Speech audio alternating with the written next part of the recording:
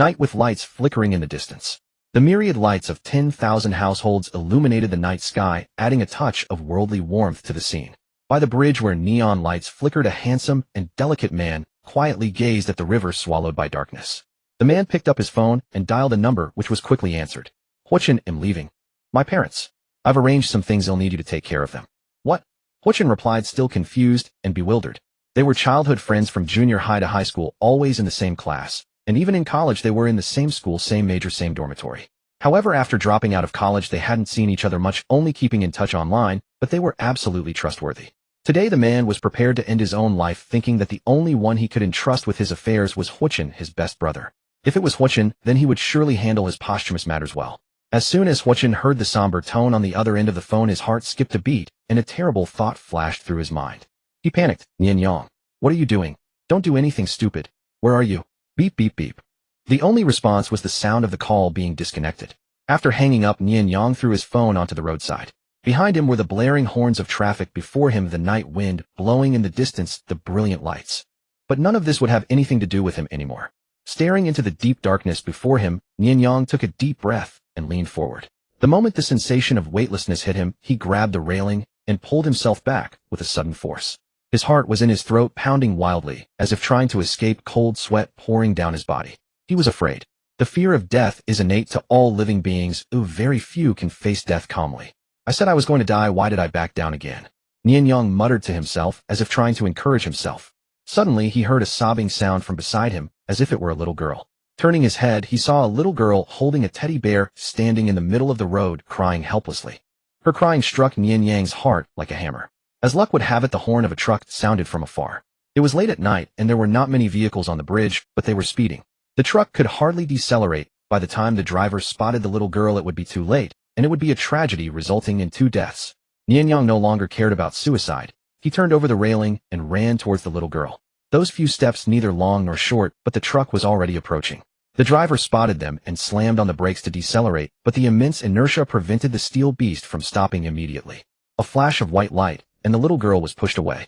The truck skidded dozens of meters before finally coming to a stop. Nian Yang had traded his own life for the girl's chance to live. Nian Yang woke up with a start on his bed, gasping for air, cold sweat soaking the sheets. The pain of being hit by the truck was still vivid in his memory. I am not dead. But what came out was a delicate feminine voice. However, Nian Yang hadn't noticed yet. He clearly remembered being crushed into pieces by a heavy truck solidly. How could he still be alive? So he immediately touched his own body, but that touch, something was wrong. Something terribly wrong. How come there were 2 mounds of flesh on his chest? When did his pectoral muscles become so big? And weren't they supposed to be hard? Why were they so soft? No way. A terrible thought flooded into his mind. Let me confirm. Up. Nian Yang couldn't hold it in. He screamed in shock, letting out a voice that only a woman could make. Up. Realizing it, he screamed again. These 2 screams caught the attention of his parents. Knock, knock, knock. The door was knocked. Yang Yang. What's wrong? You brat. What are you up to? His parents' voices came from outside the door. Nian Yang still didn't understand the situation, but he immediately recognized those 2 voices. Intuition told him he couldn't be discovered. But there was nowhere to hide in the room, so he could only quickly burrow himself under the covers. The door to Nian Yang's room was not locked, but out of respect for their child, his parents did not push the door open directly. They knocked again and asked, but got no response. After 3 times, Father Nian couldn't take it anymore and pushed the door open to enter. The couple saw their child wrapped in the quilt, bulging high and still wriggling. Yang Yang, why did Mom just hear a girl's voice? You rascal, come out now. What are you doing hiding under the covers in broad daylight? Nian Yang covered his mouth, afraid to speak, but if he didn't, his father might just pull off the covers. So she deliberately lowered her voice, trying to make it sound as masculine as possible. And, nothing, Mom and Dad, I just stubbed my toe. Oh, is that so? Does it hurt? Are you injured? Mother Nian was very simple-minded. Hearing Nian Yang's explanation, she actually believed it without suspicion. But Father Nian sensed something was off. He knew his own son. A real man stubbing a toe might hurt, but it wouldn't make him scream like that. Something was wrong. Father Nian acted decisively. He directly pulled off Nian Yang's quilt. He was instantly dumbfounded. Nian Yang held her parents tightly, sobbing loudly. However, Father Nian and Mother Nian were completely bewildered, having no idea what was happening. Where had their son gone? Who was this girl? And why was she wearing their son's pajamas? But she cried so pitifully that the couple couldn't bear to stop her forcefully. After a long while, Nian Yang finally stopped, weeping, her eyes swollen and red. The family sat around the dining table in the living room. Father Nian, whose full name is Nian Zhangwo, was a skilled worker who relied on his craft. He crossed his arms with a stern expression. Mother Nien, whose full name is Hexin, was a university lecturer with a light teaching schedule, so she spent more time at home. She looked worried, scrutinizing the girl wearing her son's pajamas. Nien Yang, on the other hand, looked at the couple with an indescribable expression. By now she had figured out her situation. She had been reborn. Reborn more than 10 years ago from a 30-something wage slave into a young woman in her early 20s. A girl. This year she was just a freshman in college. Her father had not yet entered the factory for a living, nor had he contracted the lung cancer that had tormented their family for over a decade. In her past life, during the first month of her sophomore year, bad news came from home. Her father had lost his arm in a machine accident while working. Fortunately, the boss was not heartless and provided generous compensation covering the medical expenses. But the factory could no longer keep him. Her father, once a skilled worker, suddenly lost his job. To make a living, he took a simple job in a processing plant. However, the dust he inhaled at work gave him lung cancer, discovered only at an advanced stage. To treat her father, the family sold everything they had. The exorbitant costs overwhelmed her mother, and Nien Yang dropped out of school during that time to work, entering society early. For over 10 years, crushing debt, the pressure of life, and the coldness of the world suffocated him. Just when things started to look up, he had borrowed everything he could and maxed out all loans, but it still fell short. He heard that organ donation could bring compensation from the government, so he contacted the hospital, planning that as long as he died, his father's illness could be cured. This led to the scene of him attempting suicide by the bridge. Unexpectedly, he was reborn. Everything was still beautiful. The familiar little home, the familiar parents, the familiar room. Even the large bear doll she had slept with since childhood was exactly as she remembered. And back. It's so good. Except, forget it, I don't want to talk about it. Rebirth, she could understand. It's a common trope in novels. But what is this situation? Where's my old buddy? I was single for over 30 years, never even tasted a bit of. It just vanished without a trace. Just now she had told her parents about her situation. But obviously the couple still didn't quite believe that the pretty girl in front of them was actually their own child. Are you really Yang Yang? I really am your son, Mom. But, or maybe that rascal found a girlfriend and is messing with us. Am I really that bad in your eyes, Dad? Young lady, you can't just call me that. After a long explanation from Nien Yang, her mother was starting to believe, but her father remained stubborn. This wouldn't do. Rebirth was a good thing, but if her own parents didn't recognize her, how could that be? So she pulled out the big guns. Sorry, Dad. Dad, your secret stash is hidden in the bedroom door panel. Every time you say you're going fishing, you're actually drinking. You come back and spray cheap perfume to cover the smell of smoke. And that mole on your butt has 3 hairs growing out of it. Nien Zhangwo was startled and wanted to stop her, but it was too late. What? You've been drinking again? In a secret stash? Hexin, upon hearing that her husband had been secretly drinking and hiding money, flew into a rage. Honey, let me justify myself. Explain. Another commotion ensued. This time the couple completely believed that the young girl in front of them was their own son. After all, what she had said was a family secret. Afterward, after lunch, the two were even more convinced. The young girl in front of them, except for her gender, was truly identical to their son. The same sitting posture, the same way of eating, the same eating habits. Even the mole on her collarbone was exactly the same. Overnight, the phrase having children changed from a neutral term to a verb. Father Nien and Mother Nien were overjoyed. In fact, they had always wanted a daughter, but never had one. As they grew older, they no longer had the energy or ability. Nien Yang was speechless. So I was just an accident when I was a boy. Hexin held her daughter's face, admiring it more and more. Nien Yang's current face clearly showed traces of her former self. It was simply a feminine version of her. But since her male self also had a delicate baby face, now as a female, she was even more beautiful. Nien Yang was only in her early 20s, not yet fully matured, but already a stunning beauty. Even Hexin felt a bit jealous. After all, she herself had been the prettiest girl in town back in her day. I have a daughter, Hexin was grinning from ear to ear. Nien Yang, however, was worried. After all, she had been reborn into a period where she still had to study hard, meaning she had to finish her education. She just glanced at the calendar. It was the first day of the May Day holiday, so no school today. But after the holiday, she would have to go to school and face her former classmates and teachers. Especially him. What Shun? What was she going to do? Just thinking about it gave her a headache. Hexin kept pinching and kissing her daughter's face, admiring endlessly, while Nien Zhangwo looked on with jealousy. Although the family had lost a troublesome son, they had gained a sweet daughter.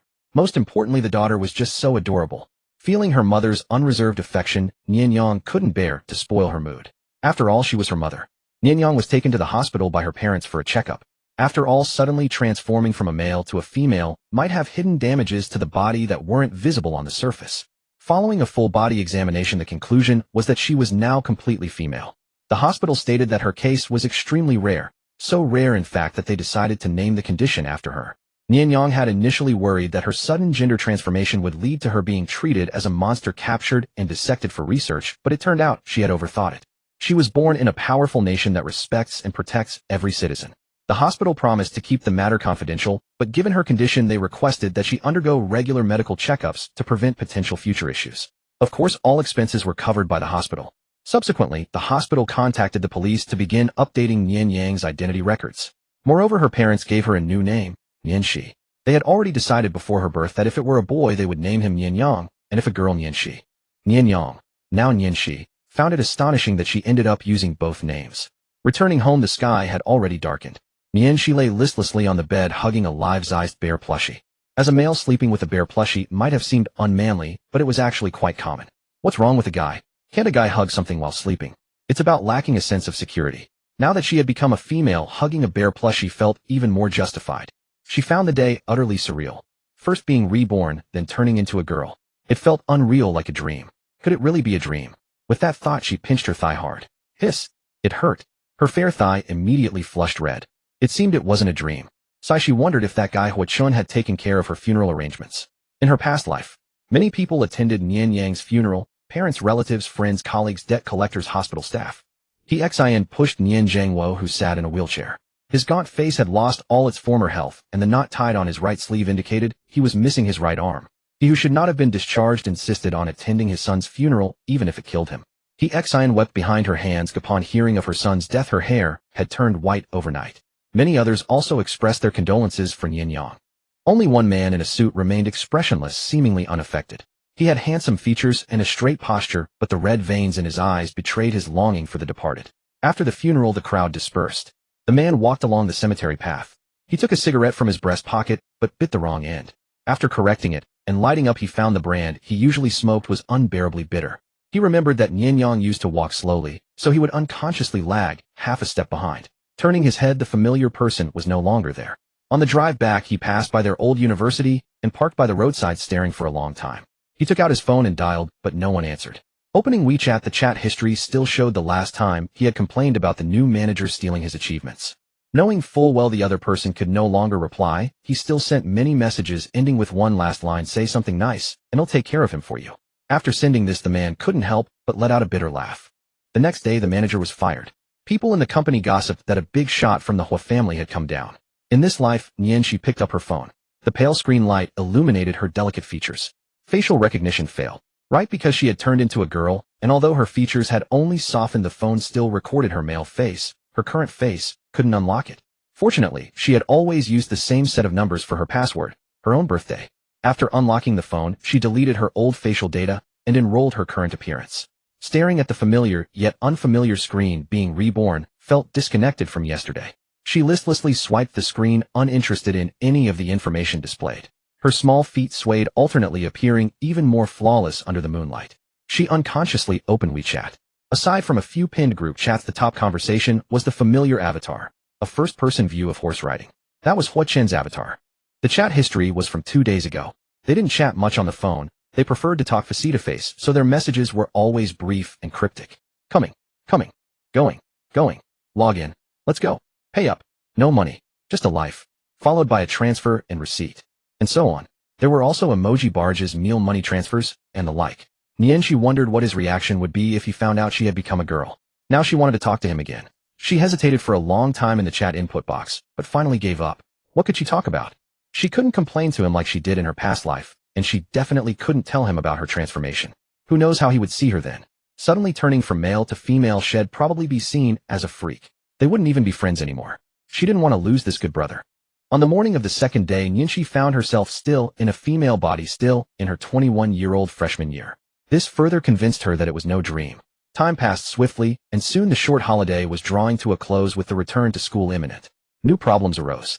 Niang's hair, originally on the longer side for a boy, looked perfectly natural on a girl, even enhancing her cuteness. Thus her hair was not a concern. Her old clothes were also loose enough to conceal her graceful figure quite well. What needed attention were those two prominent mounds. They were large. So large that even a loose hoodie couldn't hide them. The noticeable swell was still visible. That wouldn't do. Resolute, Nian Shi fetched some bandages and had her mother help bind those bunnies tight. During the holiday, Xin had bought plenty of women's clothing and repeatedly urged, even threatened Nian Shi to wear them. But Nian Shi held her ground, preventing her mother from succeeding. She had also secretly locked herself in the bathroom, trying to reclaim her masculine vigor in her current body. After fumbling around, she failed. Instead of regaining her manhood, she only triggered a stress reaction. Frightened, she quickly took a cold shower. Nianqi was a student here majoring in finance. On the first day of the semester, countless college students brimming with youthful energy gathered. Hardly any of them arrived cheerfully. Of course, who would willingly attend school when they could have fun? Perhaps the top students lamented the insufficient holiday preventing them from outdoing others. Since home wasn't far, Nianqi was brought to school by her father on his electric scooter. Before leaving, Nian Zhangwo gave Nianqi a thorough and meticulous list of instructions. In summary, times had changed, she must keep her distance from other boys and protect herself. Nianqi was speechless. After all, she had lived 2 lives. How could she not know how to protect herself? Besides, aside from Huochun, she had no intention of getting close to other boys. The thought of it in her female body was nauseating. The moment she appeared, the surrounding boys stopped in their tracks. Youthful infatuation turned their gazes toward Nianqi, and many blushed at the sight of her. When did our school get such a pretty girl? Isn't that a guy? Look at how casually he walks. Are you blind? That face is clearly a girl's. You're the blind one. How dare you talk to your father like that? Some classmates from Nianx's class recognized her and were equally surprised. Nianqi had always been delicate-featured and physically active, earning her the nickname brother-sister among classmates. How had she become even more feminine after just a short break? Little did they know the brother and brother-sister was no more. Class time arrived, and she entered the room. Many students were already there, chatting in small groups, creating a noisy atmosphere. When Nianqi walked in, they paused briefly before resuming their conversations. She silently made her way to her seat. A seat by the window in the back row, the king's domain. But she wasn't the king. Her seat was next to the king's by the aisle. The true king was Huochun. But at this moment, the king had not yet arrived. Nianqi rested her head on the desk, gazing out the window, feeling no loneliness despite having no one to talk to. Snatches of conversation drifted to her ears. Some boys mentioned Nianqi, saying she looked more and more like a girl. Some girls envied her, remarking that a boy shouldn't be prettier than them. Sigh. Nianqi let out a silent sigh. Guys, if you're going to talk about me, could you keep it down? I can hear you perfectly. Just then a familiar voice sounded from behind. Yo, my son, long time no see. She looked up to see a familiar yet unfamiliar young man standing beside her, backpack slung over one shoulder. The man was Huochun, her closest friend, confidant, and mischief maker since childhood. He was 22, a year and a few months older than her. Yet who would have guessed that beneath his ordinary exterior lurked a wealthy second-generation heir? The young master of the Hua financial conglomerate, playing the part of a commoner in an ordinary school. Nianqi had only learned his true identity in her past life, while scrolling through the news. Seeing Huochun's face in that article had shocked her so much that she regretted not tying him up and beating him for 3 days until he admitted to being a rich kid. Just kidding. Even after finding out, Nianqi never confronted him about it. If Huochun hadn't told her, he must have had his reasons, she would simply pretend not to know.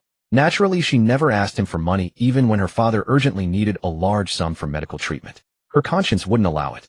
The final solution, of course, was to take the law into her own hands. The man before her had sharp brows, bright eyes, and an imposing bearing. His handsome face bore no trace of time, radiating youthful vigor. Everything was exactly as she remembered. Truly, long time no see. Nianqi looked at him with a tender expression, and for a moment Huochun was entranced. Sunlight fell upon her face, her flawless skin seeming to glow with a golden radiance. Her long, thick eyelashes made her eyes appear even more bright and spirited. He thought to himself, how had he never noticed before how beautiful he was? Nianqi suddenly frowned, put on a fierce expression, and cursed scram. Huochun snapped back to reality, scratched his head, and gave an awkward smile. By the way, did you do the math homework? With that, he swung his long legs over the back of Nianx's chair and settled into his own seat. It felt easier to get through than before. Huochun looked at Nianx's back with some doubt. Had this kid gotten much smaller? Nianqi suddenly remembered that the teacher had assigned homework for the short break. But with this sudden turn of events, she had completely forgotten about it. Even her parents seemed to have overlooked it. What do you mean? You didn't do it, did you? Damn, I was counting on copying yours. Huochun's attention was instantly diverted. He had planned to have a blast during the break, and then copy Nian Yang's homework when school started. Who would have thought his plan would fail before it even began? Who could have imagined that Nian Yang, the model student, had skipped the assignment this time? It's okay, there's still time to do it now. Fortunately, the teacher had not assigned much homework, merely 3 test papers. As long as he didn't worry about accuracy, he could still rush through them. Strange, since when did this guy's voice become so soft? Nianqi had deliberately lowered her pitch, but a female voice pretending to be male was inevitably discordant, and Huochun still sensed something amiss. At that moment, she began rummaging through her backpack. She wondered if her mother had packed her homework. It seemed she hadn't. After searching for a long time, she found nothing. I didn't bring it, Nianqi said calmly. Having lived 2 lives, she took the matter of being punished for not doing homework lightly. No way, bro. Huochun's attention was diverted again. The priority now was to finish the homework. He thought Nian Yang was hopeless and could only rely on himself. He pulled out 3 blank test papers planning to sacrifice accuracy to complete them quickly when 3 neatly written papers with elegant handwriting were suddenly extended before him. "If you don't mind, you can copy mine," said the girl, her voice gentle and pleasant. Looking up, he saw a girl with waist-length hair, shyly holding out her test papers, her cheeks slightly flushed. Nian, she recognized her at once. The girl's name was Ji-won. She was not from their finance department, but the class monitor department, beauty, and top student of the adjacent medical department. She bore many titles. How could the medical department's homework be the same as finances? It was because the same math teacher taught both classes. In her past life as Nian Yang, she and Hwa-chun had both developed feelings for Ji-won, young and infatuated. But before they could confess their feelings, disaster struck her family. Back then she thought it was a fair competition, but she never expected Hwa-chun, that sly dog, to quietly make his move. Before long he was together with Ji-won, practically inseparable. Nian, she felt disheartened at the time, but stepped back voluntarily. However, she never graduated and never attended class reunions afterward, so she never knew if Hwa-chun and Ji-won stayed together. She guessed they must have married long ago given how close they seemed. But if that guy got married, why didn't he invite her? What did that mean? Didn't he consider her a brother anymore? Nian, she felt a bit angry and decided to find a way to get back at the young Hwa-chun later. Though in her past life, when chatting with Hwa-chun online, he never once mentioned Ji-won. To be fair, Ji-won's beauty was quite striking. She wasn't skilled at dressing up, but her simple clothes couldn't hide her aura, and her unadorned face radiated pure charm. Truly worthy of being a campus beauty. Then Nian, she noticed that Ji-won's gaze toward Hwa-chun seemed evasive, as if she dared not face him directly. In her past life, she hadn't understood, but now she saw clearly. This was obviously a maiden's budding affection. So Ji-won had already liked Hwa-chun back then. How pitiful that she hadn't realized it in her past life, and had repeatedly shown favor to Ji-won. Looking back, it was nothing but simping. "Thanks, I'll return it after class," Hwa-chun said flatly, taking the papers with a polite thank you. Without waiting to see if Ji-won left, he immediately began writing furiously. Soon, with the ringing of the class bell, the whole room fell silent. Although Ji-won had no class now as a student from another department, she couldn't stay for the lesson and left. The finance class advisor Huang arrived shortly after. In college, the advisor was akin to a homeroom teacher in middle school, overseeing many aspects of student life. As routine, Huang once again emphasized the importance of studying diligently. Just because they were in college didn't mean they could slack off. Then he began lecturing, naturally covering the holiday homework. Seeing the familiar teacher, Nian Zai's mind began to wander. The advisor Huang Guoqiang, nicknamed Da Huang, taught math, and had been the top scorer in the province. However, she heard that after teaching their cohort, he stopped being a homeroom teacher. Bringing her thoughts back, Huang had a habit of walking around the classroom while lecturing to check how students were doing. When he reached Nian, he noticed her desk was completely empty. "Nian Yang, where's your homework?" I didn't bring it," Nian, she said, standing up instinctively. Facing her former teacher, even with over a decade of life experience, she felt an irresistible pressure. "Didn't bring it. That means you didn't do it. Go stand outside." Huang roared in anger. He thought he had assigned so little homework, just 3 test papers, and yet she dared not do it. Thus Nian, she was unsurprisingly expelled from the classroom. She thought she would have to stand alone for the entire class, but soon Hwa-chun also came out and stood beside her. "Why are you out? Didn't Ji-won lend you her copy?" Nian, she asked, puzzled, but Hwa-chun shrugged it off. "I thought about it. That wasn't my own work, not sincere. So I tore it up right in front of Huang." "Bro, you're brave. Seeing you all alone, I came to keep you company. Be grateful for my great kindness. Come on, who volunteers to be punished? Are you stupid?" Hwa-chun didn't know why he did it. In the past, if Nian she was punished, he would have gloated and mocked her after class. He would never have joined her. But just now, watching her walk out alone, he felt a pang of pity. "Hey, since no one's around, let's go buy some drinks," he said, putting his arm around her shoulder. Nian, she shivered slightly, not repulsed, but it felt strange. Normally, buddies slinging arms over shoulders was common, so why did this leave her flustered? But she quickly calmed down. "If Huang catches us gone, we're in trouble." "True." Hwa-chun agreed, abandoning the idea and obediently standing punishment. Huang was an avid gym-goer with a muscular build. Though easygoing by nature, he was strict about studies. At the start of the term, a boy had caused trouble, and Huang kicked him, instantly straightening him out. He withdrew his arm from her shoulder, but felt reluctant. Something felt off. When had this guy's shoulder gotten so soft? Her arm seemed slender too. "By the way, when did your voice get so high-pitched?" "Like a girl's." The mention of "like a girl" made Nian she instantly alert. She raised her voice and quickly made an excuse.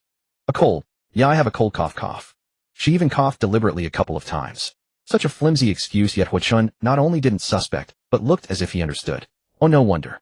Nian, she breathed a sigh of relief, thinking Hwa-chun was foolish enough. But in reality, how could Hwa-chun not see through her excuse? She was his good buddy, and he indulged her by not calling her out. He figured it was nothing serious. If she wanted to tell him, she would sooner or later. That was the tacit understanding between childhood friends. Halfway through the class, De Huang told Ji when to call the two students standing outside back in. He also ordered them to make up their homework before the next class. The bell rang. De Huang, who had been explaining a problem, dropped his chalk and dashed out in one stride. Just kidding, he never delays a single minute. Our school promotes a balance of work and rest. Study hard in class, play hard after class. The classroom instantly became chaotic. Nianxi also stood up to leave. Just as she rose, Hua Chun grabbed her hand. Where are you going? To the bathroom. Why didn't you call me? Let's go together. No. Nianxi was about to refuse, but before she could speak, Hua Chun pushed her out of the classroom. She felt a wave of frustration. She actually didn't need to use the bathroom. The bandages around her chest made it hard to breathe, and she wanted to loosen them. She never expected that Hua Chun, that dog, would follow her. But there was no help for it.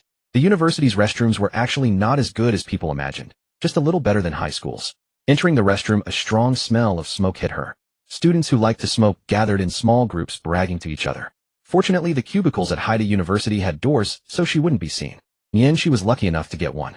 However, to her annoyance, after she entered the cubicle, Hua Chun followed her in. Thinking about what she was about to do, Nian Zai's face immediately flushed. What are you doing in here? Get out. Aren't you going to the bathroom? He'll go too. Are you crazy? Get out. Nianxi was furious, but Hua Chun kept bantering. We've been together before, what's there to be shy about? Get lost. She used all her strength to push Hua Chun out. But after turning into a girl, her strength had diminished significantly. How could she budge Hua Chun's large frame?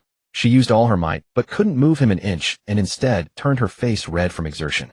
If not for Hua Chun blocking the way, the boys outside would have seen her looking as if she were shy. Hua Chun was also a bit surprised.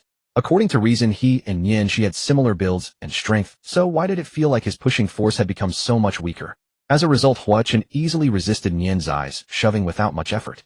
By the way, why did he seem much shorter? Hua Chun could sense that Nianxi had changed a lot, but he never thought that she had turned into a girl. Distracted for a moment, she finally pushed him out. Then bang, she slammed the cubicle door shut. Nianxi quickly reached into her clothes, loosened the bandages a bit to let herself breathe. She solved the problem as fast as possible. When she came out, she found that Hua Chun had already left, which made her sigh in relief. Back in the classroom, Hua Chun was sitting in his seat, staring out the window in a daze. A few strands of hair from his side fringe fell across his cheek, and his straight jawline made him look even more handsome.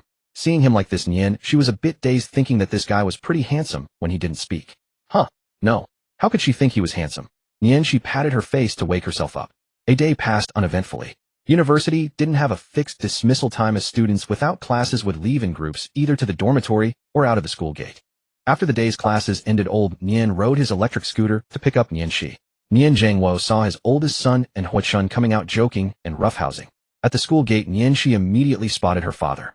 She then said goodbye to Hua Chun, hopped over, and jumped onto the back seat. Old Nian and Hua Chun exchanged a glance, but neither spoke. However, Hua Chun somehow sensed a hint of threat in old Nian's eyes.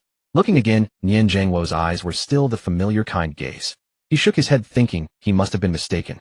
When he came to his senses, the father and daughter had already ridden away. Young master, I'm here to pick you up. A man in a black suit suddenly appeared, speaking respectfully to Hua Chun. TSK, old Zhang, didn't I tell you to wait at the intersection? Hua Chun was startled and immediately scolded the man. The man called Old Zhang was Hua Chun's family driver, whose real name was Zhang Wei, responsible for driving the young master to and from school every day.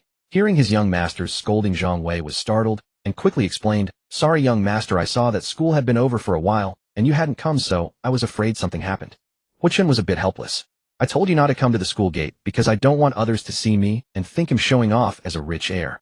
Fortunately, there were hardly any students left now, otherwise if someone heard that young master, his identity as a rich second generation would spread like wildfire the next day. Then his father would probably never forgive him. Next time, switch to a regular car. The one you drive is too flashy. He'll do it next time. Over on Nian Zai's side, she sat on the back of the electric scooter, gazing at her father's intact arm, and resolved to change the fate of her past life. She remembered that her father's accident happened a month after she started her sophomore year. If this life was the same as the previous one, then at least before she entered her sophomore year, her father would still be safe. Thinking this, she hugged her father's back tightly in relief. Her father's back was always so broad and reassuring. Even in the past life, after he lost his arm in the accident, he still bravely supported the whole family. Dad, you must be careful at work. Sensing that his daughter seemed a bit down, Nian Zhangwo asked, Alright, I know. Are you unhappy? Did that kid Hua Chun bully you? No. He didn't bully me. She quickly explained, but then remembered something. Dad, do I have some kind of smell? He said I have a milky scent. She said this not without reason. Just a moment ago while they were still in class, she was concentrating on a problem when Huachin sneaked up to her and sniffed her. The warm breath blew across her earlobe, and Nian, she felt a tingling sensation all over like a weak electric current running through her body, leaving her weak. "What are you doing?" She screamed and dodged away, covering her ears, her face flushing. "You have a milky scent. What brand of body wash do you use?" Nian, she was speechless. Returning home drenched in sweat from the bandages, Nian, she felt itchy all over and immediately took a bath and changed clothes. Looking at her graceful and slender figure in the mirror, it was undeniably alluring, yet she felt no surge of excitement. Instead, she began posing in various ways to show off her body. As expected of this old lady. Oh no, this old man. Changing into pajamas, she left the bathroom. Her parents had already prepared a table of dishes waiting only for her to sit down and eat. The family gathered around, the couple started chatting, while Nian, she buried her head in eating. The scene was very warm. Dingling, a message suddenly arrived on the phone beside her. Nian, she subconsciously glanced over. He Xian and Nian Zhangwo were also attracted by the message, both looking at it together. "You haven't told me what shower gel you use." It was a message from Huachun. Nian, she immediately put down her chopsticks and focused on replying, completely unaware that her parents' looks had changed. "Bro, are you serious?" "Of course I want the same body scent as you, silly." "That's not body scent, angry." Nian, she frowned, her expression serious. "Then tell me what brand of shower gel it is." "Just a common brand. I'll send you the link later. I'm eating." "Then eat first." Then followed a selfie of himself holding skewers at a street stall. Nian, she saw it and drooled. "Don't tempt me, my mom won't let me order takeout. They'll bring you some tomorrow." The chat ended. Putting down her phone, Nian, she was about to continue eating when she noticed her parents staring at her with bright eyes. The couple exchanged a glance, understanding in their hearts. "Son, although you were a boy before, things are different now. Your dad still has to give you a few words. If you have feelings for that Huachin kid, dad supports you, but you must hold your bottom line. Mom supports too. Chinchin is a good kid, but it's not the time yet." Hearing her parents' earnest advice, Nian, she was bewildered. As for why her parents had such a good impression of Huachun, it was because he often visited their home, and over time they became familiar. "Oh, Mom and Dad, what are you thinking? Dad saw you chatting so passionately with that Huachin kid just now. Aren't you interested in him?" Nian, she was shocked. No way, this couple's thinking is a bit too open-minded. After all, she used to be a man, their son. Why are they so comfortable saying she likes Huachin now? "Dad, you know my situation. How could I possibly have feelings for him? I only have brotherly feelings for him."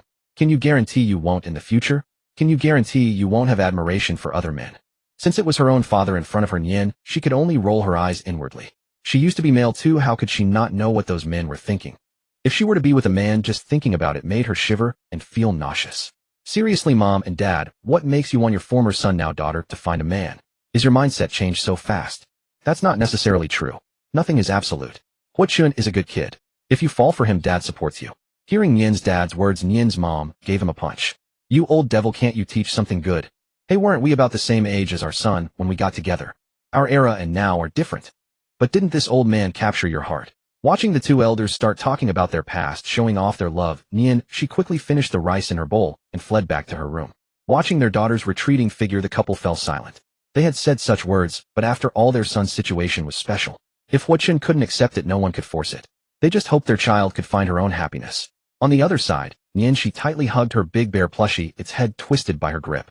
Recalling her father's words, she began to have wild thoughts. She tried to imagine being touched by other men and immediately got goosebumps. No, too scary. Another day during morning class. Huachun, as promised, brought Nian she skewers for breakfast, still steaming hot.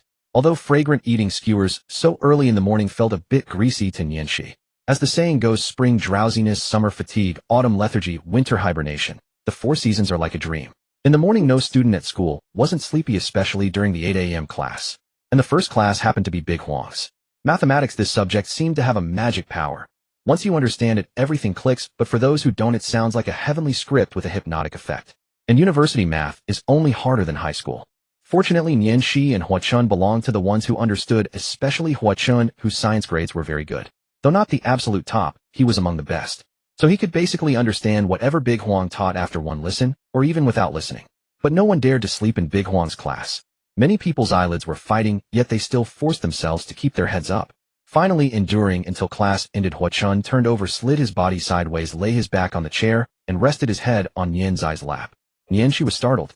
And this dog Huachun even burrowed deeper into her embrace, saying directly, soft, comfortable, "Get up." What kind of look is this? "No, you're warm and fragrant." Huachun refused to get up, unmoved despite Nian's eyes pulling. He only felt that Nian's thighs were soft and plump. Why hadn't he noticed before? Plus the fragrance on her, it was too comfortable. This warm nest he simply didn't want to leave.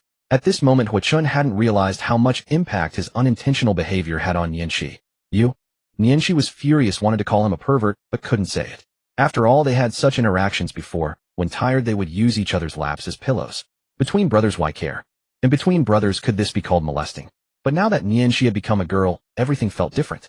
Helpless Nianxi could only let Hua-chun wriggle on her lap. As if to make himself more comfortable, he burrowed in again and wrapped his arms around her waist. Nianxi was angry in her heart, but thought it over and let it go. Since he wouldn't be perverted enough to lift her clothes, she simply gave up, laid down on the table, and also went to sleep. This time Hua-chun slept soundly, even dreaming. In the dream, he was at a wedding, the attire on him telling him he was the groom. Among those attending the wedding were his parents, relatives, friends, classmates. Even Nian Yang's parents had come. Yet strangely, where was that kid Nian Yang?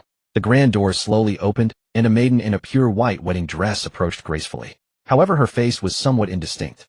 Hua-chun was curious about who his bride might be, but just as she was about to reach him, the dream ended and he still hadn't seen the bride's face clearly.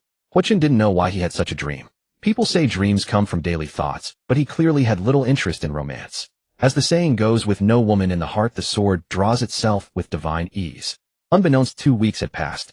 Nianxi had grown accustomed to being touched by Hua-chun in her female form, no longer blushing as she did at first. During a break the two went together to buy drinks. As soon as Hua-chun got his drink, Nianxi snatched it away. Naturally, she claimed the first sip. Taking the bottle back from Hua-chun hesitated and inexplicably didn't drink from the same spot. This didn't escape Nian's eyes notice, and she felt a pang of displeasure. What did he mean by that? Was he disgusted with me? I might as well buy him a new one. Thinking thus, Nianxi snorted in dissatisfaction and turned to get a fresh bottle.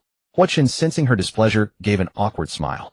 He himself didn't know why he had acted aloof, just now it just felt inappropriate, as if it were an indirect kiss. Yet in the past neither of them had cared about such things. Just then Ji-wen came looking for him during the break. Hua-chun immediately put on a cold, distant expression, as if keeping everyone at arm's length. Hua-chun, are you free this Saturday? Ji-wen mustered her courage to ask. Typically when someone asks such a question, the first thought is that they want to invite you out. But there was also the possibility she might not follow the usual script. Something on your mind? If possible, I'd like to invite you out to play. Well, Ji-wen had followed the script. Hua-chun glanced at Nianxi nearby, then replied to Ji-wen, sorry, I have plans. I see. Sorry for bothering you.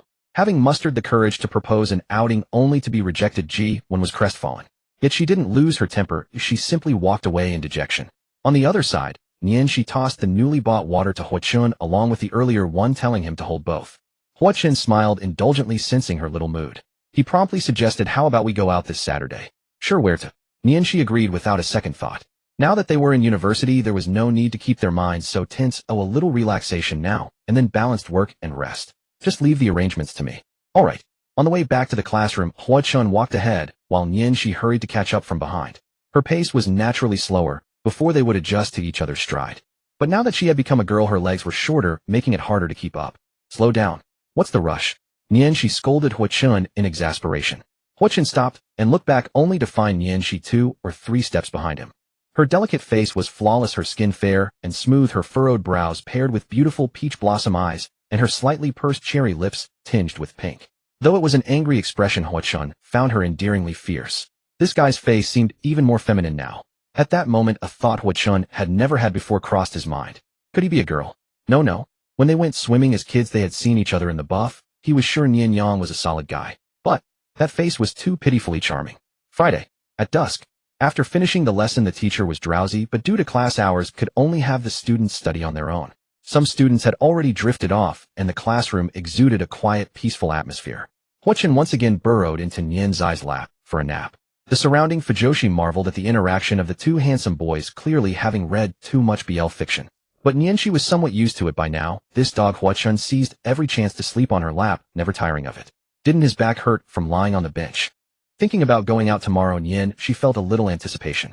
Gazing at the night sky outside the window, she drifted off in thought. Looking back, it had been nearly half a month since her rebirth. Yet as a reborn person, she had no golden finger at all. In her past life, she was at most an ordinary person with decent grades, but because she didn't graduate, her low education level held her back everywhere. Struggling to make a living, she had no time to follow world events, to seize opportunities, nor the mind to stir up business storms. All she had was over a decade of life experience, allowing her to avoid some risks in her own life path. But as she became a woman, her past life seemed to have taken a completely different trajectory. As for memorizing lottery numbers like in novels to strike it rich, she couldn't do that either. She never paid attention to the lottery. The boy in her arms slept peacefully, and she quietly watched him. This wasn't so bad now. Just then Hwa-chun rubbed against her thighs again and muttered in his sleep. He smells so good. Nyen's eyes twitched, and the beautiful scene shattered instantly. This pervert. He knew she was a man and still acted like this. Calling him a dog wasn't wrong. Finally class ended, and school was out. After escorting Nyenshi to and from school for a while, Nyen Jangwo stopped, so she had to take the bus home. The first thing she did upon arriving home was ask her mother for some money, saying she wanted to go out with friends tomorrow. She had no choice. The wages from her holiday job were long spent, and she had to rely on her parents again. With a meager allowance, she needed extra funds for fun. With who? A boyfriend or girlfriend? Hien asked thus. Boyfriend, Nyenshi replied instinctively, only to realize the answer was highly ambiguous, and quickly explained no. What boyfriend? It's a male friend. Seeing her daughter's flustered and adorable look, Hien immediately grew vigilant. Who is it? Tell your mom. Knowing her mother was overthinking again, she reluctantly told her. Hwa-chun. Hien said earnestly, it's okay, but promise mom you'll know what you want, and be clear about your feelings. Don't fall for him just because he's good to you. She knew further explanations were useless and would only make things murkier. So she half-coaxingly agreed, I know mom. I'll protect myself. Nyen's eyes coquettishness proved highly effective, bringing immense joy to Hien, who waved her hand and generously gave her 500 yuan. She was startled. She recalled that during this period in her past life her mother only gave her 200 yuan a week and at most 300 when she wanted to go out. When had her mother become so generous? She understood. It was truly the principle of raising a son in poverty and a daughter in wealth. With funds in hand, her confidence grew. At least when she met Hwa-chun tomorrow, she wouldn't have to kowtow to that guy's whims. Because in the past when her money ran short, she always had to rely on Hwa-chun, that walking ATM, to pay for her. And the price was being under his thumb. Mom, where's dad? Having been home for a while, she finally noticed her father's absence. She remembered that her dad usually got off work quite early. Your dad's working overtime today and won't be back until late. Don't worry about him. All right. After eating and drinking her fill, she instructed her mother to wake her up on time tomorrow. Then she went to bed. Hwa-chun had specifically sent her a message telling her to get up early tomorrow and not be late. She vowed she absolutely wouldn't. The next day, she slept until she naturally woke up sprawled out on the bed with drool at the corner of her mouth. The blanket had been kicked far away and the big teddy bear lay pitifully under the bed.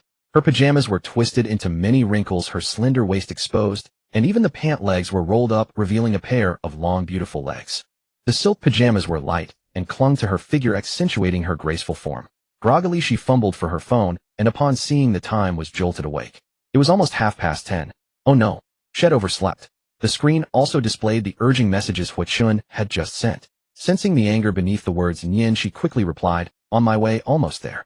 They had agreed to meet at 10, but she was already late. She hurriedly got up, and as soon as she left her room, she saw her mother leisurely tidying the house. She asked with a hint of reproach, Mom, didn't I tell you to wake me at 9? Hien was displeased upon hearing this. You little girl, you were sleeping like a log. I called you several times, but you wouldn't wake up. Now you're blaming me. Hearing this, she vaguely remembered her mother had indeed tried to wake her, but she had been too attached to the warmth of her bed, and had turned over and gone back to sleep.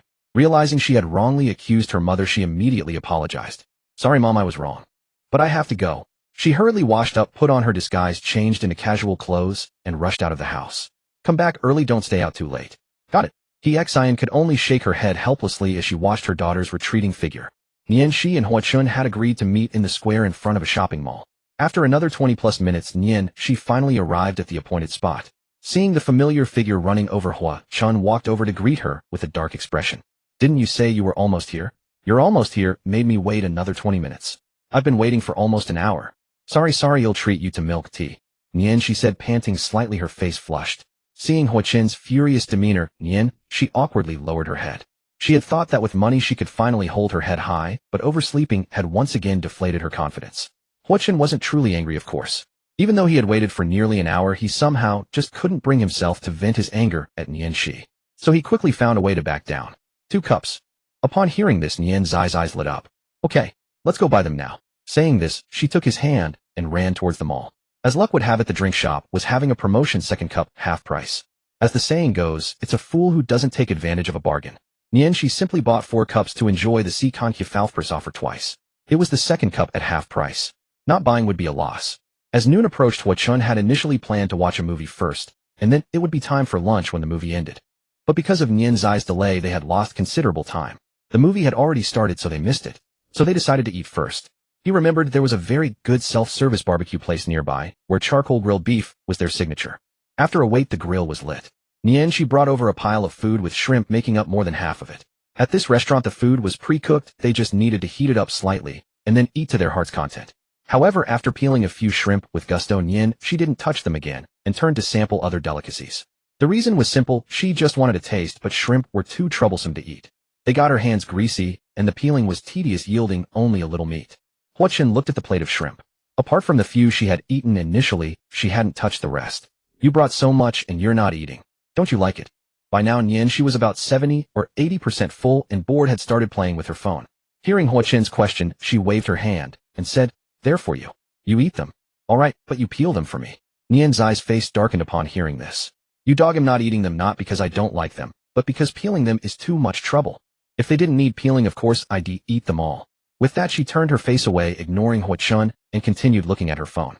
She found a novel about a man who, due to some mysterious forces, turns into a woman and ends up with his own good buddy.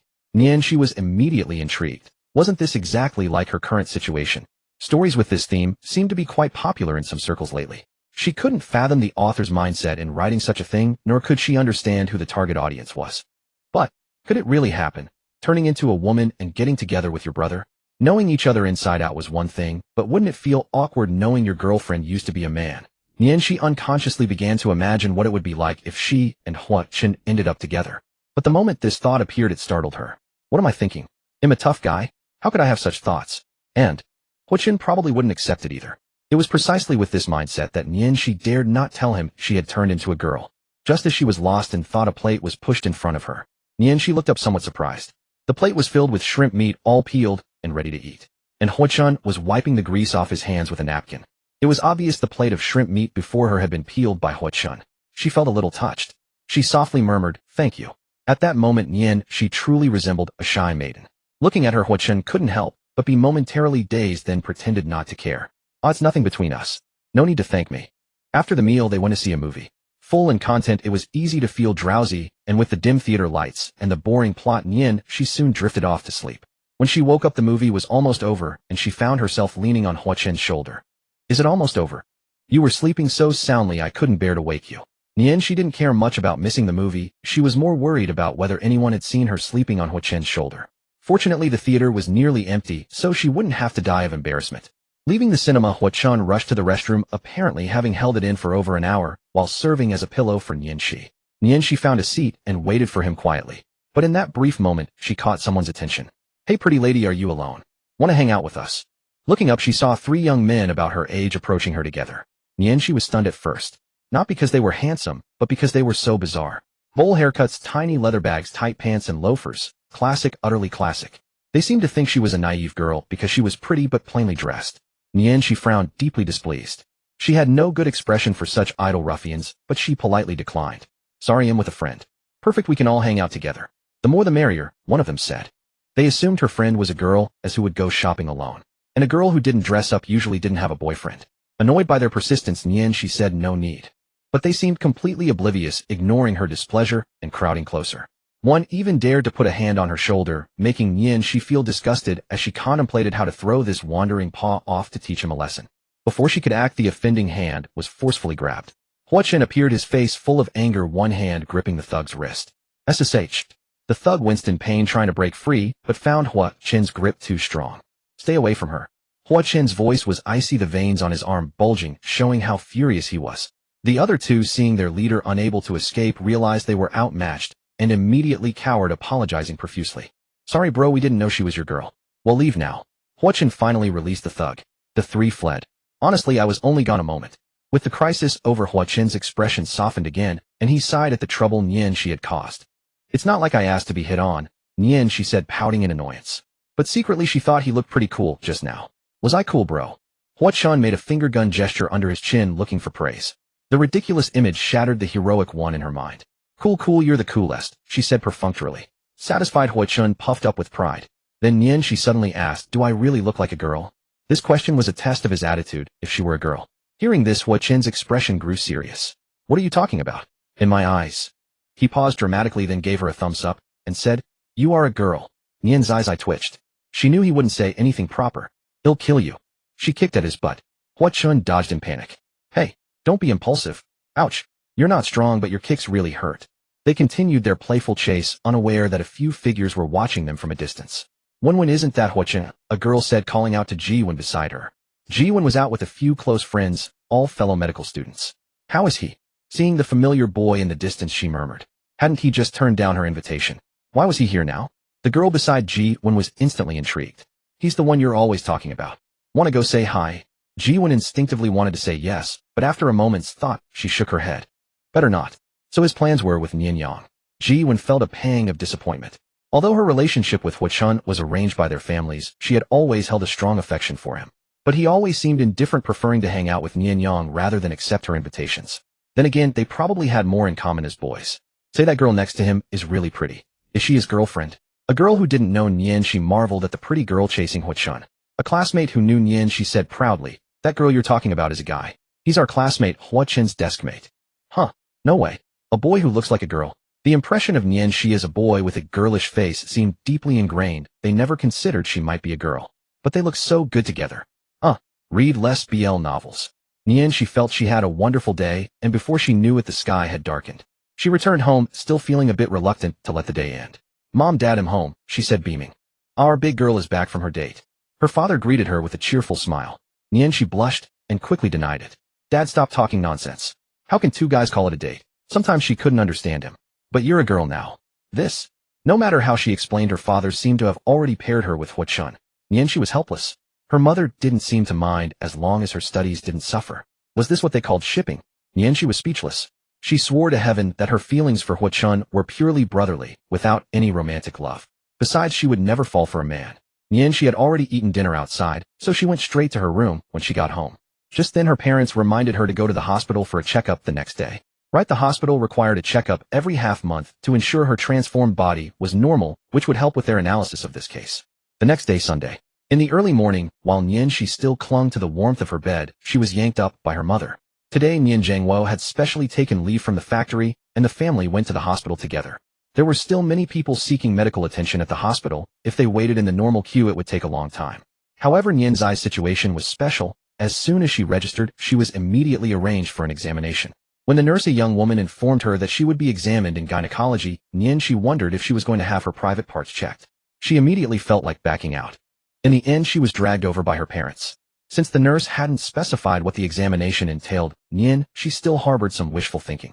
Arriving at the consultation room, He Xian and Nian Zhangwo were asked to wait outside, while Nian, she was called in alone. She felt a pang of unease in her heart, as if something bad was about to happen. Pushing the door open, two doctors in white coats came into view. One of them, a middle-aged female doctor, she remembered, she was the hospital's vice president. It was this very doctor who had spoken with them after their first visit. The other young female doctor. Why did her face seem familiar? The name on her badge also caught Nian Zai's attention. Ji Fei. She shared the same surname as Ji-Won. Could she be a family member? It probably wasn't that coincidental. Ji Fei too was curious about the identity of the young girl before her, who could warrant a personal consultation from her master. However, she didn't say much. Although she excelled at school, she still had much to learn. Listening more, and speaking less was the right approach. Afterwards, the vice president asked Nian she some questions about gynecology. Ji Fei was responsible for recording the entire process, and she also grew curious about this girl who wore a hoodie that seemed several sizes too large yet possessed a lovely face. Prejudging the situation, she assumed a girl of this age visiting gynecology had likely run into trouble after tasting forbidden fruit with her boyfriend and had come for treatment. But the consultation between Nian Shi and the vice president was entirely different from usual. The vice president asked questions, and Nian Shi answered each one. It was a stark contrast to typical consultations where patients described their ailments. Of course, Nian Shi knew that one should not conceal illness from a doctor. She had to answer honestly whatever was asked. Yet having once been a man, she still felt deeply embarrassed by such questions, so her answers were often hesitant. The vice president understood Nian Zai's situation, showed understanding, and was not annoyed. Fortunately, aside from some senior hospital staff, no one else had been informed of Nian Zai's condition, so Ji-Won simply saw her as an ordinary girl seeking medical attention. It seems you are very healthy. The consultation can end here. Hearing this, Nian, she breathed a sigh of relief, thinking she wouldn't have to undress for an examination. She had been overthinking. However, her relief was short-lived, because the vice president truly asked her to undress for the examination. The results came back. Nian, she was perfectly healthy, but she felt she had suffered immense psychological trauma, and as soon as the examination ended, she immediately ran out. Seeing their daughter emerge, Nian's father and mother rushed over. She threw herself into her mother's arms, crying, "Mom, I'm not pure anymore." Xian patted her on the back, showing understanding. "Everyone goes through this. You'll get used to it." Nian Zhengwo was utterly bewildered. That night, Ji Fei finished work on time, rode her beloved little motorcycle, and returned home. The motorcycle passed through a stately gate, revealing a landscaped road. Exquisite fountains, shady weeping willows, and neatly trimmed hedges stood in stark contrast to the ordinary roads outside, exuding luxury everywhere. Gravel paths branched off to connect rows of luxurious villas with expensive cars parked in front of each house. This was a villa district. The people living here were either wealthy or powerful. Ji Fei's family was a lineage of medical practitioners. Her parents and ancestors were all luminaries in the medical field. And Ji Fei had not disappointed her parents. During university, she was the top of her faculty and had published many papers that earned recognition from numerous medical authorities. At that moment, Ji Wen was curled up on the sofa watching TV, wearing a sapphire blue nightgown, her fair and smooth legs swinging back and forth, carefree and comfortable. Hearing the door open, she immediately hopped up to greet her. "Sis, you're back. Where are Mom and Dad?" "Dad's in the study. Mom has surgery tonight, she won't be back." With that, Ji Wen excitedly grabbed her sister's hand. "Quick, tell me about your day at the hospital." Having grown up surrounded by parents, grandparents, and an elder sister who all studied medicine, Ji Wen had developed a strong interest in the field as well. She always pestered her family to tell her medical stories. "I'm starving. Let's eat first, okay?" At the dinner table, only the two sisters Ji Fei and Ji Wen were present. Their father, absorbed in medical research, often forgot to eat and sleep, and was currently locked in his study poring over medical texts. Ji Fei began to ponder how to recount the day's events to her sister. Among them, the consultation with her master for a young girl left a deep impression on her. To protect the patient's privacy, Ji Fei referred to her as Nian Soanso. Nian Soanso was very healthy and didn't seem to feel unwell anywhere, yet she came for a consultation, which puzzled Ji Fei. Moreover, she wondered who Nian Soanso was to have warranted the personal attention of her esteemed master. Ji Fei had initially thought her master's clinic duty was arranged by the hospital and that there would be many more patients. But she was wrong. Her master only saw Nian Soanso that day, indicating it was a special arrangement. Ji Fei wasn't worried about the identity of the girl named Nian Shi being leaked. Even though she had mentioned the surname to her sister, there were thousands of people with the same surname in the world. Could her sister find one person among the vast sea of people based on just a surname? Ji Wen didn't have that ability anyway. Besides, to Ji Wen it was just a small story that happened at the hospital every day. However, Ji Wen seemed to think otherwise. There were thousands of people with the same surname in the world, but among the people Ji Wen knew, only one had the surname Nian. That was Nian Yang. Ji Wen wondered if that Nian Soanso might know Nian Yang, perhaps his sister or cousin, or perhaps a relative. Ji Wen couldn't figure it out and decided not to dwell on it. After all, it was probably just a stranger who shared the same surname. The next day, Monday, when Hua Chun arrived at the classroom, he saw Nian Shi leaning over her rear and sticking out as she asked a question from the desk in front. For some reason, he felt that Nian's eyes backside was particularly large, soft, and irresistibly tempting, making one want to give it a firm slap. He thought it, and he did it. Slowing his steps, he crept over quietly, then mustered his strength and delivered a slap. Smack! Nian Shi jolted, nearly leaping up, a flush spreading across her face as her eyes glared at Hua Chun with fury. They say a tiger's rear is not to be touched, much less that of a tigress. This earned Hua Chun a round of kicks.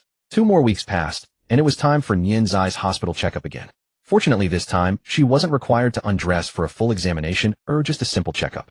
During this period, Ji Wen, hearing that her sister's internship was over and she had begun rotating shifts, came to visit whenever she had free time. And so by coincidence it happened today. Turning a corner, Ji Wen spotted Nian Shi waiting for her checkup results. Nian Shi never dressed too loosely to hide her gender during visits. But how could ordinary casual wear conceal her curvaceous figure? Even seated, she was impossible to ignore. Ji Wen was utterly astonished. One day the weather was fine, and the sun shone brightly. To enhance college students, Physical Fitness Ocean University arranged weekly physical education classes for all departments. The boys' class was called Physical Fitness, while the girls' was called Body Shaping, with many differences, and held in separate classrooms and venues. Let's first look at the boys, who mostly engaged in fitness activities to build their physiques. After an intense workout led by the teacher, the boys were exhausted and drenched in sweat. Poor Nian Shi. Having transformed into a girl, she hadn't confessed to anyone, and still attended class as a male. But how could her female body endure the boys' training intensity? After just a few reps, she collapsed on the ground, unable to get up. Fortunately, the day's exercise was over and free time began. Most boys enjoyed sports and would play basketball. Nian Shi used to love sports too, but now that she had become a girl, her athletic ability had greatly diminished. Coupled with the bandages binding her chest, which were unbearably tight, she lacked the strength to move even if she wanted to. so she could only sit on the sidelines and watch others play. On the basketball court, the boys chased, jumped, and competed, freely sweating and displaying their most handsome selves. Basketball was highly entertaining and drew everyone's attention. Many female students on campus gathered around, silently cheering for the boys on the court. She sat with a few weaker boys, blending into the background. One of the boys who had stepped off the court asked why she didn't join in. She just shook her head and joked, "If I went up, you'd all have to go easy on me." The boy nodded and said true. Because she was pretty with a feminine appearance, anyone facing her would easily be charmed and hold back. Only that old rascal Huachun could resist the temptation, dominating her in every unknown match. Hearing this, he said no more. Nian's eyes gazed locked onto Huachun, who was dominating the court. Sweat had soaked his clothes, and his clearly defined muscular arms made him look even more masculine. After all this playing, he must be thirsty, she thought, and was about to buy him a bottle of water when a figure appeared before her. "Nian, come with me," Ji-Wen said calmly, her tone no different from when she gave orders on ordinary days. At this point, we should mention the girls' body shaping class. As the name suggests, it was about training the girls' appearance and posture to make them more elegant. One class was on the playground, the other in the body shaping room. Now that the boys' class was over, the girls' class naturally wouldn't keep the room forever. What a coincidence. This body shaping class happened to be for Ji-Wen's medical department. She had no idea what Ji-Wen wanted with her, since they usually had little interaction. But with the girl he had loved in his past life standing before him, she found it hard to be cold. So she agreed. That said, she had thought that since he had loved Ji-Wen in his past life, seeing her again in this life would stir his heart. Unfortunately, it didn't. Now looking at her, he felt calm only occasionally, sighing over past regrets with no other emotions. However, during this time, she had noticed that Huachun didn't seem to have much affection for Ji-Wen. So how did they end up together after college? Did their feelings grow during a vacation? She didn't know the exact reason and stopped dwelling on it, following Ji-Wen to the body shaping room. By then, class was over and the room was empty and dimly lit, making Nian's eyes vigilance rise. "Ji-Wen, what are we doing here?" she asked in confusion. As she spoke, she heard a click behind her. Ji-Wen had locked the door to the body shaping room. Alarms blared in Nian's eyes mind. Her face darkened and her tone turned icy. "What do you mean by this?" Ji-Wen's expression was serious as she took a deep breath. "Should I call you Nian or Nianxi?" "I don't know what you're talking about." Nianxi shook her head. She had no idea how Ji-Wen had discovered her secret, nor to what extent Ji-Wen knew about it. Denial was also a form of probing. "You're actually a girl, aren't you? I saw you at the hospital that day." Nianxi didn't answer immediately, and a long silence fell between them. The standoff was tense. Nian's eyes mind raced, recalling something she had previously overlooked. "Is Ji-Fei your family?" She changed the subject, but it was also an indirect admission of Ji-Wen's words. Ji-Wen panicked and quickly explained. "Don't misunderstand, it has nothing to do with my sister. You went for a checkup that day and I happened to be visiting my sister, so I ran into you." Now she was embarrassed, inwardly cursing her carelessness. She should have worn a mask when going out. Yet even so, she remained unflustered. "So what do you want? To blackmail me with this leverage?" Ji-Wen hadn't expected such a reaction from Nianxi. She had thought that with such a shocking secret exposed, she would at least show some panic, if not a major reaction. After all, in her impression, she was a very simple person. But the Nianxi before her was eerily calm, as if tempered by time, no longer expressing much emotion over anything. Ji-Wen panicked upon hearing this, never expecting Nianxi to be so furious. She quickly explained, I didn't mean to blackmail you. I just want to know the truth." "What truth? What made you suddenly become a girl?" After learning that Nianxi had turned into a girl, Ji-Wen didn't suspect she had undergone sex reassignment surgery. After all, surgery couldn't alter bone structure. Ji-Wen had already determined this after trying to get close and observe Nianxi. "Is this really that important?" "Of course it is. My family studied medicine and am studying it too. So I really want to know why you suddenly became female. Let me examine your body." Even if she never achieved fame or success, even if she were just an ordinary student, examining her wouldn't reveal any cause or effect. But Ji-Wen was fascinated by the human body. That was enough. Ji-Wen's words were shocking, and she was momentarily stunned, unable to react. "Huh." Then Ji-Wen added, "I don't intend to blackmail you. I just want to know what happened to you." Her eyes sparkled as she looked at Nianxi, as if gazing at a rare treasure.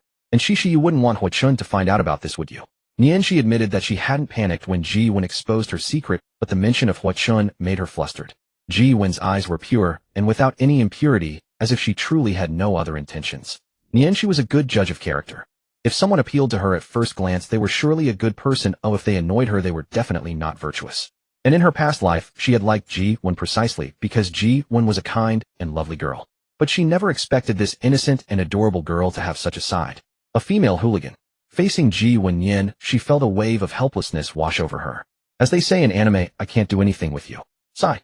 First promise me you won't reveal my secret." "Absolutely, of course." The deal was struck, and all was well. Somehow it brought the two girls closer together. She then let down her guard. However, Ji-won began to approach step by step. She didn't know what this little girl was up to, but she felt like she was being treated as a cadaver for dissection. Finally, Ji-won cornered her against the wall and gave her a classic wall slam. Having lived 2 lives, this was the first time she had been pinned against a wall, and she couldn't help but feel nervous. The girl in front of her was so close that she could clearly see her own reflection in those eyes. Ji-won. Hey, don't. She had thought Ji-won was a well-behaved girl, but she never expected such bold behavior. If a student had walked in right, then they would have seen 2 beautiful girls cuddling. One slightly shorter was slipping her hand into the other's clothes. Nien's eyes face flushed as Ji-won's fingers traced her skin, cool and refreshing, both pleasant and thrilling. Let me see if your development is normal. Ji-won thought she was doing something serious, but her words sounded just like a female hooligan. Why are you still wearing something tight? That's not good for development. With that, she moved to undo Nien's eyes bindings. She shuddered and grabbed her hand through the fabric. If you keep this up, they'll get angry. This is a contribution to medicine. Bear with it. Then I won't hold back. Hey, don't tickle me, I'm ticklish. Don't touch there. No. Die. The bell rang. In the dance studio, the 2 beautiful girls lay panting on the mats. They had fought for dozens of rounds without either gaining the upper hand, leaving both exhausted and flushed. Ji-won complained, just let me touch you a little. She naturally refused. Are you kidding? Don't you feel embarrassed? What's there to be embarrassed about? We're both girls. I used to be a man. After resting for a while, they regained some strength. So, how are you going to live from now on? You can't pretend to be a man forever, right? I don't know. We'll take it one step at a time. She shook her head, staring blankly at the ceiling. In truth, the reason she continued to live as a man was largely because of Hwa-chun. She just wanted to preserve their brotherly bond, nothing more. Yet that bond seemed to be subtly changing. What about Hwa-chun? Why bring him up? Nien's eyes emotions suddenly flared. Aren't you close with him? Now that you have the advantage, aren't you going to compete with me for him? She was shocked. Didn't Ji-won like Hwa-chun?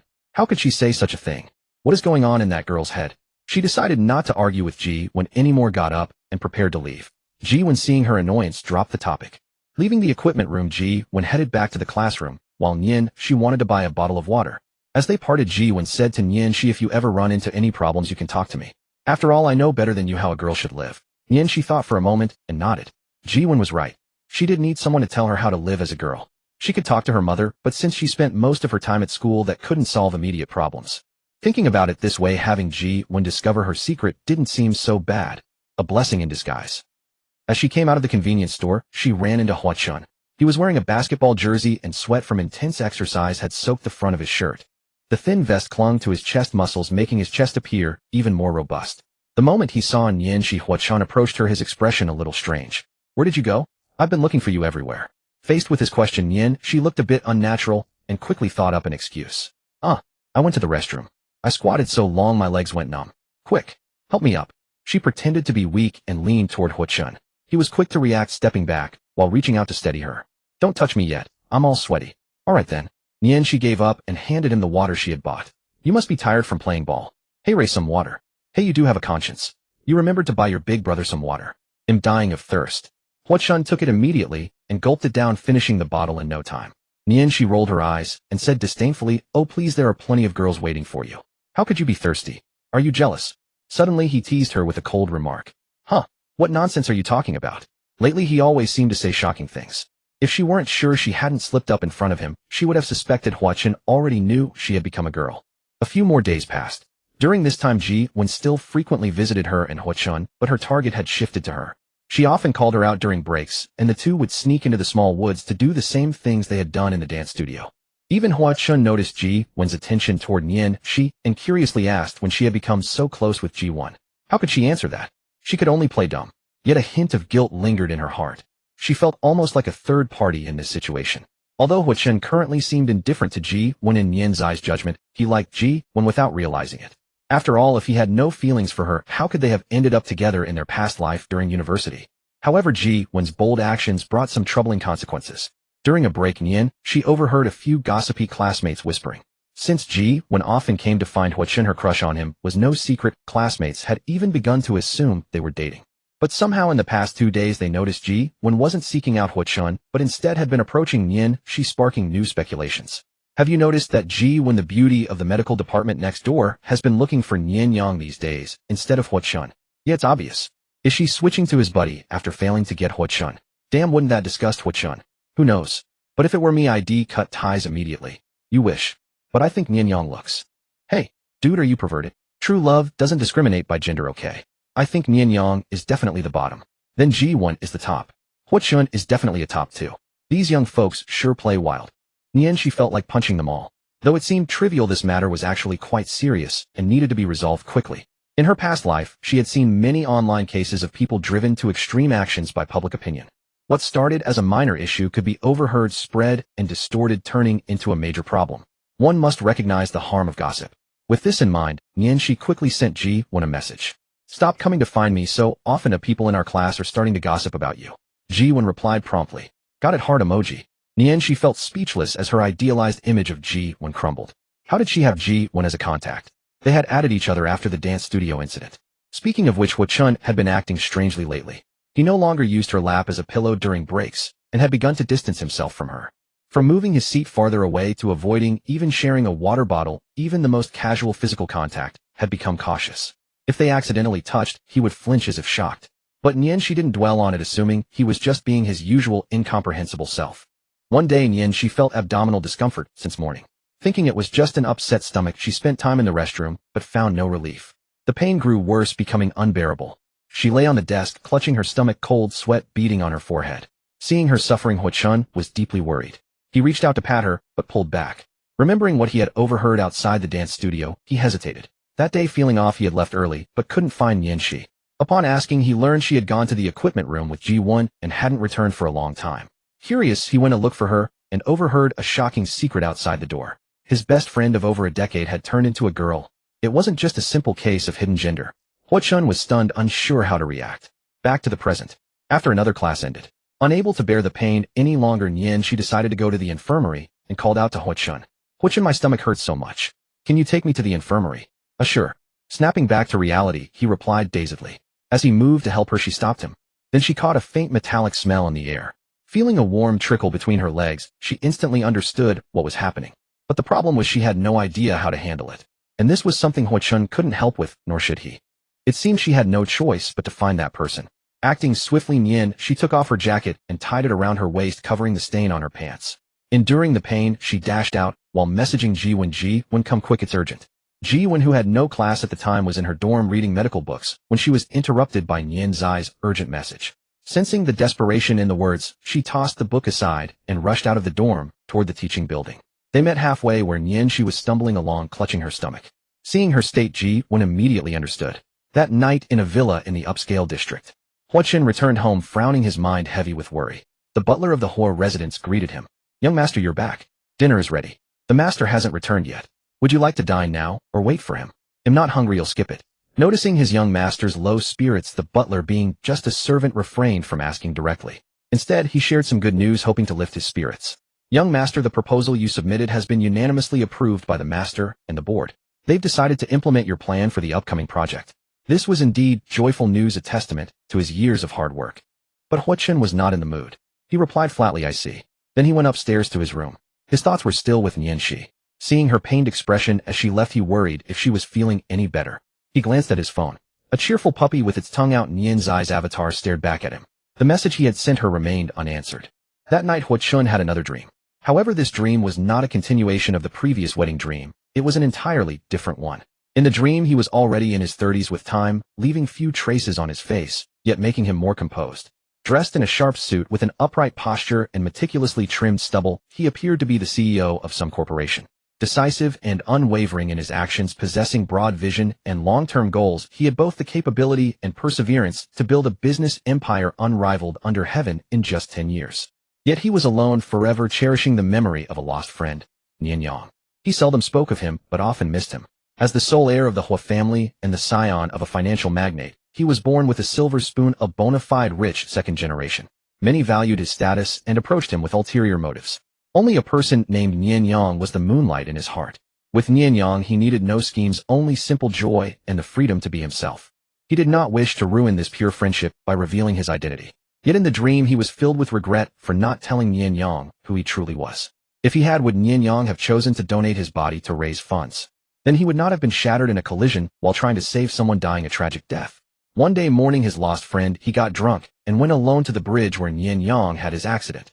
In a daze, he lost consciousness. Dawn. Hua-chun awoke, a trail of tears falling from the corners of his eyes.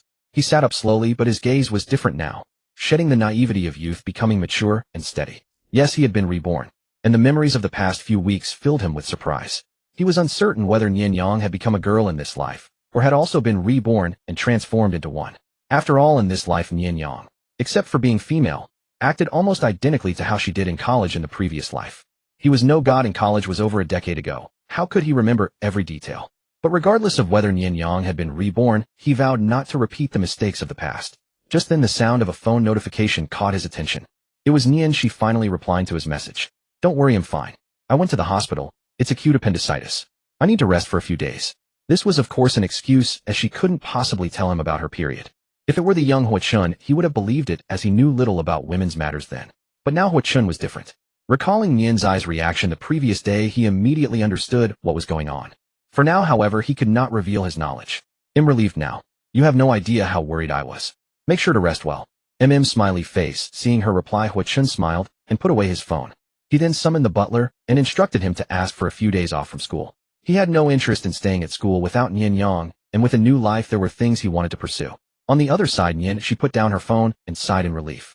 When she woke up and saw the barrage of messages from Hua-chun, she panicked for a while. Fortunately, the current Hua-chun was still inexperienced and probably wouldn't guess that her reaction was due to her period. But this period had come suddenly. For the first time in both lives, she experienced the unique pain of being a woman, finally understanding how powerless the phrase "drink more hot water" truly was. She was grateful to have found Ji-won immediately yesterday, but using sanitary pads still made her feel deeply ashamed, especially since they were Ji-won's. As for what happened afterward, she naturally called her mom to pick her up and take her home. After a day of rest, Nian, she was almost fully recovered. Knock, knock, knock. Just then there was a knock at the door. Cece, are you awake? Mom is coming in. Hee-jin's voice came from outside the door, and then she pushed it open. Seeing that her daughter was already awake, she sat gently by the bedside and asked with concern, still in pain. She handed Nian a cup of ginger brown sugar water. Thank you, Mom. It doesn't hurt anymore. Taking the sugar water, she drank it sip by sip. A warm current enveloped her lower abdomen, making her feel completely healed. That's good. Rest a little more. Since you have the day off, I'll take you to the mall this afternoon. Nian was puzzled. Is there something we need at home? They had plenty of daily necessities like oil, salt, sauce, and vinegar. Need something? Of course we do, and it's very important. Hee-jin looked serious, but didn't specify what was needed. Alright. In the afternoon after Nian, she woke up, her mother took her to the mall. They headed straight for a women's lingerie store. Nian was horrified and tried to escape, but her mother pulled her back.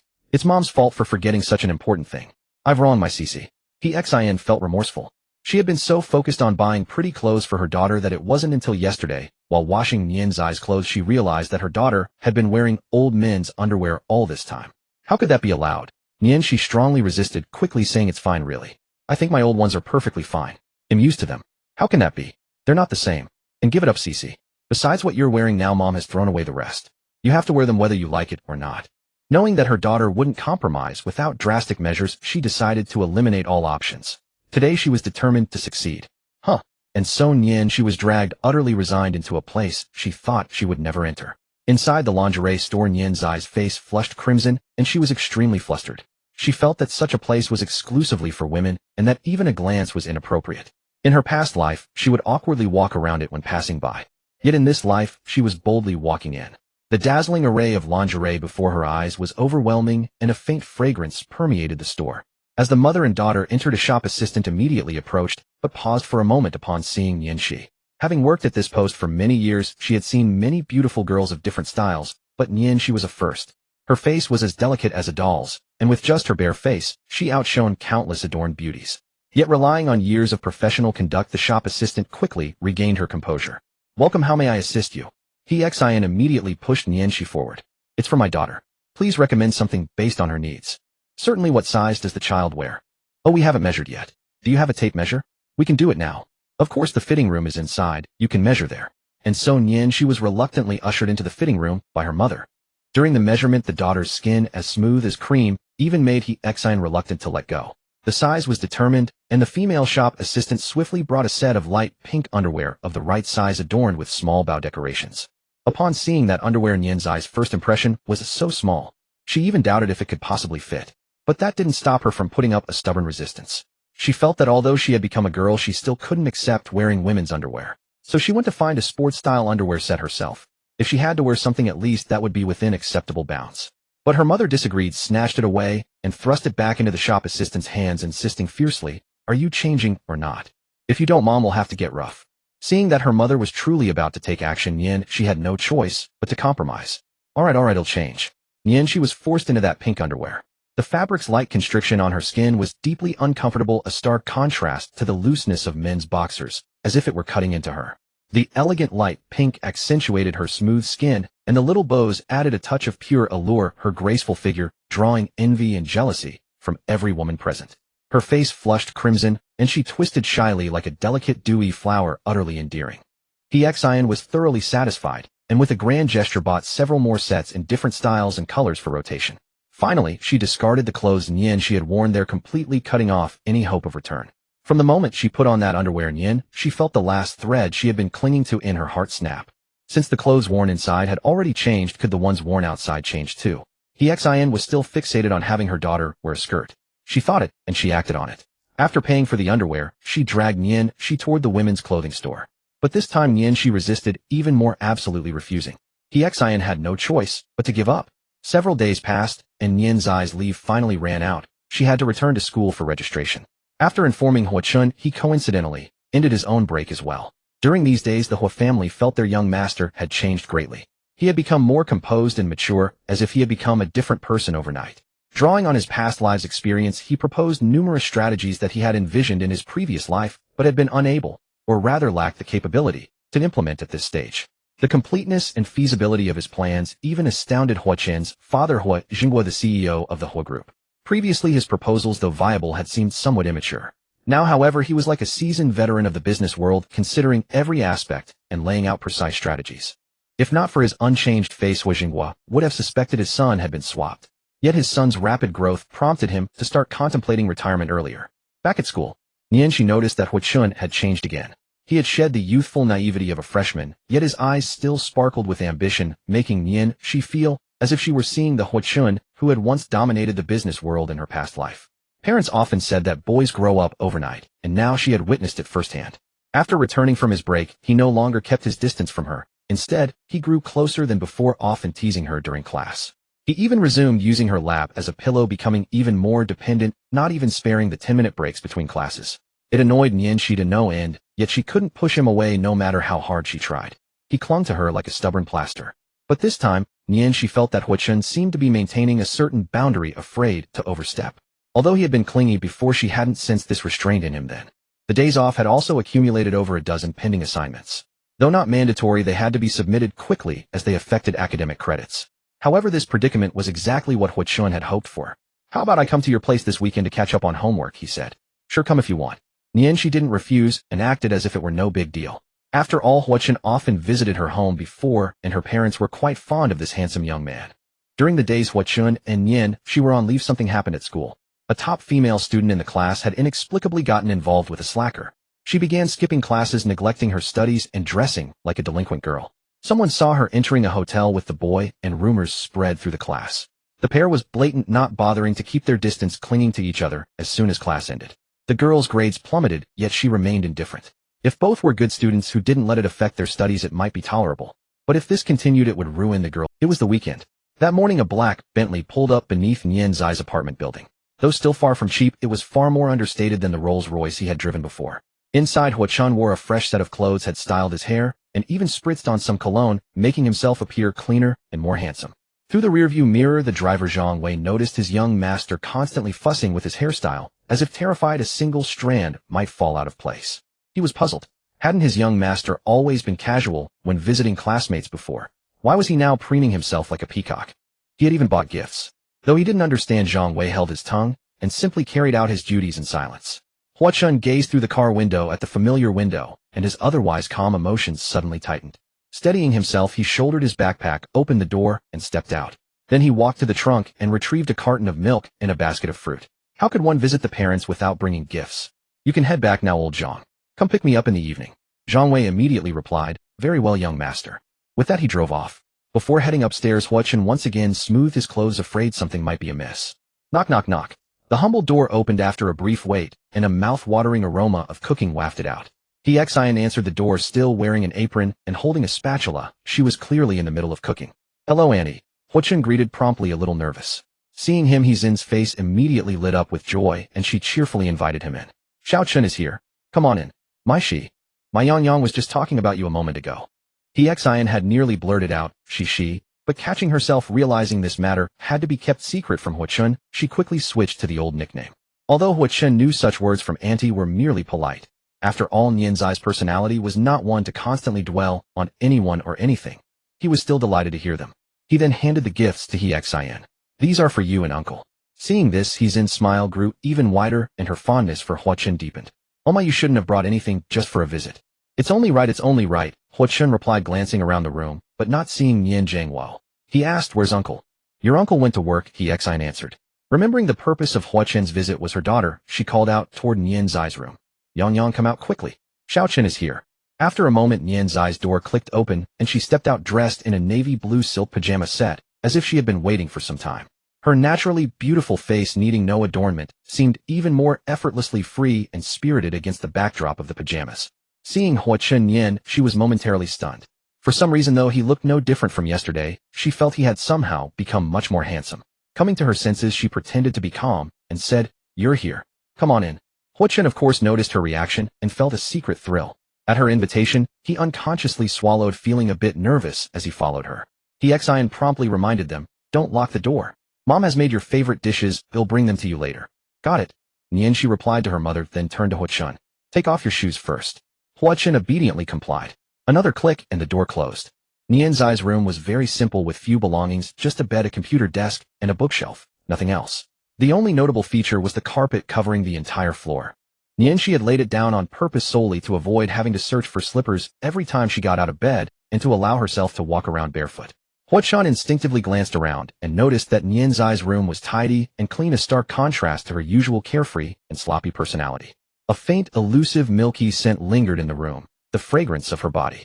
In truth, when Nianxi had woken up that morning and remembered Huachun was coming today, she had realized how messy her room was. No wonder her mother always called her a lazy pig. Moreover, during this time the room had accumulated many traces of her life after becoming a girl. So she had frantically started cleaning, finally managing to get everything in order just before Huachun's arrival. On the surface it looked perfect. Nianxi was extremely nervous, afraid Huachun might notice something. But she was overthinking it. Clearly Huachun was even more nervous than she was. Noticing this, she found it strange. Why do you seem so tense? It's not like you've never been here before. He had been here before, but back then she was still a boy, and it was just a casual visit to a friend's house. There was no need for nerves, he could just be himself. But times had changed. Now that Huachun knew she had become a girl, everything was different. No I'm not. I was just wondering, you still keep this bear? Huachun quickly changed the subject, walking over to her bedside, and picking up a giant bear plushie as tall as a person, fiddling with it. Come to think of it, this bear was a birthday gift he had given her back in middle school. He hadn't expected it to remain by her bedside. Did she even sleep holding it? At this thought, a mischievous smile crept into Huachun's heart.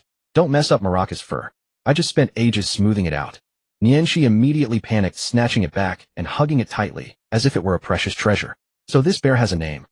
A glint of mischief flashed in Huachun's eyes. Nianzai's face flushed, and she retorted, What's so strange about that? Didn't you name every single one of your muscles? Left pectoral Arthur, right pectoral John, left bicep Dutch, right bicep Hosea. And, as Nianxi rattled off those names, Huachun's face turned red, and he quickly covered her mouth. All right. Let's not bring up those embarrassing moments. Back in his cringy teenage phase, when Huachun had just started working out and achieved some results, he had pretentiously given each of his muscles a name. Every time he showed off his physique, he would call them by their names. Later, even he found it too troublesome and never mentioned them again. Thinking about it now was just mortifying. What had he been thinking back then? MMPH. Nianxi, struggling to breathe, pounded her small fists against his chest in protest. Huachun finally came to his senses and immediately let her go. Freed, Nianxi gasped for air, but seeing Huachun so flustered made her happy. Enough messing around. Let's get to our homework. Remembering the mountain of assignments waiting she decided to stop bantering with Huachun.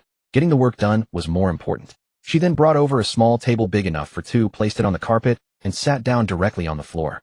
The two of them opened their phones and scrolled through the list of pending tasks, weekly summaries, PowerPoint presentations, stock market analyses, and even actual exam papers to write. To be honest, none of it was difficult. They could even just copy existing stuff from the internet for the PPTs, but it was all very tedious. Nianxi connected her phone to a speaker and started playing some soothing music to add a bit of variety to the boring study session. Meanwhile, Hwa-chun seemed lost in thought. He could still feel the soft, warm, and supple sensation of her lips against his palm from when he had covered her mouth. What are you spacing out for? Don't tell me you forgot to bring yours. I brought them. Jolted back to reality by Nianzai's reminder, Hwa-chun immediately pulled a stack of his own test papers from his backpack. After that, the two of them began studying in earnest, occasionally asking each other questions or chatting, which kept things from becoming too dull. After finishing several test papers, she felt a bit tired, so she put down her pen and stretched. Want something to drink? Anything's fine. Alright, I'll get it. With that, she stood up and left. Now alone in the room, Hwa-chun couldn't help but start observing his surroundings. A corner of fabric seemed to be tucked under the bedboard, pink in color. Driven by curiosity, he lifted it up and his eyes widened in shock. He quickly covered it back up with lightning speed, pretending he hadn't seen a thing, unaware that his face had already turned red all the way to his ears. He never expected Nian Yang to have changed to this extent. Too bad she's as flat as a board, or she'd be perfect. Hwa-chun grumbled inwardly. Just then she returned with 2 glasses of orange juice. This is all we have at home. She set the drinks down on the table as she spoke. Looking up, she noticed Hwa-chun's face was terribly flushed. What's wrong? Your face is so red. Have you caught a cold? It's a bit warm in here. Is it? Then I'll open the window to let some air in. Feeling the cool breeze on his face, Hwa-chun cleared his mind, forcing himself not to dwell on what he had just seen, and finally managed to calm down. The two continued working on their problems. Suddenly, she found a question that stumped her. Hwa-chun, whose thoughts were almost entirely focused on her, noticed her troubled expression immediately. What's wrong? This problem looks familiar, but I can't remember how to solve it. Hwa-chun glanced down and instantly recalled its origin. Old Huang covered this a couple of classes ago. Reminded by him, she remembered too. Right, I even wrote it down in my book. But her math book was on the bed, not too far, not too close. Too lazy to get up, she leaned back awkwardly to reach for it. Unfortunately, her arms were too short, and her face turned red from the effort, but she still couldn't grab it. Let me help you, Hwa-chun said, starting to get up. A dramatic moment unfolded. Hwa-chun's little toe happened to slam right into the table leg. Wincing in pain, he lost his balance and tumbled toward Nianxi. Seeing a massive shadow looming over her, Nianzai's pupils contracted in fear, and she let out a startled yelp. Ah! Thump! Hwa-chun's large frame pressed down on Nianxi. One hand braced against the floor, the other against the table's edge. He instinctively lowered it, and by sheer coincidence it landed on her chest. Hard. Could it be bandages? That must be so uncomfortable. Although her chest was wrapped in layers of bandages muffling any real sensation of touch, she could still clearly feel the pressure on her chest. Her eyes widened as she cursed inwardly, "You dog paw." The hem of her pajamas had accidentally flipped up, revealing her fair, slender waist. Her delicate navel, paired with the clear lines of her shaped torso, was incredibly alluring.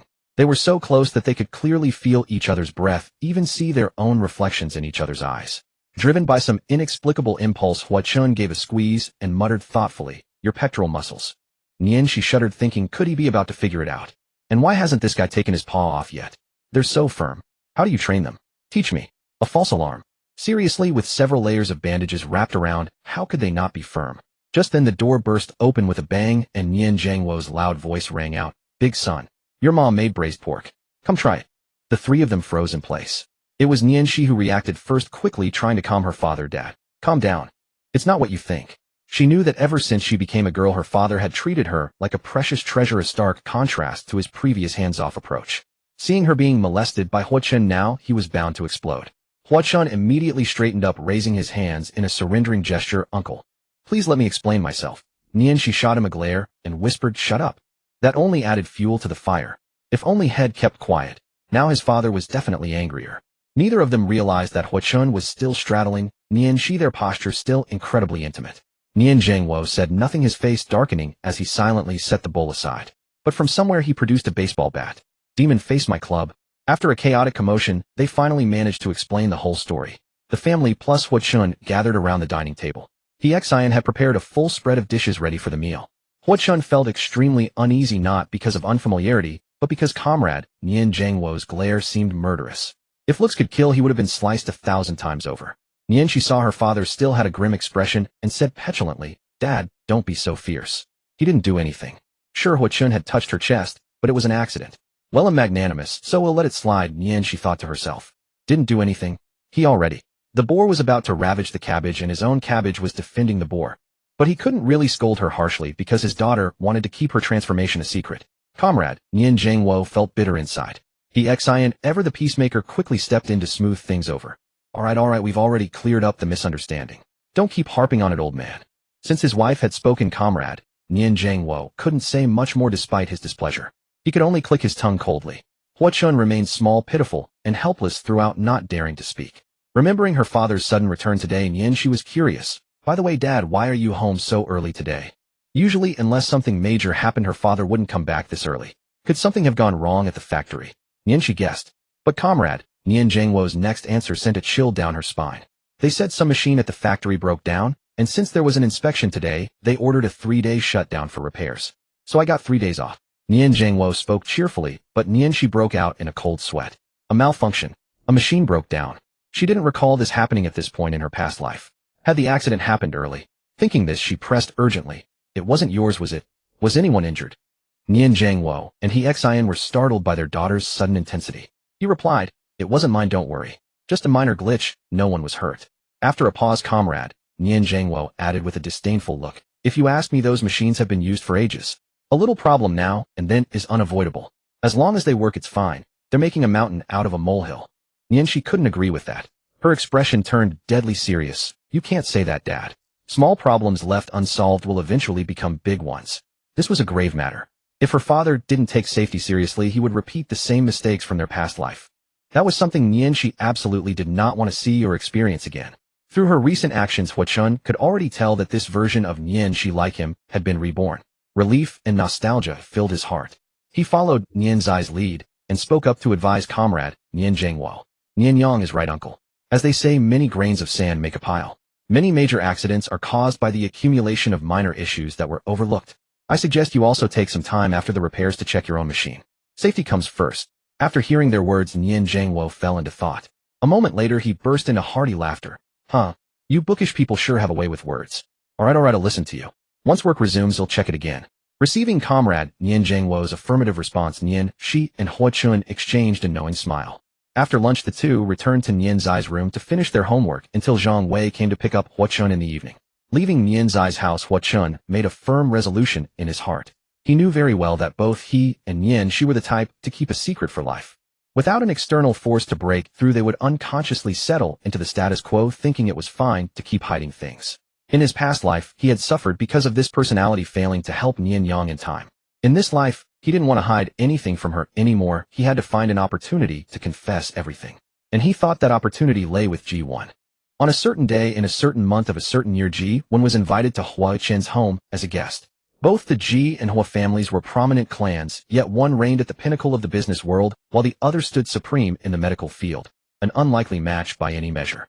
The reason behind their betrothal was in truth rather cliched. The elders of both families had been comrades in arms, bound by a life and death bond. Like many close-knit elders who knew each other well, they had arranged a match for the younger generation, even going so far as to betroth them before birth. A few years later, old Master Ji passed away from illness, and this betrothal became an established fact in the eyes of both families. Over the past decade or so from the moment he learned of this betrothal, Hua Chun had harbored a certain disdain for Ji1. He felt this engagement imposed an invisible shackle upon him, a sensation he thoroughly disliked. Even though they could be considered childhood friends, and despite pretending to have a good relationship in front of their parents and elders to avoid their nagging, they still kept their distance in private. Yet this time it was Hua Chun who had taken the initiative to invite her over. Arriving at the appointed time, Ji1 came as promised, but her heart was filled with questions. The butler of the Hua residence greeted her.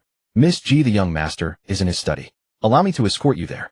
The butler was exceedingly respectful, which was not unusual, but Ji1 stopped him.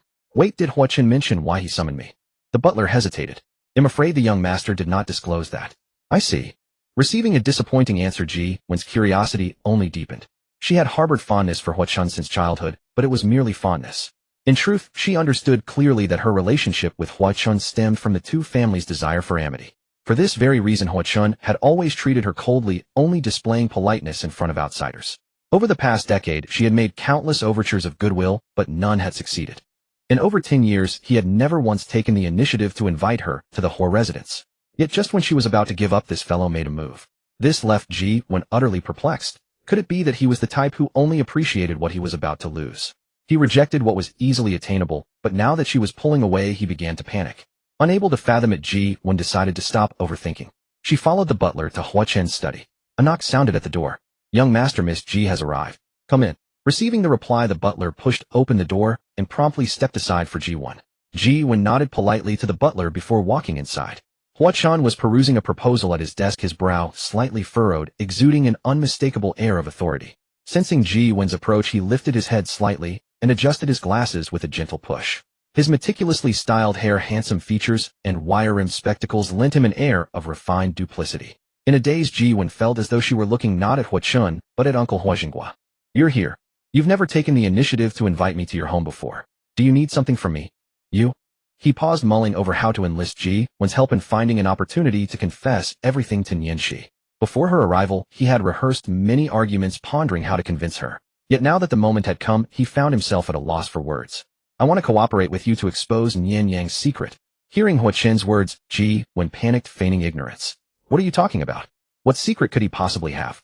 She was not adept at scheming, and no matter how hard she tried to conceal it, she could not escape Hwa-chun's perceptive eyes. "You know exactly what I'm referring to, the equipment room." Those 3 words seemed to possess a magical power, instantly deflating Ji-won. Dejectedly, she murmured to the heavens, "Cece, I'm sorry. I failed to protect you." She had promised to help Nian-shi keep her secret, yet it had been exposed so quickly, and the culprit seemed to be herself. Achut. Nian-shi, who was voraciously devouring a meal at home, suddenly sneezed, prompting another round of nagging from Hyexian. "Slow down, no one's going to take it from you." Back to the scene at hand. Although Ji-won had deliberately lowered her voice, Hwa-chun still caught the address she had just used. "Cece, you don't know? Nian Yang changed her name. She's now called Nian-shi." "I really didn't know that." "Nian-shi. It did sound more like a girl's name." Watching him lost in thought, Ji-won asked cautiously, "So, are you planning to break off with her?" She had spoken with Nian-shi before, who had confessed her fear that telling Hwa-chun the truth would drive him away. Hearing Ji-won's question, Hwa-chun frowned in confusion. "Why would you think that?" "Because the way you just spoke didn't sound like a good person." Hwa-chun fell silent. "Had I sounded too harsh?" "Not really, had I." His reaction, however, shifted Ji-won's perspective. "I just don't want to keep any secrets from her anymore. Says the one who hasn't revealed your true identity to her either." Hwa-chun paused, then nodded. "You're right. So I need your help." With things laid out so plainly, even Ji-won, slow as she was, could see his intentions. Yet strangely, she felt not a hint of disappointment, nor even anger or jealousy. After all, the man before her was her own fiancé. Wasn't it abnormal for the rightful partner to feel not the slightest bit of resentment? "What makes you so sure I'll help you? Our engagement was decided by the elders of both families. Would you go against them for her sake?" But Hwa-chun's answer caught her off guard. "Why not?" His reply was crisp and resolute, as if she had asked something utterly foolish. Ji-won could tell he was serious. And of course Hwa-chun was serious.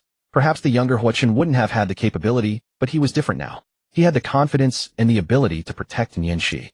With this in mind, Hwa-chun spoke to Ji-won with solemn earnestness. "I know you. Since childhood, your parents never allowed you to interact with the outside world. I was practically the first friend you ever made.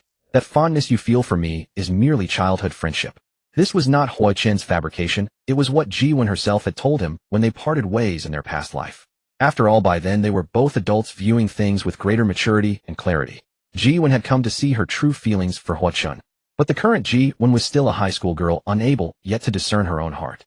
Yet with Hwa-chun's gentle guidance, a sudden clarity dawned upon her.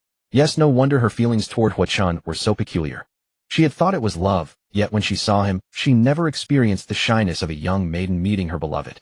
She recalled that every time she had made overtures toward him, it was always due to her mother's urging, insisting she should cultivate feelings with Hwa-chun since they would one day be family.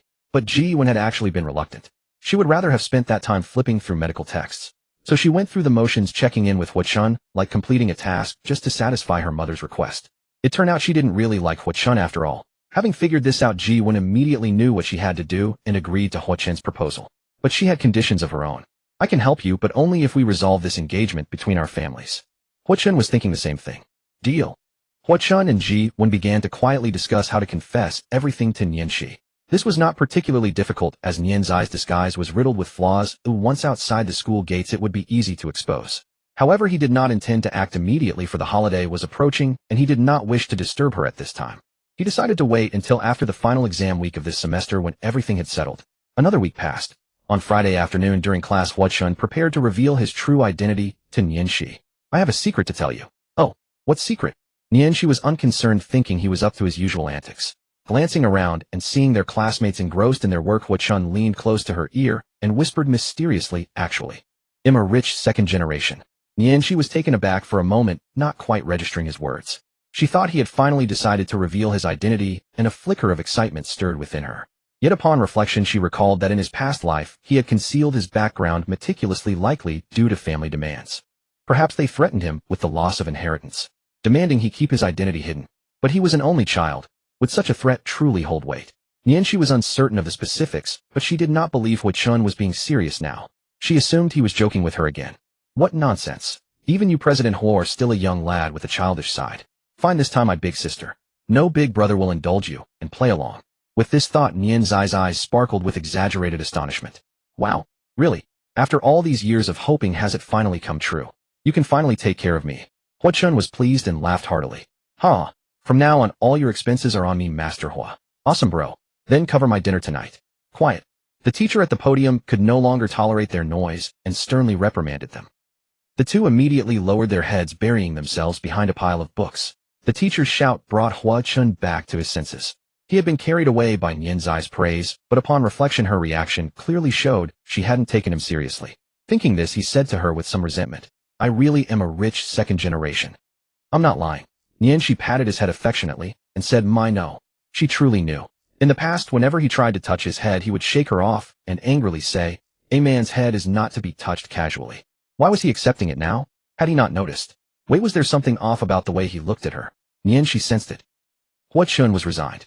It seemed he would have to let her see it with her own eyes. Tomorrow we'll pick you up at your place. Huh, where are we going? My place. The next day, Hui Chun arrived as promised. He sent a message to Nianxi on his phone, but after waiting a long time, there was no response. He guessed the little girl was still sleeping in. With no choice, he went upstairs and knocked on Nian Zai's door. Soon Xian opened it. She was surprised to see Hui Chun. Xiao Chun, why are you here? Hello, auntie. Nian Yang and I agreed to study at my place. Hui Chun lowered his posture and spoke respectfully. Oh my, look at that. She. Yang didn't tell me. She's still sleeping, we'll go wake her. Xian invited Hui Chun in and was about to rouse Nianxi. Hui Chun keenly noticed that Xian had changed her address for Nianxi again. Recalling that Nianxi had changed her name, it was clear her parents were aware of what had happened to her. Well, if her parents knew, and even Ji Wen knew, then apparently only he was left in the dark. Hui Chun felt a bit displeased. But he concealed his emotions well, not letting it show in front of Xian. No need to trouble yourself, auntie. They'll go call her. He made a move toward Nian Zai's room. Xian panicked and quickly stopped him. No need, just sit. He'll go. Thinking of her daughter's messy sleeping posture, which might reveal too much, she certainly couldn't let Hui Chun see it. With this in mind, Xian gave Hui Chun no chance and hurried to Nian Zai's room. Afterward, she was woken up by her mother, who tugged her ear. Just as she was about to put on a sweet voice and act coy, her mother covered her mouth. Don't be flirtatious. Xiao Chun is outside, don't let him hear. Nianxi was baffled. Flirtatious? Mom, is that how you talk about your own daughter? Wait, Xiao Chun. Hui Chun. He's outside. WTF. This guy isn't serious, is he? This is wrong. How is it different from the past life? After dawdling for a long time, Nianxi finally finished her disguise, changed clothes, and came out. Bro, you're not serious, are you? Upon seeing him, Nianxi voiced her doubts. Hui Chun nodded confidently and said, of course I'm serious. Let's go. He stood up and gestured to her. Nianxi followed, half in doubt. Annie, we're off. Study hard and don't play too wildly. Xian reminded them. That day, Hui Chun flamboyantly had Zhang Wei change the car, reverting to the previous Rolls-Royce. Upon seeing the luxury car in Yin, she was so shocked she stammered. RRR Rolls-Royce. Although she knew Hui Chun's family owned such a luxurious car, seeing it in person still stunned her. Such a vehicle was only ever seen on TV, rarely in reality. She never expected it to be right before her eyes. Nianxi did not doubt the authenticity of the car or whether it belonged to Hui Chun. In her past life, she had seen him ride in this very car to banquets on television with the same license plate. But this was a luxury car worth tens of millions, something she could never afford even after a lifetime of work. At this thought, Nianxi hesitated to approach. If she accidentally scratched or bumped it, she couldn't afford the damages. Seeing her reaction, Hui Chun felt a hint of pride. He puffed out his chest, walked up, opened the door for her, and gallantly invited her in. Young master, please. Zhang Wei, sitting in the driver's seat, was stunned. Though he knew his young master and this boy named Nian Yang were close friends, he never expected Hui Chun to humble himself for him. This shocked Zhang Wei deeply. Hui Chun's address of young master helped Nianxi relax. She gracefully entered the car. The luxury car sped along the road, the scenery outside whizzing past. The surrounding vehicles instinctively kept their distance, as if fearing that an accident would cost them everything. Nianxi felt nervous, still unable to believe that Hui Chun truly intended to reveal his identity to her. Where exactly are we going? Hui Chun sat with his legs crossed, utterly composed. You know where, my place. Didn't we agree yesterday? Nianxi couldn't believe it, thinking he was joking. Are you serious? Hua Chun keenly sensed something amiss in Nian Zai's reaction. Something was off. Extremely off. The way you say that makes it seem like you already know who I am. Was that possible? Perhaps it was.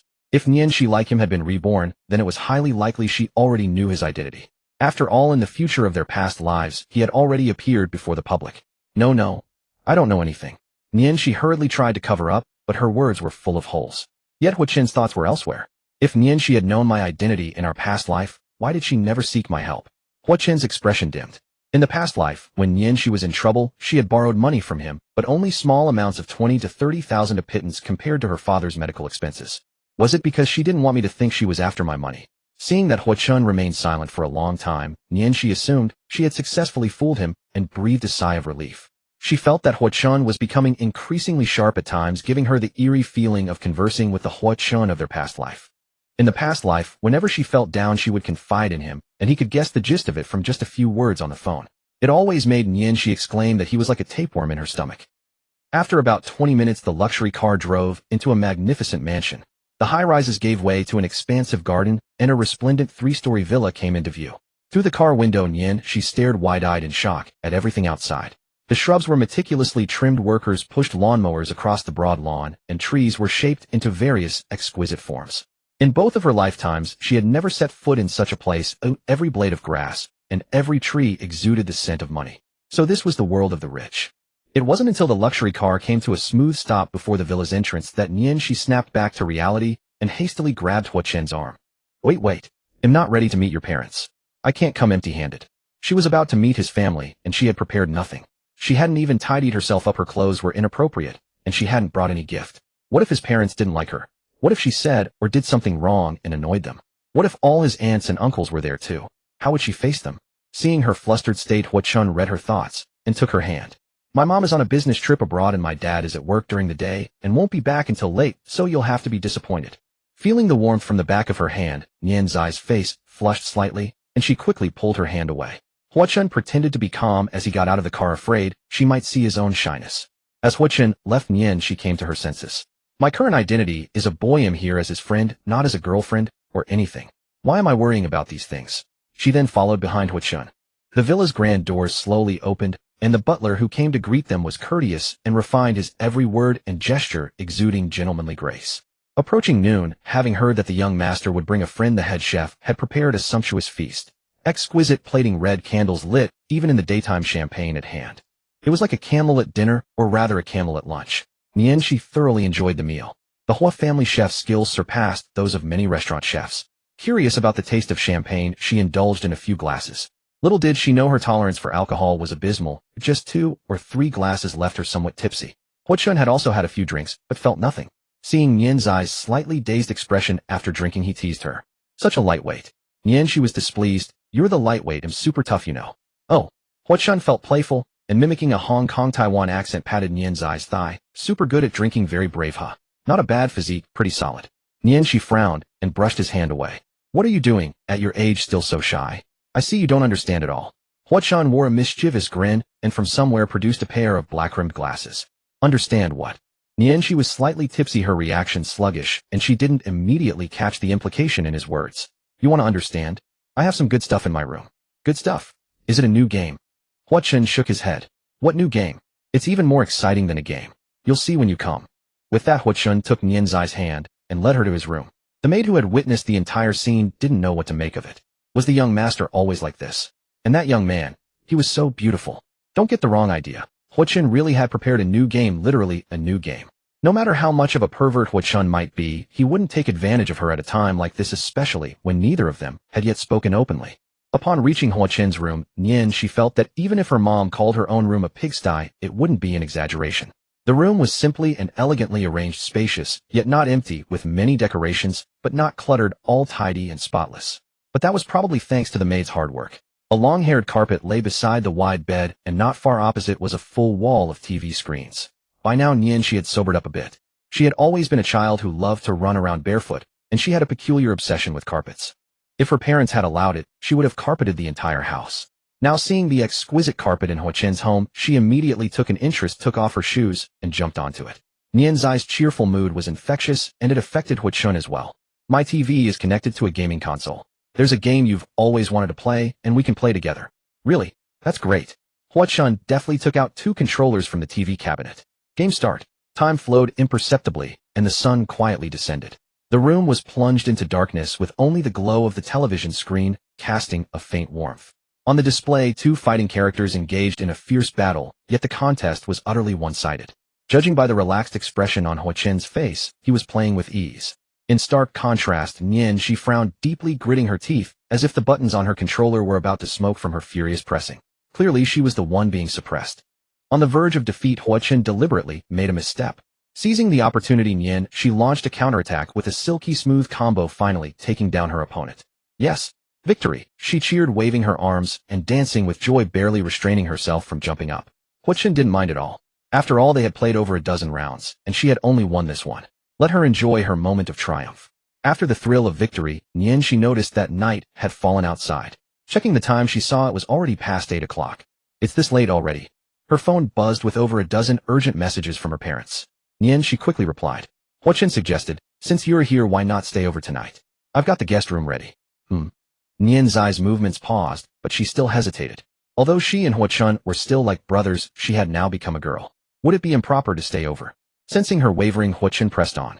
This is my home. What are you afraid of? Worried I'll sneak into your room at night? His half-joking tone and attitude sparked Nian's stubbornness, while also making her fear, revealing her unease. Get lost. Final stay for one night. After all, she would be sleeping in the guest room. Locking the door would keep him out. She could just get up early the next morning. So she informed her parents about staying at Hua-chun's place. Upon hearing the news, Xian and comrade Nian Zhangwo were shocked and bombarded her with messages. Nian, she felt a mix of amusement and exasperation, spending considerable effort to explain everything to her parents. Hua-chun, having successfully executed his scheme, secretly chuckled to himself. Nian's guest room was right next to Hua-chun's, just a few steps away. Since they were both staying the night, they naturally dove back into the world of gaming, battling to their heart's content. The night deepened. Nian, she could no longer resist the encroaching drowsiness. After all, she still had bandages wrapped around her chest, making each breath a struggle. If she were to fall asleep and suffocate in her slumber, that would be truly terrifying. The moon climbed to its zenith and the night grew profound. Nian, she was so exhausted that she fell asleep the moment her head hit the pillow, soon emitting slow, soothing breaths. Little did she know she was now in a wolf's den. In Hua-chun's house, the balconies of several second-floor rooms were connected, allowing passage through sliding glass doors. As it happened, their rooms were arranged that way. Hua-chun lay awake for a long time, his heart pounding nervously. Summoning his courage, he crossed the balcony to Nian's window and pushed it. He had only meant to test it, never expecting it to actually open.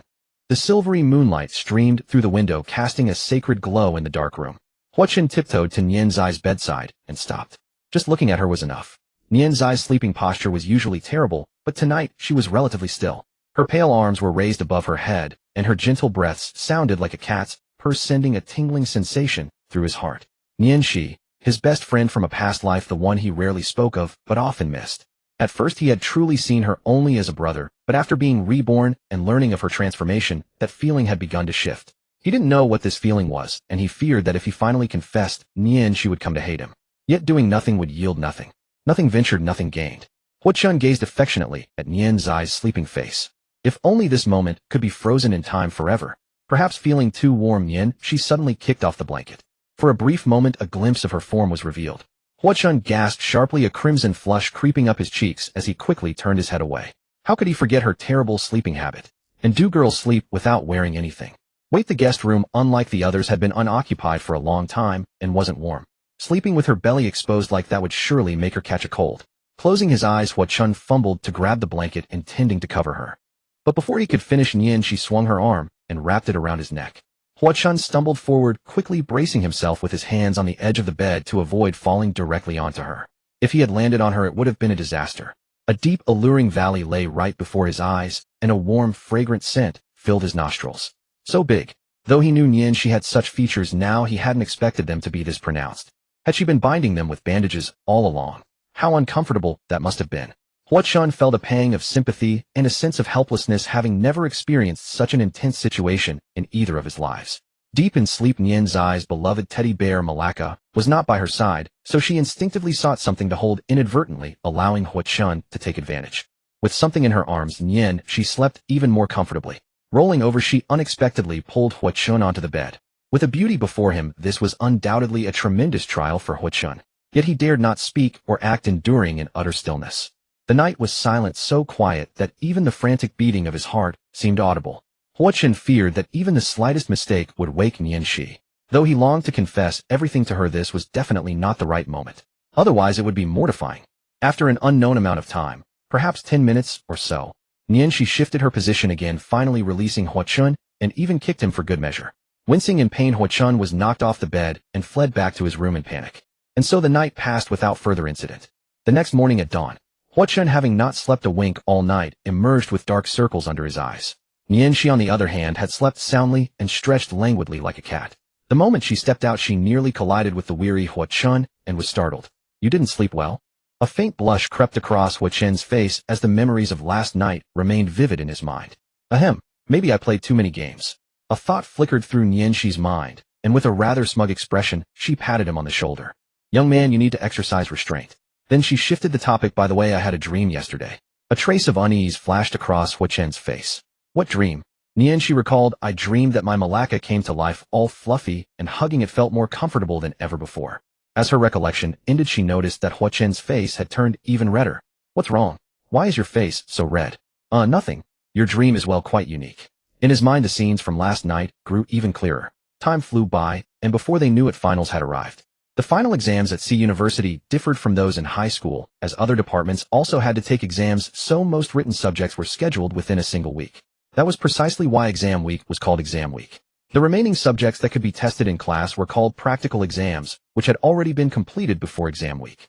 Incidentally, the matter between that girl in the class and the school bully had blown up, spreading like wildfire across the entire campus and causing quite a stir. Both parties had their parents called in. The two were ordered to break up. The girl, tearful and reluctant to part, even quarreled with her family over it. The boy came from a well-off family, and his relatives watched from the sidelines, seemingly indifferent to the affair. However, judging by the displeased expressions on his parents' faces, they were far from satisfied with the relationship. In the end, each was taken home by their own family, and no one knew what the final outcome would be. Only a few people were aware that the girl had a childhood friend, a boy who was also in her class. Those in the know felt sorry for that boy. The boy remained silent about the whole matter, turning a deaf ear to the outside world and focusing solely on his studies. Once the storm passed, people stopped discussing it, and the classroom was filled with the tense atmosphere of review. On the first day of exam week, Nianxi's finance class had no exam scheduled. Nianxi stayed home all day. On the second day of exam week, there was an exam in the afternoon. With her past life experience, she wasn't particularly nervous, nor did she need to be, since this wasn't the college entrance exam and wasn't difficult. However, her parents, He Xian and comrade, Nian Zhangwo, clearly weren't as calm as she was. Early in the morning, they had breakfast ready, preventing Nianxi from even sleeping in. When she arrived at the exam hall, they repeatedly urged her to take her admission ticket and pens, and even made her put a red ribbon in her pocket for good luck, symbolizing a strong start. Nianxi thought they were making a mountain out of a molehill. It was just a minor exam. On the third day of exam week, there was an exam in the morning. It went smoothly. On the fourth day, she had a break. On the fifth day in the morning, it went smoothly. With that, Nianxi had completed all her required exams. Afterward came rest.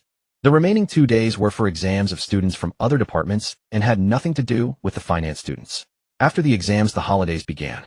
The students, suddenly relaxed, picked their times to gather and go out for some fun. With no holiday homework, college students only needed to enjoy themselves. They had plenty of time to make plans. And Huachen's plan was also set in motion.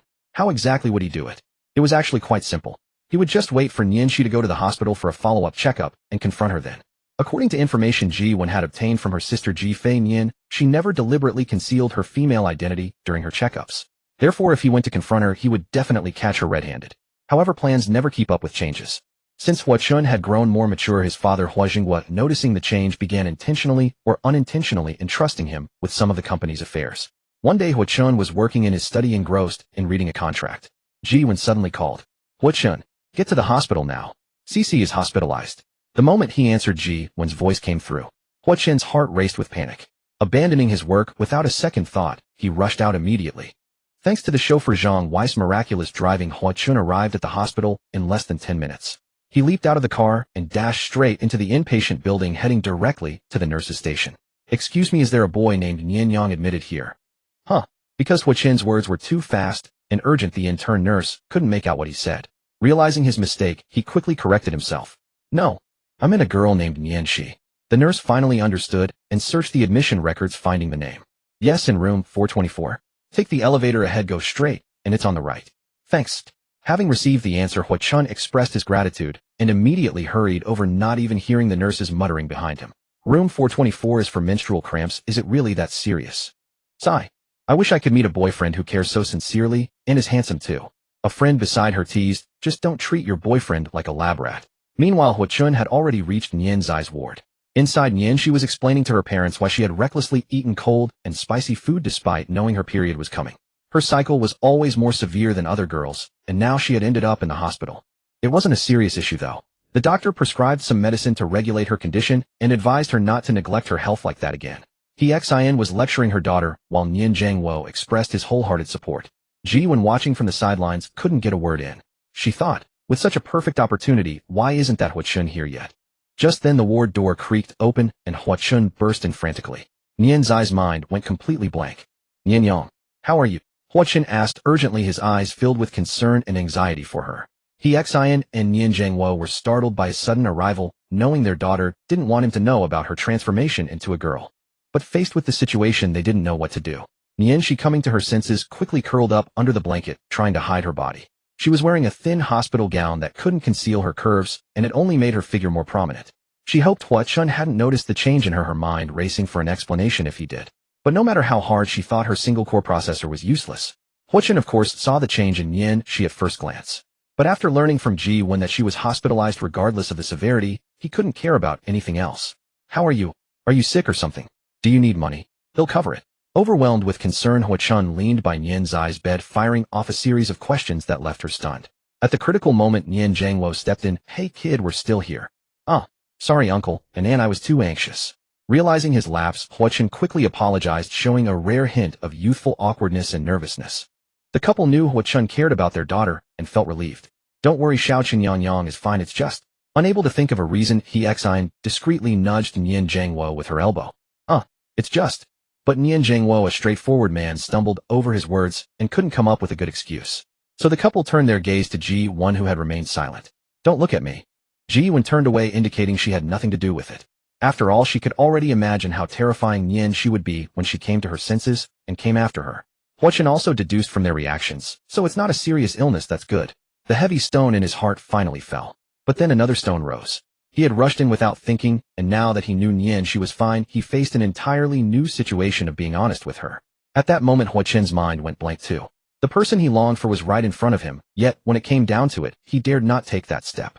Though he always dreamed of confessing everything to Nian Shi and living happily together ever since he learned that Nian Yang had become Nian, she had even planned the names of their future children.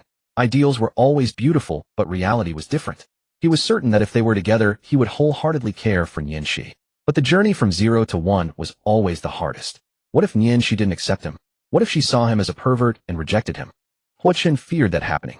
Thus, the once decisive and commanding CEO who had dominated the business world for years was for the first time so nervous that he became incoherent.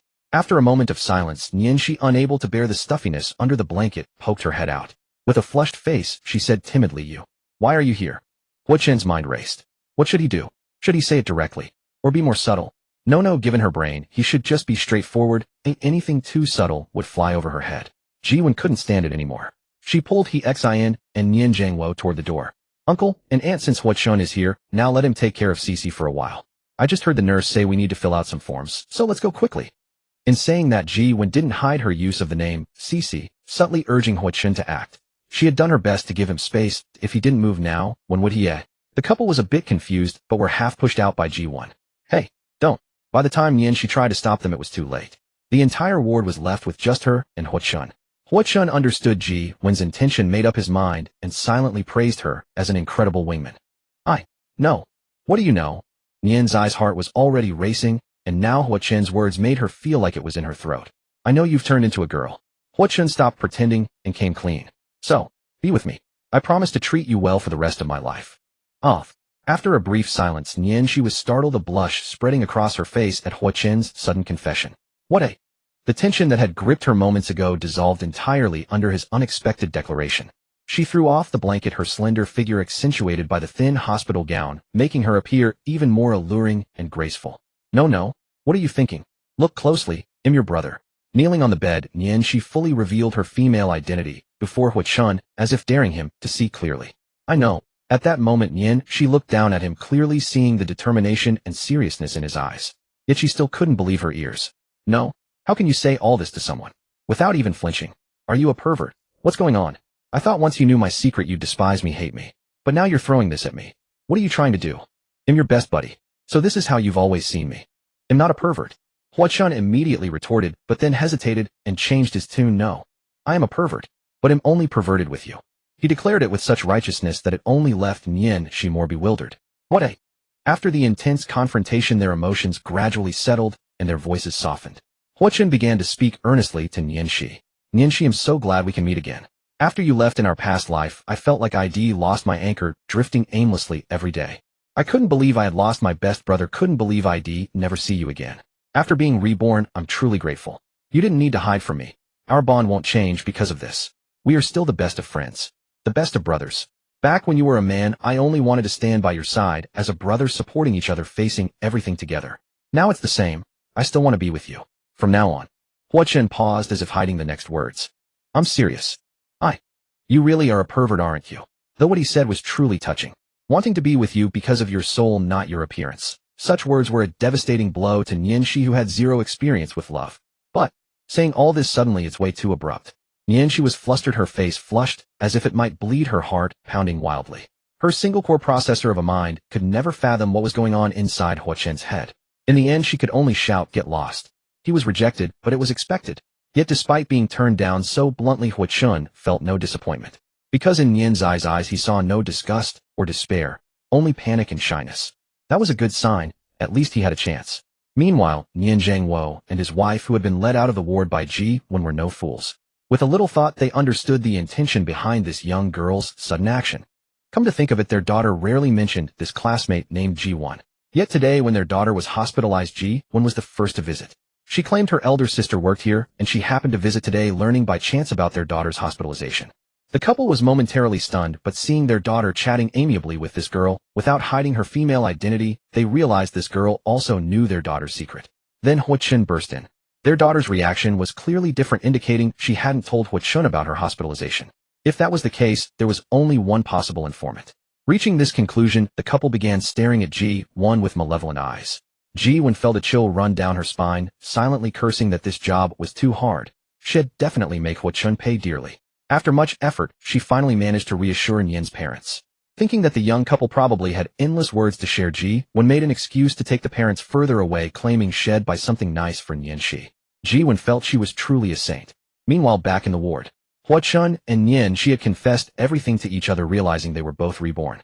When Nianxi asked about Ji Wen, she learned that in their past life they had only been together to appease family pressure. There was no real affection, and they eventually parted amicably.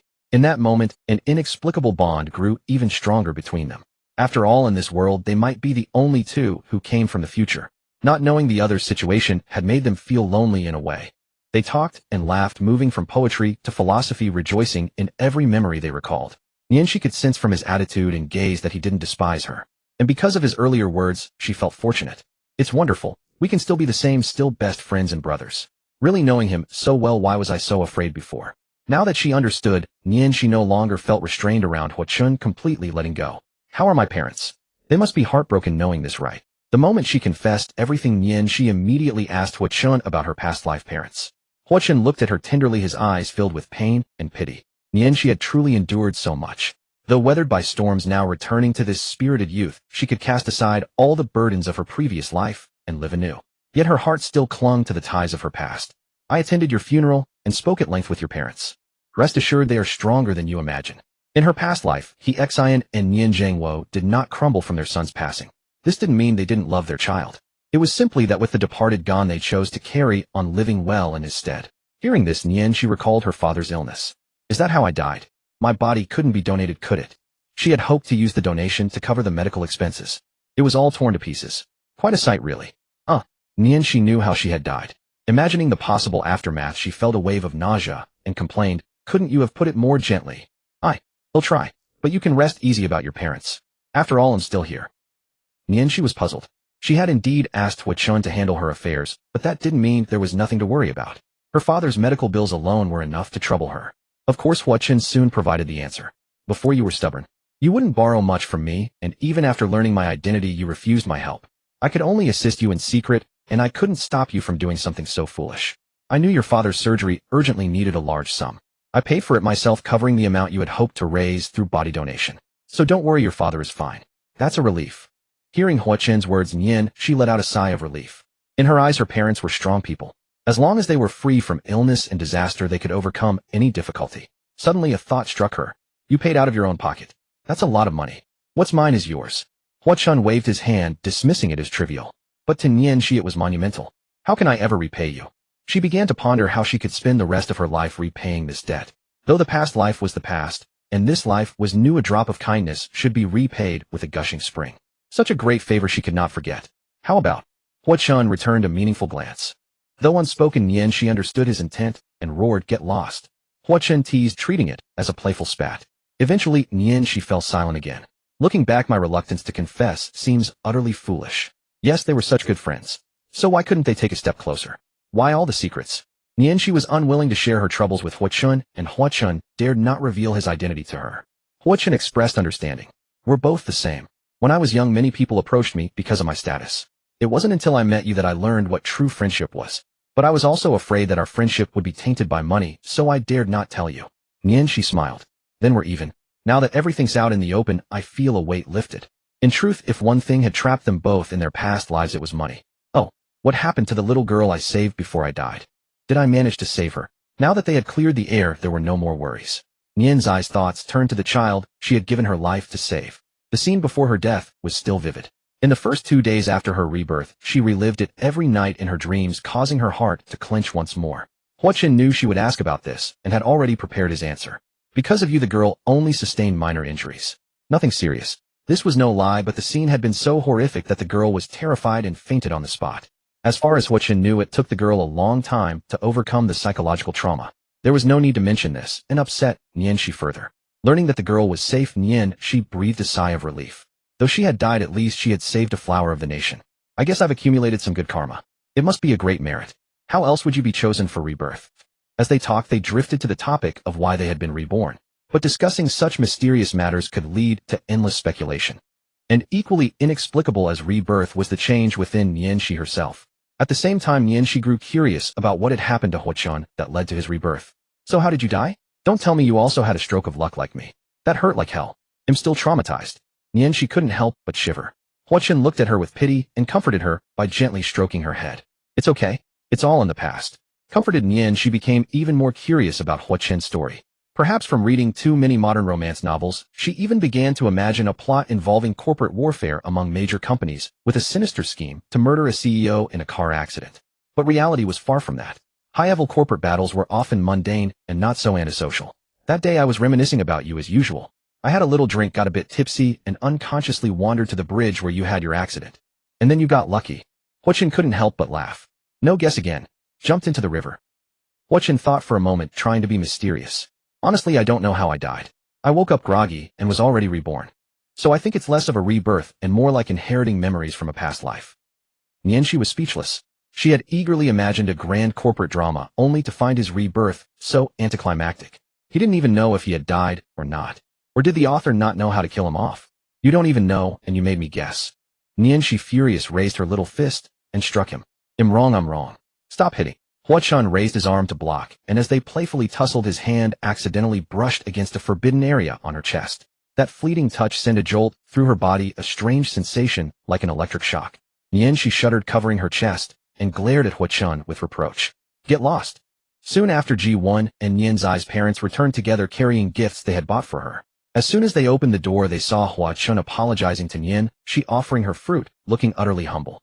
Nian she kept turning her face away, and from the corner of her eye she shot him a look as if he were garbage, clearly furious. It seemed that during their absence something quite amusing had occurred, but neither Nian she nor Hua Chen was willing to speak. After a brief 2-day stay in the hospital, Nian she was discharged and returned home. Following the incident, she harbored no goodwill towards either Ji-won or Hua Chen. One had exposed her secret, though the outcome wasn't entirely unfavorable. The other was someone who coveted her body. Neither of them were decent people. Nian she was furious and resolved to ignore them for an entire week. Seeking to make amends, Hua Chen paid her another visit that day. His luxury car pulled up steadily downstairs, and with a nervous heart he retrieved the gifts he had prepared from the trunk. His arms were laden with presents for Nian Shi and her parents, making even walking somewhat burdensome. Young master, shall I return to pick you up in the evening, or? Noticing his master's lack of instructions, the driver Zhang Wei ventured a question. In truth, Hua Chun himself was uncertain. Although Nian Zai's reaction at the time wasn't overly dramatic, he knew his actions must have left a significant psychological impact on her. Moreover, after that incident, he had apologized via text message, but she had been true to her word and completely ignored him. Whether Nian Shi would even let him through the door this time was questionable. He decided to have Zhang Wei wait for a while, so he wouldn't need to hail a taxi if he was turned away. Hua Chun braced himself for the worst. Wait for a bit, Zhang Wei. They'll message you if things go smoothly. Very well, young master. Finally, with a pounding heart, Hua Chun ascended the stairs.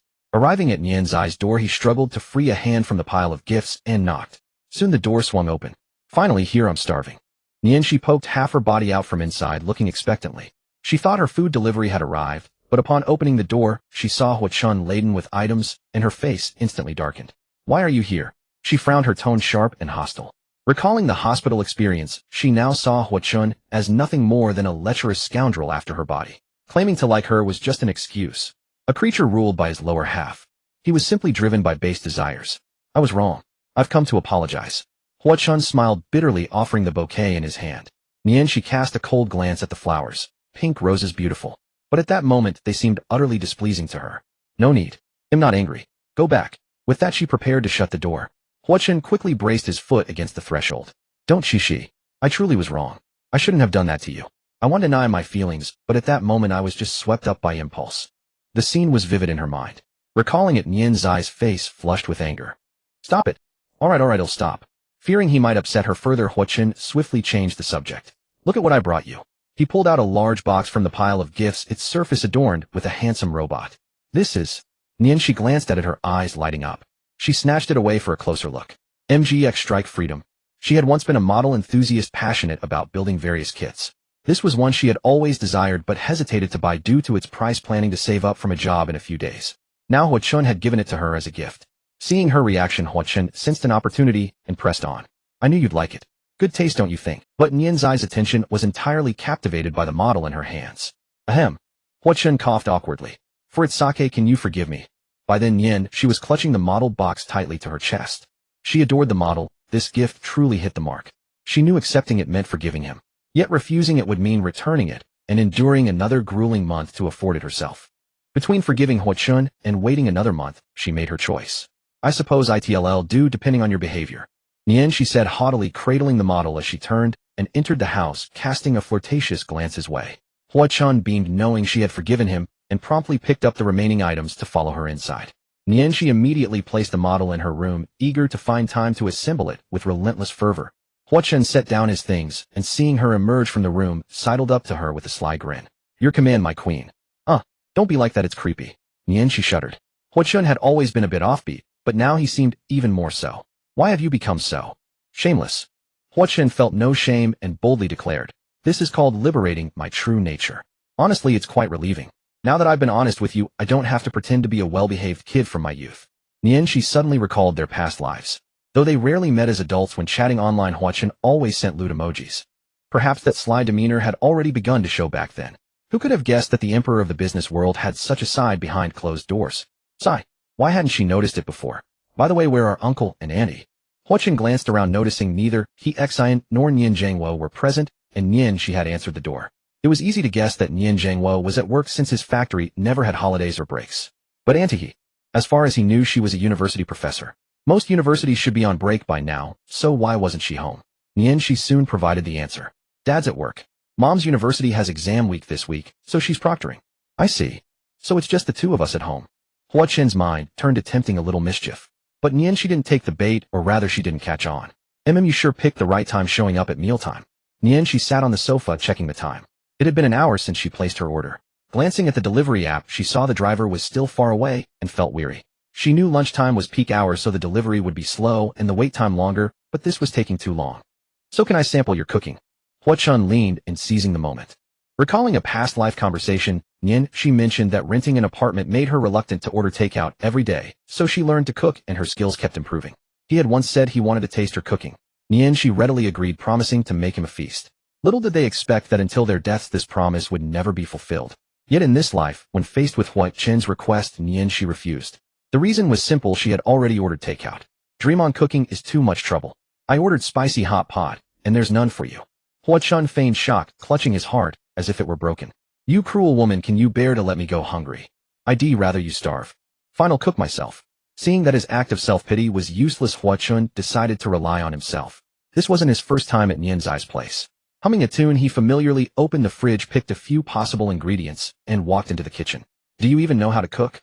Nian Shi questioned him with a soul-searching query. A rich young master pampered since childhood, would he actually cook? Nian Shi was thoroughly skeptical. The truth was Hua Chun didn't know how. But he thought, how hard could cooking be? He had seen a pig run before, hadn't he eaten pork? At home he had watched the nanny cook, and he had picked up a few moves. Just you wait and see. Hua Chun rolled up his sleeves, ready to dive in. After a clatter of 10-odd minutes, the sound of high-heat stir-frying came from the kitchen. Nian Shi felt a twinge of unease. She didn't know if Hua Chun could cook, but even if he couldn't, cooking was simple enough that nothing should go wrong, right? Peeking out from the bedroom, she asked hesitantly, do you need my help? No, it's done. Come eat. The stir-frying stopped, and Nian Shi walked to the table. She felt a hint of anticipation. But why did she smell something burnt? Hua Chun, wearing a pink floral apron, carried out a plate, striding proudly, as if he had completed a masterpiece. Nian Shi stared at the blackened dish before her ominous feeling deepening. The dish. Well, it wasn't completely dried out, but it was so dark she couldn't tell what the ingredients were. How much soy sauce did he use? She complained inwardly. She looked up at Hua Chun, who seemed completely unaware of anything wrong with his cooking. This made Nian Shi doubt herself. What did you make? Scrambled eggs with tomatoes. How can't you tell? Come on, try it. It's a recipe I painstakingly developed. What the fuck? Shit. Man, are you sure nothing went wrong during the process? Positive, Hua Chun declared firmly. Probably. Except for a plastic bag that might have contained salt or sugar. Knock, knock, knock. Just then a knock came at the door. Nian Shi thought it was her takeout and got up to answer, but Hua Chun pushed her back down. Sit tight, I'll get it. Hua Chun went to open the door, and Nian Shi gathered the courage to try the dish before her. It couldn't be that bad. Even a beginner wouldn't mess up too badly. Her first attempt at cooking wasn't pretty, but it was edible. Even if Hua Chun's cooking was truly awful, she would praise it and eat it all, not wanting to discourage a novice. Picking up chopsticks, she put what seemed like a piece of egg into her mouth. Just then Hua Chun returned with the takeout. Nian Shi tried to keep her expression natural, but it looked more like she was enduring, with tears even welling up. If it's bad, you can say it. I don't mind. Seeing her like this, Hua Chun lost his confidence. No. It's delicious. Nian Shi slumped over the table, unwilling to recall the nightmarish taste, but still managed to give him a thumbs up. Salty, extremely salty, unbearably salty, as if she had poured salt directly into her mouth. But promise me. Stay out of the kitchen more often. Stay out, not never enter. That shouldn't crush his confidence. Nian Shi thought. But Hua Chun, seeing her forced smile, knew she was comforting him, realizing his cooking was inedible. He frowned, said nothing, and simply took the plate, dumping it into the trash without hesitation. Hey, what are you doing? It was my first time, predictably not good. If it's bad, tell me directly. No need to force yourself for my sake. This?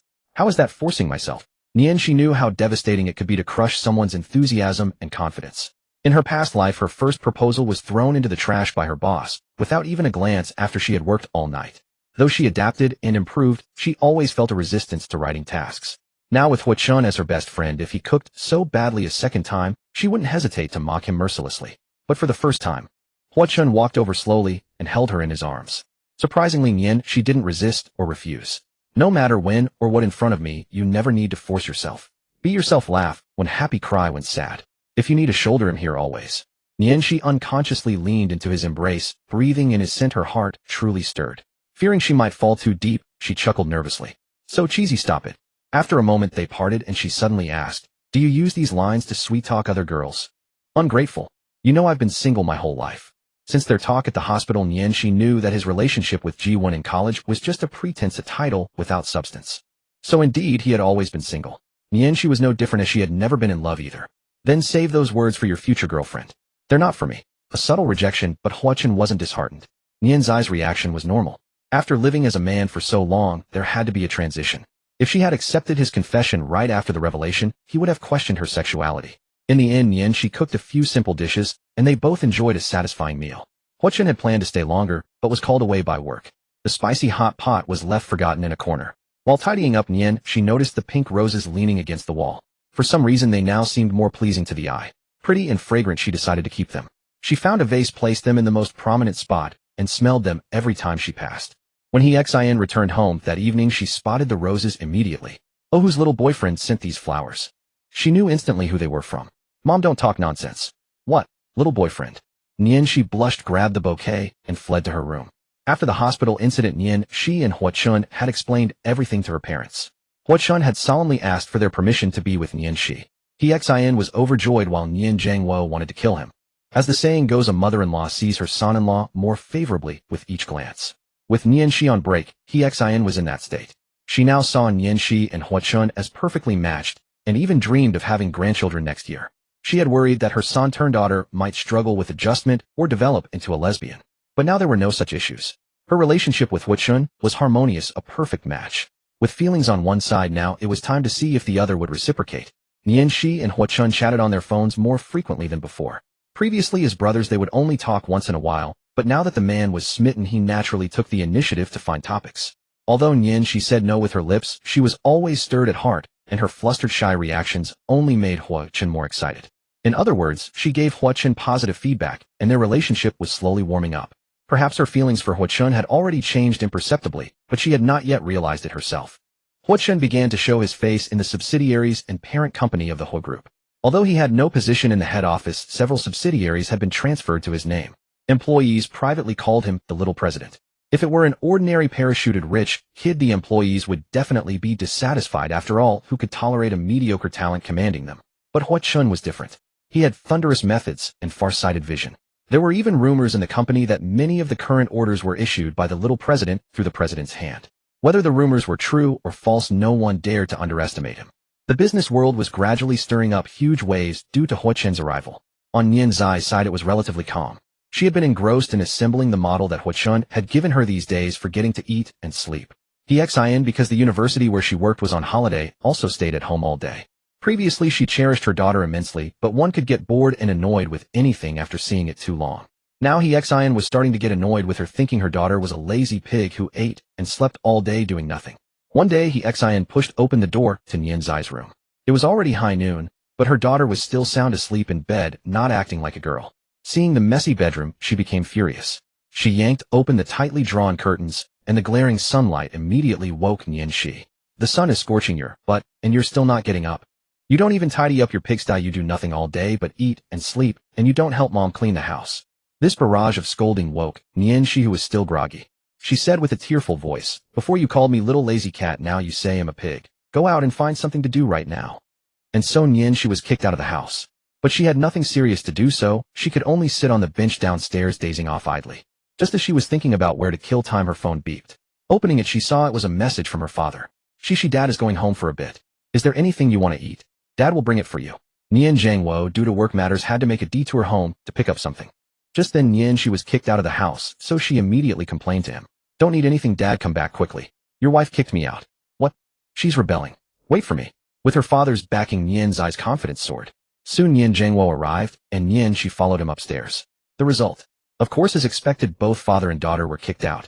From this one could see the true hierarchy of family status. Unconvinced comrade, Nian Zhangwo tried again and successfully bought his way back into the house by selling off his daughter. Nian-shi was dumbfounded.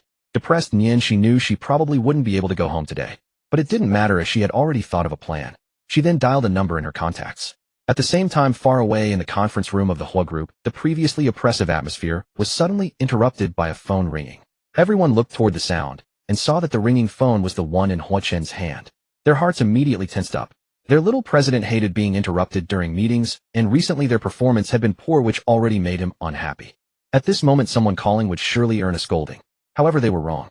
When Hua-chun saw that it was a familiar person calling, his tightly furrowed brow instantly relaxed. He didn't care about the meeting anymore and stood up to leave. As Hua-chun left, the employees in the conference room breathed a slight sigh of relief, but since the little president hadn't adjourned the meeting, they dared not leave. Outside the door, Hua-chun had already answered Nian Zai's call. He asked doubtfully, "What's wrong? I heard you've started managing your family's company. I'm not disturbing you, am I?" Hua-chun glanced at the direction of the conference room and said, "Don't worry, you're not disturbing me. You rarely call me. Miss me. Cut it out. I got kicked out by my mom. Are you at home now? He'll come to you. I'm at the company. Come here." "All right. Then I'll have Zhang Wei pick you up." "No need, just send me the address. He'll go by myself." "All right then." Knowing that Nian-shi didn't like to trouble others, Hua-chun didn't insist, only said, "Be careful on the way." The call ended. Hua-chun immediately sent the company's location, then put away his phone and re-entered the conference room. On the other side, Nian-shi walked to the main road and quickly hailed a taxi. The driver was a very enthusiastic uncle, so enthusiastic that he was almost a social terrorist. Nianxi, on the other hand, had social anxiety and was really not good at dealing with such overly enthusiastic people, even though the other party might have no ill intentions. Therefore, faced with the driver's endless chatter, she only dared to respond softly. The taxi drove for more than 10 minutes and finally arrived. After getting off, she realized that this was exactly the company where she had worked in her past life, except the company name was different. So it was now the Hua family's company. In her past life, she had walked here no less than 1,000 times as she could get there with her eyes closed. Revisiting this place in her current life, she felt a sense of being in a different world. Walking into the building, the minimalist decoration appeared even more impressive. The lobby was crowded with many people, all young, looking like newly graduated college students. Most of them were wearing professional attire and holding resumes apparently. Hello. The front desk girl who had been slacking off saw the newcomer and immediately stood up to greet her. She had not disguised her female identity when she went out today. After all, she had disguised herself mainly to hide from Hua Chun, and now everything was out in the open. So there was no need for her to disguise anymore, especially since wrapping her chest with bandages was really uncomfortable and harmful to her health over time. She wore a casual outfit, rather androgynous in style, but her sweet features and the impressive figure that even loose clothes couldn't hide made her gender obvious. Seeing that she was a young girl, the front desk lady assumed she was an intern applying for a job like the others. Are you here for an internship interview? Just fill out this form and wait here. The front desk girl's voice was pleasant and her service was kind, but it put Nianxi in a difficult position. No, I'm here to see someone. Only then did the girl realize she had guessed wrong and said awkwardly, sorry, I thought you were a student. It's okay, I am still a student, above high school, but not yet college. Nianxi made a little joke to ease the atmosphere. Then may I ask who you were looking for? Hua Chun. Do you know him? She should know him, right? After all, he was the young master of the president's family. The little president. The girl was a bit surprised but quickly regained composure. Do you have an appointment? Nianxi frowned. She didn't know whether the fact that she had just called him directly counted as an appointment. Probably not. I just called him. This left the front desk girl at a loss. She was also a newcomer, having only been at the company for 2 months. She had never handled such a situation. Come to think of it, the little president had no position in the company, so naturally there was no such thing as an appointment, and no one really booked his schedule. But no appointment. And she just called. Who should I contact? Contact the little president directly. How could I have his phone number? The girl panicked. Wait, this young girl in front of her looked about the same age as the little president, had his phone number, and called him by his full name. Could she be the little president's girlfriend? Just as the young lady was reaching this conclusion, a woman who appeared to be of some age approached. What's the matter?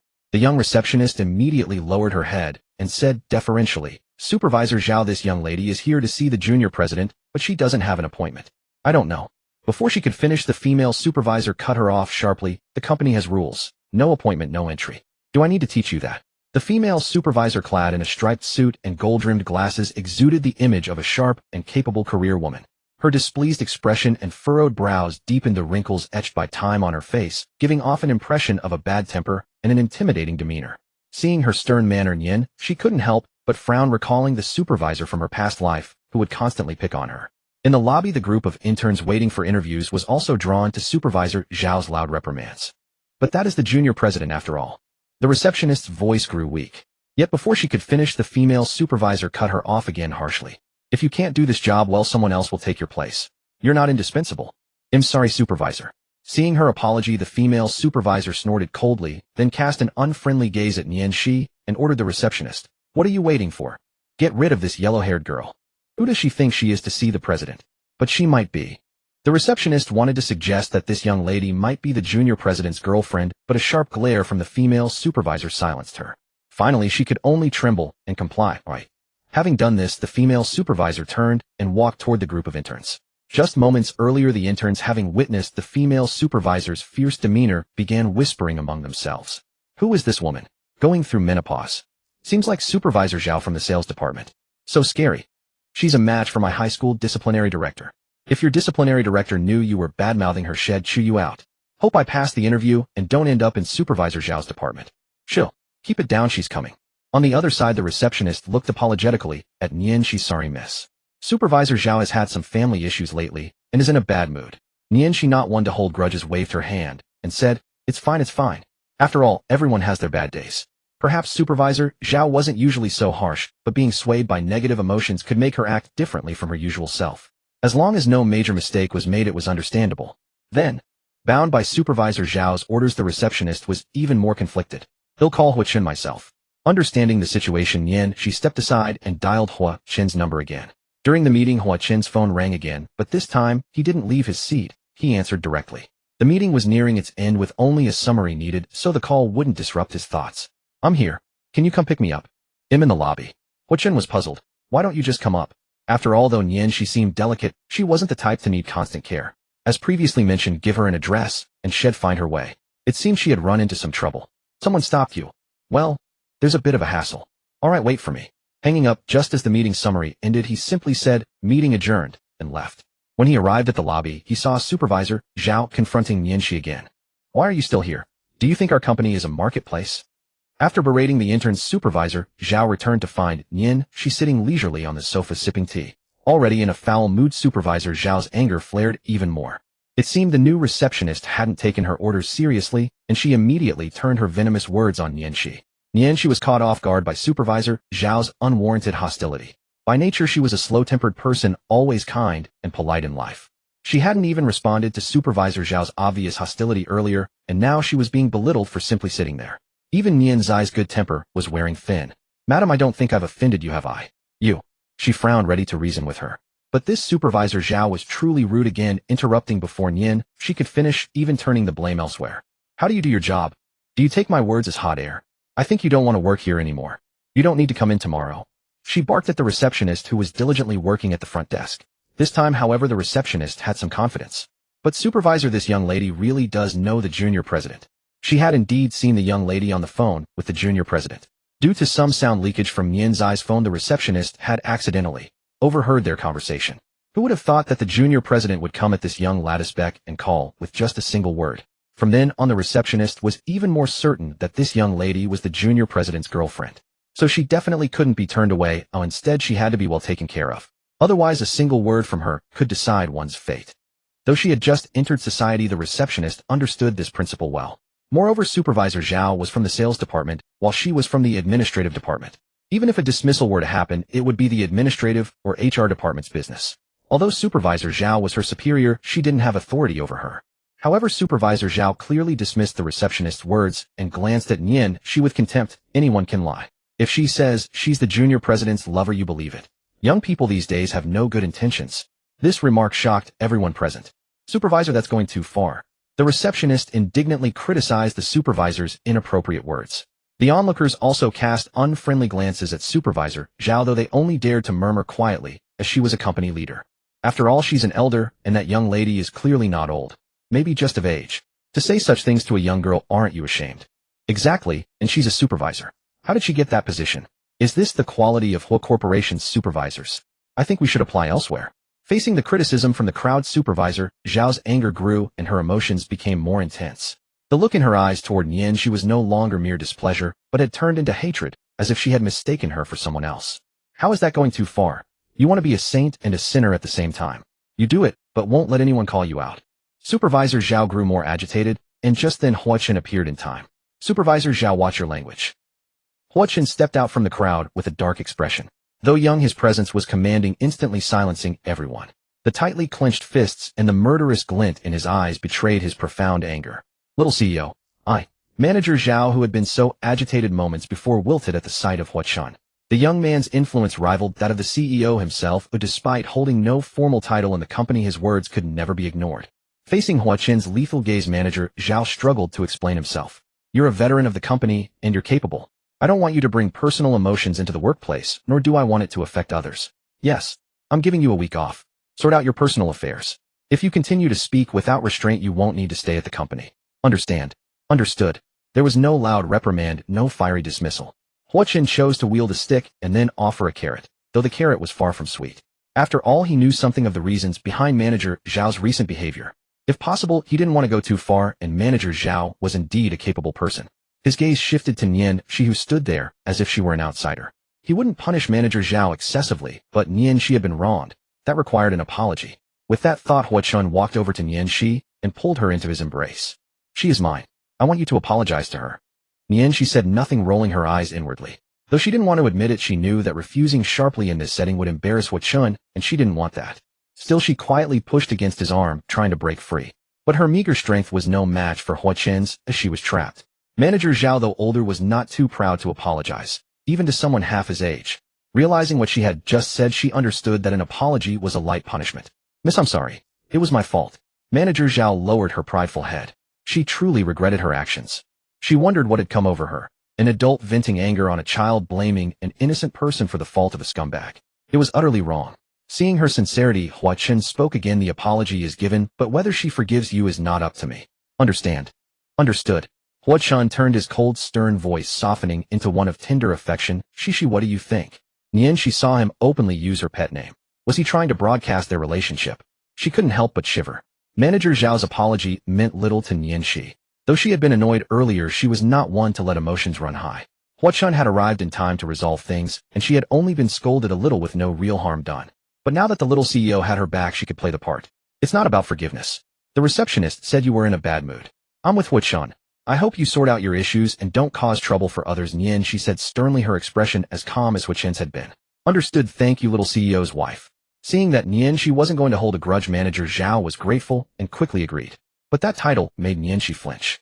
If Hua Chen calling her his girlfriend could be laughed off, then little CEO's wife was hard to ignore. I'm not. Nian Shi tried to explain, but Hua Chen swiftly cut her off. Alright, my wife, let's go upstairs. Hua Chen wrapped an arm around her waist and forcibly led her away, emphasizing the word wife. As they left, the lobby fell quiet.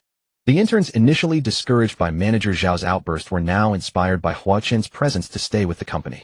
Seriously, the CEO was so cool. The little CEO seemed even younger than them, probably a freshman or sophomore.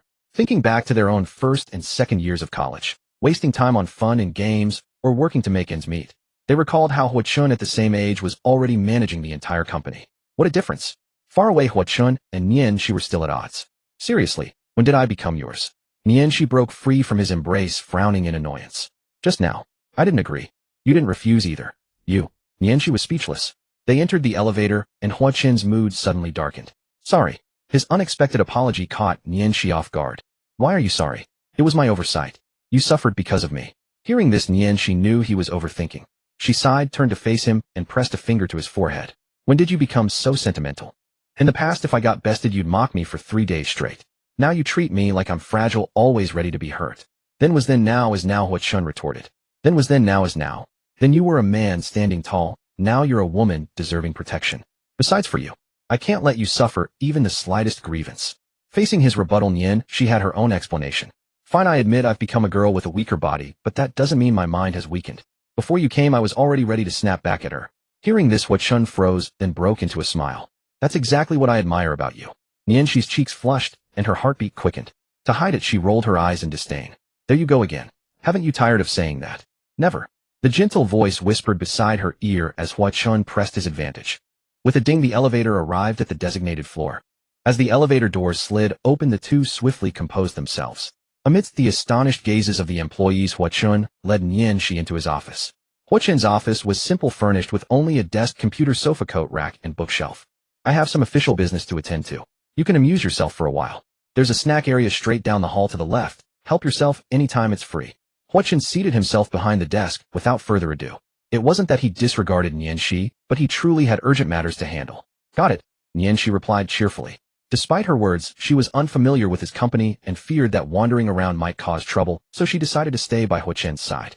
Bored and reluctant to disturb him, while he worked, she lounged on the sofa, scrolling through her phone, her legs dangling over one armrest and swaying idly. By the way, how did Annie manage to kick you out? Isn't she usually quite fond of you? After finishing one task, Hua Chen suddenly asked Nian Shi. Without looking up from her phone, she replied nonchalantly. I've been home all day and Mom got tired of me. So what's your plan? Find a job, I guess, to earn some pocket money. A mischievous glint flashed in Hua Chen's eyes as a wicked idea struck him. In that case, since you're looking for work, why not come here? Nian Shi raised an eyebrow. You'd pay me. You'd support me.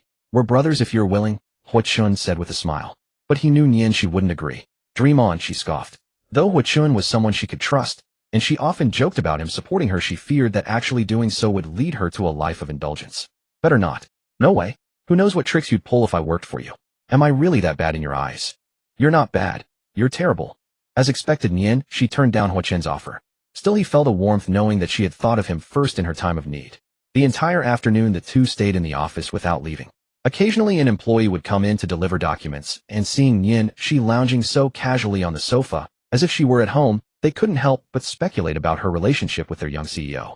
Nianxi remained oblivious to this, and that was exactly what Huichen wanted. As dusk fell, Xian, still worried about her daughter, called Nianxi. Where are you? Have you eaten?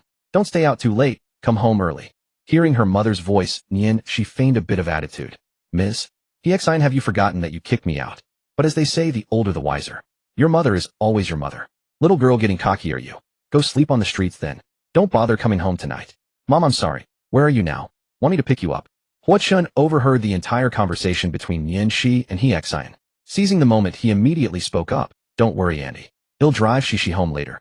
Nianxi hadn't planned to hide the fact that she came to see Huichen from her parents. But the way he jumped in and spoke so loudly made it seem like she had come specifically to find him. As soon as the words left his mouth, Nianxi shot him a sharp glare. You're with Huichen. Mom. Honestly, a daughter forgets her mother once she has a man. Mom. I'm hanging up now. A man. She was a man too. Knowing that her daughter was safe and probably happy, Xian felt relieved. Alright. Be careful on the way and don't cause any trouble for Xiaochen, okay? Got it. With that, the call ended. Nianxi turned around and stormed over to confront Huichen. You did that on purpose. She slammed her hands on the edge of the desk, leaning over to interrogate him from above. Huichen played dumb. What are you talking about? I don't understand. Don't think I didn't notice. You're trying to score points with my mom. Seeing his intentions exposed, Huichen wasn't annoyed and admitted it frankly. You caught me. Sigh. Nianxi let out a helpless sigh. She could never quite figure out Huichen's thoughts. He always said, we're brothers, yet there was often something more in his words. Recalling what Huichen had said at the hospital that day, Nianxi fell into deep thought. Could she really end up with her own brother? She shook her head, pushing the thought away. When do you get off work? I'm getting a bit hungry. Huichen smiled at her words. Glancing at the clock on the wall, he saw it was about time. His work was done, so it was time to leave. Now. With that, he shut down his computer, stood up, and walked out. Come on, I'll treat you to dinner. Okay. After half a month of vacation, Nianzai's family returned to their rural hometown to inform the elders about her situation. Although they had little contact with relatives, the grandparents still needed to know. Yet such a mystical matter was far beyond the old folks' comprehension. Even her parents had taken a while to accept it. Nianzai's grandparents were farmers by origin, with rather rigid mindsets. Upon hearing that their grandson had become their granddaughter, they found it hard to believe and struggled to maintain the same closeness as before. Forced by circumstances, she chose to stay in the hometown for a while to let the elders adjust. To the outside world, they claimed she was a child born after Nian Zhengwo's family settled in the city, raised by her maternal grandparents. Her maternal grandparents, both intellectuals now living abroad, were unlikely to be exposed. But in a village, news spreads like wildfire. Hoping to slip in quietly without drawing attention, she found that within days relatives came flocking to visit, leaving her drenched in sweat once more. Having been away so long, and with so many relations, she had forgotten how to address them all. Huichen, on the other hand, was having a tough time. He had planned to invite Nianxi on a trip during the break to relax, but she had dashed off to her hometown without a word, leaving him empty-handed when he came calling. So he called to demand an explanation. Nianxi felt wrong too, retorting, why didn't you tell me earlier? Then shall we go together next time? We'll see. I need to hang up. Just as she was about to end the call with Huichen, Grandpa Nian passed by and interrupted her. Young. Cici, who are you talking to? Grandpa Nian was advanced in years, but thanks to a lifetime of hard work, he remained robust. Yet his white hair, sun-darkened skin, and the wrinkles etched by time made him look older than his peers. No one. Just a friend. Nianxi shook her head in reply. Oh, I see. Grandpa stroked his stubbled chin and didn't press further. Just then Nianxi noticed a pitchfork on his shoulder, as if he were heading out. Grandpa, where are you going? There's still some work in the fields. I'm going to tidy up. He'll come too. Nianxi perked up. During past holidays, she often helped her grandparents in the fields, so she was quite adept at it. Grandpa pondered for a moment and agreed. All right, but the sun is strong. Grab an umbrella. Your skin is delicate, and don't let it get tanned. Mom, got it. Nianxi went inside to find an umbrella, not noticing that the call was still active. As she focused on searching, Huichen's voice suddenly cut through. No one. Just a friend. Oh, you startled me. Why are you still here? Nianxi jumped in fright. She had forgotten about it herself, never expecting Huichen not to hang up. If I weren't here, would I not even count as a friend? Huichen ground his teeth, clearly displeased with her introduction. What's the matter? My grandpa doesn't know you. How else could I introduce you? Say I'm your man. Get lost. She knew he wouldn't say anything proper. Since they had confessed to each other, their interactions had never been as innocent as before. Wow, how she missed the naive Huichen of before. She didn't want this reincarnated version. He only ever bullied her. Cici found it yet. Grandpa Nian, waiting outside, urged her when she didn't come out. She snapped back to reality and hurriedly replied, Not yet, Grandpa. Wait for me, I'm coming. Take your time. On the other end, Huichen persisted. So what do you think? About the trip? You still haven't given up? Of course not. Answer me quickly. Hua-chun was stubborn, as if he wouldn't relent until she agreed. He even brought up that in their past lives they had promised to travel together, a vow that, like cooking, had never been fulfilled. Fulfilling a past life promise in this life was reasonable, but with Grandpa waiting outside, she needed to find the umbrella quickly. How could she ponder Hua-chun's words? So she replied perfunctorily, all right, well go when there's time. Just the two of us. Hua-chun caught her urgency and seized the moment to add conditions. Nianxi again without much thought agreed. Fine, just the two of us. Gotta go, Grandpa's calling me. After multiple hospital examinations, she was confirmed to be physically healthy and had fully transitioned into a female from a physiological perspective, meaning she no longer needed periodic checkups. However, having become a woman, she refused to live her entire life masquerading as a man. During her freshman year, with the semester break approaching, the issue could be temporarily set aside. But for the remaining 3 years of university, Nianzai's identity problem was an unavoidable topic. After much deliberation, her family decided to let Nianxi attend school as a female under the guise of being Nian Yang's younger sister. With the hospital's assistance, this matter received state recognition and was handled smoothly. There was another matter as well. Haida had relocated to a new campus during the break, moving from the east to the west of the city. Rumor had it that the new campus was larger and offered a better environment, eliciting mixed feelings among the students. Those who were pleased looked forward to studying in a better environment. Those who were disheartened were mostly day students who previously lived near the old campus and now had to board. While there were rentals near the new campus, it was still less convenient than living close to home. But there was no choice, the students had to accept it. After all, the campus relocation had been rumored for years and was finally a reality. Thus, at the start of her sophomore year, she would have to leave home. Time passed swiftly, and the vacation days were soon over. On the day of departure, Hua-chun arrived at Nianzai's apartment building to pick her up for the station. She struggled downstairs with her luggage. The moment he saw her, Hua-chun was stunned. Having spent 2 months in the countryside, she was not tanned, but instead appeared fairer and slightly plumper, yet not overweight. It was evident that Nianzai's grandparents, having accepted the transformation from grandson to granddaughter, had not abandoned their habit of feeding her. Her hair had grown to shoulder length, and she wore light makeup, leaving no trace of her former masculine appearance. As for her attire, though she still refused to wear skirts, she had donned women's clothing. Her upper body was clad in a black fitted woolen top that accentuated her slender waist and highlighted her impressive bust. She wore tight jeans that perfectly showcased her long, shapely legs, paired with high boots that added a touch of fashion. She appeared more feminine. Over it, she wore a long coat that partially concealed her figure, giving her an air of mystery. Of course, all this was thanks to Miss Heezin's coercion and persuasion, otherwise Hua-chun would not have been so fortunate today. As the saying goes, a man should be regarded with new eyes after 3 days apart. Hua-chun was no exception. He had matured completely, shedding his high school boyishness. He wore a black, double-breasted striped suit with a playful pocket square. As in his past life, various styles of suits were his favorite. He added a black trench coat to keep the suit from appearing too formal. She struggled to carry her luggage over, but Zhang Wei, quick to notice, got out and helped her load it into the trunk. She was initially annoyed that Hua-chun hadn't come to help her, but when she opened the car door and saw him staring dumbfounded, she felt a mischievous urge. She twisted her body, threw him a flirtatious glance, and mimicking a coquettish tone, spoke softly and seductively. Brother, do I look pretty? Yes, Hua-chun replied. The next second, Nianzai's demeanor shifted from tenderness to sternness as she snapped, then move over and make room. Hua-chun snapped out of it and quickly slid to the back seat, clearing a space for Nianxi. The car started slowly and merged onto the main road within 2 minutes. You're so fierce, no one will want you. Shut your crow's mouth. Actually, no. I hope no one wants me. If no one wants you, I will. I cherish you. I don't want you. Listening to the young couple bickering in the back seat, the driver Zhang Wei felt uneasy. He didn't know much about the girl named Nianxi, but he understood his young master's feelings. For the sake of his master and future mistress Harmony, he was already considering installing a partition in the car to give them some privacy.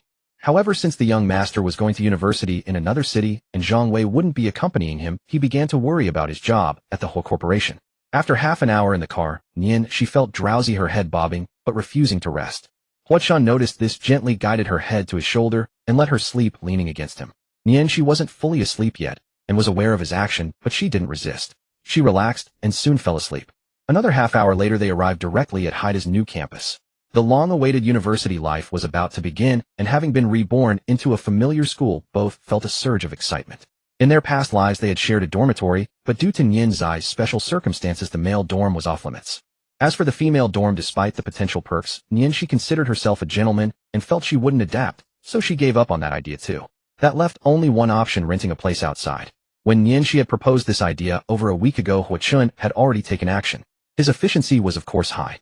The next day, he had someone rent an apartment a street away from their school ready for them to move in. When Nianxi asked about it, he mysteriously said, "Just trust my arrangements."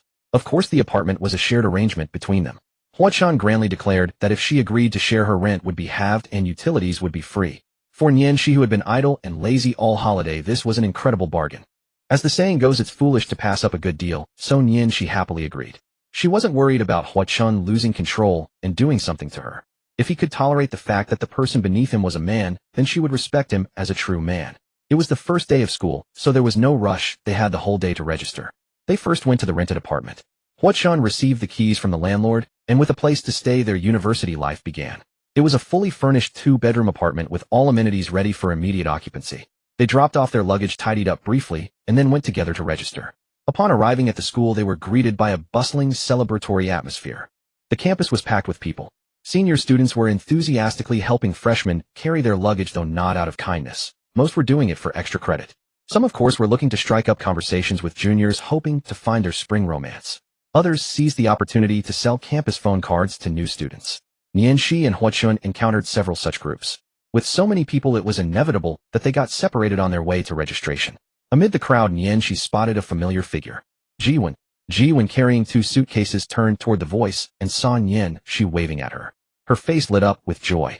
Cici. Just because of a single glance in the crowd, the two, drawn to each other, finally reunited. The long-separated friends excitedly clasped hands. "Long time no see. I knew we'd run into each other here," Jiwen said, equally thrilled. They hadn't seen each other since the break began, and after 2 months, both had changed significantly. Jiwen had also started to dress up and had become more mature. "I thought so too. Where's Huachun?" Jiwen looked around, but couldn't find him. Nianxi and Huachun were always together, so it was strange that he wasn't there. Nianxi shook her head. "I don't know, we got separated." "Then forget about him. Let's go register." "Okay, let me help you with your luggage."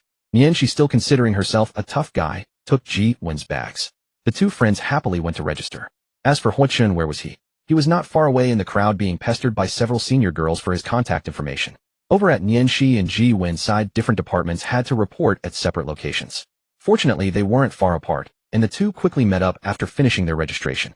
Nianxi was now acknowledged as Nian Yang's younger sister, so the registration process went without a hitch. The new campus of Haida University was adorned with a solemn grandeur. It was now deep autumn, with maple leaves lining the long paths and red leaves carpeting the ground, while a gentle breeze blew crisp and refreshing. "By the way, are you planning to live in the dormitory?" Jiwen suddenly asked. Nianxi had been a day student before returning home after school. But now that she had moved to the new campus far from home, it was impossible to commute over an hour each way every day. Nianxi shook her head. "Given my situation, I can't stay in the dormitory. The male and female dorms are both unsuitable, so of course, I'll rent an apartment." Hearing Nianzai's words, Jiwen immediately grew excited. "By yourself? You have to be careful. A girl alone is very dangerous." Indeed, although society was stable and peaceful, now being away from home always carried some risks, especially for a woman. Living alone could easily attract the attention of those with ill intentions. Nianxi was the carefree type, which worried Jiwen. "Don't worry, I'm renting with Huachun. If anything happens, I'll handle it, Nian," she said with a smile, easing Jiwen's anxiety. Jiwen sighed, a hint of helplessness in her voice. "You 2 are off to enjoy yourselves, leaving me alone to suffer in the dormitory. Why don't you come and live outside too? I'd feel safer with you around," Nian, she suggested. Recently, the way Huachun looked at her had become increasingly improper, making her a bit uneasy. But the apartment they rented was a 2-bedroom. If 3 people lived there, well, they could make Huachun sleep on the sofa. Nianxi had already figured out a plan, but Jiwen declined. "No, I need to save money for my family. It's better to stay in the dormitory." Nianxi thought that made sense. In her past life, she had also lived in the dormitory to save money for her family. As for why Huachun, that spendthrift, chose the dormitory in her past life, she had no idea. It was worth noting that in this life, Huachun covered 2/3 of the rent for the apartment they lived in outside, relieving Nianxi of a significant financial burden. So what was the price? The price was that she had to earn it through her own labor. "If it weren't for my situation, I'd save wherever I could," Nianxi sighed. Carrying Jiwen's suitcase the whole way, Nianxi was now feeling tired. She wondered if it was the weight of the suitcase, or if her physical condition had deteriorated after becoming a woman. In the past, she could have carried this weight and run with it. Forget it, no need to dwell on past glories." She complained. "What did you pack in this suitcase? It's so heavy." Jiwen looked a bit embarrassed. She didn't think she had packed much, even though the 2 suitcases were making her a bit flustered. "It's not that bad. Maybe I should take it." Both Nianxi and Jiwen were stunning beauties, and the sight of them together was a breathtaking scene. With 2 lovely ladies in need of help, the enthusiastic senior students naturally seized the opportunity to step in. "Well, help you, Junior," said a handsome guy with a side-parted hairstyle stepping forward. Behind him were 3 other boys who seemed to be together. "Where's your dormitory?" "Well, carry your luggage there." Without waiting for a reply, he reached for the girl's luggage. "Thank you, senior, but it's not necessary, Nien," she said, refusing politely. Though she knew this was a tradition in college, she preferred not to trouble others if she could avoid it. Nevertheless, the seniors' enthusiasm was overwhelming, and they snatched the luggage away. Don't be shy, don't be shy. Let's go, guys." With their luggage stolen, Nien, Shi, and Ji-Wen had no choice but to reluctantly let the gentleman help. "My name is Sukai. What are your names, Junior?" The side-parted handsome guy introduced himself. Nien Shi still wasn't fond of being called Junior, but out of politeness she replied generously, "I'm Nien Shi, and she's Ji-Wen." On the way to the dormitory, the seniors kept chatting with the girls. "Are you freshmen? Which department are you in?" Nien Shi didn't really feel like answering them. Having once been a man herself, she could easily see through Sukai and his group's intentions. But since they had helped carry the luggage, it would be rude to put on a sour face. She thought to herself that she couldn't let a good girl like Ji-Wen fall into the hands of these playboys, so she subtly shielded Ji-Wen behind her. Ji-Wen was perfectly happy with this arrangement. After a whole vacation of influence, her mindset had undergone a major shift. She was now devoted to medicine, believing that romance would only slow her down. With Nien Shi taking the lead, she was content to fade into the background. However, if a certain someone found out, they would surely be jealous. "We're not freshmen, we're both sophomores. I'm studying finance, and she's in medicine." Upon hearing that the girls weren't freshmen, the side-parted handsome guy wasn't disappointed, as his real goal wasn't to help newcomers, but to hit on junior girls. "Oh, promising. You'll be big shots someday." "Not at all, Nien," she replied with a flattering smile. "We're all finance majors, juniors. From now on, we'll be your senior brothers." "Uh-huh. That's great." Nien Shi gave an awkward laugh. Sukai noticed that Nien Shi had been keeping her distance. Although her words were polite, there was a sense of aloofness. He had spotted them earlier when they were calling out each other's names in the crowd, which was hard to miss. Sukai quickly took a liking to Nien Shi. She had an elegant aura, a lovely face, and a poised demeanor. Exactly the kind of girl he liked. It was almost love at first sight. At first he hesitated, having been single for years, and finding it hard to take the first step toward a relationship. But egged on by his roommates, Sukai bravely went for it. Now it seemed his sudden appearance had startled the junior girls. Haida University's new campus was much larger than the old one. It took over 10 minutes to walk from the registration area to Ji-Wen's dormitory. Arriving at the dormitory building, they set down Ji-Wen's luggage. "Junior, we can't go up to the girls' dormitory. You'll have to carry the rest yourselves." "Okay, thank you, seniors." "No problem. How about we exchange contact info? You can ask me if you have any questions."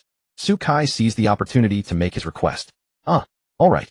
Since they were in the same department and would surely run into each other often, exchanging contact information made sense. Although Nien Shi was reluctant, she agreed.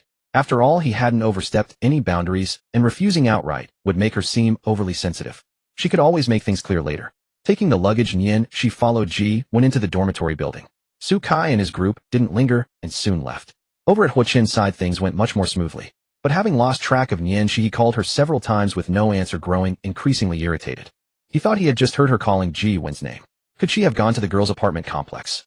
The girls' and boys' apartments weren't far apart, and since he was already familiar with this university from his past life, Huachin easily found his way there. As soon as he arrived, he saw Nien Shi laughing and chatting with a few unfamiliar guys. Huachin's heart sank. In the girls' dormitory, Ji-Wen had already found her place for the next 3 years. It was rather daunting to think about. The path of medical study was long and arduous. Perhaps by the time Huachin and Nien Shi had children, she would still be trudging along on her academic journey. The new campus dormitories had been reduced from 6-person rooms to 4-person ones, with beds above desks and more space. However, this arrangement inevitably meant that 2 of the original 6 would have to leave. There was no helping it. Fortunately, those who remained had a decent relationship with Ji-Wen. The good sisters exchanged greetings and shared a knowing smile. When they asked about Nien Shi and learned she was merely accompanying them and not in the same department, they paid it no further mind. Nien Shi saw them settled and then hurriedly left. The reason was simple: she hadn't had time before, but now, when she picked up her phone, she saw that Huachin had bombarded her with messages. She had set it to silent earlier and hadn't noticed a thing. As soon as she came downstairs, she ran into Huachin, whose face was clouded with displeasure. Yet Nien Shi was completely oblivious to the gravity of the situation and asked with a puzzled expression, "What's wrong with you?" Huachin wasn't one to beat around the bush and immediately voiced his discontent. "Who were those people just now?" You mean those junior year seniors? I don't know them." The corner of Huachin's eye twitched. He knew he had no right to lose his temper at Nien Shi. She was only interacting normally with others. But somehow seeing her laughing and chatting with other men filled him with an inexplicable irritation and a strange fury. "You don't know them and still added them as friends." Nien Shi finally sensed the hostility in his tone and furrowed her delicate brows. "What's your problem?" "They were just helping us carry our luggage." Then why didn't they add G1? Why only you? How should I know? Are you out of your mind? She found his aggressive attitude utterly baffling. Suddenly a thought crossed her mind, and a mischievous grin spread across her face. Can I take this as you being jealous? To her surprise, Chen's handsome face flushed, and he admitted it outright. Yes, I am jealous. Even though you've never agreed, maybe you think I'm just messing with you, but I'll say it again. My feelings for you will never change. She hadn't expected such a bold confession. A rosy hue crept onto her cheeks, and she was at a loss for words. Chen sighed a flicker of disappointment in his eyes, and turned to walk away. This made Shi anxious. Making up her mind, she ran after him, and leaped onto his back. Caught off guard by the sudden pounce, Chen quickly steadied himself, grateful that Shi was light. He secured her firmly on his back. Shi wrapped her arms around his neck, their chests pressed together in an intimate embrace. Don't be mad, okay? I promise I won't casually add other men as friends anymore. Whispering into his ear, her voice carried a tone of coaxing and appeasement, something she would never have said before.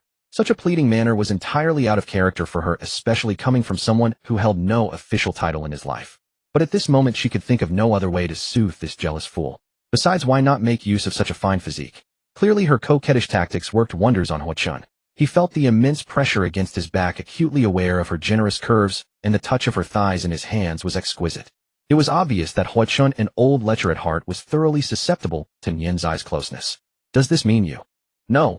Knowing he was about to launch another offensive, she quickly cut him off. Let's go. I'm starving. Chen smiled unperturbed, and simply said, it's fine. We have all the time in the world. With that he carried her toward the cafeteria. She said nothing in response, but buried her face in his neck, lost in thought. After a simple meal in the cafeteria, the two returned to the apartment they had rented off campus. They took out each piece of luggage from the suitcase, arranged everything neatly, and gave the place a quick clean. Finally the home began to feel lived in. However, one thing puzzled them both. At the drain of the kitchen sink, they discovered a tattered rag that had been stuffed halfway into the pipe, for reasons unknown. They simply tossed it out with the trash. Watching the home gradually become tidy, she felt a peculiar sense of accomplishment. Not bad, is it? She said, hands on her hips and chest puffed out, as if flaunting her achievement. You're really capable. You've got that wifely vibe going.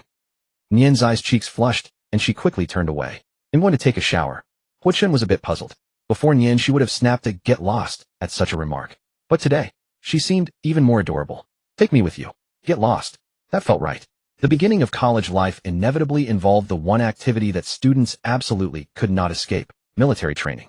Of course, she had already experienced this during her freshman year, and now as a seasoned veteran, she could watch the new freshmen endure the same week-long torment she had gone through. The thought alone filled her with glee. The next day, she wore a more feminine outfit for the first time. Her figure was naturally exquisite, and with the belt cinched around her waist, the perfect ratio of her hips and waist was accentuated. Even she could not help but admire herself, striking various alluring poses to showcase her flawless physique.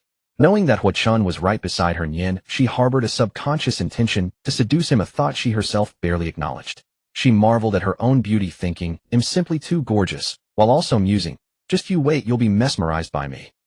Chen was indeed captivated, momentarily stunned by her appearance. Though he wished to admire her longer, a glance at the clock told him they were already late. Reluctantly, he urged Shi to hurry. Come on, my beloved, you're already beautiful enough. Coming. Huh, what did you just call me? My beloved.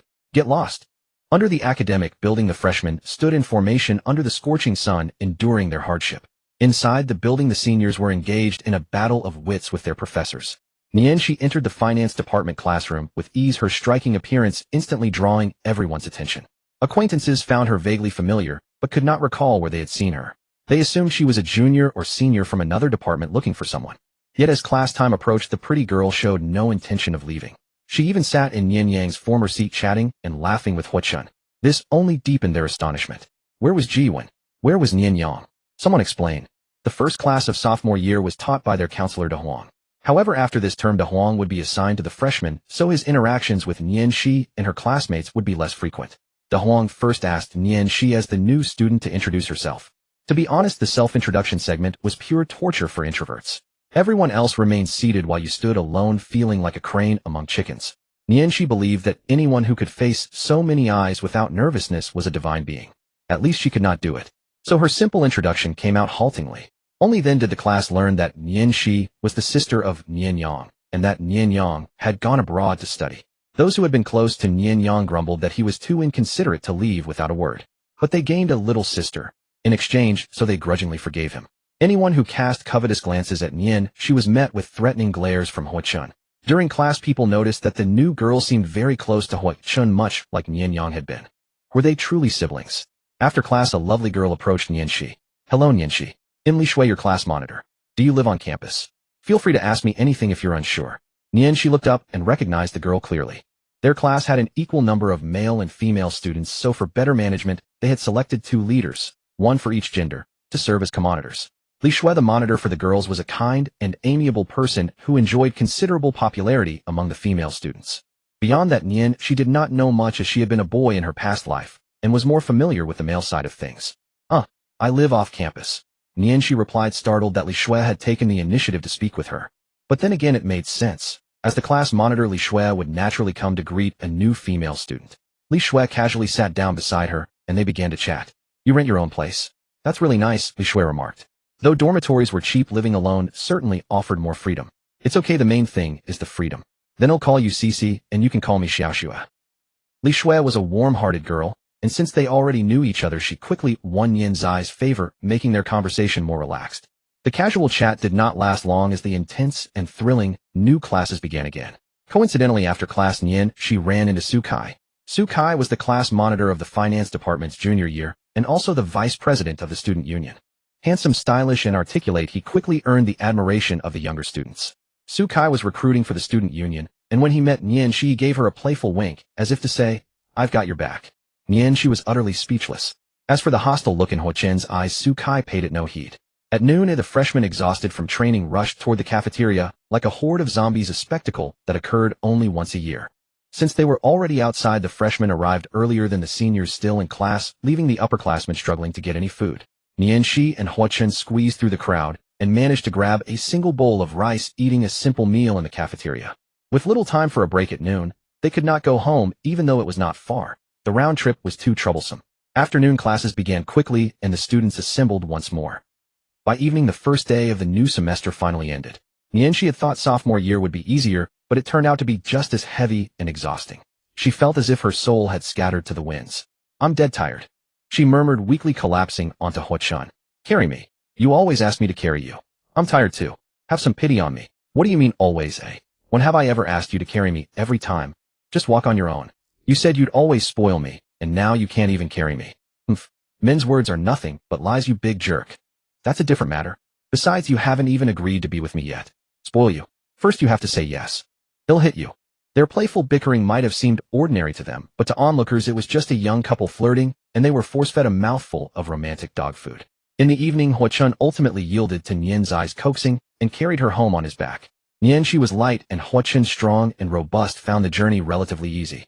After changing clothes and washing up, they slipped into their home pajamas. This was the second night of their cohabitation, just the two of them. It was still early, but dinner hadn't been prepared. Nianxi intended to showcase her culinary skills again, so she ordered some vegetables and meat via delivery, which hadn't arrived yet. They lounged together on the sofa, scrolling through their phones idly while the TV played a drama neither was interested in, serving merely as background noise. The sofa at home was quite spacious. Nianxi lay on one side, playing with her phone, humming a tune in good spirits. Hua-chun was browsing a document on his phone. Glancing over, he noticed Nianxi shopping on an app, browsing various styles of clothes. Her fair, delicate feet swung back and forth, lively and adorable. The hem of her pants had slipped to her knees, revealing smooth, tender calves. It was no exaggeration to say that every part of Nian Zai's body was precisely to Hua-chun's taste. Was she just swinging her feet? No. She was clearly plucking at the strings of his heart. Hua-chun found it hard to focus on work. "Can you stop swinging?" Nian, she was bewildered. "Are you picking a fight?" "No." Hua-chun blushed. "You're seducing me." Nian Zai's eyes widened in disbelief. "Who's seducing you?" She was at a loss for words. Just then the male lead in the background TV drama suddenly blurted out, "You're so flirty." It struck her that she often teased Hua-chun with playful gestures, but it was only a joke, you know. Seeing a tall, muscular man blush and fluster was quite amusing, wasn't it? She swore she had no intention of seducing him. In a panic, she retorted, "I'm not flirty." After a few seconds of silence, Hua-chun burst into laughter. "Ta! Cici, you're adorable." He was tickled by her reaction. "Don't call me that." Nian, she fumed, her face flushing even deeper. She leaped up like a cat, pouncing onto him, straddling him, and raining down playful punches. But her attacks had zero effect on Hua-chun, only making him laugh harder. Ding dong, just as they were fooling around, the doorbell rang. "The food's here. He'll get it." "Oomph." She let out a thunderous snort before finally releasing him. Upon opening the door, Hua-chun was astonished by the sheer volume of what she had ordered. 2 huge bags, each weighing over 20 kilograms, were carried up by the delivery man, who was panting heavily, though the pay for this order made it worth the effort. The 2 bulky bags were unwieldy, heavy, and swinging with every movement. It took Hua-chun some effort to bring them inside. Entering the living room, seeing she still sulking, he shook his head helplessly. "Alright, let me give it a try." He headed toward the kitchen. She had bought quite a lot. Vegetables, fruits, meat, seasonings, everything. Hua-chun intended to show off his skills. His first attempt at cooking had been a disaster, but had watched plenty of cooking videos since then. This time he would redeem himself. No. Hearing Hua-chun's intention to cook again, she recalled the terrible taste of his first attempt. Even now the memory made her tongue feel numb. She quickly stopped him, not daring to let him near the kitchen. In the end, she took over the cooking. "Let me do it." It had been the plan all along. She picked out what she needed and had Hua-chun put the rest in the fridge. Tying on an apron and pulling her hair into a wife-like bun, she began preparing dinner. Hua-chun wanted to help, but she ruthlessly kicked him out of the kitchen. Unable to assist, he didn't dare laze around like a king, knowing that if she came out to find had done nothing, had certainly get a scolding. So Hua-chun swept the floor, sharing the household chores. Watching she busy in the kitchen, then glancing at the broom in his hand, he felt a warmth in this home. It was something Head rarely experienced. His mother living abroad, his father always busy with work, leaving the grand house cold and empty. Even after graduating college and taking over his father's company, things remained the same. Now though this apartment was a temporary rental from his school days, it felt cozy and warm. And all of that was because of Shi. Half an hour later, freshly cooked dishes were brought to the table one by one. Hua-chun loved meat and had a sweet tooth, so the dishes were no exception. Shi had prepared 3 dishes, all sweet-flavored, appealing to the eye and palate. Truly a feast for the senses. They sat down facing each other. "Go on, try it." She clasped her hands, smiling at him, her eyes filled with anticipation and a hint of nervousness. Hua-chun had tasted her cooking before and knew it would be delicious, so he had no worries. He could just dig in. But seeing her pleading look for praise, he took a bite first and offered an exaggerated critique. Delicious. Absolutely divine. Perfect in color, aroma, and taste. Smooth, sweet without being cloying, spicy without being harsh. The meat is tender, the veggies crisp and fresh. The person who made this is a culinary god. No, an angel, a goddess. Hua-chun's over-the-top compliments made Shi laugh, even a little embarrassed. "You're exaggerating. I just threw it together." But Hua-chun pressed on, pouring on more praise. "If this is just thrown together, then if you really tried, you'd outshine any 5-star chef." "Oh, stop it. You're making me blush." She covered her face, unable to hide her joy. Hua-chun got carried away dreaming about the future. "I've decided. These dishes are a must at our wedding." She snapped back to reality, her expression shifting. "Get lost. Who's marrying you?" Satisfied. Hua-chun felt he was a bit of a masochist. Going a day without a scolding from she left him feeling off. The 7 days of military training swiftly passed, and the freshmen officially embarked on their university life. Shi and Hua-chun's sophomore year also settled into a routine. As previously mentioned, the course schedule for freshmen was quite tight, almost comparable to high school. By sophomore year, things eased slightly, though there were still 2 full days of classes with 2 afternoons free, leaving 3 days of rest. Shi, bolstered by her status as Yang's younger sister, was quite popular among the girls, yet she found it hard to adapt. She had long heard that conversations among girls were more open than those among boys, and while she had anticipated it, the reality exceeded her imagination. Each discussion left her at a loss. Since his freshman year, Hua-chun had garnered a host of admirers due to his striking looks, and had even received confessions. Though he had ruthlessly rejected them all, she felt an inexplicable bitterness in her heart. Overall, however, this second chance at university life was quite pleasant, if there was any flaw. The most troubling for she was Sukai, a junior from the 3rd year. Whether by coincidence or not, she always seemed to run into him unintentionally. Several times she pretended not to see him and tried to walk away, only to be called back for trivial chats. Since they had added each other as friends, Sukai often used official matters as an excuse to talk to her, occasionally sending small gifts and offering solicitous care. This had been going on for nearly half a month, and anyone could see his intentions. Sukai had hinted several times at inviting Shi out alone, but she always refused. A normal person would have given up after repeated rejections, but Sukai seemed fixated on her, approaching her time and again. Yet his behavior was so subtle. Though his intentions were obvious to all, he never voiced them outright, leaving she unable to show her displeasure. This had now given her a slight psychological shadow regarding Sukai. One afternoon during a break, Sukai seized the chance to give her a small gift. He dropped it off and fled, leaving she no chance to refuse. Helpless, she had to set it aside. After class, she would have to trek to the 3rd year building to return it. This cycle annoyed her, and she considered simply telling Sukai off. But while she thought of being stern, acting on it proved difficult for her gentle nature. Seeing Nian, she casually set aside the gift brimming with youthful affection. Without even a glance, Li Shui couldn't help asking, She, can't you see that Su Kai from the 3rd year likes you? I can see that, Nian, she said helplessly. At that moment, the other close girlfriends around instantly became gossipy, asking her what she thought. Nian, she frowned, slightly puzzled by how the topic had turned to her. What do I think about what? Aren't you planning to have a sweet romance? It's only been a month since school started, and I can already smell the sour scent of love in the air. Me? Forget it, I'm not cut out for romance. Nian, she shook her head. This was no excuse. She genuinely believed she was unsuited for love. In her past life as a man, she was accustomed to being single. Now reborn as a woman, her soul remained male, and she felt inherently disconnected from romance. Even if she were to fall in love, it would have to be with someone who liked her for who she was, and completely accepted, or at least didn't mind, that she had once been a man. However, her girlfriends disagreed with her single-minded philosophy. Li Shui was the first to speak up. Why not? She, you're beautiful, and have a great personality. If I were a guy, I'd definitely pursue you. No, I wish she were a boy. I'd marry none other than you. Faced with the girl's flattery, Nian, she felt only helplessness. Don't say that. Su Kai alone is trouble enough. You don't like him? Senior Su Kai is so handsome. What use is good looks? Can it earn extra credits, or guarantee passing grades? True, and besides, you already have Hua Chun. No. How did he come up again? Mentioning Hua Chun, Nian, she couldn't stay composed. Yet her reaction appeared to the others as sheer shyness. Oh my, she is blushing. Just mentioning Hua Chun does this. So you like him after all? Exactly. You're Nian Yang's sister, you sit next to him, you're always so close. Are you two already together and hiding a secret relationship from us? What? How could you betray our revolutionary friendship? What are you talking about? Your imaginations are way too vivid. It was then that Nian, she truly felt the intensity of girls' gossipy nature. But, a relationship? With Hua Chun? Did that count? Nian, she fell into thought. After the last class, students poured out of the teaching building, surging toward the cafeteria like zombies. Nian, she and Hua Chun decided to avoid the crowd and eat at home, but before that there was a small troublesome task to handle. She found Su Kai and returned the small gift. Nian, she felt she needed to make things clear, or this would go on forever. Thank you, senior, but I'm not interested in that right now. I just want to focus on my studies, so please stop sending gifts. Just wanting to focus on studies was the ultimate universal rejection line. Neither too harsh nor embarrassing for the other party. Nian, she had heard this phrase in her past life, and now she had become the one using it.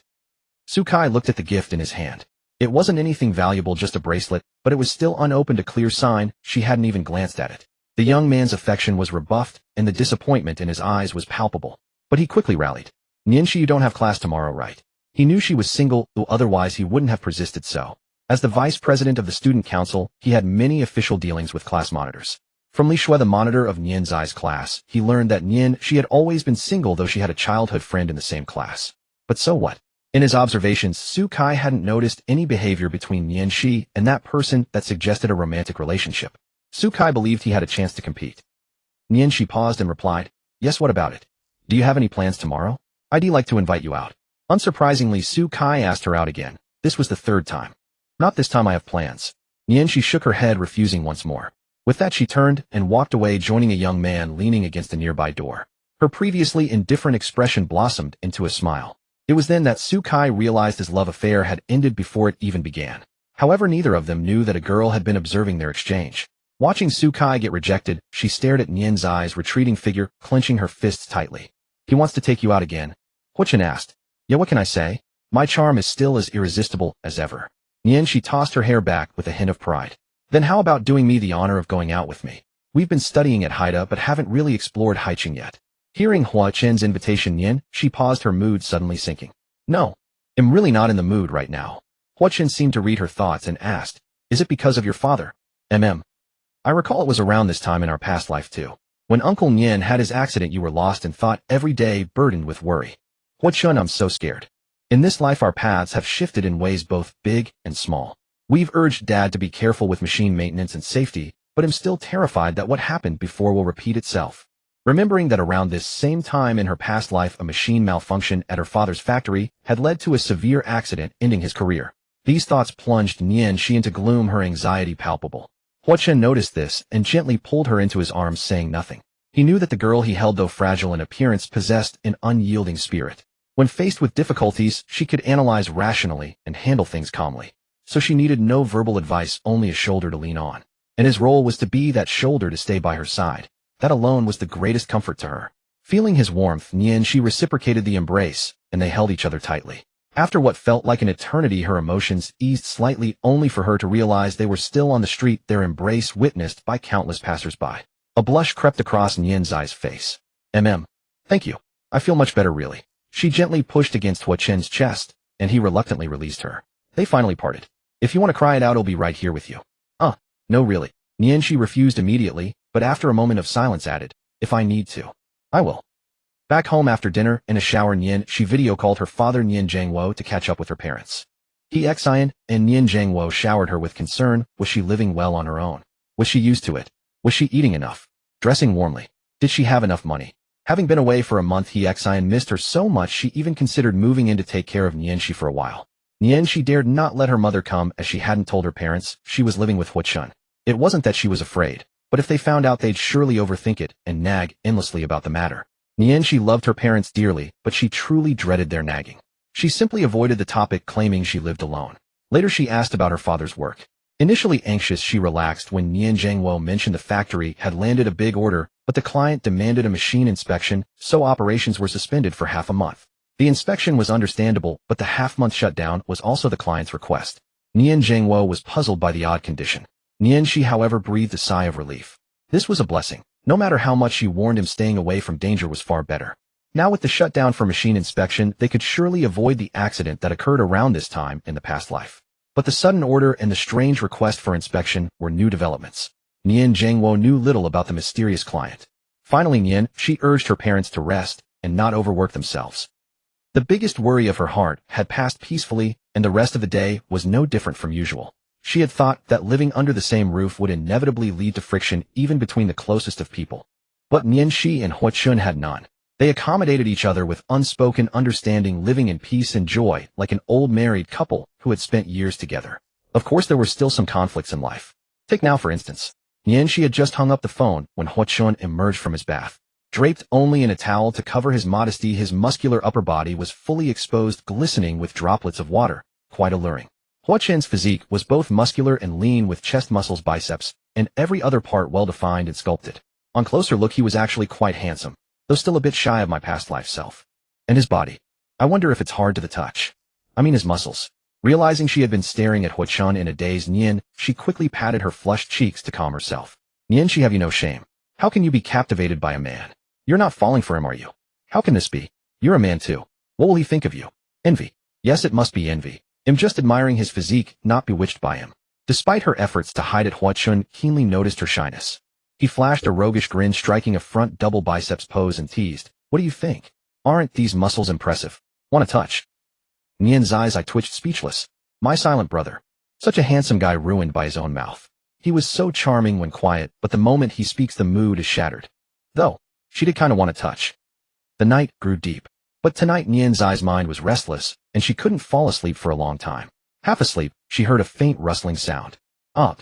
In the dead of night, a scream jolted Hua Chun from his slumber. What's wrong? He hurriedly turned on the bedside lamp, before his eyes could adjust to the light, he saw a dark shadow lunging toward him. With a thud, Nianxi pounced onto him. A pulse-racing scene unfolded. Nianxi was tightly clutching Hua Chen's head, and his mind instantly went blank. There. Over there. A black, hairy thing. Nianxi's eyes shut tight, and trembling all over, seemed to be terrified of something. I can't breathe. The embrace of a beauty was blissful, but also suffocating. Hua Chun quickly calmed Nianxi down. With a start, Nianxi let go of him. Sorry, By then Hua Chen's eyes had adjusted to the light, and the sight before him was even more breathtaking. You're exposed. Nianxi, still dazed from the shock, didn't immediately grasp what he meant. She looked down and realized she was blatantly uncovered in front of Hua Chun. It was a classic case of holding the pipa half hidden, only making the scene more alluring. Shame instantly flooded her mind as she quickly covered herself with her hands and with tears in her eyes scolded, pervert. Hua Chun felt wronged. Who's the pervert here? Seeing that no matter how she covered herself she was only giving Hua Chun a show, she grabbed his blanket and wrapped it around herself, retorting, I had a good reason. Left without the blanket's cover now, it was Hua Chun who was exposed. In this regard, he was much more generous. Recalling Nianzai's earlier scream, he was also curious about what had happened. What was it? There's something in my room. Probably a mouse. Huh. Did you see it clearly? I don't know. I was tossing and turning, unable to sleep, when I heard a rustling sound from the desk. I turned on the light to look, and I saw a hairy thing about the size of a fist that scurried away in a flash. Probably a mouse. As she recalled the scene, she felt even more creeped out, and couldn't help but tighten the blanket around herself. Seeing her so frightened, Hua Chun felt both pity and amusement. But it's just a mouse. Why get so scared? He thought Nian was too timid, especially since she always called herself a tough guy. But those words ignited Nian Zai's anger. Just a mouse. Do you know where it came from? It could be covered in bacteria. It's not like it ran into your room, is it? Alright, I'm sorry. After being scolded, Hua Chun quickly soothed her. Now it was time for him to step up as a man. You stay put. He'll go check. With that, he got up and left. A mouse was nothing to Hua Chun, although he had never seen one in this life or his past, he wouldn't react as dramatically as Nian. Nian Zai's room was right next door, just a turn after stepping out he was there. Mice are naturally cunning creatures. Once detected by Nian, it would have fled immediately. Coupled with her scream, there was no way to find it now. Sure enough, Hua Chun returned empty-handed. Didn't find it. It must have run off. He shrugged helplessly. It's too late. Let's sleep first. They'll help you catch it tomorrow. Did you close the door? Don't let it run out. Closed it tight. Don't worry. Only then did Nian feel relieved. Thinking of how embarrassed she had been earlier and that Hua Chun had laughed at her, she felt deeply ashamed. So where will you sleep tonight? Hua Chun asked. Nian was too embarrassed to speak, remaining silent. Hua Chun understood her intention. Judging by the situation, half of his bed would be surrendered tonight. Awesome. Should I get you a blanket? No. Who knows if that thing touched my bed? The thought alone gives me chills. Nian quickly stopped him. In truth, she wasn't afraid of the mouse itself, but of the germs it might carry. She felt that even touching it would infect her. Now that the mouse had been in her room, how could she dare use anything inside? And so the two of them lay on the bed, sharing the same blanket, sleeping together. Hua Chun's bed was a single, and the blanket was also a single. With two people, the space became extremely cramped. Every time their skin touched, they would immediately recoil, as if zapped by electricity. They could easily sense each other's presence. The excitement kept both of them awake. They could even hear their own heartbeats. This wasn't actually the first time they had slept together, but before they were both men, good brothers, so naturally there was no awkwardness. But now it was different. Wouldn't it be a waste of this beautiful night to do nothing? Hua Chun thought of chatting to ease the awkwardness, but due to nervousness a question slipped out without thinking. By the way, do you sleep? Holy crap, what did I just say? Because it's too tight, very uncomfortable. Oh, has it gotten bigger again? Stop thinking about that. Go to sleep. And in the morning you don't touch me. I sleep very still. It's you who might forget about your bad sleeping habits. Nian Zai's momentum immediately weakened. After all, her bad sleeping habits were a fact. When they were asleep, it was hard to say who would touch whom. They'll try to restrain myself. The night was deep and drowsiness swept over them. Before they knew it, they had fallen asleep. Perhaps sharing a bed with Nian, she was too stimulating for Hua Chun. That night, he had a dream of spring blossoms. In the dream, Nian she transformed into a seductive seductress wearing a battle robe and coming to him. Her proactive demeanor was completely unlike her usual self. But as the saying goes, he who doesn't take advantage is a fool. Hua Chun enjoyed the benefits thoroughly. Morning. Since there were no classes that day, they slept in late. Hua Chun woke up groggily, still savoring the sweetness of the dream. Then he heard a series of panting sounds coming from nearby. Nian was in agony. Over 20 minutes had passed, and this guy's strength was terrifying. She couldn't resist at all. Her whole body trembled, a numbing electric sensation coursing through her, leaving her completely powerless. Don't. Hua Chun's movement suddenly halted. Holy crap. No way. Could it be?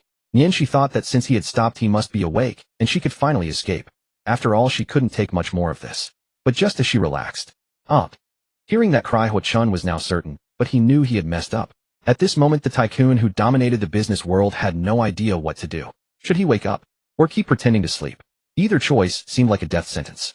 You're awake. Right. Hua Chun's body jolted, and he quickly feigned sleep. Don't play dead. If you're awake, let me go. Unless you want to do something else. Nian Zai's voice was slightly breathless, making it hard to discern any anger in her tone. What if I said I didn't mean to? Would you believe me? Hua Chun said cautiously. He had to face it. My life is over. He expected Nian Zai's fiery wrath, but the anticipated blow never came. Nian took a moment to catch her breath, then slowly rose, grabbed one of Hua Chun's shirts, and fled his room like a runaway. Hua Chun was stunned. He never imagined he would do such a thing unconsciously. Normally, even teasing her verbally would earn him a scolding, let alone this. Yet today, could it be she actually liked this kind of thing? No, that can't be right. Nian curled up on the sofa, hugging her knees with her head buried. She didn't know how to face Hua Chun. Should she be angry? At first, when she felt him taking advantage, she was indeed furious, but as it went on, the anger faded. In fact, that feeling was actually quite nice. What would it be like to go all the way? Nian even felt a hint of anticipation. No. Nian, how could you think like that? Have you completely become a woman? Going all the way would mean falling into depravity. Absolutely not. But then Nian fell into deep thought. Does my body really have such a strong allure for that guy? Just sleeping together led to that. Does he truly like me? Is he not joking? No, that guy is just lusting after my body, right? But, we're brothers. How could he? How did he bring himself to do it? You again. Just as Nianxi was tangled in her thoughts, Hua Chun emerged from his room, dressed in his loungewear. The moment he stepped out, he was met with a stunning sight. Nianxi had only grabbed his shirt when she fled, and now she was crouching. Nianxi jolted, her just calmed emotions flaring up again, her face flushing crimson, as she quickly adjusted her posture to cover herself. Hua Chun hastily turned his face away and apologized solemnly. I'm sorry, I really didn't mean to do that. Please don't be angry. He had thought Nianxi was just slow to react earlier and would explode upon seeing him, but the reality was completely different. Thus he reinterpreted the situation. He assumed Nianzai's calmness was the pinnacle of furious silent rage that had him mentally torn to pieces. Facing his apology, Nianxi pondered and said, I'm actually not that mad. That wasn't a lie. She wasn't completely without anger, but it wasn't enough to want to kill Hua Chun. Yet her response twisted in Hua Chun's mind. He thought she was swallowing her grievances. After all, having been subjected to such an act, and having once been a man, where could she find justice? Thinking this, Hua Chun's heart ached even more for Nianxi. At a time like this, as a man, if he didn't take responsibility, would he even be human? How could he face being her brother? How could he claim to love her? Don't worry, he'll take responsibility for you. I've already planned everything. You know my family situation, so you don't have to worry about finances. Buy whatever you want, do whatever you like. They'll support you and be with you. I've even thought of names for our future kids. A boy named Mingxuan, meaning upright and noble. A girl named Kursin, meaning lovely and joyful, just like you. Hua Chun rambled on about their future, making Nianxi think he was an idiot. Remembering how she once found him reliable in her past life, she now realized she was a fool too. Ring at that moment, a phone call caught Nianzai's attention. Let's save the kids for later. I need to take this call. With that, she answered the phone without caring if Hua Chun was listening. The caller was Comrade, Nian Zhangwo. The call with her father did not last long, yet it profoundly transformed Nianzai's state of mind. It turned out that just moments ago, Comrade Nian Zhangwo had received a call from a colleague informing him that the machine he operated had a severe hidden defect.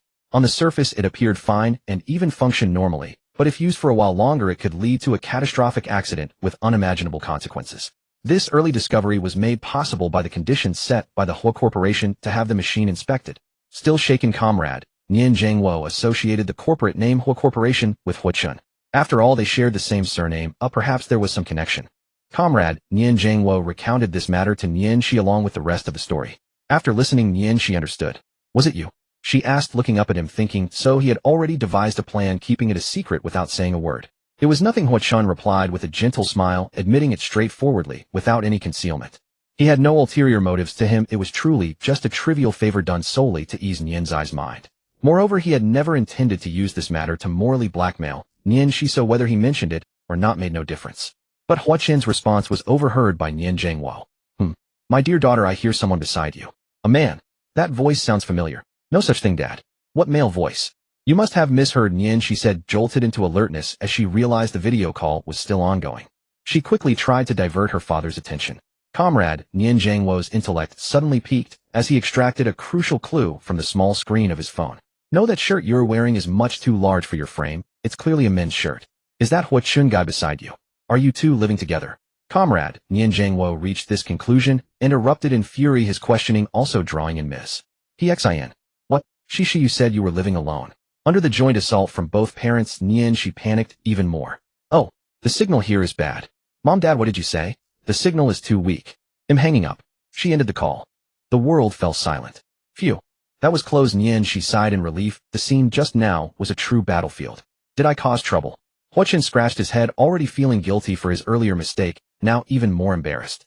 What's there to fear? Even if they knew it's only a 2-hour round trip from the city center, can they really come all the way to interrogate us? Nianxi said with righteous confidence. Then she shook her head, changing the topic, speaking of which. Thank you. Thank you for helping me, for saving my father. There's nothing to thank me for. What are we to each other? Consider it a small apology from me after all, just now. Hearing him bring up the earlier incident again, Nianxi was both embarrassed and angry, cutting him off sternly. Don't mention that again. Neither of us. Hua Chun nodded. Some things were better left unspoken. By the way, you said we could have children later. Hua Chun said with a sly smile, testing whether Nianxi was truly no longer angry.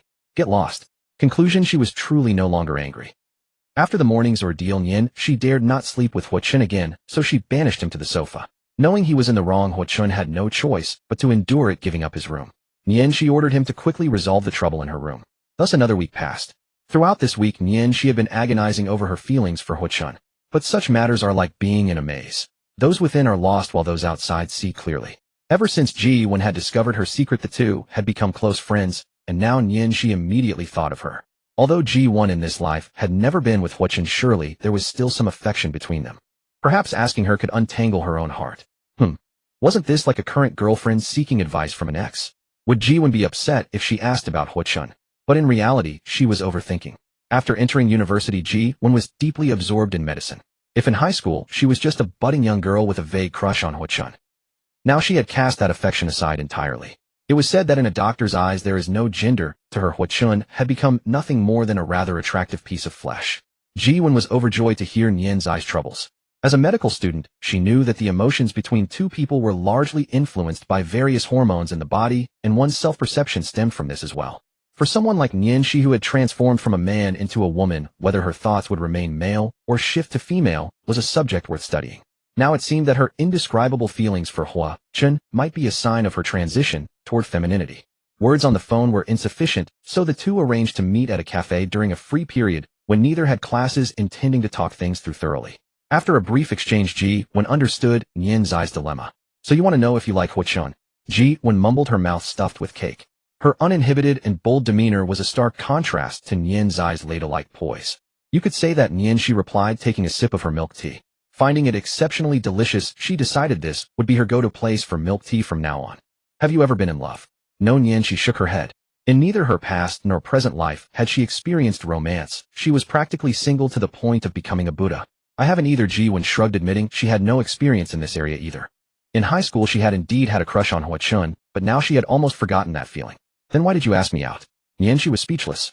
Yes, it was Ji-won who had invited her out, hoping for some constructive advice, only to find they were both equally clueless. This is for scientific research. Cut it out, I think you just want to freeload off me. She rolled her eyes internally as she looked at the array of cakes and drinks piled up before Ji-won.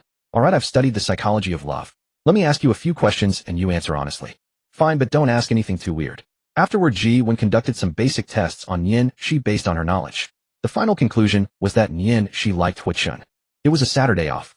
She rose early and with rare diligence tidied up everything at home. When Hwa-chun got out of bed, he saw she meticulously adorning herself. She wore a soft stand collar sweater that made her appear even more gentle and endearing, its length ample enough to cover her lower hips. As for her lower half, it was the emperor's new pants invisible beneath the sweater's coverage. On her feet were a pair of black velvet over thinny boots. Between the boots and the sweater, a stretch of fair voluptuous thighs was revealed, exuding a palpable sense of fleshiness. It was clearly a meticulously chosen outfit. She was even applying makeup, a clear sign she was preparing to go out. You're going out? Hwa-chun asked, walking over with confusion. She, drawing her eyeliner, couldn't help but part her lips slightly. Didn't you say you'd take me out to play before? What, going back on your word? Hearing this, Hwa-chun was stunned for a couple of seconds. Zai's tone was calm, as if discussing a trivial matter, leaving Hwa-chun momentarily at a loss. You agreed. I haven't really explored Haichung much. I want to take a good look around this time. You should change clothes too. Don't tell me you're planning to go out in your pajamas. Okay. Hwa-chun rushed back to his room to change without a moment's delay. She watched his retreating figure, a meaningful smile gracing her lips. Hwa-chun changed clothes, having also meticulously groomed himself. He then scrutinized Zai's attire carefully and delivered a soul-searching question. How come you aren't wearing any pants? I am wearing them, she said through gritted teeth. How could this guy always manage to infuriate her in the most unexpected ways? Around noon, the two found a restaurant to have lunch. Sir, madam, what would you like to order? Please take a look, the waiter said, handing them two exquisite menus. You order. Anything is fine with me. She closed her menu, directly delegating the ordering authority to Hwa-chun. Hwa-chun didn't refuse. He simply ordered a few small dishes, all of which were Zai's favorites, but didn't order too much. After all, they still planned to go sightseeing later, and getting an upset stomach from overeating would be a real mood killer. Finally, Hwa-chun said, Oh, I see this dish of yours has cilantro. Please leave it out. Certainly, sir. With the order placed, the waiter left. Hwa-chun turned back and saw Shi looking at him with a beaming smile, her eyes seemingly brimming with myriad charms. What's wrong? Nothing. I just thought of something happy, she said with a smile. The dishes he had just ordered were all her favorites. He even remembered she didn't eat cilantro. Hwa-chun's brows furrowed slightly. He felt that Shi looked exceptionally captivating today. I feel like you're a bit different today. Mind your own business. Only happy when I'm scolding you. I'd be willing to be scolded by you for a lifetime. Blah. Hwa-chun ordered another plate of prawns and took it upon himself to peel them. He peeled and Shi ate. After the meal, both were about 70 to 80% full. Next up was their outing. Haiching had a very famous amusement park with a huge daily visitor flow, and they planned to go and check it out. After a 20-minute drive, they finally arrived. Bustling amusement park. Loving couples, groups of students, happy families of 3 thrill-seeking seniors. The crowd was diverse. A roller coaster whizzed overhead, the screams of visitors ringing out incessantly, interspersed with waves of cheerful laughter. Nianxi and Huachun were also infected by the joyful atmosphere, revealing genuine smiles from the heart. There was everything to play and eat. When tired, they would sit down to rest and have a bite. When rested, they would play again, finding endless delight in the cycle. They had a wonderful time throughout the trip, indulging in desserts, crossing the glass bridge, riding the roller coaster, bungee jumping, taking photo booth pictures, and buying various souvenirs. Although expensive, the joy was worth it. Huachun even took Nianxi to the haunted house, fantasizing about her clinging to him in fear, getting immensely thrilled by the thought. Nianxi saw through his intention. Although she wasn't afraid of ghosts, she played along, feigning fear, to let Huachun enjoy himself. After playing for half a day, they were tired. Nianxi sat on a bench to rest while Huachun went to buy ice cream. Just then Nianxi heard sobbing. Turning her head, she saw a little boy looking around anxiously, appearing very distressed. The little boy was wearing a denim bib overall and holding a dinosaur model. Nianxi walked over, crouched down to his eye level, and asked in a gentle, soft voice, "Little one, what's wrong? Tell big sister." I can't find my mommy and daddy," the little boy said, his voice choked with tears. Clearly, he had been separated from his parents. Such incidents were common in crowded places. Fortunately, society was stable now and child traffickers were mostly gone, otherwise it would have been far too dangerous. The boy's parents were probably frantic with worry by now. However, this little boy was so well-behaved and adorable, not screaming or crying, completely unlike those bratty kids. Looking at the boy's bright, sparkling eyes, Nian's eyes, maternal instincts surged. "Poor thing. Come with big sister, I'll take you to find your mommy." "But mommy said I can't go with strangers," the little boy said, warily shrinking back and putting some distance between them. Though the elder sister before him was very beautiful and exuded a warm, approachable aura, his mother had told him that the more beautiful a woman, the more likely she was to deceive. He must not speak to strangers nor accept anything they offered. The little boy had taken this lesson to heart. Nianxi instantly fell even more in love with this child. Good heavens! What kind of angelic child is this? In this day and age, there are still kids this well-behaved. Thinking of my cousin from my aunt's family who only grabs my model kits. The contrast is stark. How about this? The elder sister will stay here with you and wait for your mom, so you won't be so scared. Knowing she couldn't persuade the little boy, Nianxi didn't insist, but she couldn't bear to leave a child alone here, so she simply decided to stay and wait. All right. The little boy thought for a moment, but ultimately couldn't resist Nianxi's gentle voice. Before long, Huachun also returned, holding 2 ice creams in his hands. This child is... Seeing the extra kid beside them, Huachun was a bit puzzled. He got separated from his parents, so I'm keeping him company. Huachun nodded, having no objection to this. Nianxi even gave her own ice cream to the little boy, sharing one with Huachun instead. But the next moment the boy dropped a bombshell. "Elder sister, are you and this big brother husband and wife?" Nianxi was so startled, she nearly choked, coughing violently. Cough, cough. How does a little kid like you know words like these? Mom and dad are husband and wife. The boy's answer was innocent, his eyes pure and untainted. We're friends. Nianxi felt a bit embarrassed. Boyfriend and girlfriend. Huachun seized the opportunity to stir the pot. Shut up. Will you kiss? The little boy dropped another bombshell. Nianxi was even more shocked, wondering how a kid barely 5 or 6 years old could know such words. Where did you learn that? Mom and dad always kiss. Again, it was mom and dad. This child's parents were far too indiscreet in front of their kid. No, we won't. We could. Huachun fanned the flames again. Get lost. Why? The little boy didn't understand. He could see that although the elder sister wasn't very nice to the big brother, she actually cared about him deeply. The look in the big brother's eyes when he gazed at the elder sister was something he had only seen in his father's eyes when looking at his mother. So the elder sister and big brother were really husband and wife, weren't they? Then why wouldn't they kiss?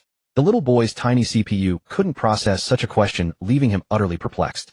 There's no why about it. Kissing is a very important thing. Only adults can do it. You mustn't imitate it casually. Nianxi now felt this child was not cute at all. He was a little devil. Oh, could you go to the security booth? The amusement park hasn't made an announcement yet. His parents might not even realize he's lost. No need to bother. I'll just make a call. With that, Huachun pulled out his phone and dialed the number. Needless to say, this amusement park was also part of the Hua Corporation's assets. Huachun issued a few orders in quick succession, then asked for the little boy's name, learning that he was called Dandan. A few minutes after hanging up, the amusement park broadcast a lost child announcement. Before long, a well-dressed couple came rushing over. The woman was strikingly beautiful. Though she had aged, she was exceptionally well-preserved, showing few signs of the years. The man wore a pair of gold-rimmed glasses, his resolute eyes now filled with worry and concern for his child. Dandan. The beautiful woman, tears glistening in her eyes, wept with joy. "Mommy." Dandan jumped off the bench and hugged the woman. "Where did you run off to?" Mom and Dad were so worried. "Mommy, I'm fine. The big brother and elder sister stayed with me." Mother and son were immersed in the joy of reunion, while the man approached Nianxi and Hua Chun to express his heartfelt gratitude. "Thank you for looking after Dandan. If we had lost him, we would have regretted it forever." "It's nothing, just a small gesture." Hua Chun waved his hand dismissively. Nianxi meanwhile hid behind Hua Chun, thinking that this kind of diplomatic affair was best left to him. Hua Chun found the man vaguely familiar until the man handed him a business card, and then he remembered. The man was the chairman of Tengxiao Technology. In his past life, the two companies had both competition and cooperation, existing in a relationship that was both friend and foe. However, at this point in his previous life, the Hua Corporation and Tengxiao had not yet fostered such a deep bond. They had never even collaborated. Hua Chun hadn't expected that a date with Nianxi would lead to meeting an old acquaintance from his past life. He happened to have some projects he wanted to put into action, and if he could forge a partnership with Tengxiao now, it would be nothing but beneficial. So he revealed his identity. The Tengxiao CEO was also astonished, never expecting the young man before him to be the renowned young president of the Hua Corporation. The two business tycoons immediately switched into work mode and scheduled a time to discuss the details further. After expressing their sincere thanks once more, the couple left with their child. After that little interlude, the sky gradually darkened. The amusement park remained as lively as ever, and as night fell, dazzling neon lights flickered on one by one, illuminating the entire park in a brilliant glow. Nianxi and Hua Chun had already experienced nearly every ride except one. The Ferris wheel. The Ferris wheel in the amusement park was enormous, taking nearly 20 minutes for a full rotation. It stood as the most prominent attraction in the park both day and night. However, the line for it was also the longest. Nianxi had grown somewhat impatient waiting. After all, it was just a Ferris wheel. Riding it or not made little difference to her. But Hua Chun insisted on taking her along, and Nianxi couldn't refuse him. They queued for a full half hour before it was their turn. The giant wheel rotated slowly, carrying their iron cabin high into the sky. Everything on the ground began to shrink, becoming visible at a single glance. At that moment, Nianxi's earlier irritation vanished without a trace. To witness such a magnificent view, the half-hour wait was well worth it. The surroundings shifted from noisy to tranquil. Alone together in the confined space, the atmosphere in the small cabin grew increasingly intimate. Seizing this opportunity, Nianxi decided to have a proper talk with Hua Chun. "Let me ask you, when you say you like me, you don't just mean it as a casual remark, do you?" Hua Chun frowned, puzzled. "Why would you think that?" "Because you're a rich young master. Although we used to be good brothers, I haven't really gotten to know you more deeply. What if you're psychologically twisted, and after learning that a man turned into a woman, you're just curious about me out of novelty?" Hearing Nianxi's words, Hua Chun's eye twitched, and he flared up. "Damn you, Nianxi. So this is how you've always seen me. Am I really that despicable in your eyes?" Sensing that he wasn't truly angry, Nianxi teased, No, you're wonderful." Hua Chun fell silent for a moment. Nianxi's concerns were not unfounded, and he had indeed seriously pondered his feelings for her. "I've actually thought about this. After all, falling for my own brother, that hardly seems normal. So, later I figured it out. I don't actually like you." This time it was Nianxi's turn to be speechless. Was this guy crazy? But Hua Chun's next words made her heart tremble. "I love you." Those simple 3 words carried immense weight. What's the difference? Of course there is. Liking someone means being drawn to a certain trait of theirs, like liking your eyes, your hair, or your kindness, your sincerity. But love is different. Love has no expiration date. It's loving everything about you, accepting your flaws, appreciating your strengths. No matter what you become, you'll still captivate me. Even if you turn into a wrinkled old lady, I'll still love you. Hua Chun gazed at Nianxi with deep affection, his eyes brimming with infinite love as he envisioned the beauty in his heart. Hearing his sincere confession, Nianxi burst out laughing. "Ta-ha." The ruined atmosphere left Hua Chun feeling displeased. "What's so funny about that? True love conquers all, okay? It's just, I was thinking you haven't been in many relationships, have you? One single dog preaching about love to another single dog. It's hilarious. That has nothing to do with how many relationships I've had."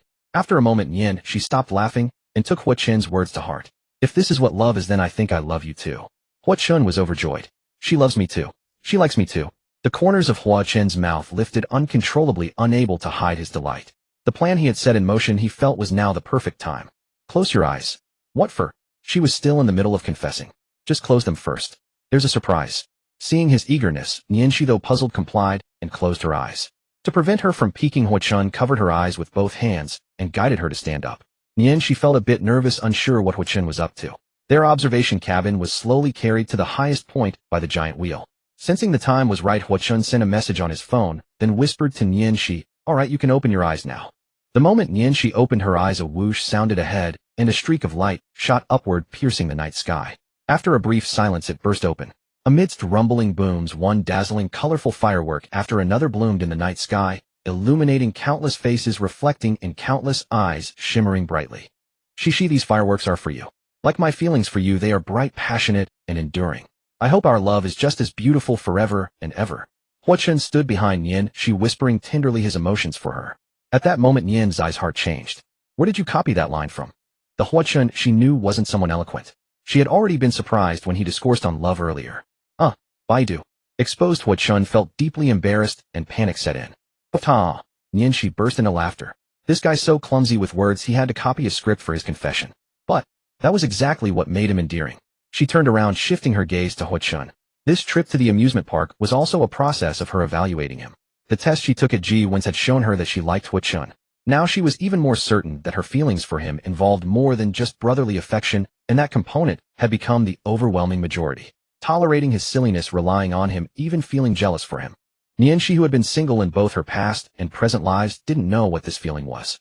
Even in her past life facing Ji, when she wouldn't have dared to say she felt this way. But now with Huochun she did. If this was the love Huochun spoke of, then she truly loved him. The falling flower yearns, the flowing stream has affection. Perhaps. Give it a try. Their eyes met, brimming with tenderness. Reflecting each other's reflections, they unconsciously drew closer until their noses almost touched, and they could clearly feel each other's breath.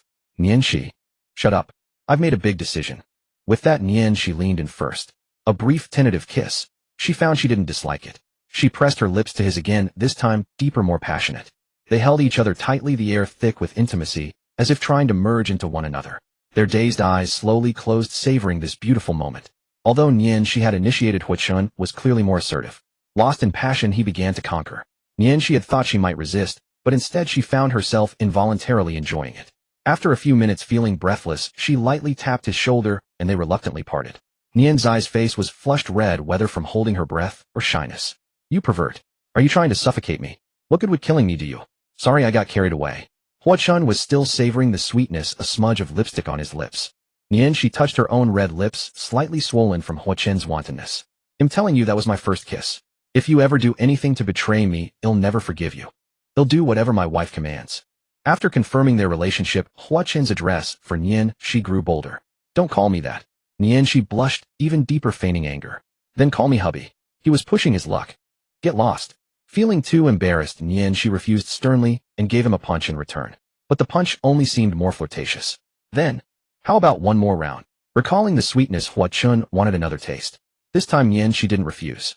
That simple response seemed to trigger something in Huochun, instantly exciting him. He pounced on Nianxi eagerly. Nianxi was pressed against the wall. They engaged in another passionate, fiery French kiss. As passion reached its peak, Huochun could no longer restrain himself. Realizing his intent, Nianxi was startled and quickly grabbed his wandering hand. I'm not ready yet. Can you give me some time? Besides, this isn't the right place. The depth of the moment had left her dazed, her voice soft and tinged with a pleading tone. To Huochun, Nianxi like this was even more alluring. He was reluctant to let go, but didn't want to push her too hard. That she could accept him was already a great fortune, the rest could wait for later. Just then the Ferris wheel completed its rotation. The two stepped out of the cabin, faces flushed, hands intertwined with fingers locked, exchanging affectionate glances. The attendant was accustomed to this. After all, this Ferris wheel was a popular spot for couples, and every pair that descended seemed to have grown closer. Hand in hand they strolled along the path. Nianxi recalled the fireworks from earlier, a day she would never forget. At first she thought they had simply caught the amusement park's fireworks show, but then she wondered, had Huochun arranged it? By the way, how did you get the amusement park to let you set off fireworks? Nianxi asked curiously. Huochun had assumed she might have overlooked this detail, but had no intention of hiding it. Because this amusement park is part of my family's business. Nianxi was stunned. What? Then why did you charge me for the ticket? Are you ripping me off? The staff are just employees. Besides, I was the one who paid. You enjoyed it all. What? You got a problem with that? No, absolutely not. From now on you can manage my money.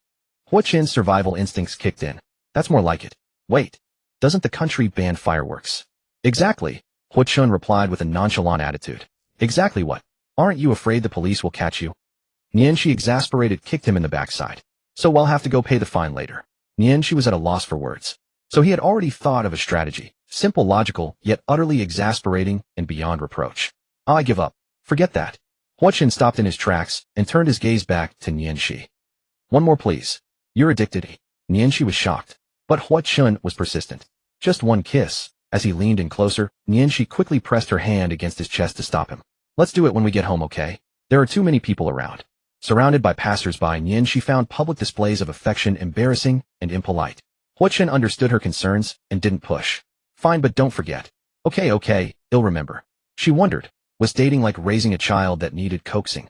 Since getting off the Ferris wheel, Hua Chun had been consumed by desire, and she began to worry if agreeing to him was a good idea. They had explored almost the entire amusement park and tired decided to head home. They took several photos together with the Ferris wheel in the background, their poses unmistakably those of a couple. Then they posted them on social media tagging each other, a public announcement, and even changed their profile pictures to matching couple shots. Their friends and family saw the posts and showered them with likes and congratulations. Afterward, they went to the relevant authorities to pay a hefty fine before getting into a car to go home. The taxi driver, a warm-hearted chatterbox, noticed that Hua Chun and she were newly in love, their eyes full of affection. Throughout the ride, he rambled on about how a man should treat a woman, emphasizing responsibility and never hurting a loved one's heart. He also advised Nianxi that men need to be cherished, not spoiled to the point of burdening them with all the pressure. With the wisdom of someone who had been through it, Nianxi and Hua Chun felt they had gained much from the ride. Back home, Nianxi immediately dashed into Hua Chun's room, locked the door, and changed into home pajamas before coming out. Hua Chun's pajamas were in the living room, and by the time she emerged, he had already changed. Seeing that she still locked the door to change, Hua Chun was displeased.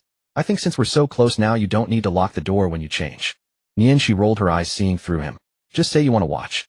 I want to watch. Hua Chun sat up straight, speaking with righteous conviction, not hiding his lecherous intent. Then, it'll satisfy you. Nianxi thought for a moment, and actually agreed.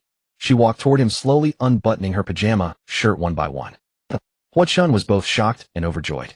Nianxi's eyes were misty and seductive, a stark contrast to her usual self, as if she had transformed into the succubus of his dreams, enchanting him with every gesture. Guess what's underneath? The temptress whisper stirred Hua Chun's heart. As the buttons came undone one by one, a deep cleft was revealed, exuding an alluring sweet fragrance. Just as the next button was about to be undone, reaching a dangerous threshold, she suddenly closed her shirt and taunted, "Dream on." Hua Chun slumped in disappointment. He had anticipated this. Nianxi, though generous, wouldn't be so free with herself. Seeing his defeated expression, she was delighted and sat beside him with a smile. They nestled on the sofa, closer than ever after confirming their relationship. Nianxi rested her head on Hua Chun's chest, her delicate body pressed against his. Her cheeks burned. This was the first time she had been so intimate with anyone. She usually disliked being touched, but touching others didn't bother her. Hua Chun was an exception. When she was still a man, she didn't mind his touch, but back then it was limited to limbs. Now, as boyfriend and girlfriend, they were closer not only in spirit, but also in body. Hua Chun was even more nervous than she was. His beloved's body was in his arms, her plump form pressing against him. The dangerous point felt even through their clothes. Seeing, but not touching, was a torment for him. Nianxi, completely unaware of the pressure she was causing, Hua Chun scrolled through funny videos to distract herself, occasionally letting out goose-like laughs. Watching her from the side, Hua Chun's desire only grew. No, I can't be the only one suffering. She aren't you forgetting something? What? Nianxi was momentarily taken aback. Seeing her innocent bewilderment, Hua Chun kindly offered a reminder. Did you forget what you said at the amusement park? You promised to kiss me when we got home. Time to make good on that promise. Now Nianxi finally remembered. She jolted and retreated, shrinking into the corner of the sofa.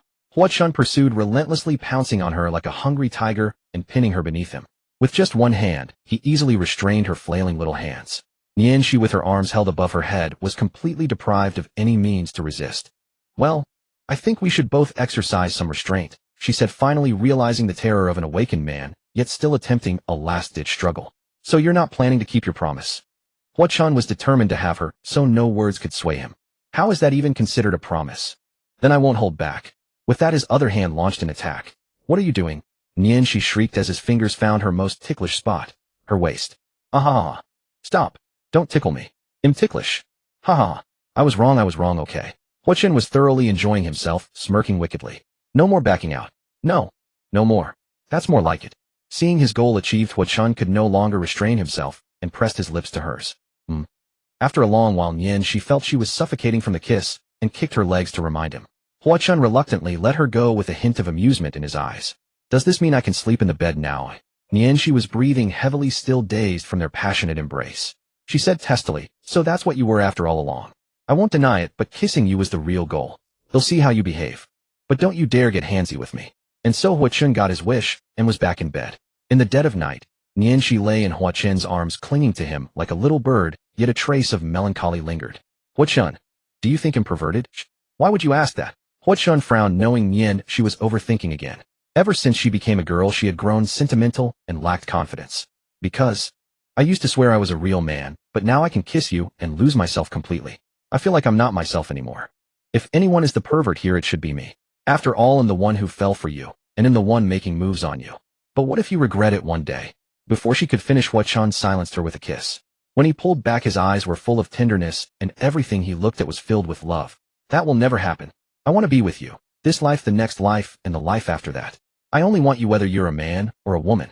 Nianxi felt her soul soothed. Reflecting on it, she almost laughed at herself. I think I'm being silly. I was the one who initiated everything, and now I'm the one who's scared. You're a girl now. It's okay to be a little silly. So, shall we sleep? The night was deep and they snuggled under the covers together. A moment later, a scolding voice rang through the night. Hey, you're lying on my hair. Get off. The next day the sun was high in the sky. Nianxi woke up in Hua Chen's arms, acutely aware of the man's presence beside her. She was actually together with a man, and that man was her closest friend from both her past and present lives. It all felt like a dream. Sensing the man beside her stirring awake, Nianxi quickly rolled over and climbed on top of him. The moment Hua Chen opened his eyes and saw Nianxi gazing at him with deep affection, he breathed a sigh of relief. Until last night, he had feared that the day's events were just a dream, and he would wake up to find it all gone. Now seeing this, he was overjoyed. It wasn't a dream, they were truly together. Looking at his sleepy face, Nianxi found this version of Hua Chen quite endearing. Good morning, my darling. With that, she planted a quick peck-like kiss on his cheek. The morning kiss jolted Hua Chen wide awake. But Nianxi didn't give him a chance to cause trouble. She slipped away like a cat. Hua Chen, on the other hand, was so excited he could barely contain himself. He quickly got up and dressed, determined to catch that thieving little cat. Nianxi had put on an apron and was preparing to cook in the kitchen. Hua Chen crept up behind her and, catching her off guard, wrapped his arms around her from behind. His strong arms encircled her slender waist, trapping her in his embrace. Nianxi flinched, but immediately knew who was taking liberties with her. Behave yourself. I'm holding a knife here, it's dangerous. Hua Chen buried his face in her hair, greedily inhaling her sweet scent. As he continued to hold her, Nianxi urged, I'm cooking, let me go. Hua Chen shook his head, acting like a spoiled child. Say you love me. I love you. Nianxi had completely opened her heart, without reservation, and the words came naturally from deep within. Hua Chen's heart was bursting with joy, but he said, not sincere enough. As if in punishment, he gently shook Nianxi's body. Nianxi quickly set down the kitchen knife, afraid of any accidents. Faced with this version of Hua Chen, she was both amused and exasperated, teasing, are you a child? Then give me a sweet kiss. I already did. Wrong spot. Helpless Nianxi turned around and planted another kiss on Hua Chen's thin lips. Mwah. Only then did Hua Chen leave the kitchen satisfied. As he walked into the living room, he gazed thoughtfully at Nianxi's room. Ring ring, a sudden phone call interrupted his thoughts. He picked it up and saw a contact name on the screen that was impossible to ignore, as bright as the sun and moon. Hello, Mom. Nianxi arranged the delicate dishes on the table and called Hua Chen to prepare for dinner. Hua Chen had just ended a phone call with his mother. I understand, Mom, don't worry, you'll handle it. With that, he hung up. What's wrong? Sitting at the dining table, she keenly sensed his distraction and asked with concern. Hua Chen snapped back to reality and shook his head. It's nothing, just family matters, don't worry. Nianxi's expression dimmed. I can't help you with anything, do you think I'm useless? She felt she was being overly sensitive. Why had she interpreted his simple words so negatively? Hua Chen quickly explained, of course not. I just didn't want you to worry. Just having you prepare this table of dishes, being here in front of me, staying by my side. That's already the greatest help and comfort you can give me. A single kiss from you fills me with fighting spirit. Such a smooth talker, I never knew you were so good at sweet talking before. Nianxi's emotions flared and faded quickly. He had cheered her up, but Hua Chen knew he shouldn't keep her in the dark. To prevent her from overthinking, he decided to come clean. My mom saw my moments and called to ask about it. She also seemed to have something to say about my engagement to G1. This matter could have been settled back in high school, but he hadn't taken it seriously. After all, resolving it in his past life hadn't taken much effort. Plus, his attention had always been on Nianxi, so he had gradually neglected it. If not for his mother suddenly calling today to say that the G family had contacted her about him, and when he might have forgotten, he even had an engagement. I remember now, you said you and G1 had an arranged marriage. In this day and age, there's still arranged marriages. As Hua Chen mentioned it, Nianxi recalled the matter. She felt indignant, not just about the arranged marriage, but also the resentment that the person she loved might be taken away. Hua Chen reached out and took Nianxi's small hand in his palm. Don't worry, remember what I told you. In my past life, I resolved this. Nothing happened between G1 and me, so don't be concerned. To reassure Nian, she deliberately emphasized the words, "Nothing happened." "I believe you, Nian," she said with a smile. Meanwhile, perhaps a little later, Hua Chen's mother, who was abroad, stared at the photo on her phone of a girl standing intimately close to Hua Chen, lost in thought. After a brief moment of consideration, she decided to return home early. The remaining work was almost done and could be handed over to her subordinates. Back with Hua Chen and Nian Shi after dinner, Hua Chen had just finished washing the dishes and was about to get close to Nian Shi. Just then his phone's message notification rang again, one after another, clattering annoyingly. Frowning, Hua Chen picked it up and saw a strange group chat on the screen. The person who added him was quite interesting. It was his father. Clearly the real boss of the company had a pile of work he wanted to hand over to his excellent son early. Hua Chen took a quick look. It turned out the company was planning to produce a historical drama. The Hua Group had diverse business interests, including the entertainment industry, with considerable scale. In his past life, around the same time, his father had also pulled him into this work group, though he only acted as a supervisor and barely participated. The next day after the break, it was time for the painful academic grind. Fortunately, university life was much more flexible than high school. Since Nian Shi and Hua Chen were day students, they didn't have to attend the dreaded early morning or evening study sessions, giving them even more free time. They arrived at the classroom before the teacher and sat together under the gaze of their classmates. Those who had seen their moments posts weren't surprised. The classrooms at Ocean University had large tables that could seat 7 or 8 people. There were no fixed seating arrangements. It was all based on personal preference.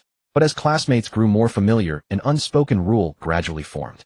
For example, certain people always sat in specific seats. Some spots were never taken. Boys sat with boys, girls with girls, roommates grouped together, and couples sat separately. Before today, Nian Shi always sat with the girls and Hua Chen with the boys. So even though their classmates knew they had grown up together, they never thought of them as a couple. After all, if they were a couple in the same class, why wouldn't they sit together?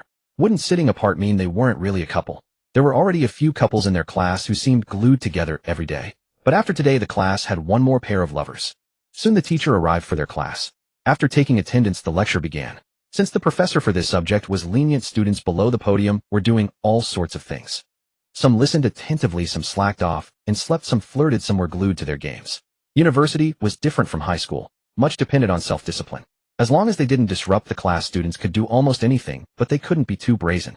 Setting up a hot pot in the middle of class would be going too far. Of course, Nian Shi and Hua Chen were still among the diligent students, but they didn't skimp on subtle interactions. For instance, Nian Shi drew a heart for Hua Chen in her textbook. Hua Chen drew one next to it, then an arrow piercing both hearts. Their gazes at each other were full of tender affection. The sweet interaction between Nian Shi and Hua Chen was also noticed by the single dogs in the shadows, who gnashed their teeth in envy. Seeing them so happy was more painful than being single themselves.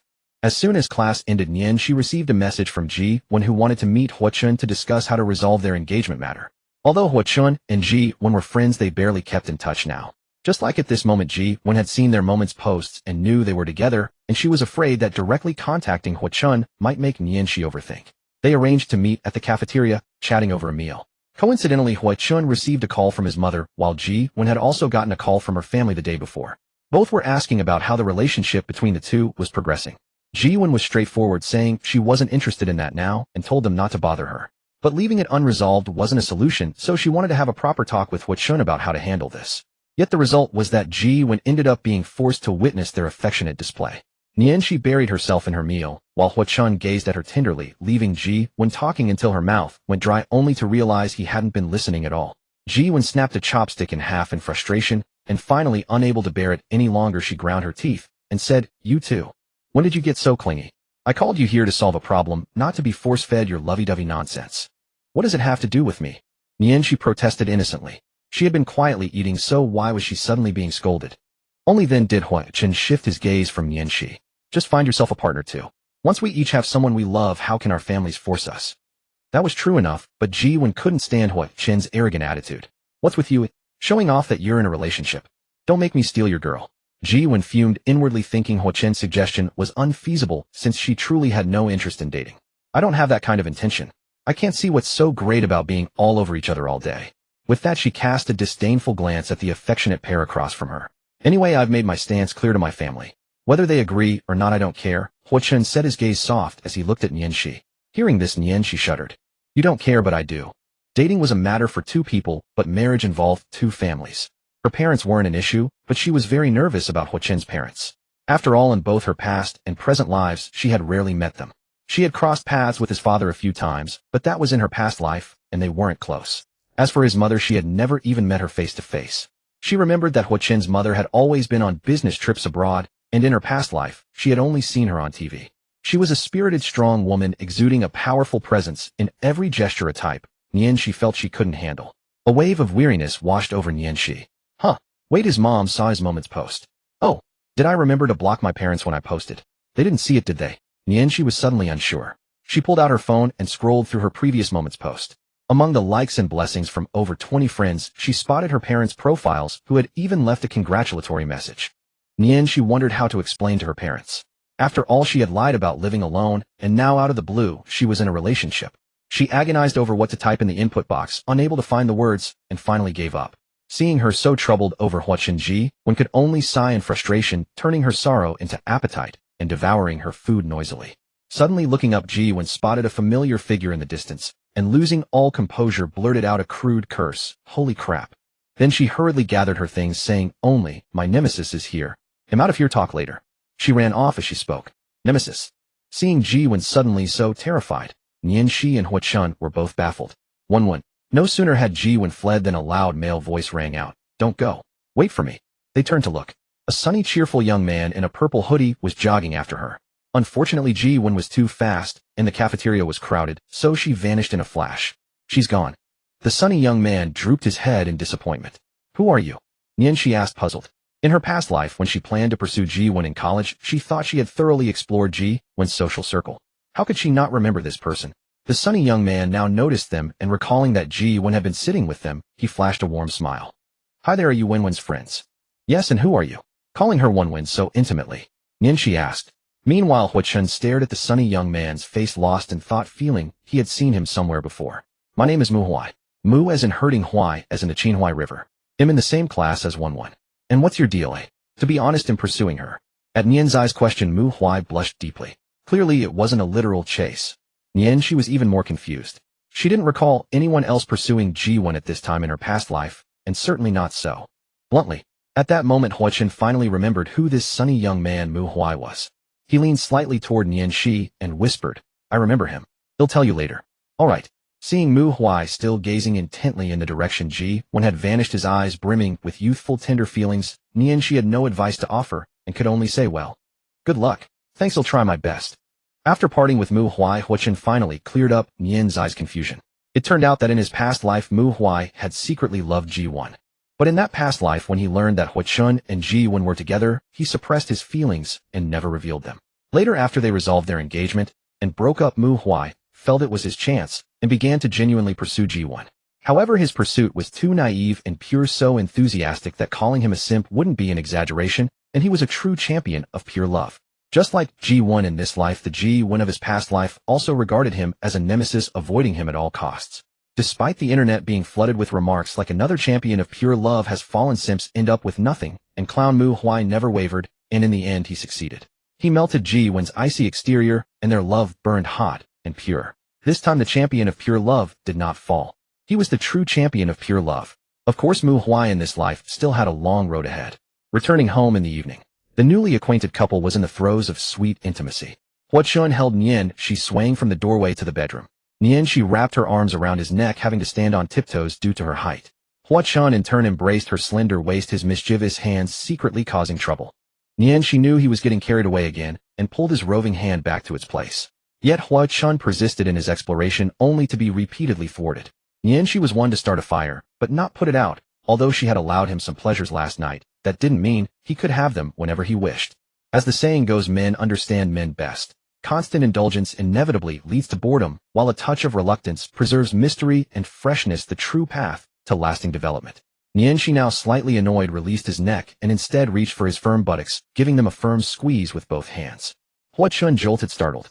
Seizing the moment of his distraction, Nian Shi escaped his grasp.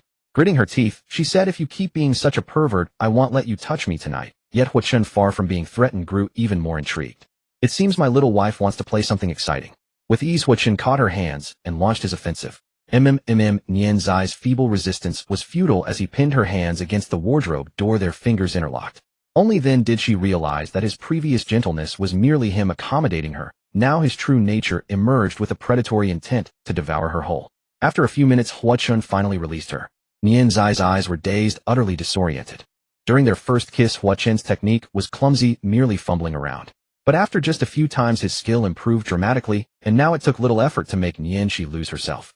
Nianxi, on the other hand, despite occasional pride, showed no progress and grew increasingly passive. Coming to her senses, Nianxi looked at Hua Chen with eyes full of reproach and a hint of shyness. Yet in Hua Chen's view, her gaze was adorably fierce, utterly harmless. After dinner, the two opened their computers, launched a certain blue-linked software, and started their usual fighting game, ready for an exhilarating duel. After all, Nianxi's current limit was only allowing him some liberties. Hua Chen couldn't even discuss the meaning of life with her. So he had to find other amusements to pass the boring time. Following several rounds of fierce competition, Nianxi suffered a crushing defeat. In truth, Hua Chen had intended to go easy on her. Now that they were together, unlike before, he should cherish her. But with a familiar game and a familiar companion, once he got into it, his competitive spirit took over uncontrollably. Despite her defeat, Nianxi wasn't discouraged. Instead, she felt grateful that Hua Chen had played seriously. It showed he didn't see her as a complete stranger. Their bond as best friends remained. The male part was her past, the female part her future. Together, they made her whole. If Hua Chen truly treated her like a delicate girl, protecting and yielding at every turn, then she would have been truly angry. Nianxi's smile bloomed like a flower, her eyes curved like crescent moons, her laughter as melodious as bells. Hua Chen was captivated. Days passed as calm as water, yet as passionate as fire. Having passed the time when her father had met with trouble in her past life, the heavy stone on Nianxi's heart finally lifted. As for her relationship with Hua Chen, since her parents hadn't asked anything, she didn't know how to broach the subject, and simply let it be.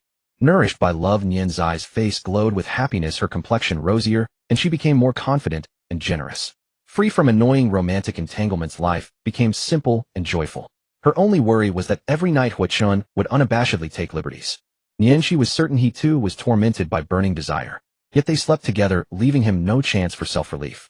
Fearing he might suffer, she suggested sleeping apart for a while, but since there was still an unresolved issue in her room, she dared not return. So Hua Chen would have to suffer on the sofa. Hua Chen raged, immediately rejecting the idea, saying, "I love this current dynamic. Mind your own business." And he punished her. Nianxi was speechless, unable to understand why he persisted daily despite his discomfort and inability to go further. Though she herself was no better. At times Nianxi pondered whether to loosen her boundaries and give him some sweetness. But she quickly dismissed the thought. Give an inch and head take a mile. Humans are greedy and never satisfied. Moreover, this aspect was crucial. She couldn't let him off so easily. Dating was one thing, but going all the way was different. And she herself found it hard to cross that line. On this day off, the two of them slept until noon again. Nianxi was pillowed on Hua Chen's arm, clinging to him like a koala, her slender legs wrapped around his waist. Hua Chen woke first, but his initial shock was not at Nianxi's provocative position. It was the numbness in the arms serving as her pillow. The movement of Hua Chen's awakening stirred Nianxi. She let out an involuntary, alluring murmur before slowly coming to. "You can sleep a little longer." Though his arm felt like it was about to give out, Hua Chen still said to Nianxi with doting affection, Nianxi twisted like a cat, her eyes hazy as she slowly turned over and straddled him. Hua Chen's arm was finally freed, and along with it came a strange sensation across the entire limb, like the static of a snowy television screen. But compared to that, the stimulation Nianxi provided was far greater. The blanket slipped down as she sat up, revealing her alluring figure. The top few buttons of her pajamas had come undone from their nighttime activities, leaving only a few stubbornly holding on, guarding the last line of defense over her full breasts. The collar slid gently off her delicate shoulders, revealing her tempting collarbones. Thrilling. Nianxi could feel a dragon raising its head behind her, and a seductive smile curled on her lips. Good morning. This was their daily ritual ever since they got together, one that never grew old. Not good at all. My hand is numb. Hua Chen feigned pitiful grievance. Nianxi looked at his still limp arm, which bore the imprint of her hair. Sorry, let me rub it for you. Saying this, Nianxi leaned down to massage his arm. As she lowered herself, Hua Chen used his other hand to wrap around her with lightning speed, attacking her rosy lips. Don't. We haven't brushed our teeth. Nianxi wasn't unwilling to kiss in the morning, she just didn't want a French kiss because of morning breath. Hua Chen didn't care about that, pressing her head and kissing her anyway. But knowing Nianxi wouldn't enjoy a deep kiss, he only gave a light peck before letting her go. You're teasing me. Nianxi's face flushed with embarrassment.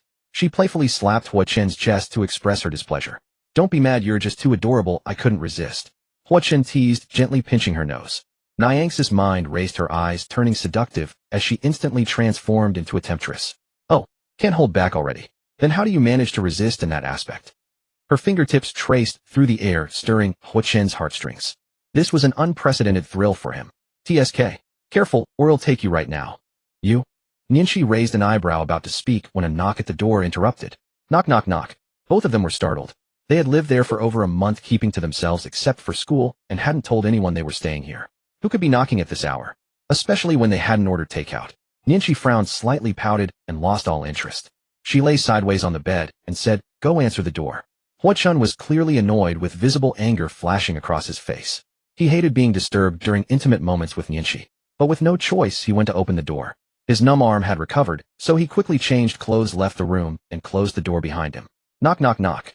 3 more knocks with a hint of urgency. Coming, who is it? Huo-chun's brow furrowed deeper, his face showing clear displeasure. As the door opened, an unexpected figure appeared. Auntie. Seeing He Xian, Huo-chun's displeasure vanished, replaced by unmistakable shock and panic. You? How did you come? He Xian wore a trench coat and sunglasses. Though her youthful bloom had faded, she didn't look old, a testament to a comfortable and happy life. She carried a suitcase and several bags, looking travel-worn. She sighed, frowning, and said, "You asked me. You two got together and didn't even tell us parents. How long were you planning to keep it a secret?" Her tone carried 3 parts reproach, 3 parts annoyance, and 4 parts self-evident authority. No. Please come in. Huo-chun was flustered, quickly stepping aside. Seeing He Xian now made him genuinely nervous. He never expected her sudden visit. Though he had often visited Nianx's home before and met her countless times, and He Xian had always been kind to him, almost like his own mother. But before, he visited as Nianx's friend, brother, and classmate, so meeting the parents was stress-free and even comforting. Now, however, the roles had reversed. He and Nianqi were lovers, and her mother was his mother-in-law, a relationship that carried inherent pressure. Don't be so nervous. Auntie isn't here to interrogate you. I just wanted to see how you two are doing. He Xian stepped inside, explaining her purpose. Not seeing Nianqi in the living room, she asked, "Where's Cici?" Huo-chun dared not say they had just been intimate, so he made an excuse. "She's still sleeping." "Oh," He Xian responded, her belief uncertain. "They'll go get her," Huo-chun said, heading for the bedroom door. This was also a subtle plea for help from Nianqi, who, facing his future mother-in-law alone, was too stressful. But He Xian waved her hand, easily cutting off his escape route. No need, let her sleep. Knowing her daughter loved to sleep, and He Xian looked at the room Huo-chun had just headed for, and said dotingly, "What a little sleepyhead." Huo-chun was flusteredly dealing with his future mother-in-law, while Nianqi burrowed under the covers, unwilling to rise. The weather had gradually turned chilly, and the quilt's hold on her grew ever stronger. Only after Nianqi grew bored scrolling through her phone did she finally push open the door and emerge. What was Huo-chun doing? Oh, he was sweeping the floor. "Hug me." The moment she saw him, Nianqi charmingly spread her arms, seeking an embrace. She expected Huo-chun to immediately gather her in his arms as usual, but instead he refused, saying with righteous indignation, "This isn't appropriate." Huo-chun's newly relaxed nerves tightened again. He had just told his mother-in-law that his relationship with Nianqi was pure love, untainted by any impurity. Now Nianqi was demanding a hug. He dared not be affectionate with her now, nor harbor any such desire, because He Xian was watching from behind the glass door of the kitchen. What's inappropriate about it? Nianqi hadn't noticed the extra person in the house. Frowning in confusion, she moved to throw herself at Huo-chun for a forced hug. This really isn't appropriate. Huo-chun quickly retreated. His half-step backward instantly angered Nianqi.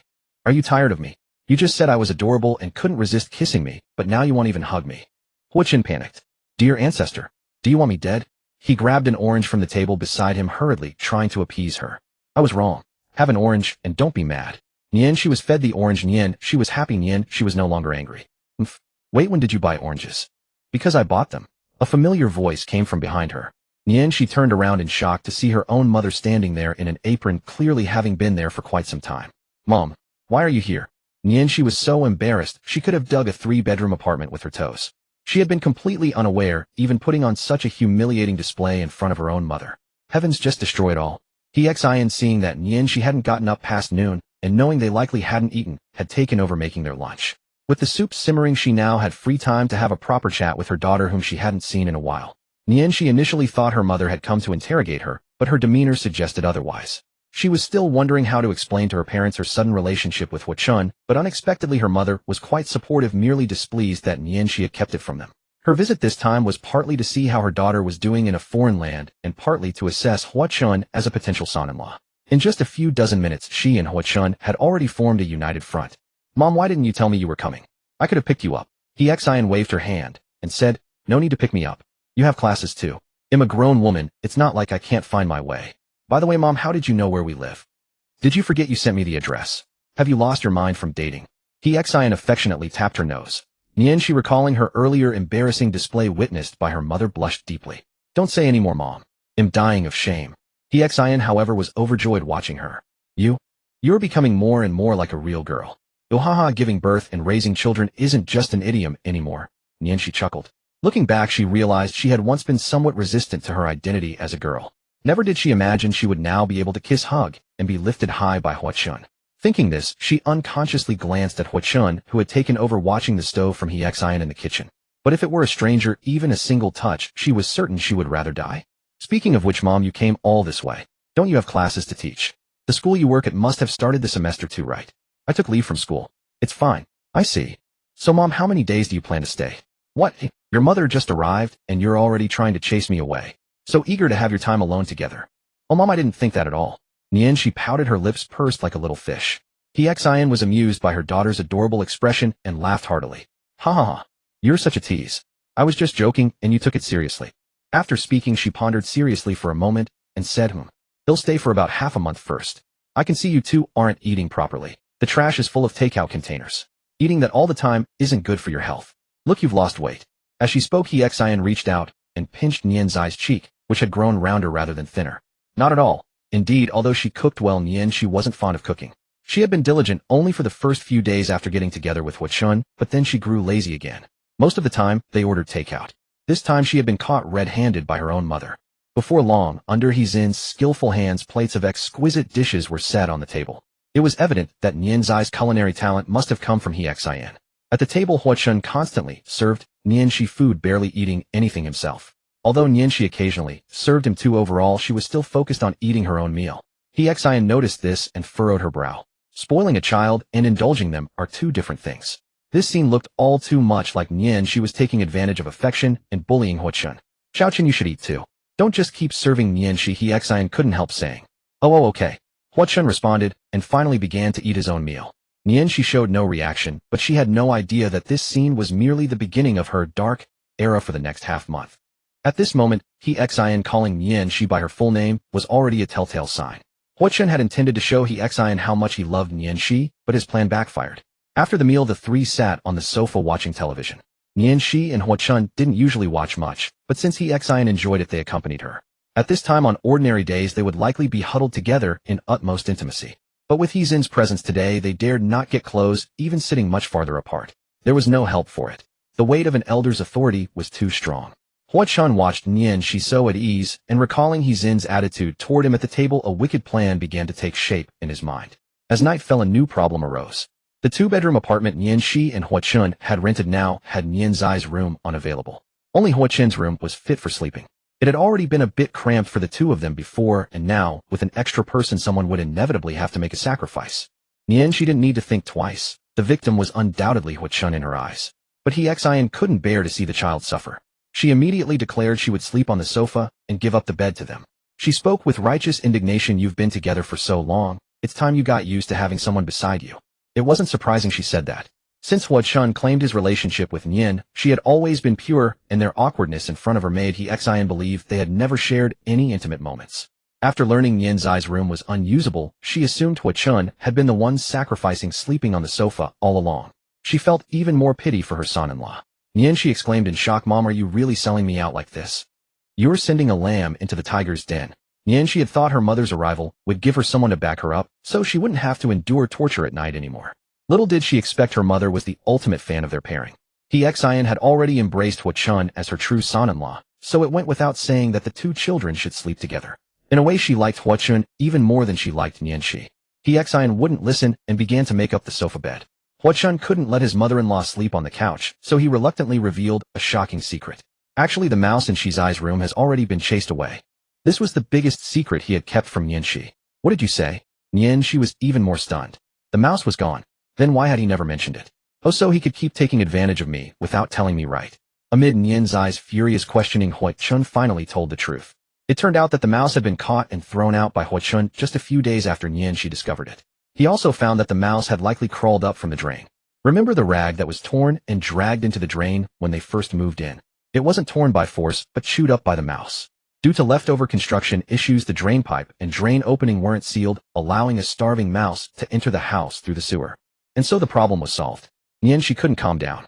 So all those days had been taking advantage of me for nothing. I was even worried he'd be too pent up and thought about sleeping separately. But he kept quiet and didn't say a word, definitely up to no good. Well, you've grown bold hiding this from me. Nianxi in a rage grabbed Hua Chun by the ear. Her fierce demeanor was like a female demon echoing He Xin's majestic posture when she scolded Nian Zhangwo. Auntie. Hua Chun used his summoning technique to call for help. He Xian couldn't stand by. So he solved the mouse problem and forgot to tell you. What's the big deal? Why bully him like this? She shouted sternly Nianxi. Hearing her full name called Nianxi froze and stopped her actions. Mom Nianxi turned around pitifully as if pleading her innocence. You're lazy and gluttonous at home, and now you're throwing your weight around outside. Look how you've bullied Xiao Chun. He Xian scolded. Too embarrassed to tell He Xian what she had been through Nian, she had to swallow her anger. She could only shoot Hua Chun a few sharp glances to show her displeasure. Even that was caught by He Xian, who gave her another scolding. After a chaotic commotion, things finally settled down. Nianxi and her mother, He Xian, slept in Nian Zai's room. Hua Chun, left alone in his room, felt a profound loneliness, a self-inflicted punishment. Lying in bed, Nianxi stared at the ceiling, unusually silent. Her mother's arrival was unexpected, but also a rare opportunity. It allowed her to voice her doubts to the one person in the world she trusted and who supported her most. Mom. Do you think Hua Chun and I can make it to the end? What's wrong? Are you afraid he'll abandon you? How dare he? No. Nianxi shook her head. She knew his character. Once Hua Chun decided on something, he never gave up easily. Thinking back, it was foolish of her to doubt his sincerity toward her. I'm afraid I can't hold on. You know my situation. I'm scared I won't get past my own hurdle, and will end up wasting his best years. Hearing this, He Xian fell silent for a moment. Yes, her daughter's situation was unique. How many people in the world had once been male and then become female? Even transsexuals mostly had innate gender identity differences they later corrected. No one like her daughter was born with a male identity and then suddenly became female. So regarding her emotions, He Xian had no advice to offer. Mom can't give you advice, but remember, baby, your father, and I will always have your back. By the way, Mom, did you know Hua Chen's family is actually quite wealthy? I mean the Hua group. Oh, you don't seem surprised at all. We figured it out when your father's factory got orders from the Hua group. Is Xiao Chun the young master of the Hua family? Aren't you worried about the mismatch in status? Who hasn't been a farmer 3 generations back? Xiao Chun is a good kid. I don't know his family, but if you're wrong, they'll come back. Your dad and I will stand up for you. Thank you, Mom. Her mother's support gave Nianxi immense confidence. But that's no excuse for you to bully Xiao Chun. Mom, I really don't bully him. Nianxi was on the verge of tears. He Xin's arrival as the matriarch brought a new way of life to this small household. With the mouse incident backing him up, Hua Chen's sinister plan proceeded smoothly. The mother-in-law grew fonder of her son-in-law with each passing day. Within a few days, he and He Xian were on the same side. He Xian instructed him that if Nianxi bullied him again, he should tell her, and she would have his back. In her mother's eyes, she had become a tyrannical demon running amok outside. Or rather, in He Xin's eyes, she had always been a little demon. Hua Chun was deeply moved. And so Nian Zai's dark age began. With his backup, Hua Chun grew confident and spoiled, finally holding his head high. Whenever Nianxi refused his request, Hua Chun would use his summoning technique and yell, Annie. Nianxi hit me. He Xian would rush over, grab Nianxi by the ear and start lecturing. What? Won't peel an apple. Summoning technique. Won't feed me by hand. Summoning technique. Won't wash dishes and hits people. Summoning technique. Still being mean to me. Summoning technique. Won't give me a massage. Summoning technique. Nianxi was left with no way to voice her grievances. Her mother simply wouldn't listen to her explanations, making Nianxi wonder if she was even her biological daughter.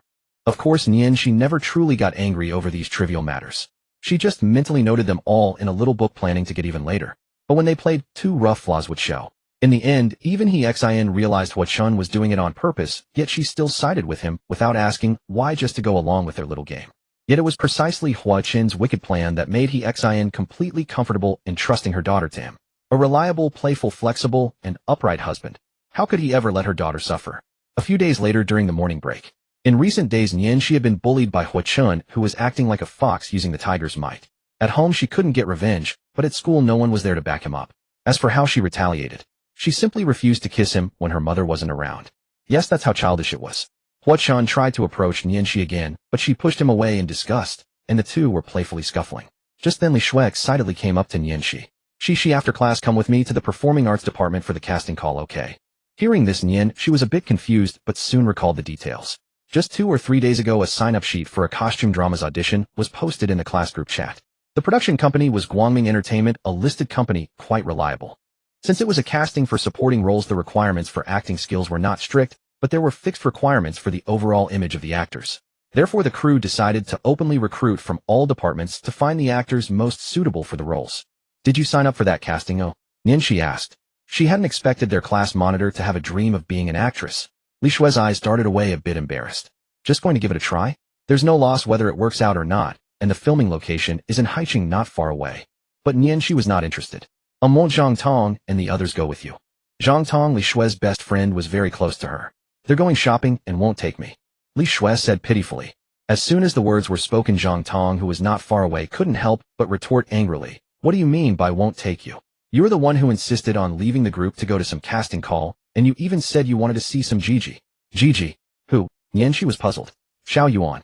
He plays the third male lead of famous idol super popular lately. Seeing Li Shue's lovesick look, Nianxi felt helpless. After thinking for a moment, she agreed. Alright, I'll go with you this once. Then it's settled. We'll leave together after class. Li Shue excitedly made the agreement with Nianxi and happily returned to her seat. But Nianxi really had no interest. She agreed simply to accompany her friend Li Shue. Besides, it was also to avoid going home and being bullied. Speaking of which, did this happen in her past life? It seemed that some film crew had indeed come. It was adapted from a hugely popular cultivation novel. What a coincidence. Li Shue was a diehard fan of that novel, no wonder she was so keen on the casting. However, none of this was on Nianxi's radar. She thought the entertainment industry was too far away from her, so she just took it as amusing gossip and let it be. After all, why would a finance major care about acting? Besides, it's not like they would ask her to perform. This life was the same. Huachun had a fair understanding of the film crew's matters and said to Nianxi with affection, "Want me to come with you?" "No, I'm not so weak that I need you to accompany me for such a small thing." "All right, give me a kiss. Get lost. Mind your manners, okay?" Huachun left dejectedly. Yet, even so, it was a critical hit to the single dogs around. As soon as class ended, Li Shue and Nianxi went together to the Performing Arts Department's casting venue. It was also because they had no classes in the afternoon that Nianxi and the others had time to attend the casting. The Performing Arts Department was not far from the Finance Department, and they arrived in just a few minutes. Even during those few minutes, Li Shue was still practicing the lines for the role she would audition for, showing how much she valued this audition. But although Li Shue was trying hard, Nianxi still felt her lines were a bit stiff. However, she was no professional, nor could she offer any guidance. Since it was open to the public, the venue was crowded with many onlooking students. The auditioning students stood in a line waiting to be called by the judges, nervous about how they would perform when it was their turn. As expected, most of the sign-ups were from the Performing Arts Department. After all, each profession has its own specialization. Although there were also some interested students from other departments like Li Shue, they were still a minority. As soon as Li Shue arrived, she rushed to the registration desk, signed her name, took a number, and joined the long line. Since it was an audition for supporting roles, makeup and styling were not that important, so everything was kept simple. There were still many people ahead, and Li Shue was a bit nervous. Nianxi stood beside her, chatting to try to ease her tension. "Why there are so many people for supporting roles?" Nianxi asked, curiously seeing the huge crowd. "The novel it's adapted from is especially brilliant, and there are many impressive supporting characters," Li Shue replied. Then, as if struck by an idea, she suggested to Nianxi, "Shishi, you're so pretty, why don't you give it a try? Who knows, you might get selected." "But isn't registration already closed?" "That was just the department statistics. Actually, you can sign up on site. You'll just be placed further back in the queue." Nianxi, however, had no interest. She waved her hand and said, "Forget it, I really have no interest. Even if I tried, being an actress isn't just about being pretty. I don't have the acting talent." Li Shue teased. "If you were in the drama, even if your acting was bad, I could binge the whole show just by looking at your face." "But isn't that novel your favorite? If the actors have no acting skills, would you still watch?" "But these days, everyone knows that live-action adaptations ruin the original work. I just admire my Gigi's looks, and good dramas are rare, so I usually turn off my brain when watching." Don't some authors also worry about writing badly and warn readers to turn off their brains beforehand? Nice. The two chatted for a while, and seeing that Li Shue had calmed down, she felt relieved and walked aside to wait. Going further forward, she would probably enter the examination room. Just then, Huachun silently crept up behind her and wrapped his arms around her waist. "Up." Nianxi was startled. Turning around, she saw it was a familiar face and scolded with pretended anger. "You scared me. Why are you here?" "To keep you company," Huachun said, resting his chin on top of Nianxi's head. The two's affectionate appearance truly made others envious. "Cut it out. You just don't dare to be alone with my mom, do you?" "Partly. Your mother's pressure is too strong. So there are things you're afraid of." "I'm most afraid of my little wife dumping me." "Get lost." They hugged for a while before Huachun reluctantly let her go. "Alright, I have to go in now." Nianxi was puzzled. "What? They're auditioning, why are you going? Did you sign up too?" "No, but this drama is a project of our company. I'm going to supervise." "Huh?" Nianxi was dumbfounded. "No way, big bro. How many businesses does the Hua family have?" She had thought the Hua family was just wealthy, but she hadn't expected they had their hands in so many things. Last time, it was a large amusement park that could be opened from over 1,000 kilometers away. This time, they were stepping into the entertainment industry. Was there anything they couldn't do? Mind your wording, miss. Nianshi. It's our whole family. Hua Chun first corrected her phrasing, then calmly stated the astonishing fact. Basically, we have a presence in every industry you can think of. Of course, although our scale is considerable, we can't have absolute control over every sector. Silence spoke louder than words. Hua Chun's image had grown even taller in Yin Zai's eyes. Actually, Hua Chun had originally not planned to get involved with the film crew. He came not just to accompany Nianshi, but more, because he was worried. After all, in his past life, a young actor in this crew had a scandal that was quite serious. He needed to resolve this matter in advance. The auditioning students filed in one by one, and soon after they would exit, leaving no clue as to whether they had passed or failed. At that moment, Li Shui also completed her audition and walked out. Seeing this, Nianshi immediately approached and asked, "How did it go?" "I'm so nervous I feel like I messed up." Li Shui was utterly dejected. Her performance just now was even worse than the apple pie made by Aunt Mary next door. For a complete amateur who had never systematically studied acting, this was almost inevitable. But Li Shui was a cheerful soul and didn't let it get her down. "By the way, Shishi, what's up with your man? Sitting there like a big shot. I was stunned when I saw him as I walked in." Just pretend he's air." The two chatted for a while longer. As the sky grew dark and dusk settled, only a handful of auditionees remained. "I'm done here, Shishi. Are you heading back?" "No, I have to wait for Hua Chun." "All right. But seriously, don't you want to give it a try?" Li Shui savored the feeling of her audition just now. Despite the nervousness, she had actually found some enjoyment in it. Nianshi was amused by her and teased, "You said you were nervous a moment ago, and now you think it's fun. First time's awkward, second time's a charm. There's no harm in trying anyway, it doesn't cost anything. Who knows, you might discover you have a talent for acting." Nianshi pondered. Initially, she had no interest, but Li Shui's enthusiasm was infectious, and now she found herself a bit intrigued. Come to think of it, she had no particular talents. In her past life, her entire existence had been utterly ordinary. Though she excelled academically, she could never rise above, crushed by the weight of family and life. So what about this life? She was still largely following the same path as before. Although the regrets of her past life had been resolved, what was she supposed to do in the future? Could she really spend her entire life clinging to Hua Chun like a parasitic vine? Sigh. It felt like her future would be just as bleak as her past life. Perhaps it wouldn't be so bad to develop a new skill and walk a path she had never trodden before. Maybe. Give it a try. Nianshi asked tentatively. Li Shui wasn't about to let this opportunity slip away and immediately dragged her to the registration desk. The staff member was surprised to see someone signing up at this late hour, but still diligently helped fill out the registration form. When asked which role Nianshi wanted to audition for, and learning that she had no idea who to play, the staffer immediately realized she had been dragged along by a friend for fun. The staffer wasn't annoyed. This happened often, and handed her a few alternative scripts. Nianshi picked the shortest and easiest to remember, then stepped aside to memorize the lines. Li Shui explained the character's personality and life story to help her better understand the role. The segment Nianshi chose, though brief, was of no small importance. It depicted the youth of the novel's female antagonist, laying the foundation for her rise as the ultimate villain. Nianshi didn't care whether the role was good or evil. As long as the lines were simple and easy to remember, she was fine with it, since she was only trying it out on a whim. With Li Shui's explanations, she quickly immersed herself in the character. Strangely enough, she memorized the lines with astonishing speed and accuracy, committing them to heart in just a few minutes. Before long, it was her turn to go on stage. Guided by a staff member, she entered the audition room. The director, assistant director, screenwriter, producer, and other key crew members sat behind a desk observing the actors' performances.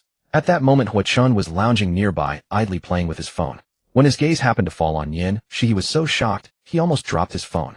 He immediately straightened his slouching posture, sitting up properly, not daring to show any sign of laxity in front of his wife. Seeing his reaction, Yin Zai's initial nervousness evaporated, and she felt much more at ease. But with Hua Chun sitting right there in the audience, she couldn't help glancing at him, struggling to suppress a smile. It took her a while to compose herself. She felt a bit guilty. If she weren't the last one, the director would probably have gotten annoyed and kicked her out. After a brief self-introduction, she began her performance. Question: how does one play a villain? The character she was portraying was the younger version of a royal princess who refused to be used as a pawn for political marriage. In a society where men were supreme, she dared to declare that women could also ascend the throne. To achieve her goal, she would stop at nothing to eliminate every obstacle on her path to becoming emperor. Though young, this villainess possessed unyielding ambition, unquestionable authority, and grand ideals. This character's personality was vastly different from Yin Zai's, yet she found her groove. She might not have been able to nail a princess, but a career-driven empress. That was another story. After all, she had once been a man and had always aspired to stand tall and proud. Why couldn't she walk the path of a sovereign in a woman's body? Thus Nianxi instantly immersed herself in the role, delivering her lines and embodying the character. With a blink, the sweet and charming girl's aura shifted entirely. Lines brimming with ambition flowed from her lips. Yes, the young girl before them was no longer a student, but an empress who declared, "Who says women are inferior to men? Who says a woman cannot claim the throne? I will seize my destiny with my own hands." The 10-minute audition left everyone utterly stunned. The director's eyes lit up and he immediately applauded in admiration. He was even tempted to scrap all previous auditions for this role and give it to Nianxi on the spot. But adhering to his professional work ethic, he let her finish and told her to wait for the results. As a seasoned director, he offered his evaluation of her performance. Assessment 9 out of 10, nearly perfect. The only minor flaw was that Nianxi was playing the younger version of the Empress whose ambition and vision were still immature by design. However, she failed to capture the character's youthful naivety, instead portraying the weathered weariness of someone who had endured countless hardships on the path to power. Despite this, her performance was still breathtaking. In truth, the production team had not planned to delve deeply into the younger years of the female antagonist. They had intended to simply depict the heinous deeds she committed on her rise to power and her ruthless methods against the protagonist, highlighting the hero's righteousness. But after witnessing this young woman's performance, they decided to devote more narrative depth to the character. Finally, unable to contain his curiosity, the director asked Huachun, "Young master, what do you know that young lady?" The director was sharp and perceptive, having noticed the silent exchange between Nianxi and Huachun. He hadn't brought it up earlier, but now seized the chance. Take a guess. His wife had performed flawlessly and Huachun was overjoyed. He raised an eyebrow but didn't answer the director's question. He never expected his little wife to possess such a stunning, undiscovered talent. Now, with his mind entirely occupied by Nianxi, Huachun could no longer bear to stay.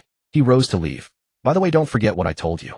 With that remark, he strode off without another word, leaving the director to decipher his relationship with Nianxi. The director sighed helplessly. He wondered which young actor had offended young master, only to have their hard-won role snatched away. That young actor had considerable popularity. If he had been cast, his fan base would have brought substantial revenue to the entire production. As soon as Huachun stepped out, he saw Nianxi chatting with Li Shui. Li Shui congratulated her on the praise she received for her performance, expressing confidence that she would pass. As dusk fell, and Li Shui had nothing else to do, they bid farewell, and Li Shui departed. Nianxi turned and spotted Huachun. With a radiant smile, she approached him and asked, "I did pretty well, didn't I, eh?" Her enchanting peach blossom eyes seemed to plead, "Praise me, praise me." Seeing through her little scheme, Huachun smiled indulgently and patted her head. "You were more than just good. You were perfect. That's it." Nianxi was a bit surprised, expecting hugs, kisses, and being lifted high. "Aren't you going to ask why I auditioned too?" "I support whatever you want to do," Huachun said tenderly. "But I didn't expect you to have such talent for acting. You truly amazed me. I just went in with a try-it-out attitude. I never expected such high praise." Nianxi felt a little embarrassed by the compliments. Reflecting on it, the whole experience felt surreal. She had auditioned in a daze, performed in a daze, and was told she had talent in a daze. Maybe I've got what it takes to be a film queen. Just kidding. How could that be?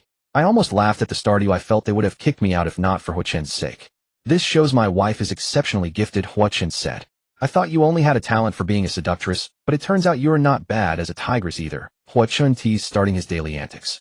Nianxi was initially shy from the praise, but when she heard him call her a tigress, she immediately took offense. "What did you say? Who are you calling a tigress?" Nianxi exploded, pummeling his chest with her tiny fists. "I misspoke. You're not a tigress. That's better. You're a tyrannosaurus. Go to hell." The two of them frolicked all the way home, their joyful and harmonious scene envied by all.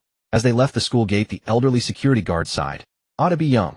Back home, Xin, wearing an apron, emerged from the kitchen to greet them. "You're back? Freshen up and wash your hands. Dinner's almost ready." Nianxi and Huachun happily agreed. With Xin as the matriarch, the home had been filled with warmth and the aroma of home-cooked meals. Soon she brought out several exquisite dishes. At the dinner table, Nianxi was eager to share her exciting news. "Mom, you'll never guess what I did today," she said mysteriously. "What? So secretive?" "A film crew came to our school for casting, and I auditioned. It's just a small role." Huachun chimed in. "Even though it's a small role, she performed excellently. She's practically guaranteed to be cast." "Really? I didn't know my daughter had such talent," Xin said, delighted, and gave her a generous piece of meat. But Xin soon furrowed her brow. "If you're going to film, what about your studies?" Though university offered more freedom and spare time, she was only a freshman. Cultivating skills was good, but academics should come first. She was indeed troubled. She knew the filming location was at High University, which would be convenient, but she hadn't considered potential conflicts with her class schedule. Huachun then spoke, easing the worries of both mother and daughter. "Don't worry, Andy. The filming is in Haiqing. He'll make sure Shi's shooting schedule is arranged during her free time, so it won't affect her studies. Nianshi quickly added, explaining to Hiexian, the whole corporation is the big boss behind that crew. Oh, Hiexian responded. So that was it. It all made sense now. Hiexian, having seen her share of ups and downs, remained composed. It's still uncertain whether I'll get it. I auditioned last, and there were definitely better performers before me, Nianshi said. She believed in not being too overconfident. Though Huachun could secure the role with a single word, she didn't want to be accused of using connections, nor be unfair to others. On the way back, she had repeatedly warned Huachun not to intervene. Hiexian naturally had unconditional faith in her daughter. Our she will definitely make it. I remember when you were little you wet the bed and too embarrassed to admit it claimed you spilled water. You acted so convincingly that if it weren't for the smell your dad, and I would have been fooled, she said with a chuckle. Whether intentionally or not, Hiexian had revealed Nian's eyes' embarrassing childhood story. Nianshi gasped, her face flushing crimson. Half coquettishly and half reproachfully she whined. Mom, don't bring up those old embarrassments. Huachun, hearing this for the first time, couldn't stop laughing. Huh. So she has a side like that too. After dinner, worried her mother was too tired, she insisted she rest, saying she and Huachun would handle the chores. Hiexian reluctantly agreed. Taking advantage of Zin's absence, she and Huachun sneaked in some intimate moments. That night, lying in bed, Hiexian suddenly said, Mom is leaving tomorrow. Hearing this, she was crestfallen. But Mom, you've only been here a little over a week. Didn't you say you'd stay half a month? Though Huachun often teased her with her mother's backing, she didn't want her mom to leave so soon. After all, home was over 1,000 kilometers away, and they saw each other only a few times a year, not even during holidays due to the expensive travel costs. But Zin's mind was made up. Your dad's lonely at home, he can't do without me. That was what she said, but in truth, seeing Nianshi and Huachun's subtle displays of affection every day made her miss her own husband. Nianshi and Huachun dared not show too much intimacy in front of Hiexian, her mother, so they sneaked around when she wasn't looking.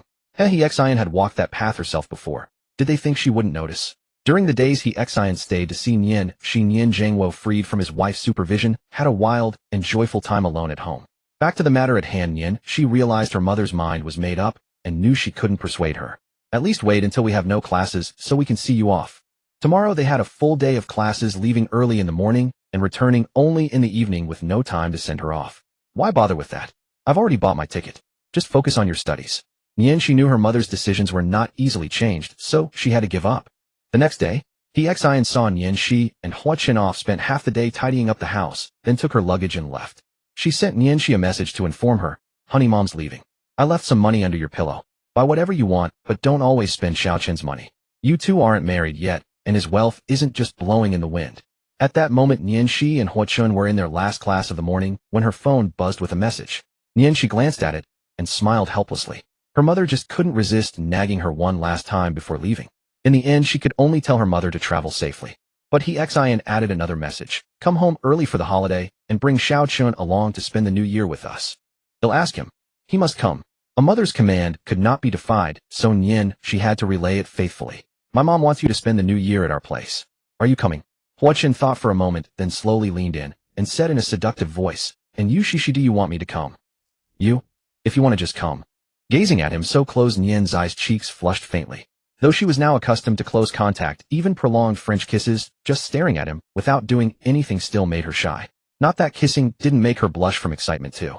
The teacher at the podium couldn't hold back any longer, and cleared his throat with a subtle reminder, Ahem. We're in class, don't go too far. Leave some room for the other students. The two quickly parted, flustered and awkward. That afternoon after classes, Nianshi and Huachun wasted no time and headed straight home. Having grown used to the warmth of a parent's presence at the door each day, the sudden emptiness felt strange to them. But soon they forgot about it. Nianshi recalled the humiliation of being bullied by Huachun these past days, and was plotting her revenge. My mom's gone, so no one's backing you up now. Nianshi eyed Huachun with ill intent. Huachun quickly begged for mercy. I'm sorry, dear. No use. Soon after, Huachun was made to kneel. Of course, Nianshi was kind enough to put a cushion under his knees.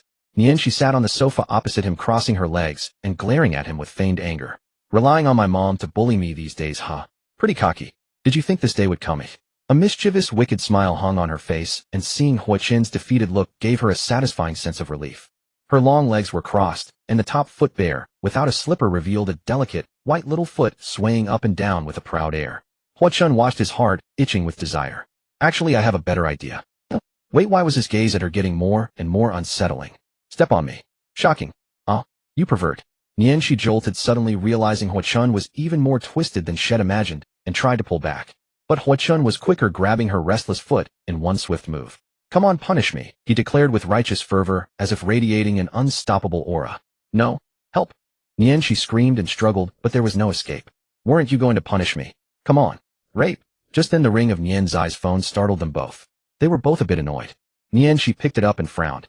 It was an unfamiliar number. "Hello. Is this Nian Shi? Your audition passed. When do you have time to come to the set for details?" Nian Shi was surprised, as she hadn't expected to actually get through.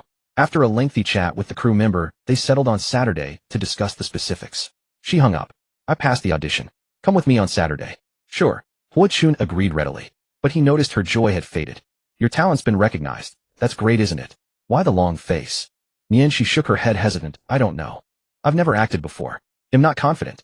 "Don't worry, you've got me." It was a heartfelt line, but Nian Shi couldn't get into the mood because, "If you weren't holding my foot with that lecherous look, I might actually believe you." "Hey, making fun of me." Hua-chun growled, pouncing on her like a hungry tiger. "Stop." Nian Shi yelped, forced into a split. This position was dangerously precarious. As punishment, Hua-chun launched a merciless assault on her. But when bedtime came, he was in for trouble. Had thought that with Xin gone, Nian Shi would move back to sleep with him. Had been pin up these days, and only getting a little taste was torturous. But being able to see but not touch, not even get a nibble, was even worse. Hua-chun was ready to let loose, but Nian Shi had no intention of making it easy for him. Every time he drew close, she pushed him away coldly. In the end, it was only Hua-chun's earnest pleading that moved her.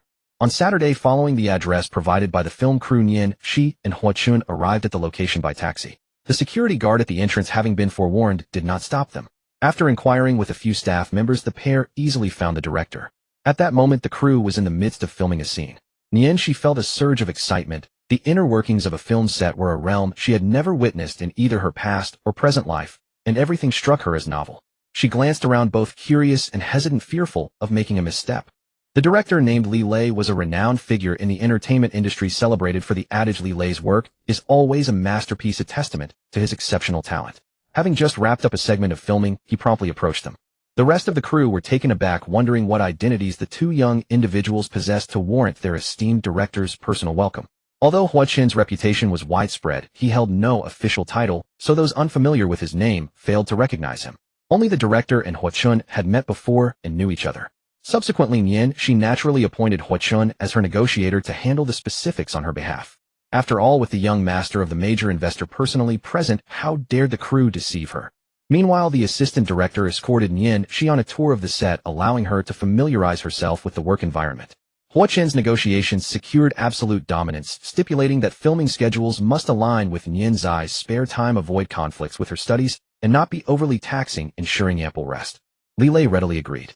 As for the remuneration, it was set at the standard rate, with no special favors granted due to her connection to the young president. Turning to Nian Shi, the portly middle-aged assistant director Chen Jun, who wore a pair of black-rimmed glasses and had a somewhat simple demeanor, led her tour. With the director absent and the crew on break, the tour was convenient. The set was bustling with actors today, as this drama had received substantial investment from the Hua Group, with key supporting roles filled by many seasoned performers. The lead actors were among the more capable young talents. Even the actress portraying the antagonist was a film award winner. To boost popularity, a few trending stars had been cast, though their acting skills were passable. In her past life, this drama's excellence remained undiminished, even when an actor faced a scandal, perhaps because the role was insignificant. However, Nian Shi was someone who buried her head in books, ignoring the world outside, and had never taken an interest in those celebrities. Soon Hua-chun concluded all the arrangements. The crew planned to complete Nian Zai's filming within 2 months, coinciding roughly with her school's holiday break. Upon receiving the script, Nian Shi immediately commenced work. She underwent makeup, changed into her costume, and familiarized herself with the blocking and lines. Understanding her role clearly, she quickly found her stride. In the subsequent scenes, she usually nailed it within 3 or 4 takes, delivering her lines with vivid emotion, clarity, and precision. When performing opposite other actors, Nian Shi showed no intimidation, perfectly embodying the image of a domineering future empress. This even drew praise from the award-winning actress who played her adult self. As a non-professional, Nian Shi far surpassed other newcomers. Thus, Nian Zai's innate talent for acting was evident. Among the young actors, several were from her school's performance department. However, one finance major named Zhang Lian was present, the same girl who had witnessed Nian Shi rejecting Su Kai earlier. When Zhang Lian saw Nian Shi appear, her disgust was palpable. Since it was the first day mainly for adaptation, Nian Shi wasn't given too much filming. By afternoon, she finished work and returned with Hua-chun. No sooner had they left than a handsome young man rushed over to the crew, visibly agitated. He was the young actor Hua Chun had ordered to be dismissed. The night was silent and desolate, destined to be extraordinary. When Nianxi announced she would move back into Hua Chun's room, he was overjoyed. This wasn't due to any sweet words he had spoken to please her, but because Nianxi reflected on the many benefits she had received, all thanks to Hua Chun. She knew that without him as an ordinary newcomer, she would never have secured such favorable treatment from the crew, especially the high pay. More importantly, he had changed her father's fate and saved her family a debt of gratitude she would never forget.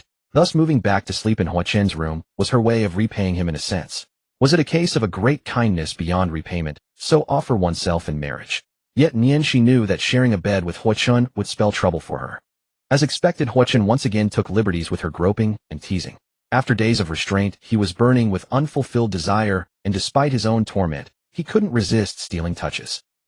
It's late. Aren't you going to sleep? Nianxi stirred, and barely able to contain herself reminded him of the late hour, implying he should stop. But Hua Chun showed no sign of ceasing, holding her from behind. His lips were busy and his hands roamed restlessly. Anyway, there's no class tomorrow. Hua Chun whispered, expressing his unwillingness to be easily satisfied. Nianxi herself was becoming overwhelmed. She knew all too well how agonizing this restraint was. In the throes of passion, she uttered the words that led her into the abyss. Maybe I could help you. The moment she spoke, she regretted it, but words once spoken cannot be taken back. Hua Chun heard her clearly and sat up with a jolt. You mean it? I just don't want you to suffer too much. Don't overthink it. In the dead of night, she went to brush her teeth. Time passed swiftly. After several days of filming, she had fully adapted to the crew's workflow, gradually finding her stride and growing increasingly fascinated with the art of acting, even beginning to take genuine delight in it. Another half-month slipped by in the blink of an eye. That day, upon seeing the actresses in the crew, she suddenly felt a pang of self-doubt. Why? Not because she thought herself unattractive or inferior in figure. Rather, it was when the actresses gathered to compare physiques and casually weighed themselves. Unbeknownst was ignorance, but once known shock struck. She was stunned to discover she weighed more than everyone else, a full 10 kg heavier than her former self. In disbelief, she stepped on and off the scale repeatedly after returning home. Just then Hua Chun walked in from outside and saw her obsessively weighing herself, muttering intermittently, "The scale must be broken." Hua Chun approached with a puzzled expression and asked, "What on earth are you doing?" Frowning, she pinched the modest flesh on her belly and said ruefully, "Don't you think I've gained weight?" Hua Chun halted, scrutinizing her from head to toe with earnest deliberation.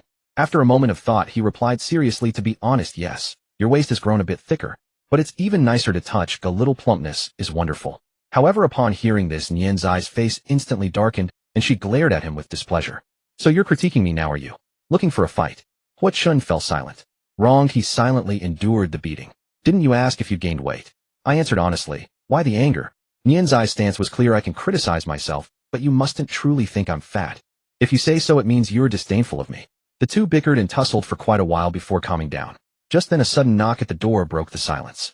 As the door opened, an unfamiliar woman came into view, clad in a white woolen coat with exquisite makeup and sunglasses, exuding an unmistakable air of elegance. She froze for a moment, her mind racing through countless impressions. She felt she'd seen this woman somewhere before, but couldn't quite place her. The woman, upon seeing Nianxi answer the door, was also visibly taken aback. "Hello. This is Hua Chen's home, isn't it? I haven't made a wrong turn, have I?" "Yes. And you are." Nian's delicate brows furrowed as she struggled to recall where she'd encountered her. Just then Hua Chun emerged from stashing something away, and the moment he spotted the woman at the door, his brow knitted. "Mom." That single word jolted Nian's memory, and she exclaimed in both surprise and confusion, "Mom." The woman removed her sunglasses, taking a clear look at Hua Chun inside. Her stern expression instantly dissolved into joy as she bounded in cheerfully, throwing her arms around him. "Chin, long time no see. Have you missed Mommy? Let Mommy give you a hug." Hua Chen's mother, named Xiao Xin, was a renowned fashion designer who had been working abroad for years. By a curious coincidence, aside from their surnames Xiao Xin and He Xin shared the exact same given name. What a stroke of fate. Since Nianxi and Hua Chun were reborn, the destinies of everyone connected to them in this life had diverged from their past lives. Though this was an anticipated outcome, still Xiao Xin's sudden visit caught them completely off guard. After all, in their previous life, Xiao Xin had only returned to the country after Hua Chun graduated, but this time she arrived 2 years early and even tracked them down. Yet her visit was far from as harmonious as He Xin's had been. Once her identity was revealed, Xiao Xin cheerfully entered the house, luggage in tow, clearly not intending to stay for just a short while. Although he hadn't seen his mother in a long time, Hua Chun was displeased, profoundly displeased. Because Nianxi had finally been willing to take their relationship further, and before he could savor it, everything was about to be put on hold again. He was the type to forget his mother once he had a wife. Xiao Xian, perhaps accustomed to the freedom of life abroad, and being among her own family coupled with her naturally lively disposition and the influence of a more open environment abroad, felt not a trace of restraint, but rather completely at ease. She looked around the house left and right as if brimming with curiosity about everything. Only when Hua Chen asked did he learn that Xiao Xian, upon hearing her son was in a relationship, had decided to return early, partly to see what his future wife was really like in person. She had come straight from the airport with the baggage tag still on her suitcase. "So how did you know where I live?" "Your father told me, of course." "Look at you so tense." "I just came to see you." "Well, you've seen me now. Can you head back?" Upon hearing this, Xiao Zhen's face fell, and she pulled out a handkerchief feigning tears. "Boo-hoo. My son's all grown up. He doesn't love his mom anymore. I can't even get a sip of water before being chased away." Hua Chen glanced at the glass of water Nian she had just set before her, rubbed his forehead, and said helplessly, "Say what you will. Did that mean he didn't love his parents?" Of course not. But it was true that the bond had weakened. After 4 or 5 years separated by oceans, even in their past life after his mother returned, their family gatherings were few and far between due to work commitments. Loneliness had become a habit. Nian she meanwhile felt as if she were sitting on pins and needles, as if a fishbone were lodged in her throat. Having never interacted with Hua Chen's mother in either lifetime, she was so nervous she could barely speak. Now that she had met her in person, she was even more certain that Xiao Xian was the type of person she was ill-equipped to handle. Nian Zai's mind was already crying out for help. "Save me. How does a socially anxious person get along with an outgoing mother-in-law they're meeting for the first time? Urgent, urgent, urgent." The moment she heard Xiao Zhen's complaint, she couldn't sit still any longer. It was mealtime, and since Xiao Zhen's sudden arrival was unexpected, there was no time to prepare dinner. They had no choice but to order takeout. Xiao Xian was amazed at how fast the delivery arrived, calling it lightning speed. Then Nianxi, who usually devoured 2 big bowls of rice like a hungry tiger, ate with unusual elegance today, finishing just a small half bowl before claiming she was full.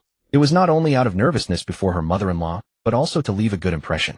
After the meal, as expected, Xiao Xian planned to stay for a few days. Hua Chen was even more displeased because this meant Nian she would have to sleep separately from him again. But he was helpless against his own mother.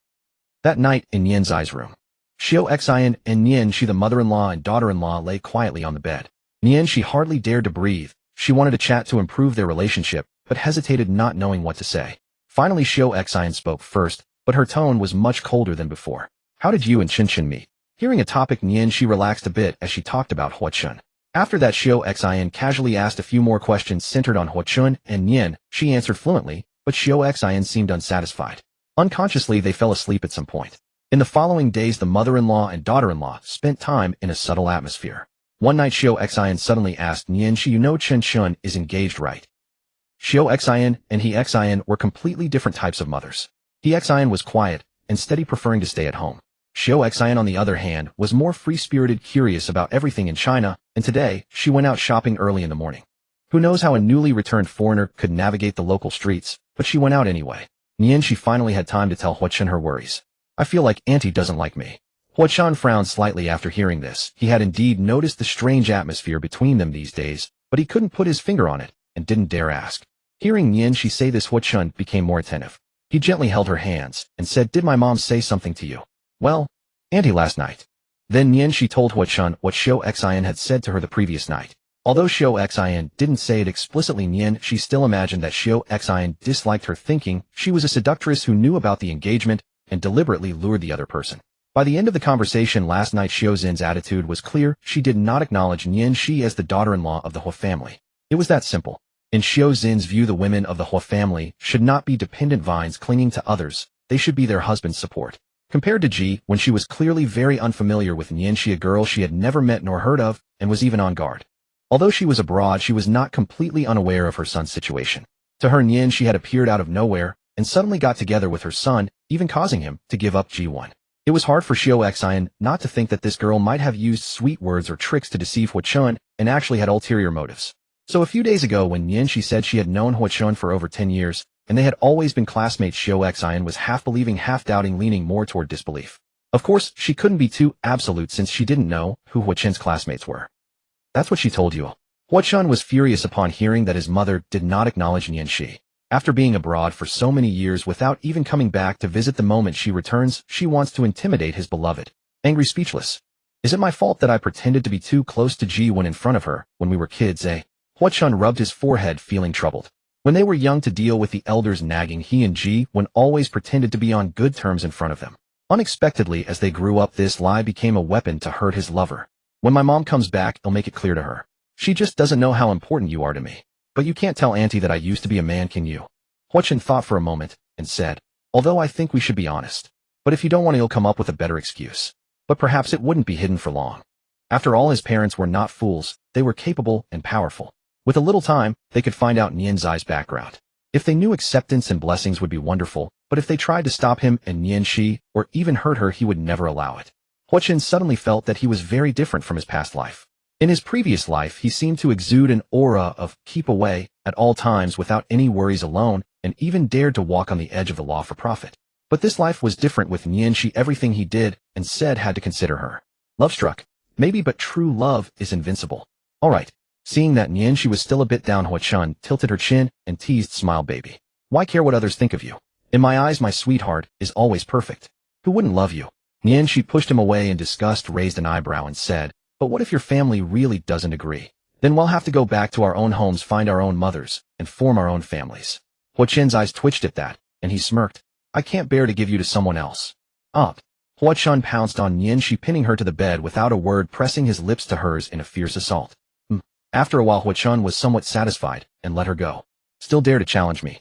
Nianxi panted slightly, her face flushed, but a smirk curled at the corner of her mouth. Is that all? She talked tough and counterattacked. The two of them had another affectionate tangle. Finally, Hwa-chun gently stroked Nianzai's head and said, don't worry, my parents can't control my will, nor can they change the fact that we are already together. I think you're right. Nianxi felt relieved. Alright, I have to go. I have a scene to shoot today. Even though the director won't say anything, being late is still not good. Want me to see you off? No need, I know the way well, and we don't have a car anyway. It would be a wasted trip for you. With that, Nianxi left. But Hwa-chun remembered. Upon returning from shopping, Xiao saw Hwa-chun sitting on the sofa with a grave expression, lost in thought. Hearing the door open, he knew his mother was back, and spoke. Mom, what do you think of Cici? Hearing the seriousness in Hwa-chun's tone, Xiao immediately sobered up and replied, you really want me to say it? I think she's not impressive, petty and unworthy of you. Hwa-chun's brows furrowed deeper. Petty? That's only because your sudden visit made her nervous. And whether she's worthy or not is for me to decide. I won't have anyone else. After years apart, her son's defiance ignited Xiaozin's temper. Child, what's wrong with Wenwen? Why choose such a fragile, clinging vine? What can she do besides being a vase? Fragile. Knowing Nianzai's true nature, Hwa-chun didn't think her fragile at all. Clearly his mother was either nitpicking or hadn't bothered to truly understand Nianxi. And why bring up Ji-wen now? Mom, can we not mention Ji-wen? The engagement was just a verbal agreement between the elders, neither of us wants it. Let's set that aside for now. Don't blame me for being blunt, but I think she's a vixen. Knowing you're engaged yet still with you lacking any self-respect. And you and Wenwen got along so well as kids. Why have you changed now? There was never any feeling between Ji-won and me. As kids I pretended to keep you from nagging. Besides, neither Cici nor I care about the engagement, and am the one who pursued her. If you're going to blame anyone, blame me. In modern society we believe in freedom of love. Grandpa isn't unreasonable, so please stop bringing up the engagement. I don't want to hear it, and it would only hurt Cici. I still don't see what's so great about Nianxi. Seeing she couldn't win the argument, Xiao crossed her arms in a sulk. You should try to understand her more instead of making assumptions. You've only known her a few days, but I've known her for over a decade. I know her better than you do. She's a good girl. Xiao fell silent. She had to admit that being abroad for so many years meant she had missed out on being there for Hwa-chun. Now that she realized her son no longer needed her presence, panic set in, and upon returning, she tried to assert dominance, making her naturally critical of Nianxi. Moreover, Ji-wen had always seemed like a wonderful child to her, a perfect match for her son. So she was even more critical of Nianxi, who had suddenly appeared, especially since the girl knew about the engagement. Seeing his mother waver, Hwa-chun pressed his advantage, recounting the ups and downs of his life with Nianxi. Conflicts and compromises, laughter and sorrow, all faced together. This showed Xiao that her son truly loved Nianxi, reminding her of her own story with Hwa-chun's father. But in the end, Xiao still refused to acknowledge Nianxi. Evening. Nianxi finished her work at the film set, changed into running gear, and tied her hair into a high ponytail, looking more spirited. Having noticed she had gained weight, she started running daily to slim down. The distance from the set to home was less than 5 kilometers, perfect for a slow jog while enjoying the scenery, a pleasant pastime. She was now back to her original weight after the transformation. Though she had gained some weight, her figure remained curvaceous and elegant. Had it all gone to the right places? Just as she was about to leave, a girl she had acted opposite before called out to her. It seemed her name was Zhang Lian, a senior from the same department. Xiao, I'm wrapping up tonight. Let's grab a meal together. I've invited several young actors from the set, and it's nearby. Nianxi hesitated, uncomfortable with social gatherings, especially alone, and declined immediately. I'd rather not. I don't really know the crew. She recognized them, but wasn't close. To her, work was work and life was life. Unless necessary, she avoided unnecessary dinners. Seeing her refusal, Zhang Lian was displeased, but hid it, even grabbing her hand affectionately. Don't be like that, Xiaoxi. It's not good to always be alone. Think of it as bonding with classmates. Besides, Brother Yuan will be there. Who's Brother Yuan? Nianxi was puzzled. You don't know? Nianxi tilted her head, confused. Right. Xiaoxi, you only come every few days, always missing Brother Yuan's shoots. So who is this Brother Yuan? Xiao Yuan. A famous actor playing the third male lead. He saw your performance and wants to chat with you. He'll pass. I'm not interested. But why did that name sound familiar? Never mind. If she couldn't remember, it must be someone unimportant. Despite Zhang Lian's warm invitation, she firmly refused and quickly escaped. Frustrated, Zhang Lian's hatred for Nianxi grew. As Nianxi left, a man emerged from behind the backdrop. It was Xiao Yuan, the third male lead Zhang Lian had mentioned. Xiao Yuan eyed Nianzai's graceful figure and beautiful face, licking his lips. He signaled Zhang Lian to proceed with Plan B. With a malicious look, Zhang Lian followed Nianxi. Nianxi, oblivious to the scheme, continued her slow jog home. The route passed through residential areas and commercial streets with dazzling neon lights, making the night scenery beautiful. But there was a stretch of about 200 meters that was sparsely populated and desolate, with streetlights dimmer than elsewhere. Every time she reached this section, she would sprint through, as darkness always stirred fear. Today, however, as she approached, several figures came toward her. Drawing closer, she saw it was Zhang Lian and some unfamiliar girls. She slowed to a stop, puzzled by Zhang Lian's presence here. Senior Zhang Lian, aren't you at the party? Facing Nianzai's inquiry, Zhang Lian did not answer. Instead, her gaze toward her was filled with ill intent. She furrowed her brows, and the girls beside her also wore aggressive expressions, clearly plotting something nefarious. What do you want to do? I have no grudge against you, do I? She said, as she stepped back, alarm bells ringing in her mind. Meanwhile, Hua Chun received a message at home that She had finished work. Glancing at the time, he figured she would be back soon, so he set aside his tasks to prepare for her arrival. Xiao Xin was deeply pondering over Nianzai's matters. During the day, she and Hua Chun had a thorough discussion about Nianxi, which slightly changed her perception of her. Afterwards, Hua Chun even took his mother to secretly visit Nianzai's filming set to observe her at work. Since they were observing covertly, she had no idea. However, whether she was worthy of her son remained to be seen. After waiting over 10 minutes, without seeing Nianxi return, Hua Chun began to worry. Although he knew she had been dieting recently, and jogging back each day took a bit longer, a 5-kilometer run at a slow pace should be finished in half an hour. Why was she so late today? After all, it was late at night, and she was alone, a young girl. Naturally, it was hard not to be concerned.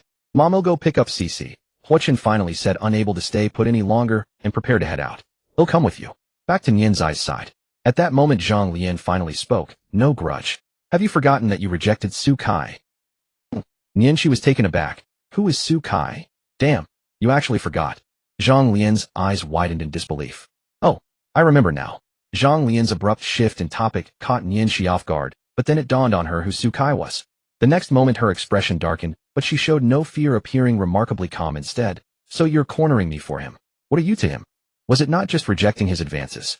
Did it warrant revenge? How petty could a grown man be? Instantly, Nianzai's already zero favorability towards Su Kai plummeted into negative territory. At that moment, Su Kai, lying innocently in his dormitory, sneezed heavily several times. Pressed by Nianzai's question, Zhang Lian faltered. I have no real relation to him, but you rejecting him is just not okay. No relation. Then why go to such lengths? Are you helping him or harming him? Girl, you're being absurd. And wasn't this ages ago? You're only getting revenge now. Were you really that patient? What kind of idiotic plot is this, written by some lousy author? Nianxi had only heard of such twisted, love-obsessed minds online before, never expecting to encounter one in real life. But was she afraid of them? Not really. After all, Nianxi was no weakling. Physically frail, yes, but mentally she was strong. Besides, the girls before her were just that. Girls not even as tall as she was, though their bravado was impressive. Bullying. Sorry, you've picked the wrong person. Nianxi was socially anxious, but she never shied away from trouble. With 2 lifetimes worth of age combined, her mental age was easily over 50. In her eyes, these college students were mere children. Their revenge tactics were so naive and simplistic. Though she could teach them a lesson with equally simple means, she knew a better approach. Oh, so what? Nianzai's expression remained unmoved as she spoke coldly. As she spoke, she discreetly activated her phone's voice recorder in her pocket. Seeing her arrogant attitude, the girls' tempers flared. They weren't exactly good girls themselves. Smoking and drinking were second nature to them. And today they had been called by Zhang Lian to back her up. Now their target seemed unafraid and even defiant, stirring up a strange sense of pride within them. Damn, this chick's got nerve. I really can't stand her. Isn't she just relying on her pretty face? Slash it once, and let's see how cocky she stays. Strip her naked and throw her on the street. Take some embarrassing photos to blackmail her. The girls voiced their malice, spreading out to block Nian Zai's escape route completely. Looks like I can't run away. Nian, she glanced around, pondering how to respond if a fight broke out. Let me ask one more time. Are you hitting me just because I rejected Su Kai? Just that simple. Isn't that enough? Zhang Lian replied. In Nian Zai's eyes, she had become a lunatic. We just don't like you, the other girls answered. Heh. Nian, she let out a soft laugh, pulling her phone from her pocket. With a light press of her finger, the recording played back everything they had just said. The group was stunned. Hear that? I wonder if handing this to the police could get you charged with attempted intentional injury. So what if you recorded it? You won't get the chance to hand it over. Despite the words, everyone froze, none daring to make the first move. My phone is linked to my boyfriend's, so our information is shared in real time. If anything happens to me, none of you will get away. At that, the situation took a dramatic turn. They had assumed Nian, she was just a fragile girl who would be easily intimidated into tears and begging. But she turned out to be a rose with thorns, silencing them with just a few words. After all, they weren't hardened thugs. They were still students, instinctively afraid of causing a major scene. Nian, she on the other hand, grew even more composed seeing their reaction. She had half expected them to be reckless enough to attack outright. Now she saved herself the effort. She spread her palms and said calmly, "I'll stand right here. Go ahead and make your move. Modern medical technology can erase scars easily enough, but then it won't just be attempted. The price you'll pay will only increase." What would that be? Let me think. Medical fees, lost wages, nursing costs, transportation, emotional damages, legal fees. Altogether, it'd probably come to 30 or 40,000 per person. I'm not worried about you running. After all, it's watching. As she spoke, Nian, she pointed upward. Under the broken street lamp, a surveillance camera, barely visible from a distance and inconspicuous up close, was fixedly monitoring their every move. Though its light wasn't glowing red, who could guarantee it wasn't working? Trading my pain for your futures. It's worth it. Nian Zai's words were like a devil's whisper, each syllable beautiful, yet striking their hearts like a heavy hammer. The girls fell silent, exchanging glances, unsure of what to do. What they thought would be an easy win had turned into a crushing defeat. Now they were caught red-handed, having tried to outsmart themselves, but only losing more. Yet swallowing their pride was impossible for their fragile egos. TCH. Let's go. Seeing they couldn't touch her, the group had no choice but to leave, throwing out one last arrogant line, "Remember this." But Nian, she wasn't about to let them off easy. She waved her hand and called out loudly, "Don't forget the 50,000. A minor incident, alarming yet harmless. Nian, she wiped her cold sweat and breathed a sigh of relief, unable to help but sigh. Why are the young ones these days so childish? Disrupted by this, she lost her enthusiasm for jogging. Seeing that home wasn't far, she decided to take a leisurely stroll instead. After a few steps, she spotted a familiar figure ahead. Nian, she ran over joyfully and leaped on a Huachun. "Why are you here?" Huachun steadied her, supporting her thighs securely. "You were gone too long, so I came to fetch you." "So you saw that? Your tigress spirit is still alive and well. Teasing me again, you're asking for a beating." Nian, she said, giving him a playful punch. "Those girls can't do anything to me. They're too childish. Guess why they came to pick a fight with me?" Huachun shook his head. "Can't guess, but it's definitely not your fault." It seems to be because I rejected Su Kai's pursuit. But that girl has nothing to do with Su Kai. I can't figure out what she's thinking." "Who is Su Kai?" Nian, she burst into laughter. "Ta! You forgot too. Back then you were jealous over him. It's only right for me to be jealous of you." Ahem. As they were teasing each other, a soft cough interrupted the cheerful atmosphere. Nian, she turned her head and saw Xiao Xian standing not far away.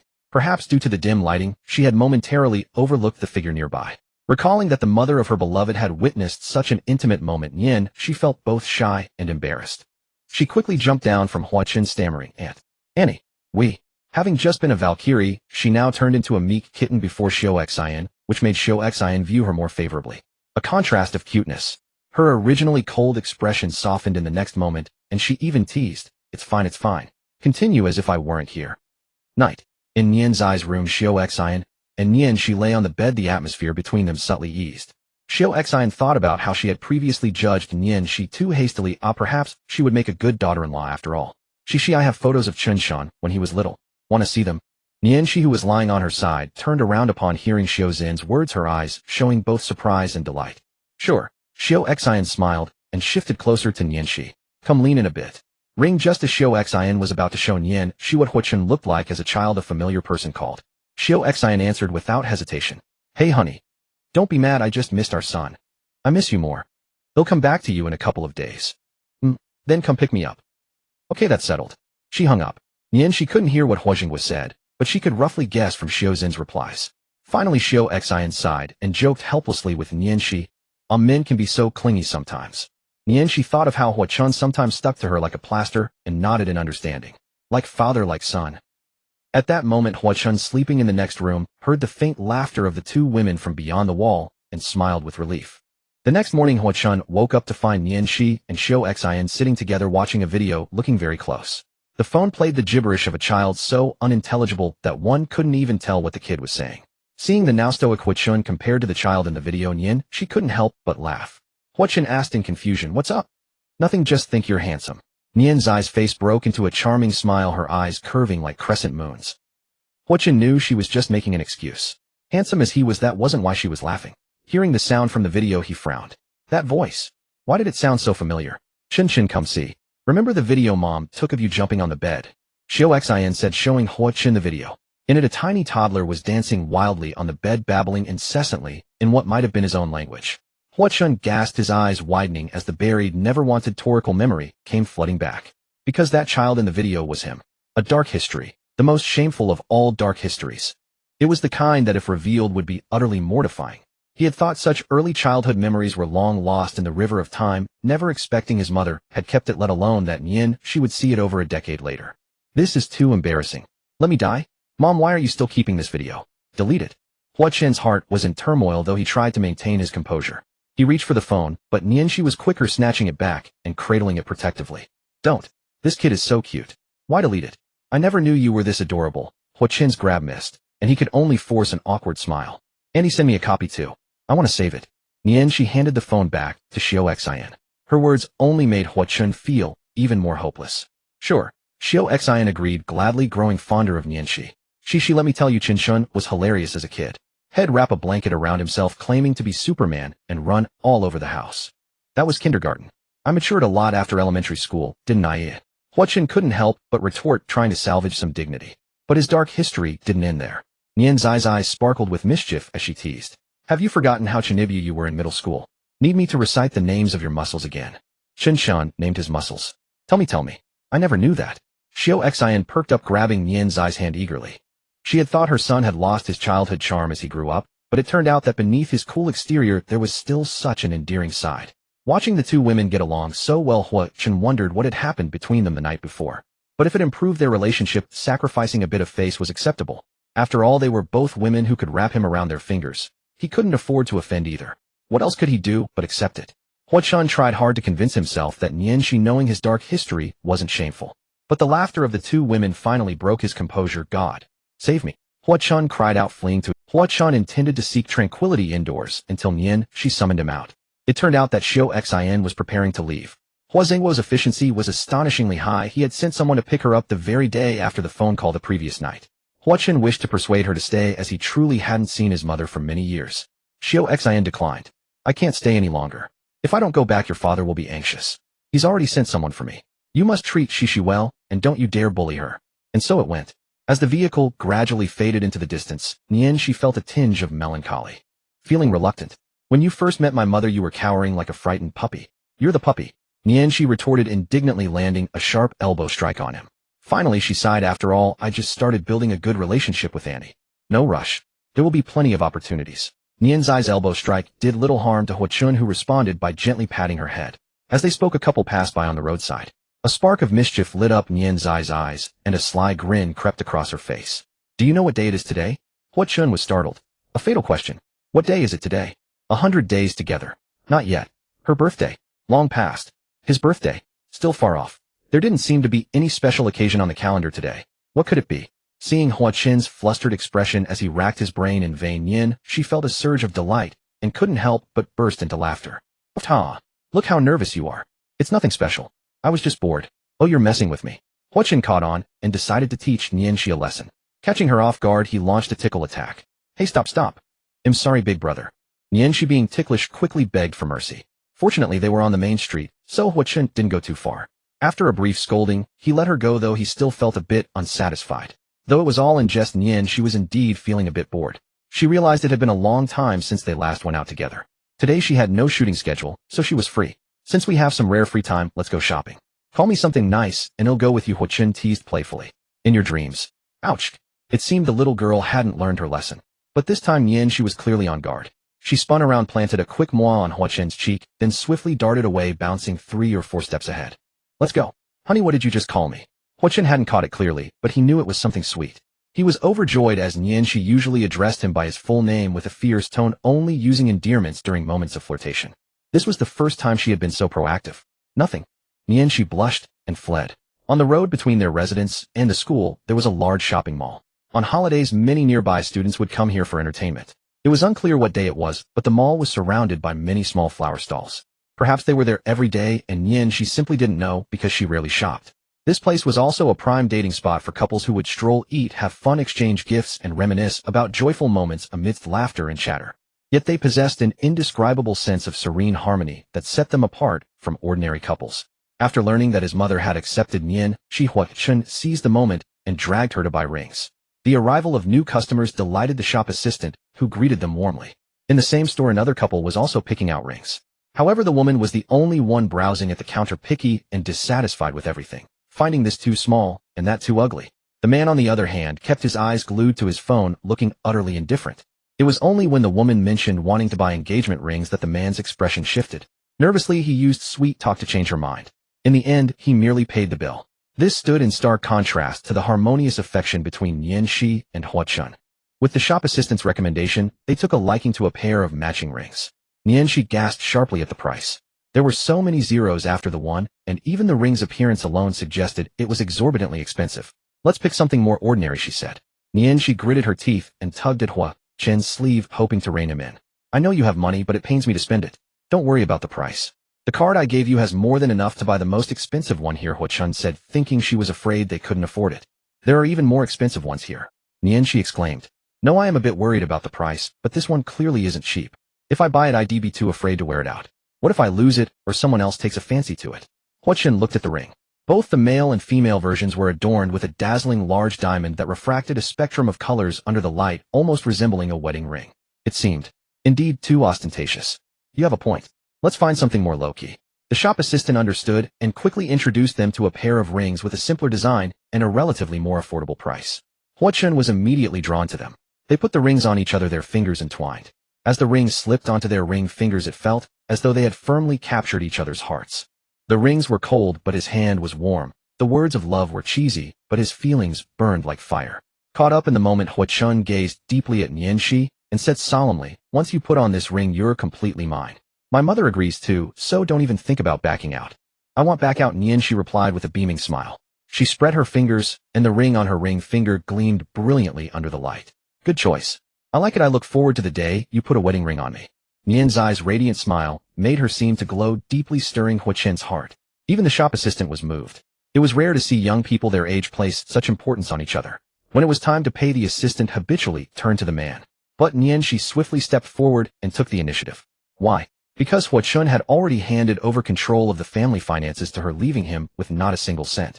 As they left the store, the couple caught a glimpse of 2 familiar figures flashing by. Ji-Wen was walking ahead with her arms crossed, looking haughty, while Mu-Huai followed behind, laden with shopping bags. It was unclear what Mu-Huai had said, but Ji-Wen seemed angry. Yet despite this, she would pause every few steps to wait for him, only to storm off again, and then wait once more. This game of chase and escape somehow seemed harmonious. They were too far away, and Ji-Wen didn't notice Shi and the others. They vanished from sight in the blink of an eye. It seemed Ji-Wen was also beginning to welcome a change of season. Last time they met, she was still trying to avoid Mu-Huai at all costs. Now the two of them were out shopping together. Subsequently, Shi and Huachun decided to browse a clothing store. The establishment was spacious, housing an extensive array of garments.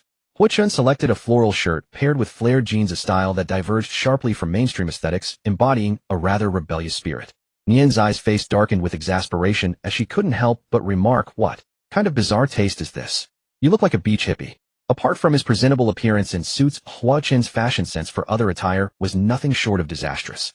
Shi was certain that if she didn't coordinate his outfits, he would surely transform into a flamboyant peacock. This was evident from before they cohabited, though he was relatively more normal back then. Yet his personal preference for such styles was undeniable. Well, respect and understanding. In contrast, Nian's dressing style was perfectly normal. Whether as a male or after becoming female, she always enjoyed adorning herself. It might not be exceptionally trendy, but but it was undeniably pleasing to the eye.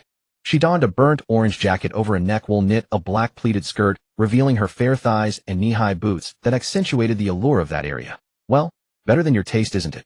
Nien, she struck a pose before the mirror, speaking to Hua-chun with pride. It was a rather ordinary ensemble, not particularly fashionable, and she often dressed similarly. Yet today Hua-chun seemed to have reservations. I feel your outfit is missing something. What's wrong? The overall look is perfect, but it lacks a sense of subtlety. Hua-chun stated solemnly, his critique sounding quite authoritative. Nien, she was puzzled. Subtlety? Could it be? So she added a pair of black stockings to her original attire. Perfect. Try another one. Still missing something. She put on black stockings. A perfect score. Why don't you just say you want to see me in black stockings? I want to see you in black stockings. Get lost. The two bickered endlessly over whose fashion sense was superior. Ultimately, they decided to pick an outfit for each other, and they would have to wear whatever was chosen. At the checkout, the shop assistant's expression was rather peculiar. She thought the couple's antics were quite eccentric, uncertain whom to sympathize with. That evening, Nien, she returned home ready to try on the clothes Hua-chun had selected for her. Apart from the outfit she changed into at the store, she had no idea what else he had chosen. She felt a flicker of anticipation, hoping it would be something decent. Yet when she pulled out the mysterious garment from the bag, her eyes widened. The sheer fabric, lace trimmings, and see-through texture. Though the necessary areas were covered, the allure was tantalizingly elusive. The precarious structure seemed ready to reveal its dangerous parts with the slightest provocation. Well, let your imagination run wild. Nien Zai's face flushed crimson. She knew that pervert Hua-chun wouldn't pick anything proper. Did that store even sell such items? Was she really supposed to wear it? But they had agreed, and he would definitely wear what she picked for him. The thought infuriated her. She had chosen a perfectly decent outfit for him, yet he had picked this. How could she possibly wear this? Putting it on felt like presenting herself to him on a silver platter. Nien, she agonized for a long time. Finally, when Hua-chun called out to her from outside, she made up her mind. Emerging, she wrapped herself in a blanket like a caterpillar, her black-stockinged feet peeking out conspicuously from beneath. In contrast, Hua-chun looked quite decent. In the clown cosplay outfit Nien, she had bought him complete with oversized red leather shoes that made him appear utterly ridiculous. Ta! Nien, she who had been shy moments before, couldn't hold back and burst into laughter. I knew you wouldn't pick anything proper, Hua-chun said helplessly. Yet judging by Nien Zai's appearance, she had indeed worn the outfit. Sure enough, at his words, she grew flustered. You dare criticize me? Your choice is the most inappropriate of all. Compared to that garment, wasn't the clown costume perfectly decent? It was far more acceptable, at least wearable in public.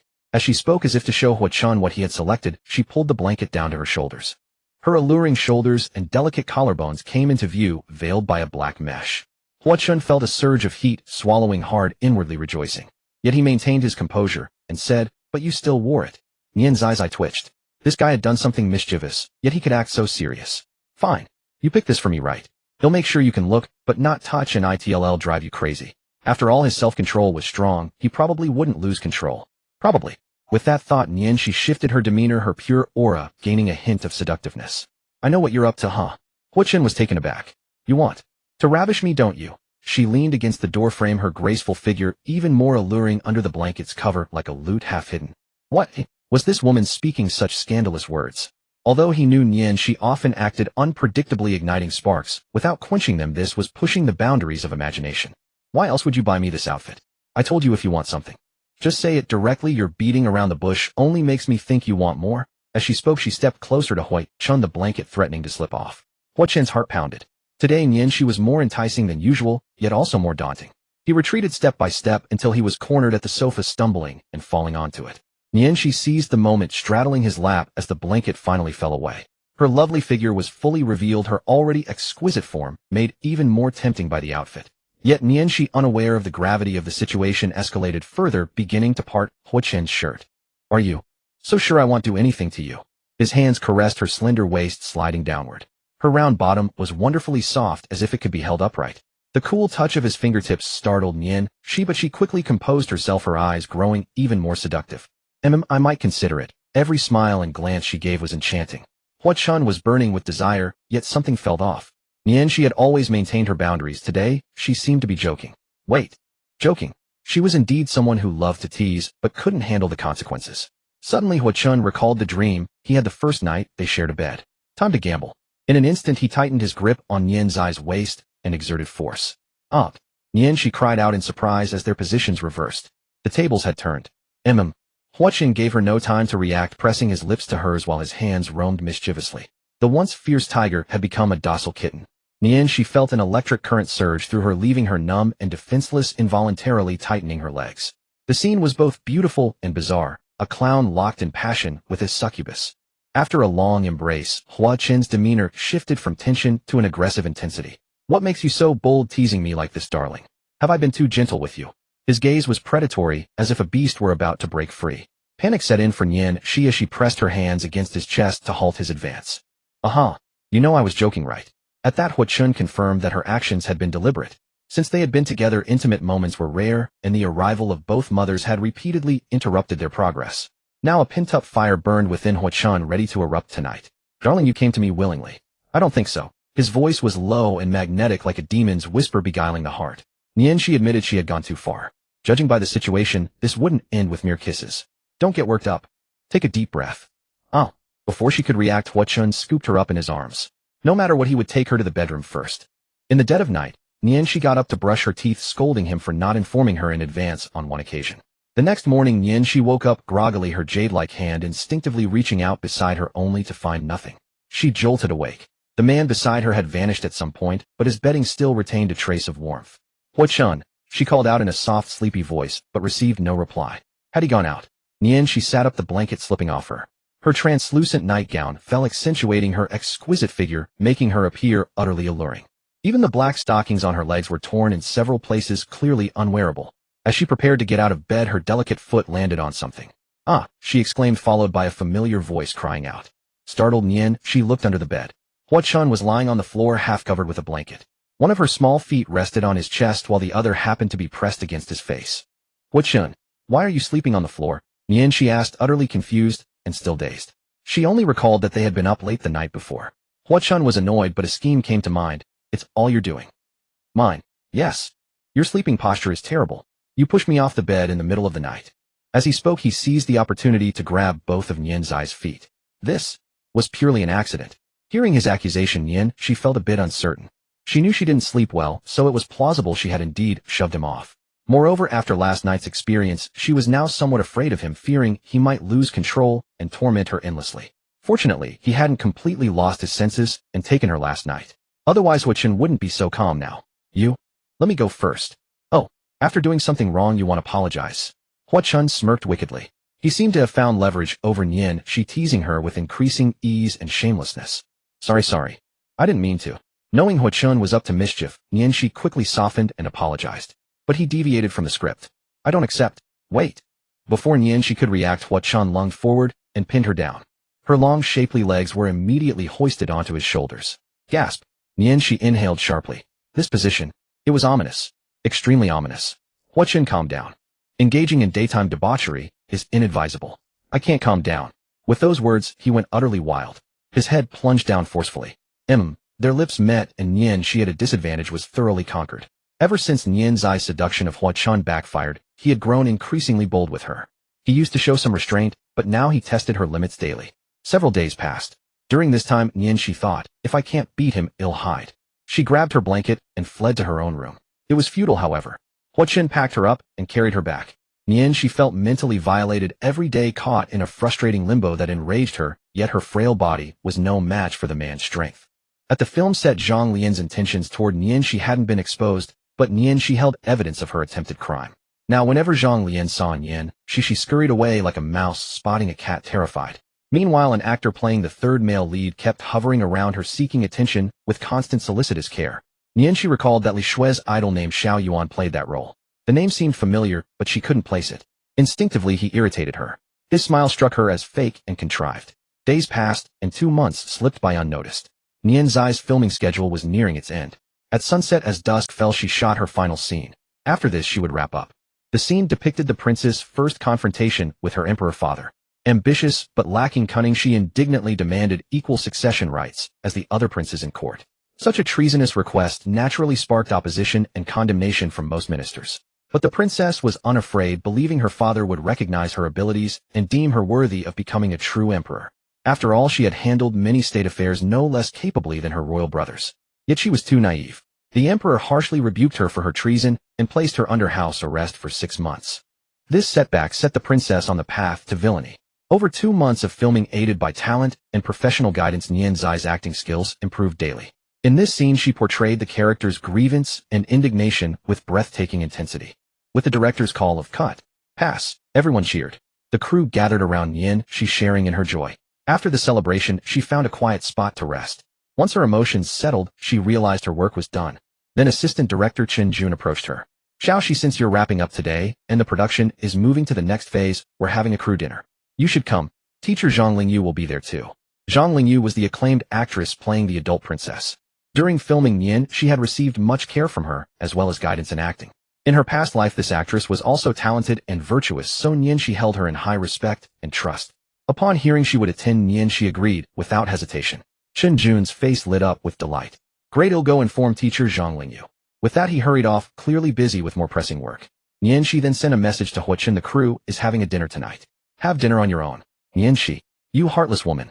Yin Shi smiled faintly, easily picturing Huochen's frantic reaction on the other end. But she was in control, unfazed. Remember to pick me up. Knowing Nian's eyes' stubbornness, Huochen reluctantly relented. Fine. Be safe, don't drink, and tell me the time and place. Got it, by the way, I'll have a surprise for you. Nian Shi was puzzled, wondering what he was up to. Can you give me a hint? Not telling you. So secretive. If only you showed such restraint with me, I'd be grateful. She felt her boundaries eroding, inching closer to breaking that final wall. That will never happen. Shortly after the chat ended, the renowned actress Zhang Lingyu personally sought out Nianxi. As a celebrated film star, Zhang Lingyu frequently appeared on screen and maintained her beauty with great care. She carried herself with poise, every smile and gesture exuding authority and grace. Congratulations on wrapping up your role. You performed excellently. Thank you, teacher. It's your guidance that made it possible. Zhang Lingyu smiled warmly. I really like you, child. You have talent, and you are willing to work hard. Are you interested in delving deeper into the entertainment industry? If you are, I could mentor you. Hearing this, Nianxi was momentarily stunned. To be honest, receiving recognition from a luminary was certainly a cause for joy and honor. However, she was only a freshman and truly lacked the time. Moreover, these 2 months, which could be considered a social practice, had revived memories of her past life as a corporate drone. Exhausting and thankless with constant scolding, being an actress was definitely not fun. She realized that staying at home and being a layabout was far better. Now that Huochen was supporting her, she had no worries about food or clothing. She had once thought of becoming independent and not relying on him, but now she was being hypocritical again. Thank you for your appreciation, teacher, but I'd like to finish my studies first before considering other things. Hearing this, Zhang Lingyu didn't insist and expressed understanding. That's good too. Studies are more important. How about we exchange contacts? That way we can stay in touch. Nianxi didn't refuse, and they exchanged contact information. Soon after, the day's filming for the entire crew ended. Under the director's arrangement, everyone went to a nearby restaurant called Fulai. With so many crew members, the entire restaurant was booked out. Before taking her seat, Zhang Lingyu suddenly spotted Xiao Yuan in the crowd, and quickly pulled Nianxi aside, whispering, Xiaoxi, I've noticed Xiao Yuan hanging around you lately. You haven't gotten too close to him, have you? Nianxi was taken aback, then quickly explained, You've misunderstood. There's nothing between us. Zhang Lingyu breathed a sigh of relief and warned, Good. Stay away from him. He's not a good person. Nianxi was puzzled. Although she didn't have a favorable impression of Xiao Yuan, she didn't consider him a villain either. Soon Zhang Lingyu cleared up her confusion. In your generation's words, he's a player, a womanizer. Maybe even worse. Nianxi suddenly understood. This wasn't the first time she had heard Xiao Yuan's name. Playing the third male lead, he had no scenes with Nianxi at all, leaving her with little knowledge of him. She only knew that Xiao Yuan was a member of some overseas idol group and held foreign nationality. He returned to the country to act and sing, using his handsome looks and distinctive electric voice to amass a legion of fangirls. Even now, he was surrounded by a group of young women in the crew. Nianxi felt nothing for him, and with Zhang Lingyi's warning, she became more cautious around him. Inside the Fulai restaurant, laughter and chatter filled the private rooms. When dividing the rooms, Nianxi deliberately chose to join Zhang Lingyi's. Most of the people there were young, many of them her schoolmates. Having spent over 2 months filming together, she was familiar with the others, so dining together didn't feel awkward. Nianxi was quite popular among the girls, and several of them pulled her into conversations about feminine topics. Yet she felt she couldn't really contribute much. After all this time as a woman, she still felt uneasy interacting with genuine females because they were very open. She silently prayed for time to pass quickly. Of course, at a banquet, food and drinks were inevitable. When faced with the invitation to toast together, though Nianxi didn't want to spoil the fun, she could only shake her head and decline. She knew her alcohol tolerance was poor. As a man in her past life, she could handle it, but now as a woman, she became tipsy after just 1 glass. If she got drunk and started rambling or making a scene, it would be too embarrassing. Besides, Huochen had warned her. After several rounds of drinks and numerous dishes, Nianxi thought the banquet would pass peacefully. But unexpectedly, Xiao Yuan clung to her like a persistent pest. Although he was in a different room, he seized the opportunity when a girl next to Nianqi left and took her seat. Ignoring Nianx's frown, he started chatting with the others at the table. Xiao Yuan was handsome and eloquent, quickly lifting the mood with a few words. Even Zhang Lingyu had to admire his acting skills. It was a pity he didn't use his talents for good. If she hadn't accidentally learned about his private deeds, Zhang Lingyu would have thought he was an outstanding youth. When the girl returned and found her seat taken by the popular idol, she could only leave dejectedly for another room. Shall she try this? It's delicious, Xiao Yuan said, eagerly placing food in her bowl. Nianqi looked at the dish mixed with cilantro and couldn't help but twitch her eye. I don't eat cilantro. At that moment she wished she could pull out a golden desert eagle and shoot him twice. But she forced a smile and politely said, thank you, I can help myself. She then found a new bowl. However, Xiao Yuan persisted in showing his care, repeatedly adding dishes to her bowl, as if trying to attract her attention or subtly hint to others that he had a close relationship with her. He said nothing, just kept piling on food, completely ignoring Nianx's repeated refusals. Those in the know remained silent, while those unaware were genuinely fooled by his act. Brother Yuan, are you dating Xiaoxi? So sweet. How wonderful. I wish I had a boyfriend like Brother Yuan. Can we say that? Won't it affect his career? Ignited by gossip, everyone chattered away, making it hard for anyone to interject. Xiao Yuan played along, acting as if it were true. If a girl who liked him were swept up by the crowd's teasing and his sweet talk, she might start contacting him and gradually fall for him. Unfortunately, in Nianx's eyes, Xiao Yuan had become a total creep, and she felt nothing but disgust. Everyone, don't misunderstand. I have a boyfriend, and it's not him. Nianqi couldn't help but clarify, deliberately moving her chair farther away from Xiao Yuan to keep distance. Upon hearing this, Xiao Yuan was unperturbed, half-jokingly, and with a hint of grievance. Xiaoxi, do you have to make up a boyfriend just to reject me? I'm so heartbroken. Nianqi found his act unbearable. Playing mind games with me, huh? Betting I don't have a boyfriend. If I don't, he can continue pestering me. If I do, he can claim it was a joke and get off scot-free. Damn it. Xiaoxi, I remember your boyfriend came to pick you up, right? I saw him from a distance before. A very handsome young man. Zhang Lingyu stepped in to help, sensing Nianx's displeasure. Nianqi responded promptly. Yes, his name is Hua Chun.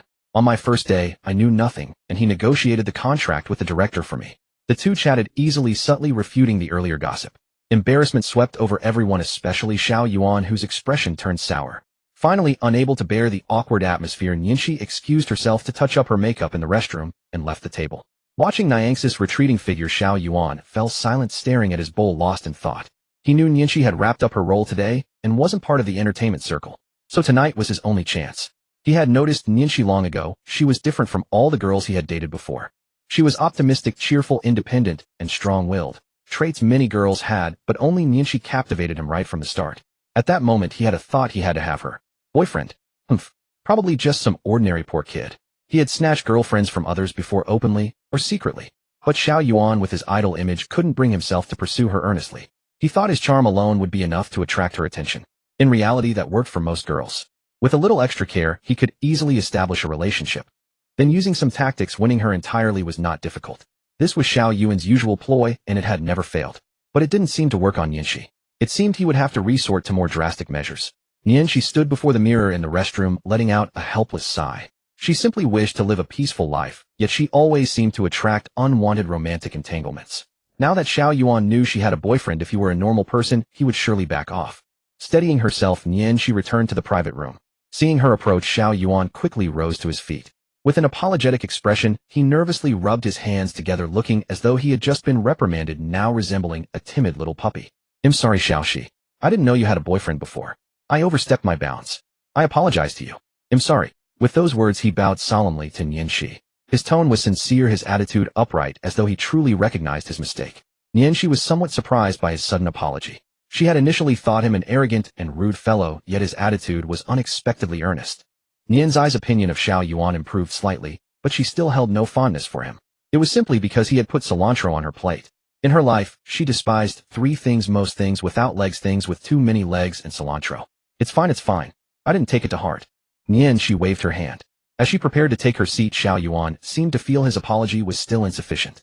Then let me toast you as a gesture of my apology. So saying, Xiao Yuan picked up 2 glasses of baijiu from the table and extended one to Nianqi.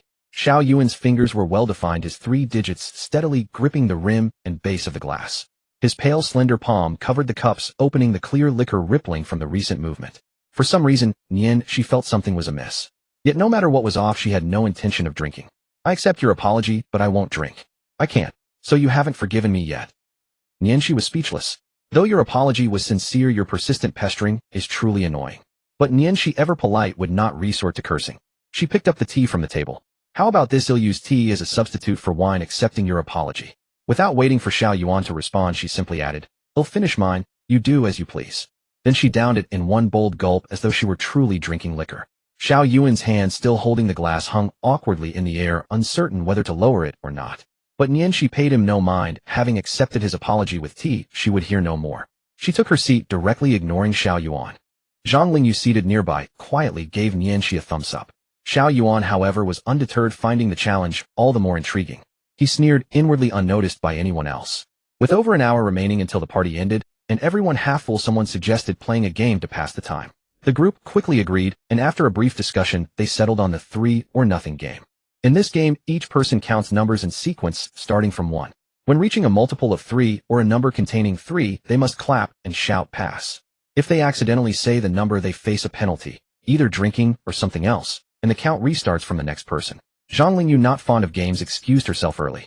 Perhaps due to unfamiliarity at the start, the first few players frequently made mistakes, and were penalized with drinks, sparking laughter from everyone.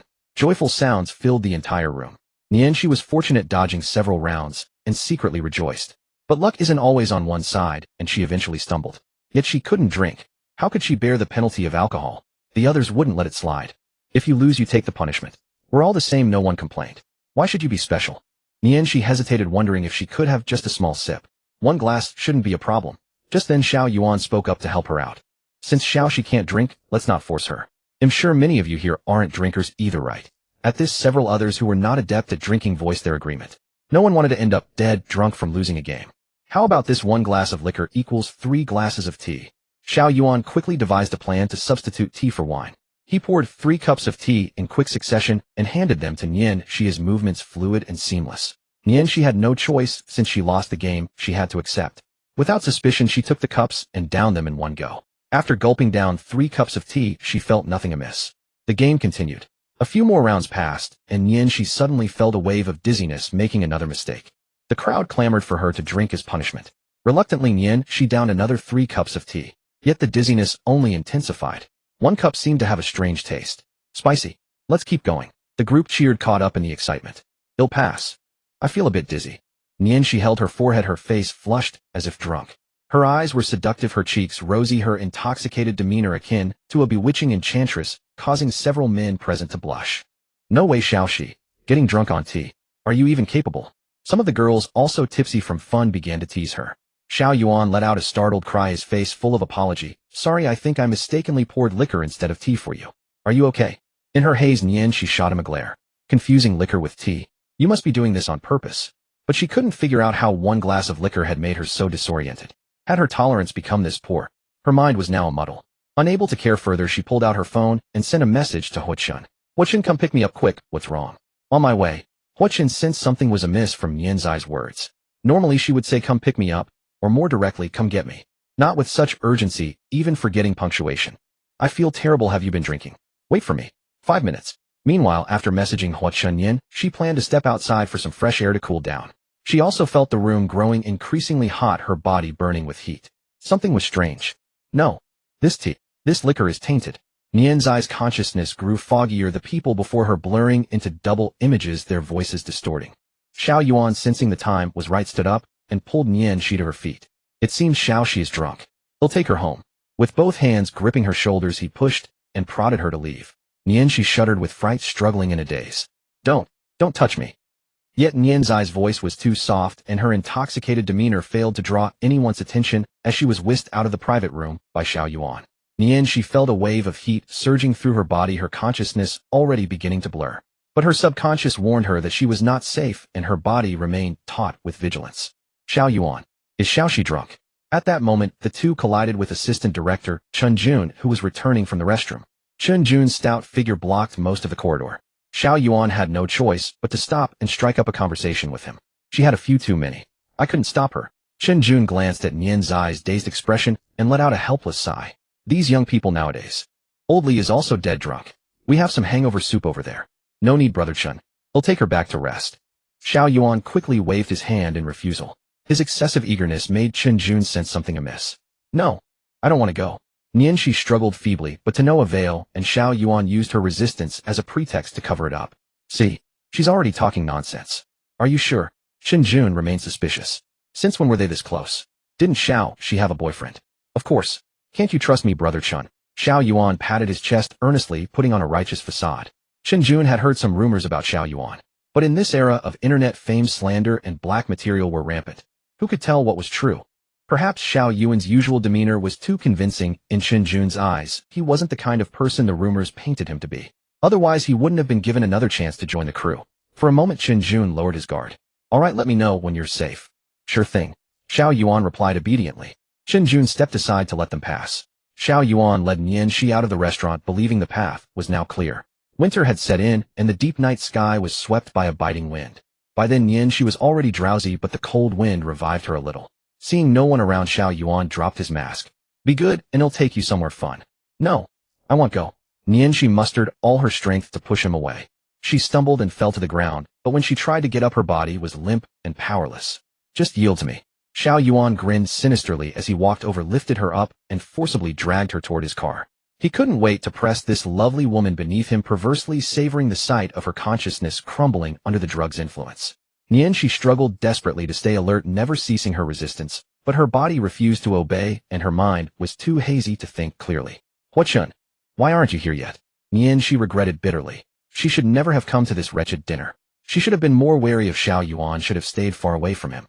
Who could have imagined such a scumbag existed in this world? And that she would be the one to encounter him. But there was no if. Nianxi had fallen into the trap. At that moment, a fiery red Ferrari screeched to a halt beside them. The roar of the supercar startled Xiao Yuan, making him pause. Huachun stepped out of the driver's seat like a god descending from heaven.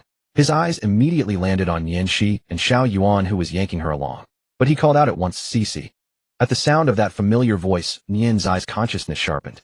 Summoning strength from somewhere, she shook off Xiao Yuan and rushed toward Huachun.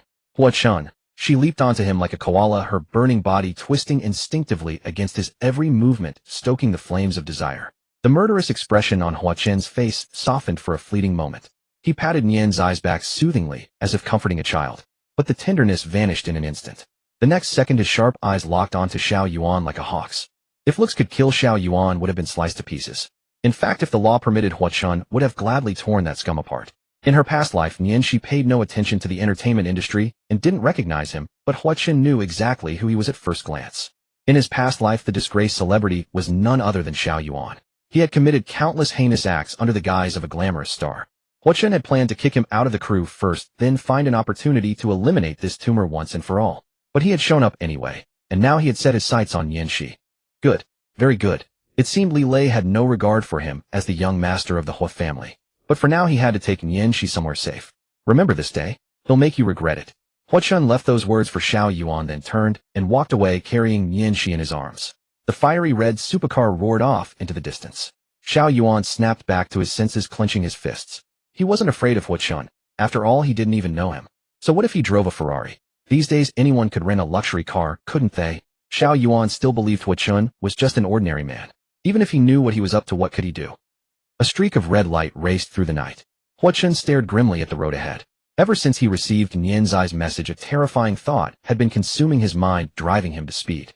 The joy of getting a new car had vanished completely. He knew Nian, she wouldn't have done this deliberately, which only made him angrier. He was furious at himself for promising to protect her, yet still letting her get hurt. He couldn't forgive himself, and he couldn't forgive the one who dared to harm her. But he didn't notice that Nianxi in the passenger seat could no longer bear the heat surging through her body. The milky fragrance filled the car, stirring Huachun's heartstrings and making him unconsciously slow down. Safety. Huachun's arrival had allowed Nianxi to completely let go. She no longer had to struggle to stay awake. At that moment, her reason shattered. Brother. Huachun could only endure Nianzai's teasing as he was still driving. Give me a kiss, why aren't you talking? Nianzai's eyes were seductive, her body drenched in a fragrant sweat, with a few strands of hair clinging to her forehead, adding an extra touch of allure to the scene. She wriggled her delicate figure, her slender waist swaying like a willow in the breeze. Every movement, every stillness was bewitching. But he had to hold back. Not now, restrain yourself a little. Though Nianxi was truly adorable at this moment, he was driving. It was very dangerous. Pushed away, Nianzai's spirits instantly sank. You don't love me anymore. Is it that my Shizuka isn't hot enough, or have you Nobita gotten too cocky? I'm the one who's gotten cocky. So do you want me to say something spicy? I know what you like. At that moment the drug's effects began to invade her mind, her body grew increasingly hot, trembling uncontrollably. Cece, can you still tell who I am? Hua Chun breathed heavily, his emotions stirred, barely able to suppress the rising fire within him. Of course. You're Hua Chun. My husband. Wasn't it you who pursued me back then? Why are you trying to deny it now? Let me tell you, I really hate you. Hearing this, Hua Chun's eyes couldn't help but twitch. You really dare to say that? But then he beamed with joy. I hate that you make me lose myself. I hate that I can't bear to be apart from you. Yeah, I really like you. Then what do you like about me? I don't like you. I love you. That's more like it. Then what do you love about me, eh? You're asking knowingly. But do you love me, eh? This ungrateful woman. Have you forgotten every I love you I've said? Or have I said it so much that you're tired of it? Though he knew Nian she wasn't in her right mind, he still felt a bit annoyed. Hua Chun gritted his teeth and said, of course I like you, love you. What if you get sick of me one day? Sick of her? Why would he ever get sick of her? She always seemed afraid of that happening. Why worry? Afraid he might abandon her someday. How could that be? You know? I'm different from other women. I used to be a man. What if one day you leave me because of that? I'd have no place to cry. Living together for so long it felt like they were back before they got together, agonizing over a decision that could determine the rest of their lives. Back then she agonized over whether she once a man could accept being with another man. And now, that day will never come, I swear. Hua Chun said solemnly. I don't believe you. Then what must I do for you to believe me? Nian, she couldn't find the words. As they spoke, Hua Chun had already driven to the building where they lived. The luxury car had barely stopped when Hua Chun unbuckled his seatbelt, leaned over, and pressed his lips to hers. After a long while, Nian, she no longer wanted to think about anything. Do you believe me now? If I despised you, why would I touch you? I don't despise you now, nor will I ever. What's going on in that little head of yours? Hua Chun, with a hint of irritation, tapped her forehead. Not enough. Not enough. Not enough. She couldn't hold back. Couldn't think. It felt like a million ants were crawling inside her body. Hua Chun's mind went blank for a moment. Though he had often taken liberties with Nian, she, the two had never crossed that dangerous line. If things had followed their previous pace, that line might have taken much longer to break. But now, all right. Late at night, Hua Chun carried Nian. She horizontally kicked the door open with one foot, then kicked it shut. The two stumbled their way to the bedside. The first rays of dawn bathed the earth in golden light. Yet within a certain room, a solitary plum-red petal graced the bedsheet. From their initial clash of equals to the maiden's gradual retreat in the mid-phase, and finally to her desperate please, every moment was a cherished memory. Not until the sky began to lighten did the man finally cease his relentless pursuit. In the afternoon, the two slowly stirred awake. Memories flooded back to Nian Shi. Everything she had done to Hua Chun, every word she had spoken, and the realization that she had been the instigator. All of it came rushing back in the moment of clarity. An overwhelming wave of shame followed. She curled up tightly beneath the covers as if trying to escape the world through this act. Honey, you'll suffocate yourself in there. Come out, Hua Chun said, gently patting her through the blanket. Up. Nian, she gasped in pain. Even this light touch was unbearable. In response, she pulled the covers even tighter. Leave me alone. I'm not coming out. How humiliating. What had she been saying? She couldn't face anyone. How had a few drinks transformed her into a different person? Rest well. Leave the rest to me, Hua Chun said before getting up to wash up. Her only reply was a faint, pitiful whimper. After freshening up, Hua Chun prepared to leave and deal with the previous night's trouble. Before departing, he reassured Nianxi, don't worry. That scumbag who tried to harm you, I won't let him off. With that, he left, heading straight for the film set. Though hidden beneath the covers, Nian, she heard every word clearly. She had no doubt about Hua Chun's abilities, and indeed this matter no longer required her worry. She remembered everything from the previous night, with perfect clarity, not a single detail lost to the effects of the drug or alcohol. She harbored deep hatred for the man who had attempted to assault her. But now her mind was a tangled mess. Everything had happened so fast that she hadn't had time to react. Reflecting on it, she and Hua Chun had been together for less than a year. In just one semester they had gone through the entire journey. The final step had been given away without any preparation. What kind of mess was this? She truly didn't know what to do now. After lying there for an unknown time, the ache in her body finally began to ease. Nianxi decided to take a hot bath to wash away her physical and mental exhaustion. However, she discovered something even more troubling. Throughout all those times from beginning to end, there had been no little umbrella involved. Oh no, big trouble. Her confusion then found a new direction, transforming entirely into rage against Hua Chun. If I wasn't thinking straight, couldn't you have been the sensible one? Why didn't you take precautions? What if something happens? Seething with anger, she sent him a message, Hua Chun. You'll come to a bad end. That was already quite restrained. At that moment, Hua Chun, who was applying pressure to the film crew, saw his wife's message, and a flicker of confusion appeared amidst his fury. What? Things were fine just a moment ago. Why was she angry now?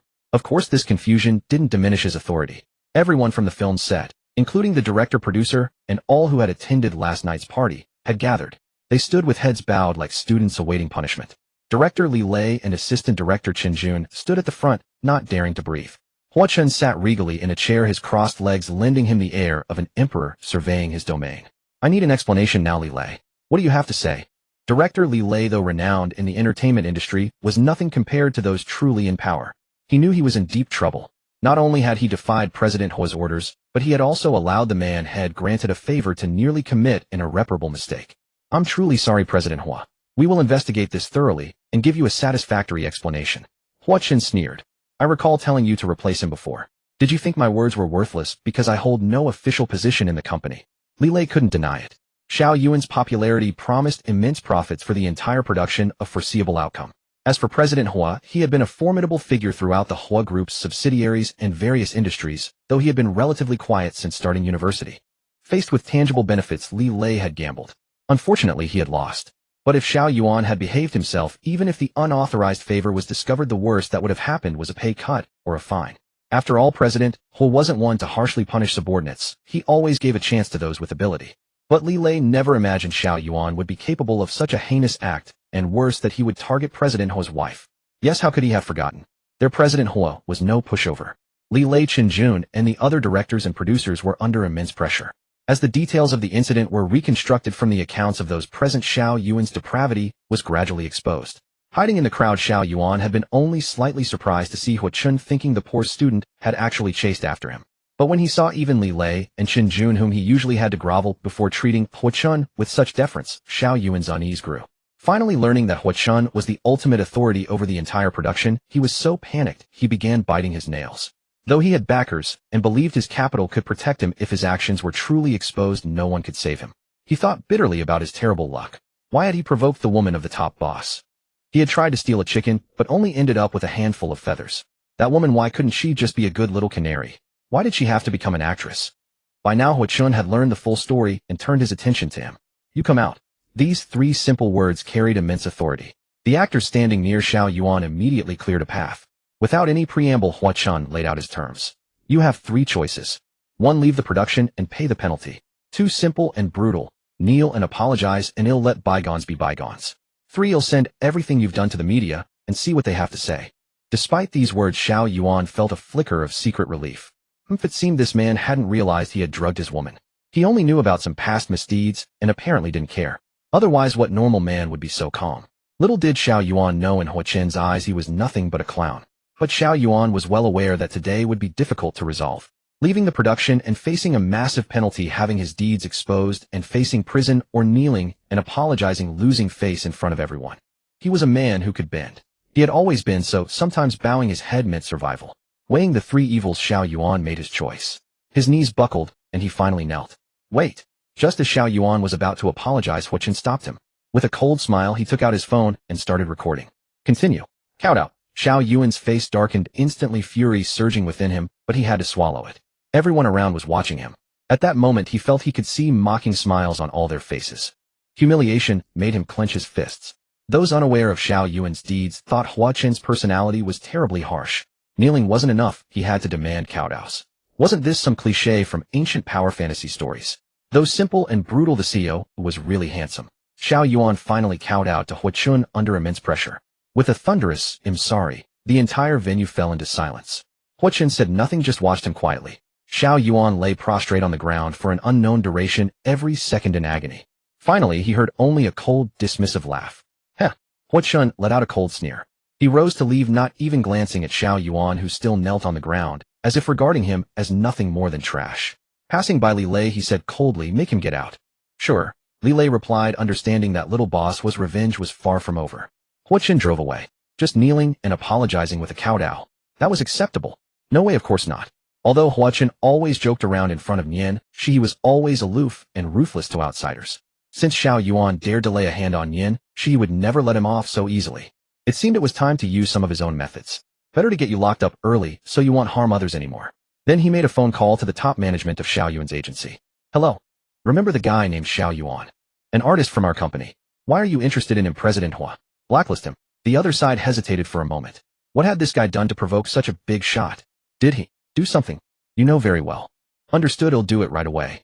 After hanging up, Hua Chun dialed another number to a very authoritative news media in Huagua. I have a big story here that you will definitely be interested in.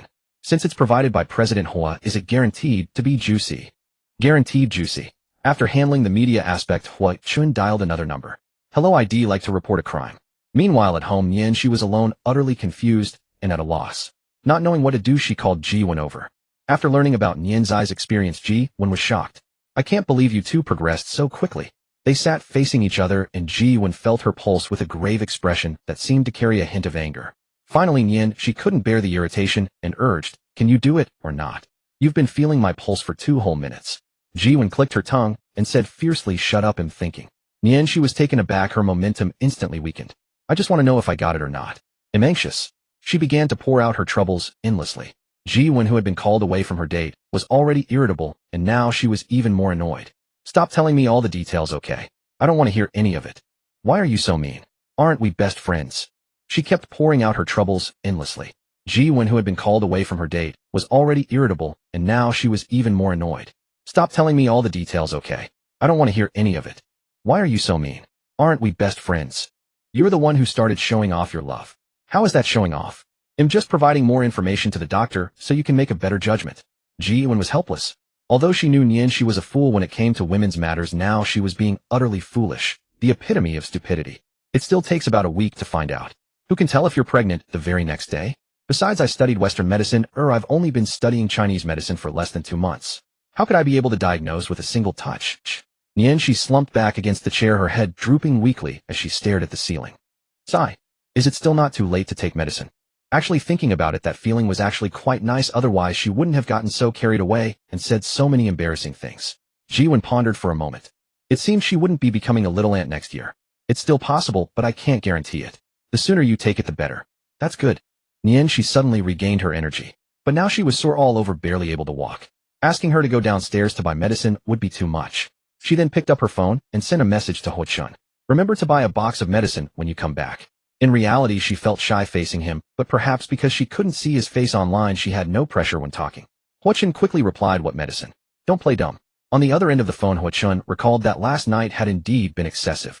It was the first time for both of them, so he had been a bit rough. Could it be that she meant? Okay, seeing his aggrieved expression, Nian Zai's heart softened again. After all, it was her own carelessness that got her into trouble. Although it was a close call, if anything, she was the one who forced him. As if to make amends, she sent another concerned message, what are you doing? Before she could get his reply, Ji Wen, who was beside her, couldn't wait to start chatting again.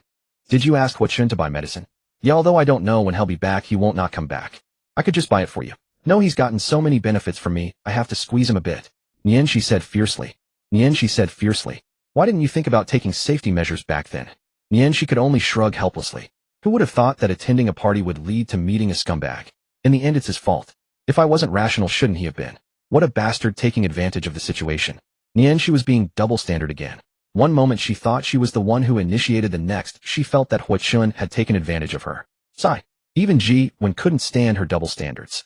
I have to say a fair word for him. To be honest, if you clung to me like that, I wouldn't be able to resist either. Nian, she was surprised. Are you still my best friend? Why are you taking his side? I'm on the side of reason, not favoritism. But come on, tell me how it felt. Ji Wen, who aspired to become a famous doctor, was naturally very interested in the human body, and physiological reactions were a worthy subject of study. Upon hearing this, Nian, she instantly recalled the sensations from last night and this morning. Her face flushed red, and she quickly changed the subject. You were just scolding me for this, you heartless. I'm sorry. Then tell me how far you've gone with Mu Huai. Ji Wen was shocked. How do you know? The other day Hua Chun and I saw you two shopping together. You two seemed pretty good. By the way, you've been giving me a bad look since you walked in. Did I interrupt your date? Ji Wen felt guilty and didn't want to admit it. He'll just go buy the medicine for you. With that, she fled as if escaping. As soon as Ji Wen left, Nian Zai's phone dinged with a message. She looked and saw it was from Hua Chun. Averaging you.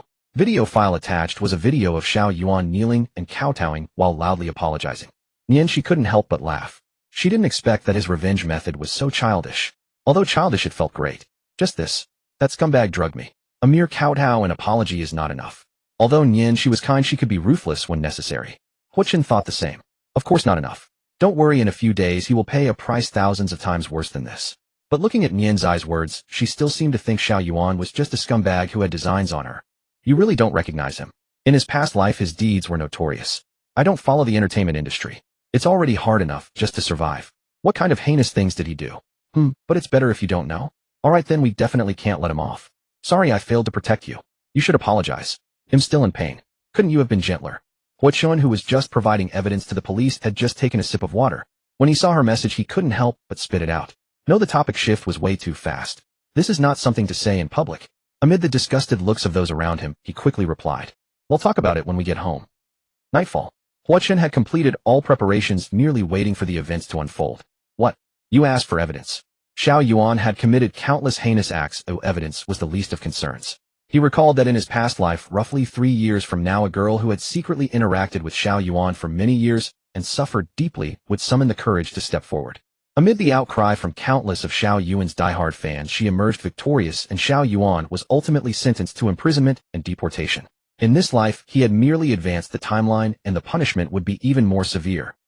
Huachun returned home, colliding head-on with Ji when he was about to leave. Seeing the black plastic bag in his hand, Ji understood and gave him a meaningful smile. She left behind a single phrase, "Wish you happiness." Then she strode away. She was sprawled on the sofa. Upon seeing Huachun, she listlessly gazed at the ceiling. I'd rather be dead. So embarrassing.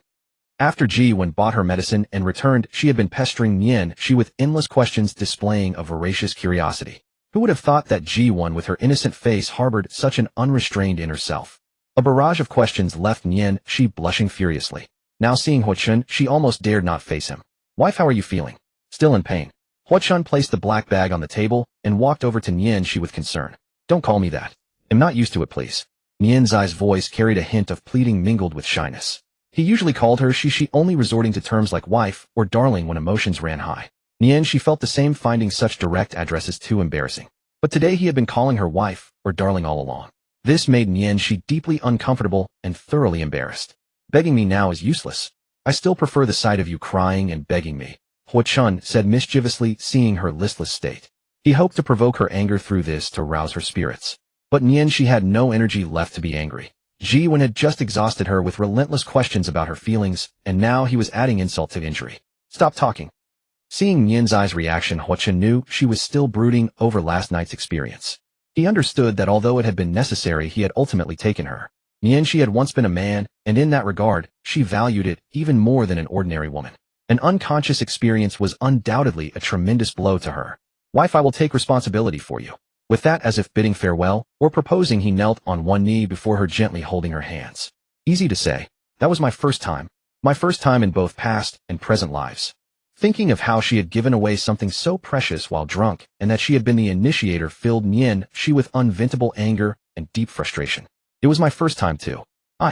Seeing his sincere gaze, she deflated like a punctured balloon, collapsing weakly. No matter what he said, she seemed listless and devoid of energy. "Do you regret giving it to me?" She fell into deep thought upon hearing this.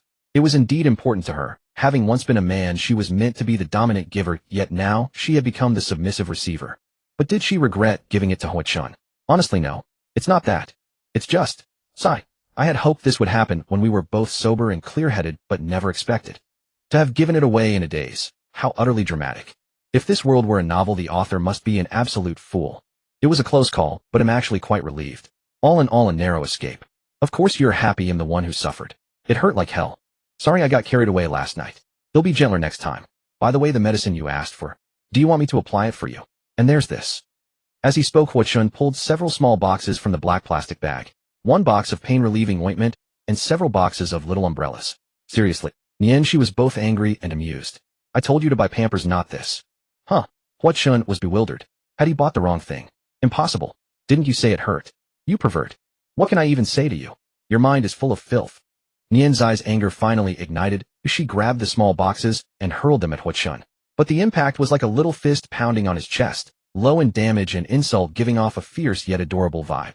Seeing the lack of effect, she crossed her legs and turned away, puffing with anger, refusing to acknowledge him. Don't be upset. Let me tell you a joke to cheer you up. Though she didn't look at him, she still responded with its under a tone. Fine. Go ahead. One day little Zai's stomach ached terribly. Wait. Why is it my stomach? It's just a story. Don't interrupt. Fine. So little Zai's stomach ached badly, and she said to her stomach, stop hurting. I can't take it anymore. Guess what the stomach said? It's a stomach. How can you talk to it? It's not human. It said, first of all, my name is not stomach. It's Chu Yushuan. Ha ha ha. Hua Chen's joke successfully tickled Nian Shi. She laughed so hard, she doubled over, her stomach aching and tears streaming down.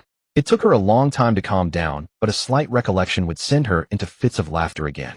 Nian Zai's laughter infected Hua Chen. Even he who rarely showed emotion couldn't help but laugh heartily. A joyful atmosphere enveloped them, as if all previous unpleasantness had vanished.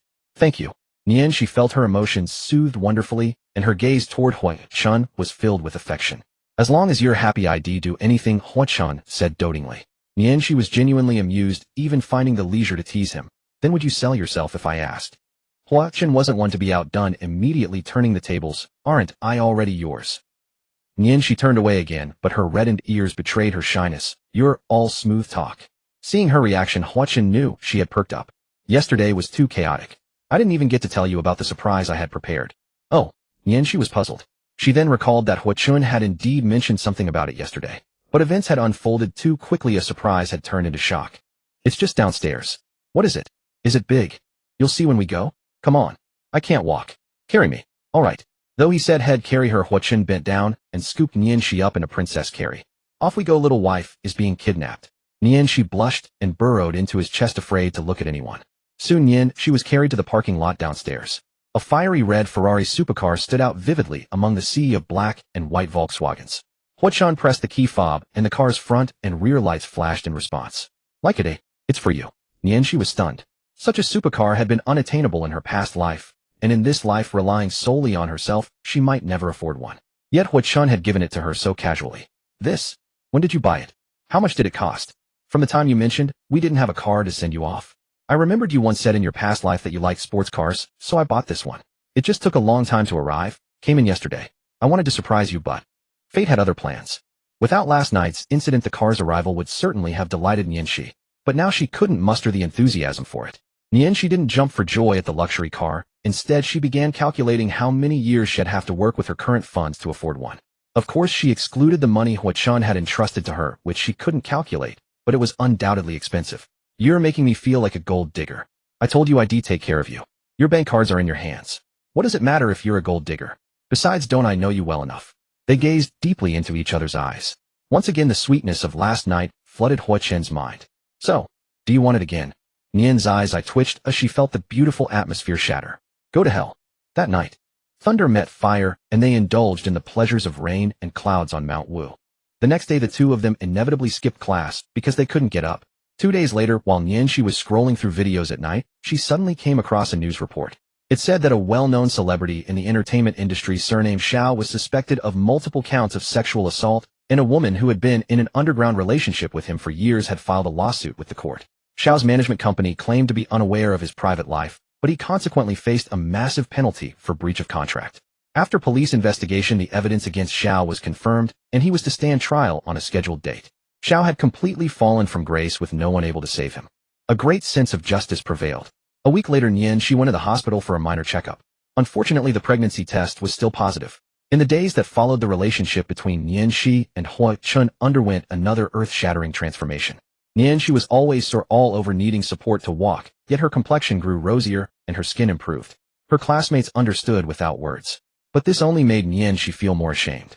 She felt that since that day her life had become almost as chaotic as Li Fan's. There were times when she looked in the mirror, and in a daze, even her pupils seemed to have turned into hearts.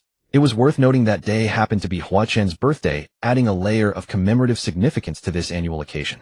One night, after a fierce and exhausting battle, Nian Shi scolded Hua Chen for his reckless behavior. My stockings weren't bought for you to tear. They're not cheap, nor are they disposable. Look at what you've done. How am I supposed to wear them now? Hua Chen turned his face away, playing dumb. What does he mean? And so they lived in harmony.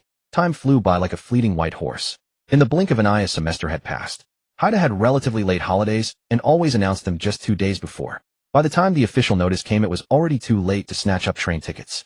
So many students relied on rumors, which were usually quite accurate. But Nian Shi and the others now had a car, so they could simply drive back without worry. Although the car was registered under Nian Zai's name, she didn't have a driver's license, so Hua Chen had to drive. After the exam, students set off on their journeys home, Nian Shi and Hua Chen among them. They had initially wanted to invite Ji Wen to go back with them, but Ji Wen said she already had plans with Mu Huai and declined. So there was nothing they could do. Back home, they packed their luggage, closed the windows and doors, turned off the water and electricity, and after all preparations were complete, they set off. The crimson supercar became a striking sight on the road, its deafening roar drawing the gazes and exclamations of countless passers-by. From the west end of the city to the east, it took over an hour before the supercar came to a smooth stop outside Nianzai's home. Since they had informed her parents via phone earlier, Xian wasn't surprised by Nianzai's return. Instead, she completely ignored her daughter and warmly welcomed Huochen inside. "Xiaochen, you're here. Come in quickly, it's cold outside, isn't it? You must have had a tiring journey. My little rascal must have caused you plenty of trouble, right?" "Not at all, Auntie. She has been wonderful." The mother-in-law and son-in-law got along splendidly, as if they were biological mother and son. She stamped her foot in anger and complained, "Mom, I'm your own flesh and blood." Xian waved her hand dismissively. Go on, you're not important. Just bringing Xiaochen back is enough." She felt wronged. Her own mother and her man were ganging up on her. She had hoped to have her father's backing when she got home. But upon entering the house, she didn't see comrade Nian Zhengwo. It turned out he was still at work and hadn't returned yet, otherwise the atmosphere wouldn't have been like this. Xian had prepared a table full of dishes warmly hosting Huochen. After lunch they chatted for a while and discussed their plans for returning to the countryside. Then Huochen prepared to leave. Since the two weren't married, yet even if she wanted to, it wouldn't be appropriate to keep him overnight at her place. Huochen still had to go back to his own home. She walked him all the way to the car, made a phone gesture, and said, "Then you head back first. We'll keep in touch." She was about to turn and leave when Huochen pulled her back. "Wait, aren't you forgetting something?" "My." She looked back in confusion. Before she could react, Huochen pulled her forcefully into his embrace. After a long moment sensing the lovely struggle in his arms, Huochen reluctantly let her go. "You are getting more and more out of line. You didn't even warn me beforehand." She scolded in mock anger. Her slightly swollen lips and flushed cheeks made her anger completely unconvincing. "If I warned you, I wouldn't get to see this adorable expression of yours." Huochen gently tapped her nose and said softly, "He'll hit you." "Huh. Alright, I won't tease you anymore. I'm off." Go on. You're so annoying."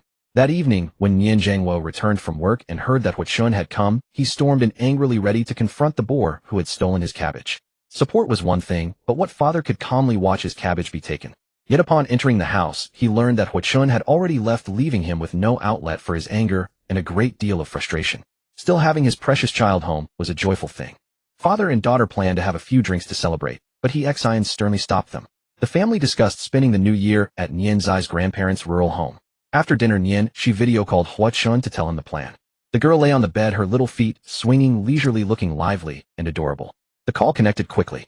Huochen had just showered and was leaning against the headboard in only a shirt. The dim light in the room made his muscular chest and abs more pronounced and enticing. She couldn't help but stare, mesmerized. The sudden quiet made her feel a bit unaccustomed. Huochen enjoyed seeing her reaction, finding it utterly adorable and feeling secretly pleased. She shook her head, trying to push those thoughts away. "So are you coming home with me for the new year? My mom keeps asking." When it had been brought up at the dinner table, her father, though grim-faced, hadn't objected. Huochen didn't hesitate and immediately replied, "Of course. I want to gain your family's approval as soon as possible, so that I can marry you sooner." "What about your family? Don't you need to be with them? What do your parents say?" "They'll talk to them later. Don't worry." Huochen paused slightly. His father was likely already aware of her existence, since he and she had made their relationship public on WeChat Moments. His mother would have seen it, and so his father must have too. Huochen didn't yet know what his parents had found out about Nianzai's situation or what their attitude was. He still needed to probe. After all, Nianzai's physical condition was unique and hard for most people to accept. "I'm more worried about your grandparents. If I show up suddenly, will they be able to handle it? After all, their grandson turned into a granddaughter and now has a boyfriend." Elderly people are slow to accept new things, and it's hard to imagine how, after experiencing such an extraordinary event as a grandson becoming a granddaughter, they would accept their granddaughter having a boyfriend. "I was worried too when I went back last time, but it turned out my grandparents were quite accepting. They said they used to save up for my bride price, but now they're saving for my dowry." Thinking back to her last visit to the countryside, she had been quite nervous, but within 2 days her grandparents were showering her with affection, doting on her to the point of overwhelm. Just then the door to her room suddenly opened and Nian Zhengwo burst in with a bottle of beer. "My child, your mother's asleep. Let's have a couple of drinks, father and child." She was startled and scolded, "Dad, I'm a girl now, can't you knock before entering my room?" Nian Zhengwo then realized his lapse and quickly apologized, Sorry dad, we'll make sure to remember next time." But then he saw the video call interface on her phone and demanded, "Who are you talking to?" She, knowing she had been caught, could no longer hide it. It's Huochen." "What?" Nian Zhengwo exclaimed, exploding. "Give me the phone, let dad have a word with him." She hesitated. "What? Are you afraid dad will do something to him through the screen?" She thought for a moment, and under the pressure of her father's authority, eventually agreed. Alright, but please don't scare him. Although her father would explode like a landmine at the mere mention of Hua Chen's name, he probably didn't dislike him that much. Then she handed the phone over. You little girl, already protective before you're even married. Don't worry, Dad knows his limits. Nian Zhangwo glanced at his daughter and said with a hint of exasperation. Turning to face the phone, he greeted with a warm laugh, Hua Chen. But to Nianxi that amiable smile seemed like a wolf in sheep's clothing. Hello, uncle. The moment Hua Chen heard Nian Zhangwo speak, he straightened his clothes, sat upright, and respectfully greeted his future father-in-law. Ah, Nian Zhangwo responded happily, which surprised Nianxi. Let me tell you. With that, Nian Zhangwo took Nian Zai's phone and walked to the living room, plopping down on the sofa to chat with Hua Chen. Nianxi peeked around the doorframe to gather intelligence, but she was too far from the living room to hear clearly. About 10 minutes later, Nian Zhangwo returned, his face stern as he handed the phone back to her. Then he left without a word. Nianxi thought her father and Hua Chen hadn't gotten along well, given the expression on comrade Nian Zhangwo's face, which looked like he wanted to kill someone. Her heart immediately tightened, and she quickly asked, "What did my dad say to you?" Hua Chen smiled and reassured her, "Don't be nervous. Uncle told me how much he values you, and instructed me to treat you well, not to bully you, and not to let you down. He also asked when I plan to marry you, when we want children. Future plans like that. They even discussed marriage and children. Dad was thinking far ahead. Then can you restrain yourself a bit next time? I don't want to become a mother so soon. I haven't even seen the beautiful landscapes of our country yet." That was truly how she felt. In her past life, she had been shackled by life, leaving university in Haicheng and never venturing beyond Yuanqing thereafter. Watching the stunning scenery shared by countless travel vloggers online, she yearned for it deeply. As for that, I'll try my best. Hua Chen felt a bit guilty. It was mainly because Nianxi was so exquisite that he couldn't help but want to devour her entirely. Humph. Nianxi sneered at his lecherous thoughts, even though she secretly enjoyed them herself. So what did you say? I said I'll follow your wishes. Hua Chen had always been like this with Nianxi. Whatever she wanted to do, he supported. If she didn't want it, then they wouldn't. He had the means to back all her whims, and that was one of his ways of loving her. And what did my dad say? I know my answer wasn't perfect, but I think Uncle was satisfied. Phew. Nianxi let out a long breath, finally relieved. It seemed that although her father was usually stubborn, he truly recognized Hua Chen in his heart. Turning her gaze, she saw Hua Chen gazing at her affectionately, without saying a word. Nianxi felt a bit shy under his stare. What's wrong? I was thinking that my Shishi has truly grown up surrounded by love, and I feel a little unworthy of you. Hearing this, Nianxi was displeased and immediately scolded. You jerk. You did that to me, and then say such things, eh? They'll hit you. She raised her little fist, pretending to strike at Hua Chen on the phone screen. Hua Chen quickly apologized. Sorry, I won't say that again. So when shall we head back to your hometown? Should we go with your parents? I'd rather not go with Mom and Dad. Mainly because she wanted some time alone with him. Alright, you name the time, and he'll pick you up. Okay, but if possible, could you switch cars when we go back? The roads in the village are all dirt, and the sports car's clearance is too low. I'm afraid of scratching it. Hua Chen thought for a moment. Zhang Wei has a Bentley, he'll borrow it from him. Although he had money, there was no need to be wasteful. He could just mobilize from existing resources. Alright, you arrange it. Nianxi thought that while a Bentley wasn't cheap compared to a supercar, it probably wouldn't draw too much attention. They chatted a bit longer before hanging up to sleep. Right after Hua Chen ended the call, there was a knock on his door. Opening it, he found his mother. Son, there are some things I want to talk to you about. Xiaozin's expression was serious. Though he didn't know what she wanted to say, Hua Chen had to take it seriously. Xiaoxi. Xiao Xin hesitated, unsure whether to speak. At the mention of Nian Zai's name combined with his mother's grave demeanor, Hua Chen's heart tightened. Was she a boy before? Xiao Xin finally asked. Regarding Nianxi, she had only found out a little, and her conjecture about Nian Zai's past was merely a guess with no evidence. Therefore, asking this question made Xiao Xin very uneasy. Since she didn't know the true situation, she assumed Nianxi was a transgender, or ladyboy, or something else. Xiao Xin had lived abroad for years, and was very open-minded about such matters. Moreover, Nianxi was a good child, and she genuinely liked this daughter-in-law. But such things in the domestic context went against social norms, and were often not accepted by the public. Once exposed, it would harm both children. Now it all depended on Hua Chen's attitude. Hua Chen was momentarily stunned, then admitted it, without any concealment. Yes. Just that one word, yet Xiao Xin did not feel relieved. Hua Chen didn't know what his mother was thinking. Having learned about Nian Zai's past, could she still like her as before? Hua Chen couldn't be sure, but regardless of whether she supported it or not, he would never let anyone hurt Nianxi. Mom is not that old-fashioned. Xiao Zai's situation is common abroad. But you know how narrow-minded the domestic environment can be. You need to protect her well. Hua Chen realized his mother had misunderstood Nian Zai's situation. Mom, Nianxi is a real girl, not what you think. Then Hua Chen briefly recounted the story of Nian, she suddenly turning from a boy into a girl, omitting the fact that they were both reincarnated. He condensed the feelings he had for Nianxi in both his past and present lives. expressing the idea that the problem lay with him, not Nian and that she should not be blamed. I see. There are such strange things in the world. Xiao Xian understood. She marveled at the wonders of the world. I am very grateful. Hua Chun recalled Nian Zai's adorable face, his eyes brimming with tenderness. Seeing how much her son valued Nian, Xiao Xian knew he was serious. She sighed and said, Mom supports you, but your father is an old stikinthamut. It won't be easy for him to accept. I haven't told him about Xiao Zai's situation yet. Hua Chun fell into thought after hearing this. His mother was too naive. If she could dig up some information in such a short time, how could his father with his abilities not know? But why had he shown no reaction? Hua Chun couldn't be sure. In the end, Xiao Xian said she would find an opportunity to probe Hua Zhengguo's stance, and so it was settled. The next day, Nian Shi, who had wrapped herself in her blanket like a pupa, was dragged out of her nest by her mother and shooed out of the house to buy some New Year's goods. As the year drew to a close, a festive air filled both the real world and the internet, with various shopping platforms launching one promotional campaign after another. Nian Shi wandered through the streets buying a little of every treat she saw. Before long, her hands were laden with 3 or 4 bags of melon seeds and snacks. As she passed by the Princess Please Embark shop, she noticed that passers-by up ahead would pause briefly, then move on hesitantly, as if uncertain. She wondered what the reason could be. Nian Shi strolled over and finally understood the cause. An elderly man seemed to be suffering from some ailment. He clutched the fabric over his heart, his forehead drenched in cold sweat, his expression one of intense pain. The old man wore an outdated Zhongshan suit, which lent his entire demeanor a dusty, weathered air. His old-fashioned beret had been knocked askew from his fall. Time had carved countless marks upon his face, yet it could not conceal the fearsome scar on his chin. The onlookers hesitated, torn between offering help and fearing they might be accused of causing the fall. What should we do? Help him. Better not. What if he's faking it to extort money?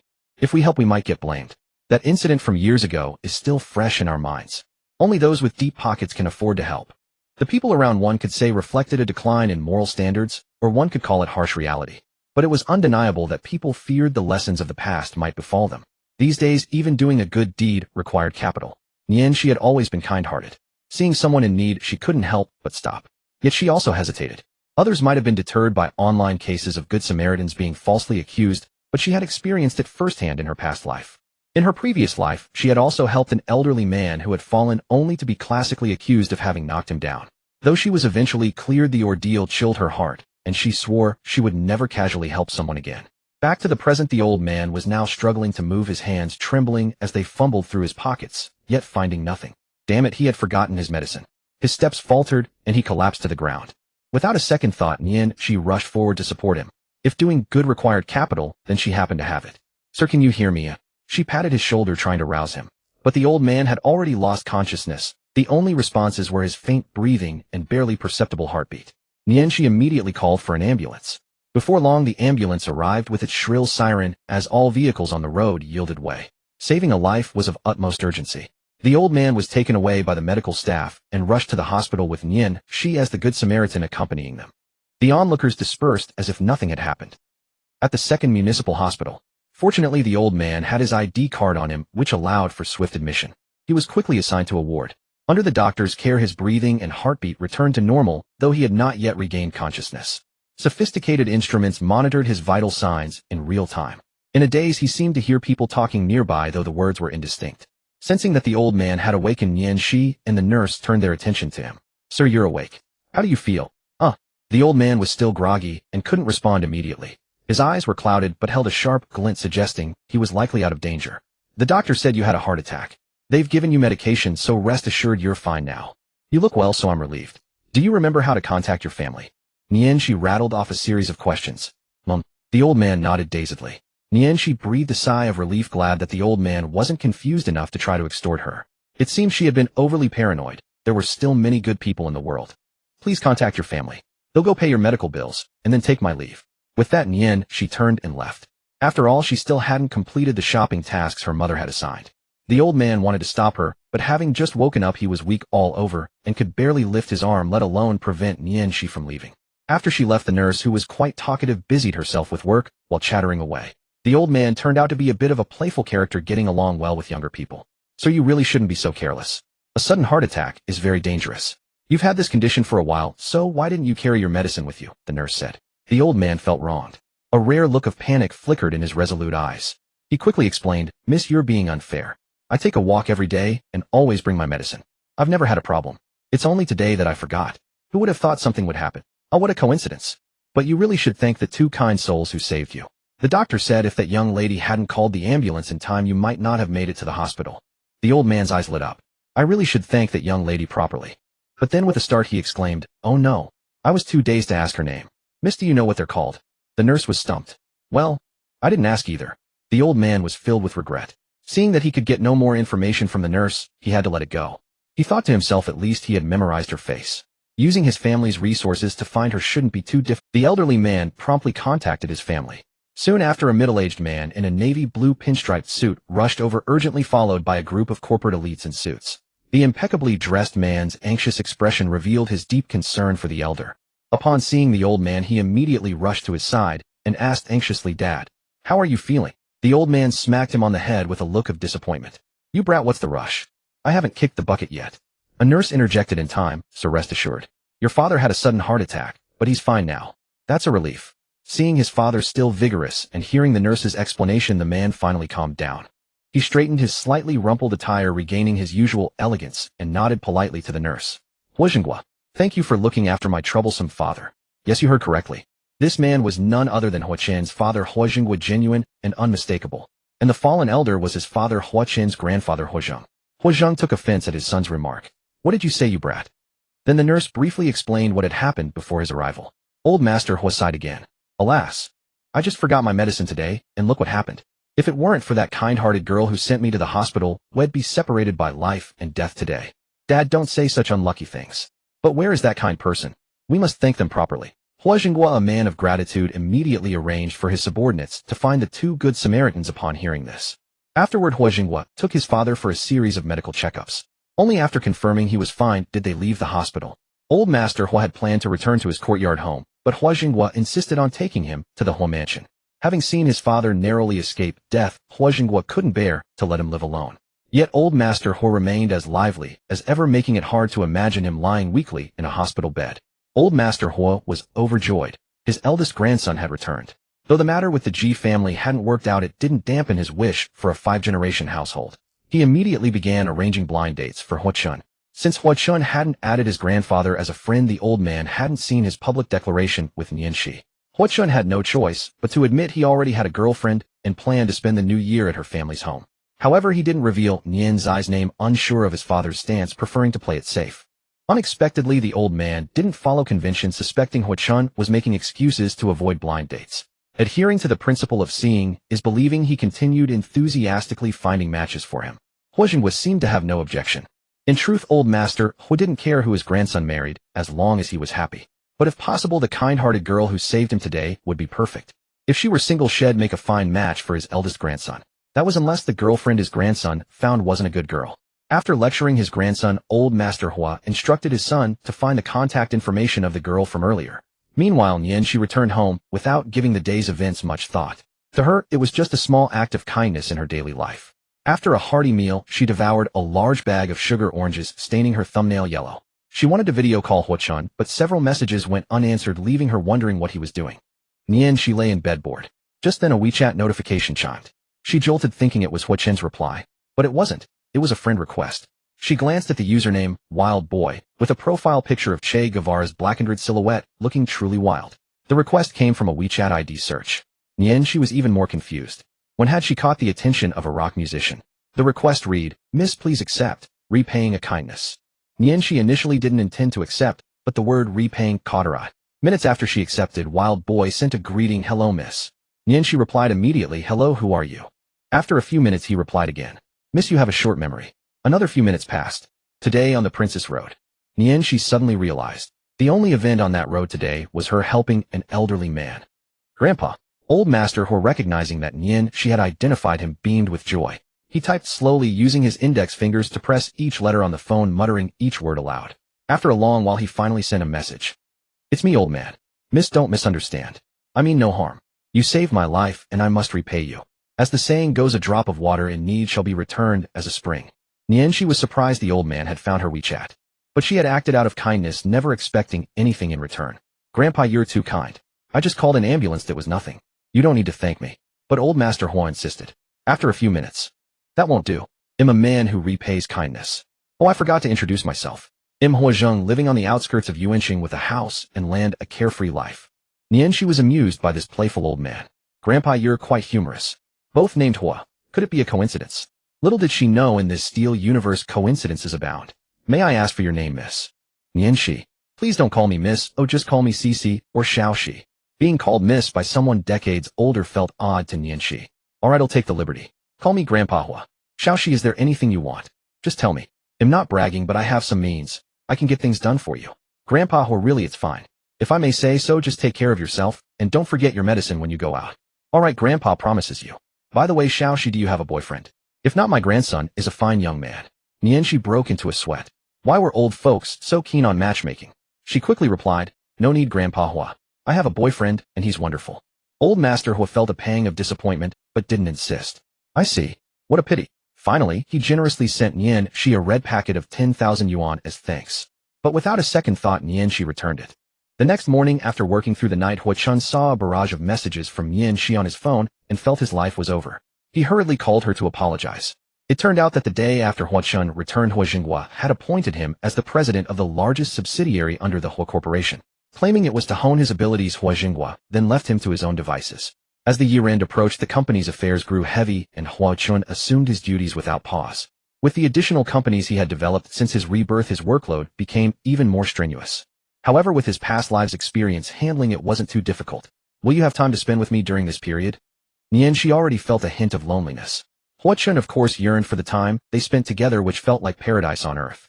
It gave him the feeling of a ruler who would neglect his court for a beloved. Yet he had to attend to his duties. How else would he earn a living to support the family? I'm sorry, you'll be quite busy for a while, but I promise our plan to go home together won't change. All right. Nianzai's voice carried a tinge of disappointment.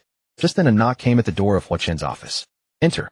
After receiving Huachen's response, the person outside pushed the door open. It was Zhang Wei. Zhang Wei had been assigned by Hua Jinghua as his driver and bodyguard. Valuing his abilities, Huachun had now added the role of secretary to his duties. Day and night, he was busier than ever. As Huachun matured and his capabilities grew, Zhang Wei's address for him shifted from young master to President Hua. President Hua. Zhang Wei called out, pointing to his watch to remind Huachun of his upcoming schedule. I'm sorry, Huachun looked apologetically at Nianxi. Understanding the situation, Nianxi hung up the phone herself. Huachun's next appointment was none other than a blind date arranged by his grandfather.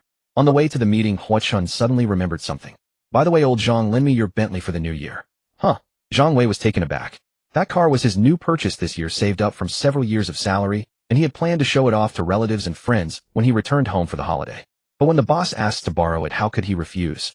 Reluctantly, he handed over the keys.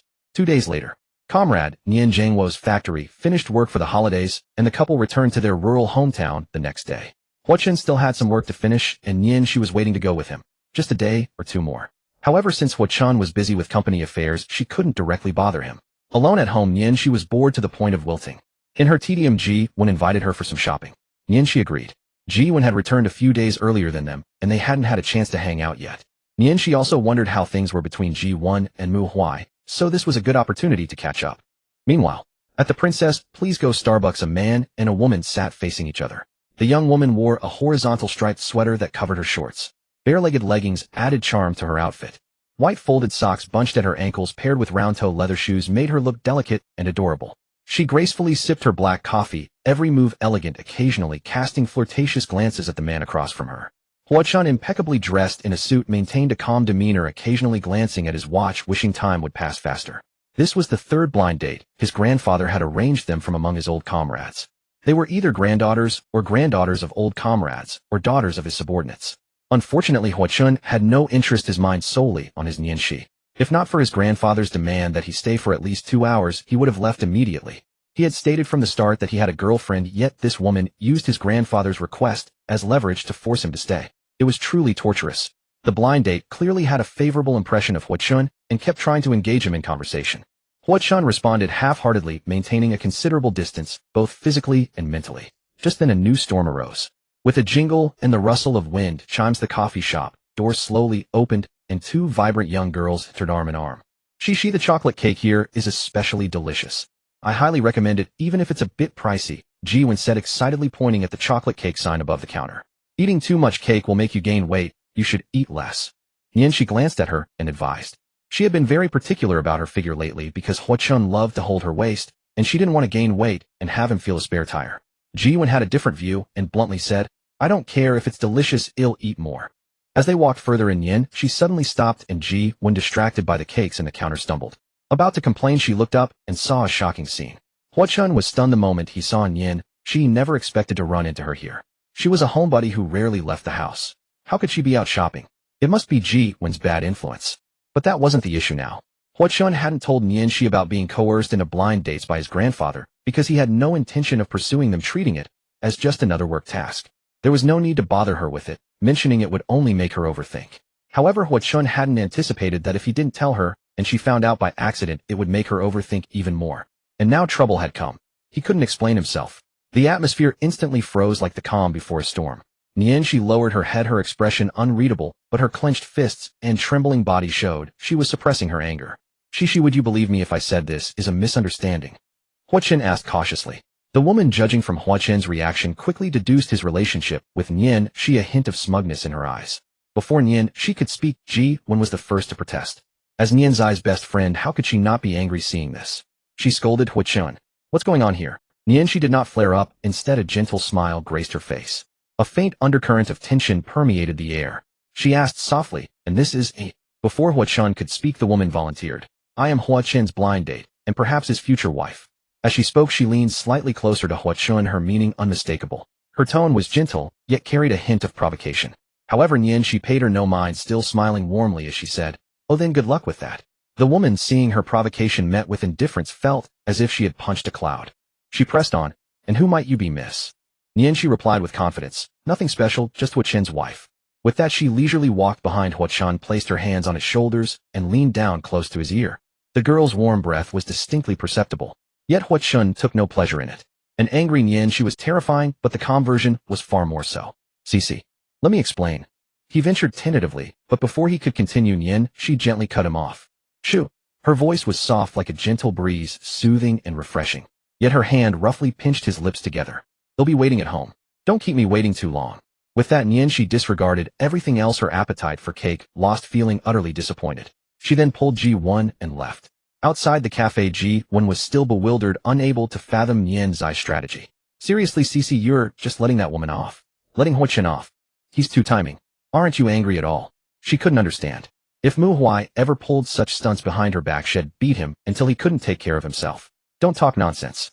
I trust him," she retorted. Ji-won was speechless. "Should I call you naive, or just simple? You're the simple one. But trust doesn't mean I'm not angry. He'll make him pay." She believed Hwa-chun wouldn't betray her, a conclusion drawn from her understanding of him across 2 lifetimes. Though she trusted he wouldn't wrong her, she had no intention of letting him off easily for going on a blind date behind her back, regardless of the reason. She was genuinely furious. It was unacceptable for anyone to have their boyfriend go on a blind date. She was seething with rage, but held back to save his face in public, planning to settle the score later. Hearing this, Ji-won knew her worries were unnecessary. This couple was uniquely formidable, not to be judged by ordinary standards.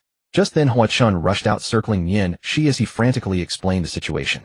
She kept her face cold. Whenever he approached, she turned away. Sensing the tense atmosphere, Ji-won made herself scarce. Inside the cafe, only the woman was left bewildered. "Pay the bill." Hwa-chun thought, "I didn't order anything. Why should I pay? I'm a gentleman, not a fool." Along the way, she remained grim-faced, walking ahead, exuding an aura of intense pressure. This made Hwa-chun even more panicked. In all their time together, he had never seen her truly angry. Outwardly, she was calm and composed. Inwardly, even when annoyed by him, she mostly acted coquettish, far from frightening, rather endearing. Today's demeanor signaled real anger.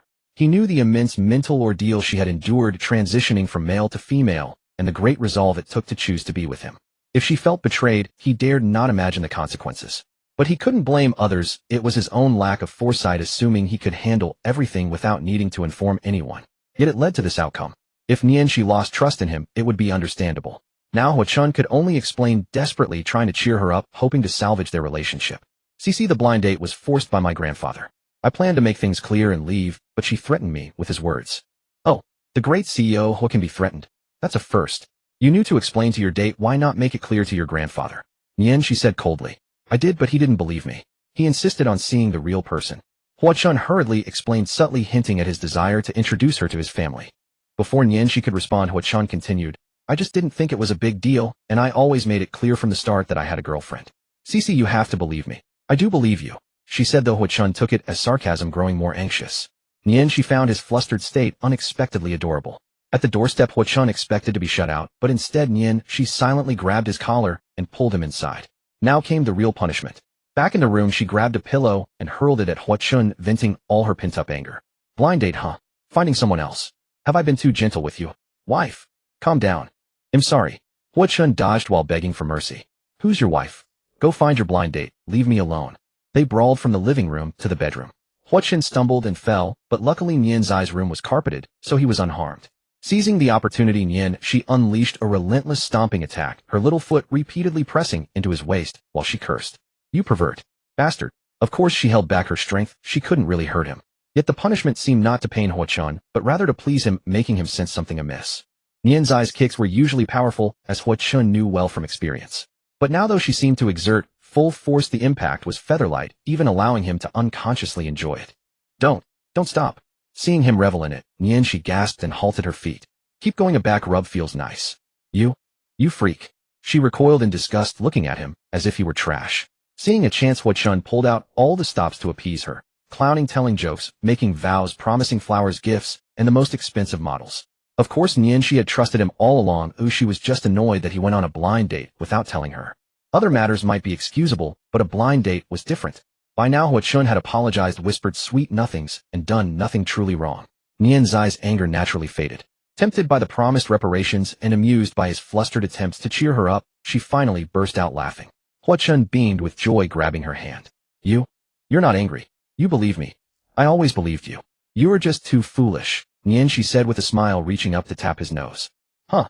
Hua-chun was bewildered, for her words didn't seem like a joke. One moment she was furious, the next smiling like a spring breeze. You don't know how adorable you look when you're flustered. Too bad I didn't film it. I'd tease you with it every day. Amused by his dazed expression, Nian, she couldn't resist pinching his cheek. Blushing at her teasing, the clever Hua-chun realized he had been played, but he felt relieved instead. She had always trusted him. What are you standing there for, dumbstruck? Let me tell you, you swore to buy me gifts. I didn't force you, so no backing out. Hua-chun smiled tenderly.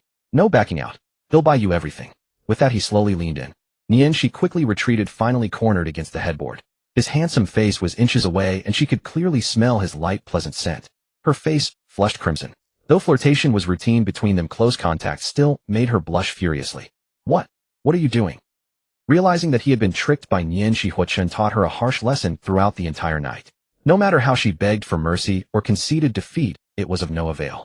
It wasn't until the next afternoon that Nian, she finally recovered, regretting having teased this man who was as fierce as a wolf and a tiger. Meanwhile, Hua-chun had already returned to work. He hadn't forgotten the apology gift he had promised. That very day, he arranged it neatly in her room, waiting only for her to open it. Another day later, with all of Hua-chun's company affairs concluded, the two set off in the car, embarking on the journey back to their hometown. Nian's grandfather's home was in the county town, and after leaving the city, they still had to drive for over an hour before arriving. The village was called Yuanjia Village, but in truth there were only a few families with the surname Yuan, totaling over 300 households. As the year-end approached, many young people who worked elsewhere had also returned home for the new year, and many doorways were lined with parked cars. At noon, a group of elderly men and women gathered at the village entrance, gossiping about what had happened in which household. I heard that the third son of old Wang next door passed the civil service exam. That's a real iron rice bowl. If only our family had such a capable person. Few do, most are ordinary people. If everyone became a leader, who would farm? Blah blah. A sapphire blue Bentley sedan drove into the village entrance, instantly drawing the attention of all the elderly. They all discussed which family's son had returned. Grandpa Nian also sat among the group of elderly. Although he usually came out for a stroll when bored, today chatting was secondary. He was more eager because he had heard from his son and daughter-in-law that his granddaughter would be returning today. After finishing his morning chores, he had come to wait here. Now it was almost mealtime, and there was still no sign of her, but then he saw another car drive in. Could it be his granddaughter?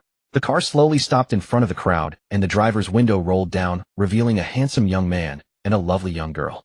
Nian, she was not afraid of being seen, since her last visit her existence was no longer a secret, so this time she didn't need to be secretive. The story was that she was a granddaughter who had been raised abroad with her maternal grandparents.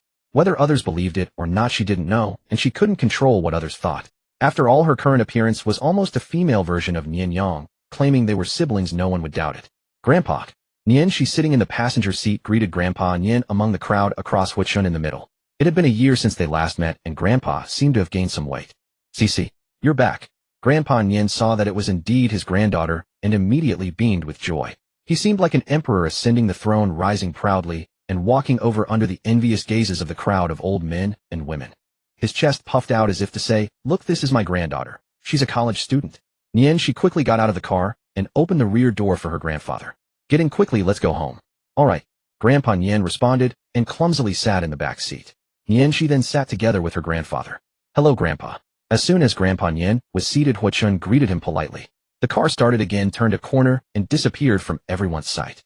On the way back to Grandpa Nien's house, the grandfather and granddaughter couldn't help but chat. "Grandpa, I remember last time I came back there was an old tree at the village entrance.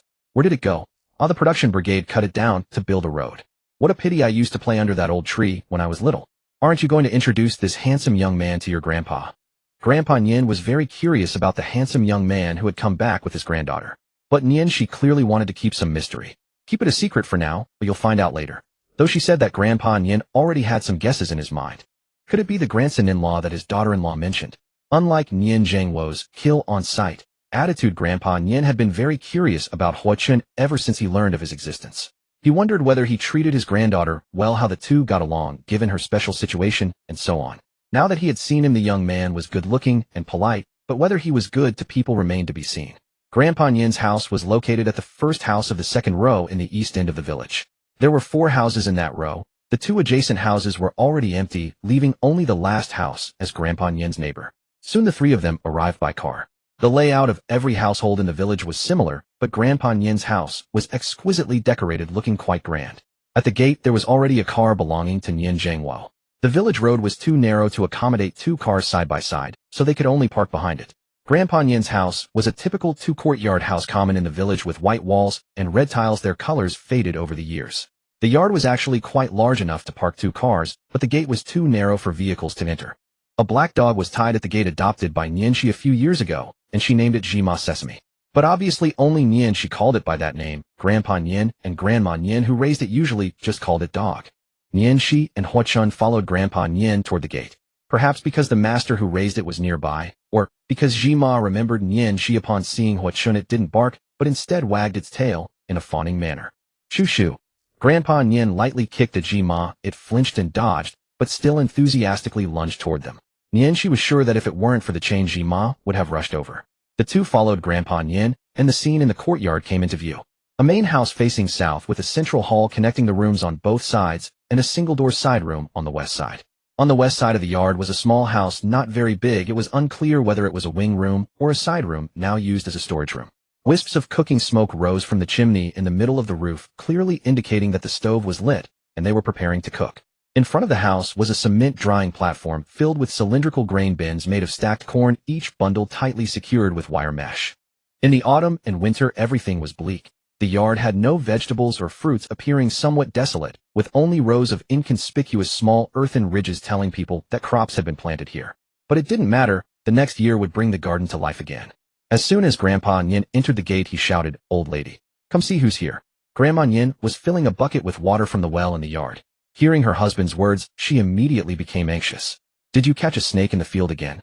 I told you not to catch those things. They'll jump up and bite you when they warm up." Grandpa Nien frowned and corrected, "I didn't catch a snake, it's our granddaughter who's back."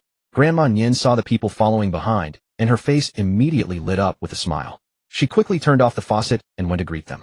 "Oh, my dear granddaughter is back." She took Nien's small hand, her eyes full of genuine care. "Why are you thinner again? Haven't you been eating well?" "I've been eating well, Grandma. How is your health?" Nien, she asked with concern. "Fine, everything is fine," Grandma Nien said cheerfully, her eyes narrowing into slits. Grandpa Nien stepped up, then smiling kindly. "Everything is fine except your grandma's ears are getting worse. Sometimes they work, sometimes they don't." Upon hearing this, Grandma Nien scolded bitterly. "Where am I supposed to find pomegranates for you this season?" Indeed, her hearing was bad. Grandma Nien glanced back and saw a handsome, elegant young man walking in with gifts in both hands. "Oh, who is this young man?" Grandma Nien released Nien's hand, her attention immediately drawn to Hua Chun. "Hello, Grandma," Hua Chun greeted politely. His rigid posture and slightly pursed lips revealed his nervousness. "What a handsome lad. Where are you from? How are things with my granddaughter? How long have you been together? Why didn't you come back sooner?" Though Grandma Nien was hard of hearing, her mind was as sharp as a mirror, and she instantly guessed the relationship between Huachun and Nianxi. She unleashed the classic barrage of elders' questions. However, the villagers all spoke with a local dialect, and now Grandma Nian's rapid-fire speech peppered with regional slang left Huachun struggling to understand. Nervous Huachun immediately shot a pleading look at Nian, she only to find she had vanished. A second glance revealed she had headed to the outhouse in the corner of the yard. Her bladder control was no longer what it used to be, and she had been holding it in the entire journey. Now she had to relieve herself urgently. Left without a savior, Huachun had to handle the situation himself. He quickly calmed down and prepared to answer Grandma Nian's questions one by one. But before he could speak, an unexpected obstacle appeared. Mom, the water tank is full, no need to fetch more. Nian Zhangwo walked out of the house, carrying an empty bucket. Spotting Huachun from a distance, his expression turned complicated. Seeing her son emerge, although Grandma Nian hadn't actually heard what he said, she immediately realized her earlier indiscretion. "I'll look at me too, caught up in my excitement," Grandma Nian said, slapping her forehead as she led Huachun inside. "Quick, come in, the wind is strong outside." The family entered the house harmoniously. Upon entering the main room, there was a central hall, with an electric scooter charging and 2 bedrooms on either side. It was the depth of winter, and a stove had already been lit, filling the entire house with warmth and comfort. Turning left into the main bedroom, Xian was chopping vegetables, preparing ingredients for the upcoming meal. The room, already modest in size, became even more bustling with the influx of people. It was Huachun's first visit to Nianzai's hometown. Having grown up in luxury, he didn't find it unpleasant, but facing Nianzai's elders, he was so nervous he didn't know where to stand. "Take off your shoes and get on the Kong, dear," Grandma Nian said to Huachun with a beaming smile. Taking off one's shoes and getting on the Kong was the highest form of hospitality in a visit. The Kong served as both bed and dining table, and allowing a guest to sit on it signified utmost respect and closeness. "Dear" was a term of endearment rural elders used for beloved younger ones, typically reserved for grandchildren. Nian Zhangwo, however, was displeased. After all, this young man had stolen away his little darling. He should have to pay a price, not just enjoy the benefits without contributing. So he spoke up, "Xiaoqin, come with your uncle to fetch some firewood to stoke the stove." Huachun was more than willing to work. He was already overwhelmed by Grandma Nian's hospitality and wouldn't dare to be so casual. With Nian Zhangwo giving him a task, he quickly nodded in agreement. If he were left to idle, he would only feel more uneasy. Grandma Nian grew anxious, but she had clearly misheard something and tugged her son outside. "Let you eat indiscriminately now you've got diarrhea?" Nian Zhangwo was helpless and quickly pulled his mother to a stop. "Mom, no diarrhea, I want him to help. What do you want a stick for?" The mother and son bickered for a while. Xian noticed her daughter was missing from the crowd and asked curiously, "Where's she?" Nian, she had just returned from the outhouse and cheerfully replied, "I'm here." Compared to Huachun, Nian, she was far more at ease. After all, this was her grandfather's home. Though she appeared proper now as a child, she was a wild little thing, climbing roofs to steal bird eggs, diving into rivers, and setting off cow dung bombs. Seeing the joyful scene, she joined in the cooking preparations. The arrival of Nianxi and Huachun brought a lively energy to the small courtyard. The family was rarely all together, and soon exquisite dishes were laid out on the table, creating a festive atmosphere even before the new year. Half an hour later, the family gathered around a small table on the Kong, each holding a bowl of rice, and eating with great relish. "Come, Xiaoqin, you drink right. Have a couple with your uncle." Nian Zhangwo laughed heartily, bringing out 2 bottles of beer and warmly inviting Huachun. Then he turned his gaze to his wife, his eyes pleading, "Is that okay? Just drink a little." Xian, seeing the family reunited, granted his wish for a drink. "All right," Nian Zhangwo beamed, then added to Huachun, "Do you smoke? Have a couple with your uncle too. You can't just take medicine randomly, child. Medicine is 3 parts poison." Grandma Nian patted Nian Zhangwo's hand, admonishing, "It's not medicine, Mom. It's smoking. You want to eat leaves?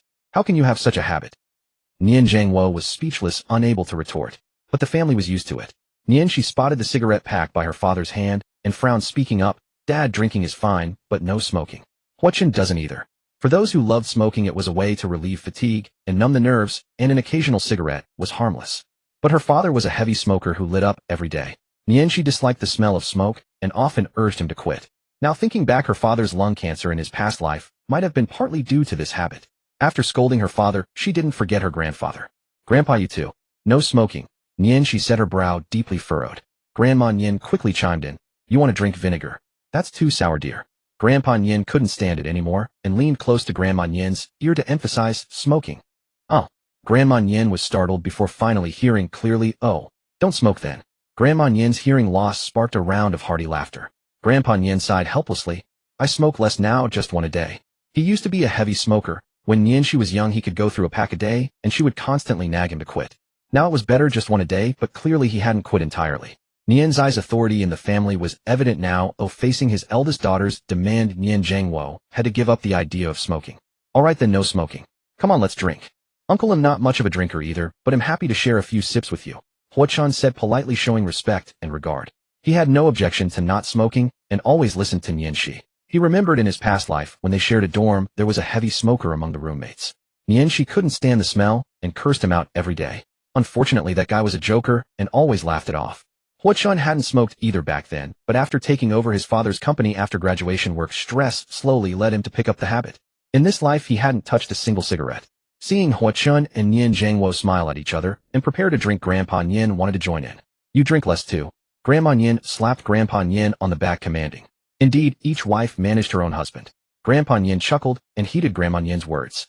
The three men then raised their glasses and drank, chatting merrily. Emboldened by the alcohol, Grandpa Nian spoke freely. He valued family deeply and wished for each of them to have a happy and fulfilling life. He also spoke at length to Nian Shi and Huachan, directly strengthening the bond between them. As a father, Nian Zhangwo could clearly see the harmony between Nian Shi and Huachan. Their eyes never ceased to reveal the love they held for each other. Picking food for each other, feeding one another. These had become the most mundane yet precious acts in their lives. But at the dinner table something happened that made him furious. Nian Shi noticed a grain of rice on Huachan's lip, reached out to wipe it off, and then naturally popped it into her own mouth. Grandpa Nian, Grandma Nian, and he Xin all wore gratified smiles. Only Nian Zhangwo clenched his fists. After a hearty meal, the family sat on the heated kong chatting about daily life. Nian Zhangwo, usually not much of a talker at home, found endless topics to discuss with his parents upon returning to his hometown. Nian Shi often heard from her father names of people she had never met, but who seemed closely connected to the family. In the past, Nian Zhangwo would always share amusing anecdotes from the past year with his father. But today, with Huachan's arrival, everyone's attention was focused on him. Just like when Nian Zhangwo first visited He Zin's home, the elderly couple's curiosity about their granddaughter's husband surpassed even their joy at her return as they peppered him with questions. Nian Shi felt helpless and could only let Huachan handle it himself. His nervous demeanor before the elders amused her greatly. However, Nian's grandmother was hard of hearing and often misheard words, leaving everyone both exasperated and entertained. Huachan received a warm welcome from Grandpa and Grandma Nian. Not only was lunch tailored to his tastes, but post-meal snacks and fruits were served in endless succession. The hospitality was so overwhelming that Huachan felt flustered. Watching his grandparents busily work while he sat comfortably on the kong made him feel restless and guilty. In short, he was racked with guilt. After seeing Nian, she turned red-faced from trying to lift a bucket of water. Huachan could no longer sit still. He took the initiative to ask if there was any work he could help with. Grandpa Nian told him to just stay seated. But Huachan insisted. Nian Shi was frustrated by how weak her strength had become. Still, having someone help with chores was a good thing. She naturally supported the idea, seeing it as an opportunity for Huachan to showcase himself. Don't worry, Grandpa, he's very strong and capable, she said with a smile, her seductive eyes sweeping over his body, carrying a hint of admiration. Huachan felt a chill down his spine. Why did those words sound so off? But no one else noticed anything amiss. With his granddaughter's endorsement, Grandpa Nian relented and took Huachan to tidy the yard, feed the chickens, and play with the dog to pass the time. Huachan caught on quickly and soon relaxed, showing none of the pampered airs of a young master. This made Grandpa Nian even more pleased with his granddaughter's husband. In the village, people valued simplicity. Being kind, caring, hardworking, and reliable made one a trustworthy partner. Just as Grandpa Nian sent Huachan to tidy the spare room, Nian Shi seized the chance to find him. She wanted to ask how he felt about visiting her home. Huachan asked with concern, "Why are you here?" "It's cold, go back inside." The fire in the spare room had just been lit, leaving the space still chilly. "It's fine, I'm wearing thick clothes, Nian," she said, shaking her head with a sweet smile. She added, "The village isn't as good as the city. If you're uncomfortable, don't hold it in, tell me." Huachan had mentioned growing up in the city and never visiting the countryside. She wondered if he was adjusting well. Touched by her concern, Huachan felt a warmth in his heart and reached out to pat her head. "Don't worry, I'm not that delicate. It feels just like being at my grandfather's house." "Your grandfather lives in the countryside too?" "No, he lives in an old street in a courtyard house." "So your family was already wealthy back then?" An old courtyard house in the city's ancient street would have been priceless in the past. This ordinary rural courtyard was far from comparable. "When I take you to meet my grandfather, you'll see it. It's not much different." The promise to bring Nian Shi to meet his family was casually made. Then, he'll be going. Seeing that her worries were unfounded, Nian Shi prepared to leave. But Huachan had a sudden idea and called her back. "Actually, I do feel a bit lonely. There are many topics your uncles talk about that I can't join in." Nian Shi was puzzled. "Weren't you chatting well earlier?" But her naive mind didn't delve deeper. She thought Huachan might have been putting on a brave face. With that thought, she felt sorry for him, and her heart ached. So what do you want? I can tell you about village life, so you have something to talk about. Nian Zai's little mind couldn't come up with a quick solution, but Hui Chun had already planned his move. No, just give me a kiss. His intention was clear. Nian, she was even more confused, that's it. Yes. At this point she caught on. You just want a kiss, don't you? All that talk about not fitting in was an excuse. Do you think I only want your body? Aren't you? Shameless. Seeing his plan exposed, Hui Chun didn't get angry, but admitted it openly. I won't deny it, so will you give me a kiss? Nian Zai's face flushed. Despite how many times they had done it, taking the initiative still embarrassed her. Kisses when drunk didn't count. That was unconscious. If it makes you happy. After a brief inner struggle, Nian, she stepped closer, stood on tiptoe, and offered her lips. Overcome with emotion, they couldn't help but embrace tightly. In such matters, Nian, she was always the weaker one, having made little progress over time, only responding clumsily. Any rare assertiveness was quickly overwhelmed. Several times, Nian, she felt she couldn't take it anymore, and pounded his chest in protest.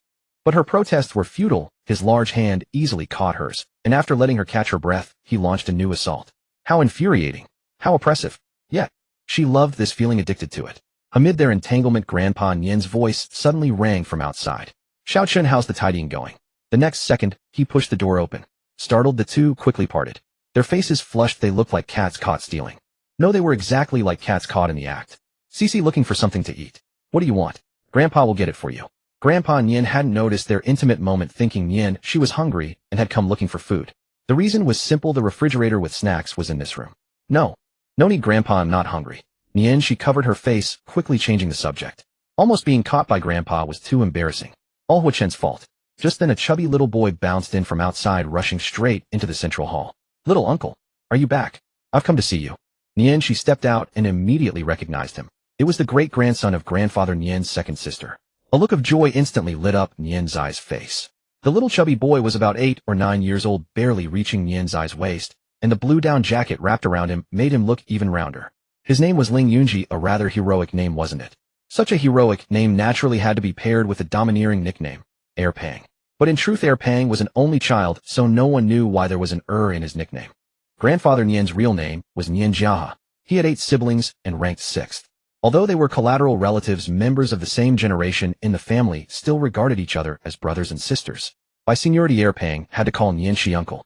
Since Nian, she was also relatively young among his peers, the title was prefixed with little. But now little uncle had become little aunt. Heir Pang loved playing with his little uncle, and Nian, she naturally adored this seemingly mischievous, yet adorable nephew. The two got along like brothers, despite the considerable age gap between them. In previous holidays, Heir Pang would always dash to 6th great-grandfather's house first to see if little uncle had returned. The last time Nian, she went back to his hometown, Heir Pang hadn't come back, due to some matters, so they missed each other. This holiday, Heir Pang had come early to wait for little uncle. When he learned that another car had arrived at great-grandfather's house, he ran over joyfully just to see his little uncle again. But instead of little uncle, he saw a beautiful big sister. Heir Pang. Long time no see. Did you miss me? Overjoyed to see Heir Pang again, Nian, she momentarily forgot he was no longer little uncle, still affectionately calling Heir Pang by his nickname and bending down to touch his head. Heir Pang was startled and quickly dodged. The once cheerful boy shrank back at the sight of a stranger. At Nian Zai's familiar gesture, he said solemnly, "Big sister, please restrain yourself. My dad said a man's head can't be touched casually. If you touch it, you have to take responsibility." Nian, she burst into laughter and teased, "You're just a little kid. What do you know about taking responsibility?" Heir Pang was displeased and retorted, "So what? By the way, big sister, who are you? Where's my little uncle?" Hearing this, Nian, she was stunned, realizing that facing someone who once knew him, he could no longer use Nian Yang's relationships. "I am your little uncle's sister. You have to call me little aunt." Little aunt. Heir Pang's wariness toward Nian, she eased a bit. He remembered his mother mentioning he had a new little aunt, but he had never seen her before. "Heir Pang, why are you running so fast?" A noble woman rushed up breathlessly. She was Heir Pang's mother, Nian Zai's cousin. The moment she saw Nian, she immediately regained her dignified demeanor. She couldn't let anyone see her looking disheveled from running. "Xiaoxi, you're back so early." The last time Nian she returned, his existence had already been made known to the family relatives. But Nian she was set up as a child who had just returned from abroad, so everyone was unfamiliar with him. In childhood, Nian Shi and his cousin had been very close, but as they grew up with their own lives, they gradually lost touch. After exchanging pleasantries, the cousin left. Her trip was merely to safely deliver Heir Pang. Grandfather Nian's house became lively again with Heir Pang's arrival. Children had little sense of shame, and Heir Pang was a vivacious kid whose antics amused everyone. But the presence of Nian Shi and Hui Chun made him uneasy, as he wasn't familiar with them. To Heir Pang, Nian, she wasn't his little uncle, she was called little aunt, but felt like a stranger, and Hua Chun, this little unclean law, was even more unknown. He didn't know that little aunt was actually little uncle, so he remained wary of both. Every time she tried to get close, she saw unfamiliarity and distance in his eyes. Seeing his once close nephew no longer recognize him, she felt a wave of desolation and forced a bitter smile. Hua Chun noticed her pain, his eyes filled with sympathy. Meanwhile, Pang, not seeing little uncle inside, was deeply disappointed. His longing for little uncle made him ask little aunt, didn't little uncle come back? When will he return? The whole family fell silent.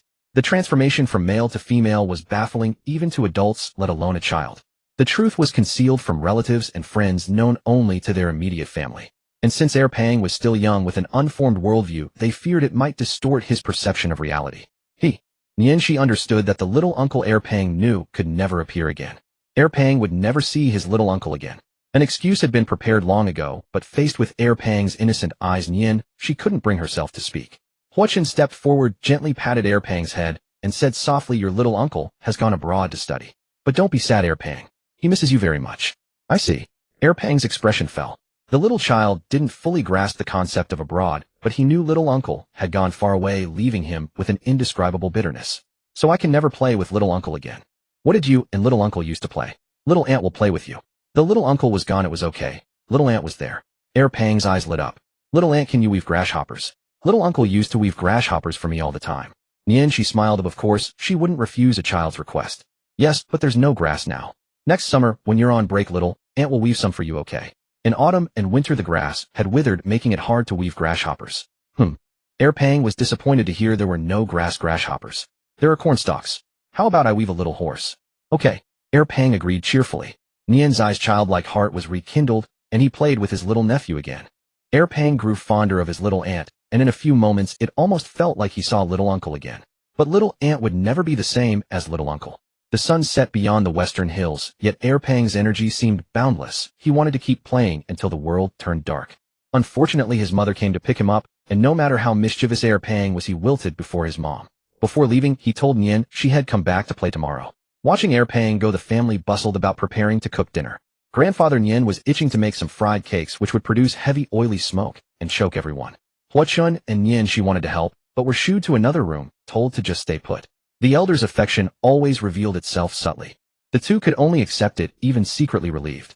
During the day, the family always gathered together, so they dared not get too close.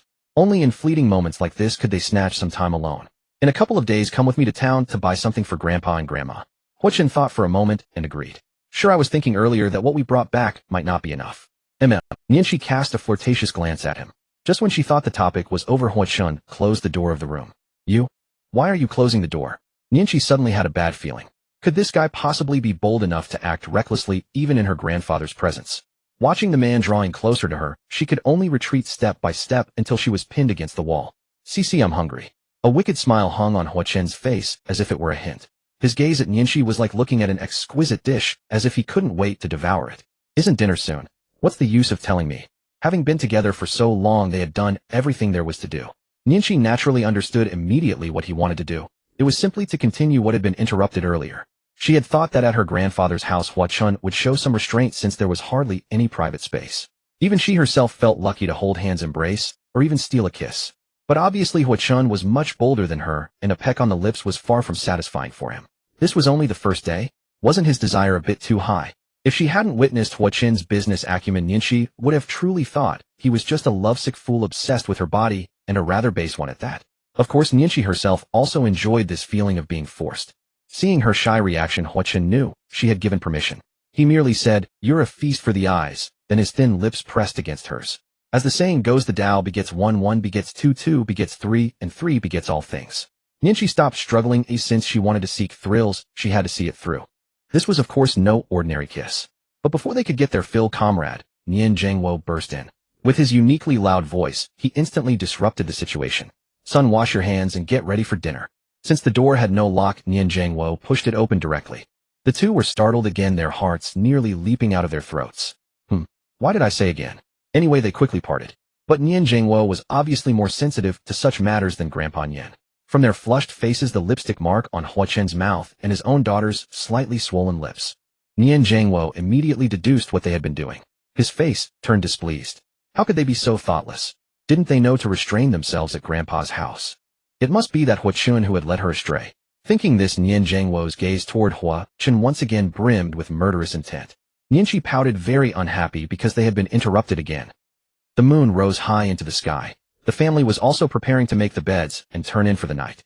Although the heated kong was large, it was still too cramped for 6 people to sleep on. Grandpa Nian said to Grandma Nian, "Old woman, go make the bed for the kids." "What? You want some dried meat? Just buy some in town another day." It was unclear whether Grandma Nian was genuinely hard of hearing or just pretending. In the end, Grandpa Nian had to do the work himself. In a few brisk moves, he had the bed made. Since Nianqi and Hua Chun weren't married, no matter how intimate they were in private, they had to show restraint in front of their elders. Naturally, they couldn't be arranged to share a bed. Thus, Hua Chun was naturally assigned to sleep with Nian Zhangwo. Hua Chun felt the same pressure that Nianqi had felt when sleeping with Xiao Xian. The father-in-law was too oppressive. At night, a heavy snowfall arrived quietly. It seemed to herald the imminent arrival of the new year, and the festive atmosphere grew stronger after this snow. The snow didn't stop until noon the next day, leaving a vast expanse of white everywhere. Fields, courtyards, eaves, rooftops. Unfortunately, Nianqi was still lazing in bed and missed the magnificent sight of the snowflakes swirling in the morning. Seeing that lunch was almost ready, Hua Chun was tasked with waking her up. "Baby, time to get up. The sun is shining on your bottom." Hua Chun leaned over slightly and gently patted the blanket. I don't want to." Nianqi was immediately awakened. She rubbed her sleepy eyes instinctively, letting out a cat-like whimper, twisting her body and burrowing deeper into the covers, unwilling to get up. "Grandma and Grandpa have made the food. Eat first, and then sleep, okay?" Hua Chun's voice was gentle, as if coaxing a child. Nianqi forced her eyes open, but the sunlight was too dazzling, making her squint and close them again. She pulled the blanket over her head once more. Hua Chun was helpless and could only threaten, "If you don't get up, I'll tickle you." This trick worked effectively. Nianqi shuddered and quickly stopped him. Turning over, she opened her eyes and met Hua Chun's gaze. At that moment, her face was rosy, her eyes seductive, and she was groggy. Hua Chun felt that this Nianqi was practically tempting him to commit a crime, and his heart couldn't help but beat faster. Hug. A pair of fair arms emerged from the blanket, opening wide to demand an embrace. Hua Chun leaned down, and Nianqi took the opportunity to wrap her arms around his neck. Of course, that wasn't enough. Thin lips met rosy ones, and the two savored each other's breath, unwilling to part for a long time. However, this wasn't their own home, and there was always the risk of being interrupted. And sure enough, it happened again. Ahem. Nian Zhangwo's cough startled the two. "Young people show some restraint. Don't you get tired of it?" With that, he shook his head and left in disappointment. "My daughter, you have fallen." After Nian Zhangwo left, Nianqi and Hua Chun exchanged glances, both seeing boundless awkwardness in each other's eyes. "You? Get up quickly. He'll go first. Remember to come for dinner." Hua Chun fled the scene. Having been caught by his future father-in-law in the act of being intimate with his daughter, Hua Chun now wished he could find a hole to crawl into. He had no idea how he would face Nian Zhangwo later. Niang's face burned with shame, and she hid herself in the blanket, as if she could dispel the embarrassment of being caught in such a disgraceful situation by her father. If they were alone, she could be incredibly bold. But if someone saw them, she would be so ashamed she'd want to be reincarnated on the spot. Not long after lunch, her Pang came bouncing over once again. Nianqi was naturally delighted to see her little nephew, as it made her feel like she was back in the days when she was his young uncle.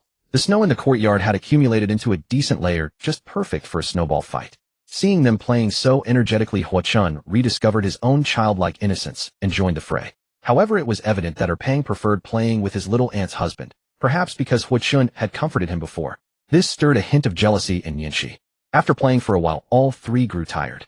Erpang blinked his big eyes with an innocent expression and said, "Little aunt, I have a question for you." "Go ahead," she replied. "Where did I come from?" Niang's face darkened with exasperation upon hearing this. Shouldn't he be asking his own mother this question? Why come to his little aunt? How was she supposed to explain this to a child?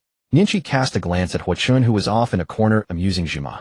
Seeing no hope for rescue, she had to face it alone. "Didn't your mother tell you?" Nianqi asked. "I asked her, and she said I was picked up from a trash can, but I don't believe it." "I look a lot like my mom and dad," Erpang replied. "Well, were kids these days this clever?" Nianqi recalled asking her own parents the same question when she was young.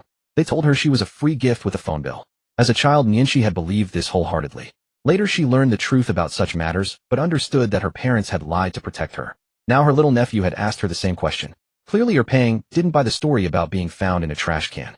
But how could Nianqi possibly tell him the real answer?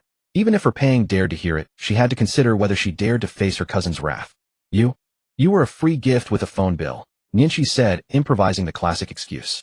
But Erpang didn't believe her and looked at her with a scrutinizing gaze. "Little aunt, do you think I'm still a 3-year-old to trick like that? No phone company gives away kids with a bill." I've tried. Nianqi was utterly astonished. She never expected this little guy, small as he was, to be so capable, understanding that practice is the sole criterion for truth. Fine then, what do you think? Seeing she couldn't fob him off, Nianqi tossed the question back to Erpang. He fell for it, and began to ponder. I heard a story. Then Erpang recounted the tale he knew. It was simply a legend about the stork that brings babies. Nianqi could tell from Erpang's expression that he desperately wanted this story to be true, so she went along with it. Our Erpang is so smart, you figured it out. A look of sudden enlightenment dawned in his tiny eyes, brimming with wisdom. But Erpang was a clever child, and didn't fully buy Nianx's explanation. Was I really brought by a stork? Then why have I never seen one? It's a divine creature, so it comes and goes without a trace. How could you possibly spot it? I see, Erpang said, lowering his head and stroking his chin like a little adult, as if deep in thought. Mom said he'll have a little brother or sister next year. When the stork comes, he'll try to catch it. Nianqi furrowed her delicate brows and scolded. It brought you here, and you want to catch it? You ungrateful child. Erpang felt wronged, and quickly explained, Injustice, Auntie. I just wanted it to take me flying up to the sky, shoulder to shoulder with the sun. Then you should study hard, and become a pilot to fly yourself. Wouldn't that be more thrilling than being carried by a crane? Erpang showed a look of disdain. Auntie, why are you just like my little uncle? Always dragging studying into everything. Nianqi was taken aback, then felt irritated. Brat, I care about your studies, and you find it annoying. If I were still your little uncle, I'd spank your bottom until it turned red. Let you know why flowers are so crimson, why sunflowers face the sun.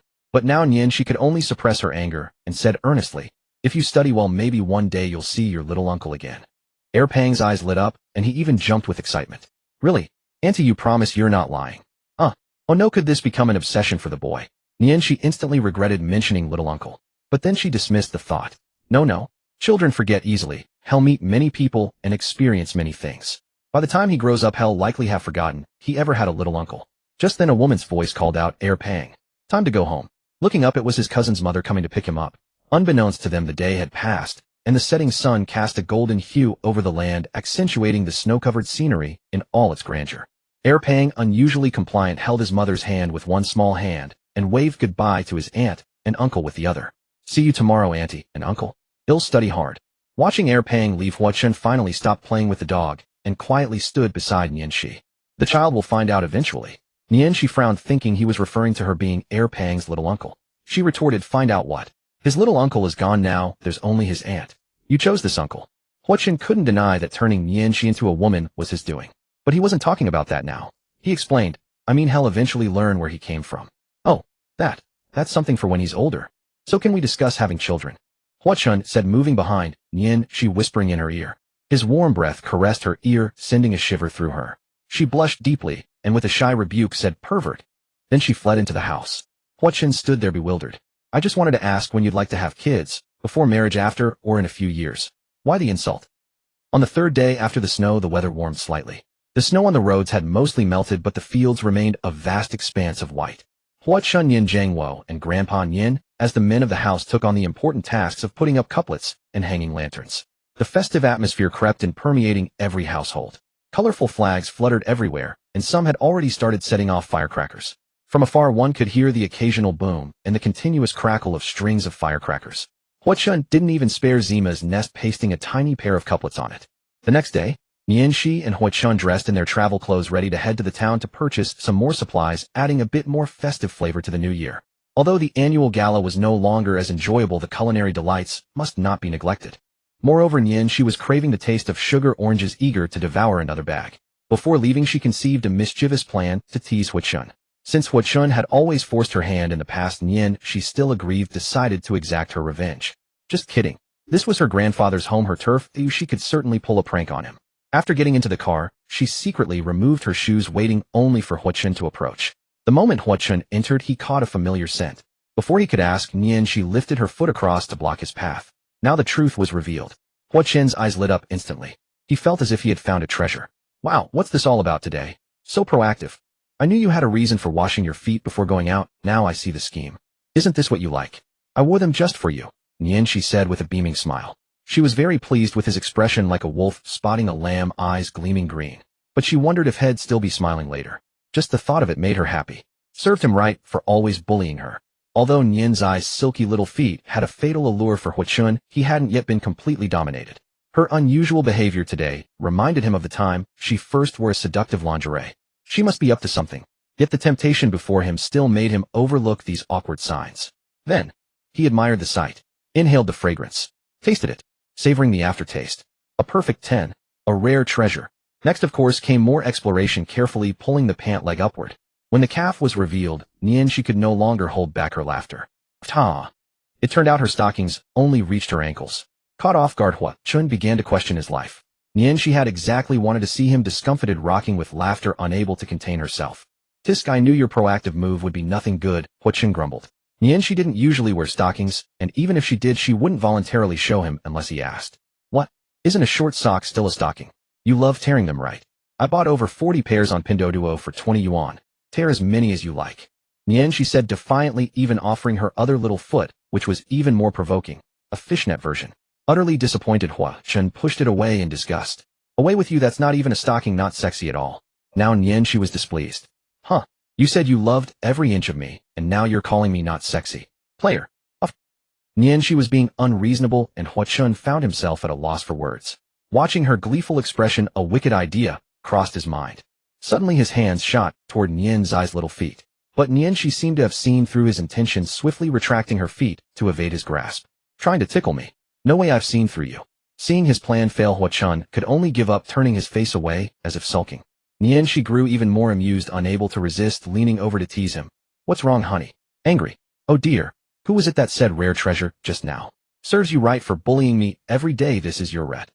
Before she could finish, Hua Chun seized the moment, turning his head and planting a kiss on her rosy lips.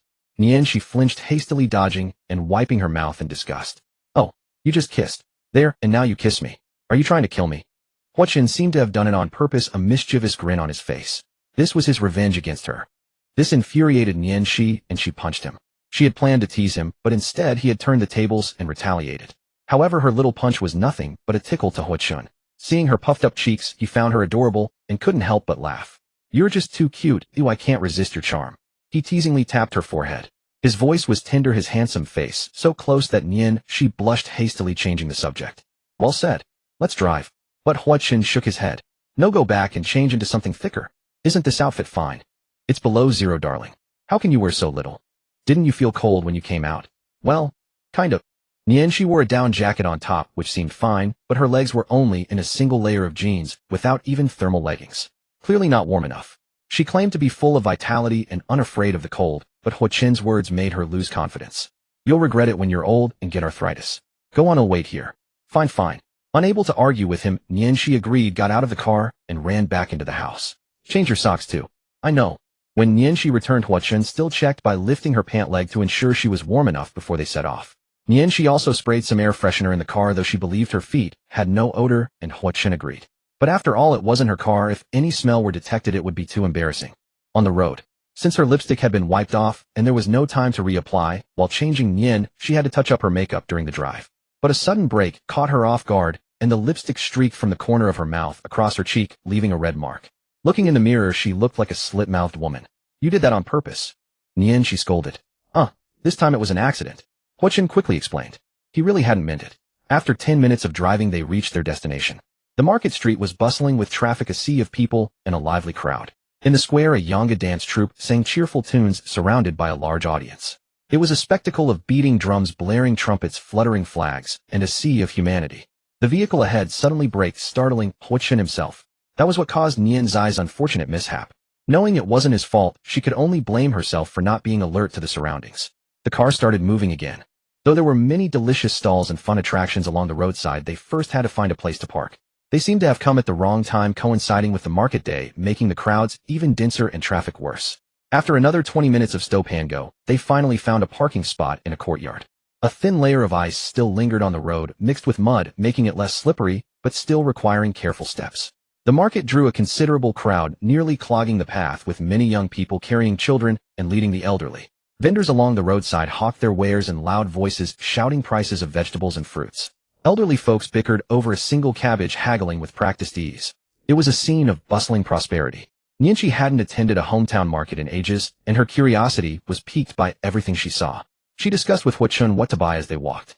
Small items like fruits and vegetables could be purchased on the spot and carried by hand. Larger purchases, such as cases of liquor, would be saved for when they were ready to head home.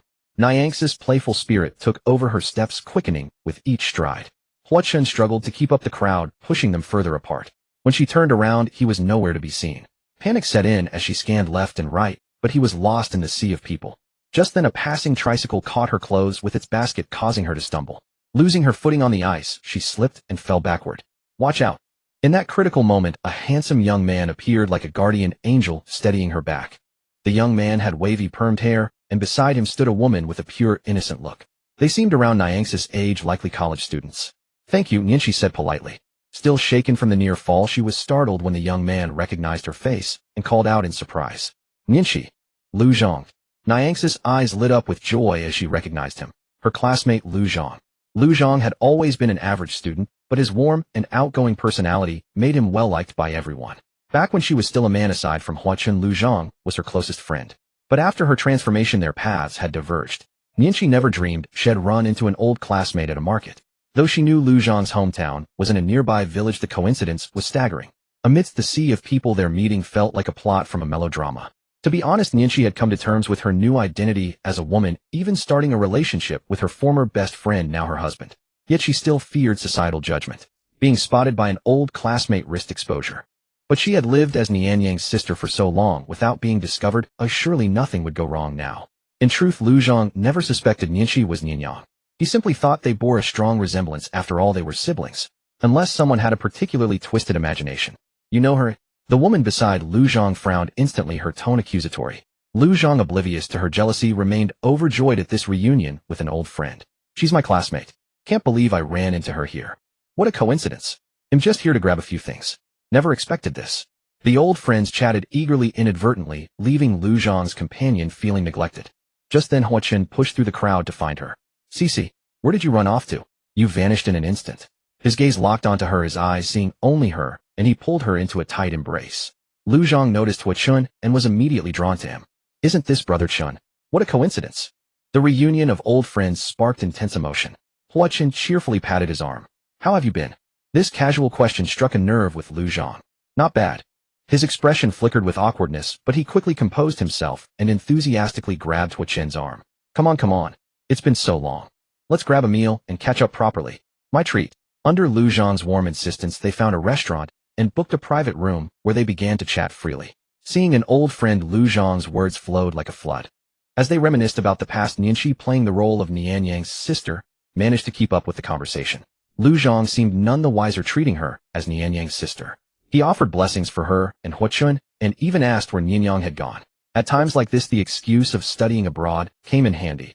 Impossible to verify impossible. After several rounds of drinks and a full course of dishes, having eaten to about 70 or 80% fullness, she excused herself to the restroom, claiming she needed to touch up her makeup. The moment she left, the woman who had accompanied Lu Zhang also bid farewell and departed. Watching her retreating figure, Lu Zhang let out a sigh. Hua Chun had already suspected as much. From the very beginning, the woman had shown Lu Zhang no kindness, wearing an expression of utter impatience. It seemed their relationship was not as harmonious as one might imagine. Is that your girlfriend? Why didn't you introduce us? No, she's a blind date. Lu Zhang was equally helpless about this. Blind dates in your sophomore year? Hua Chun was somewhat surprised.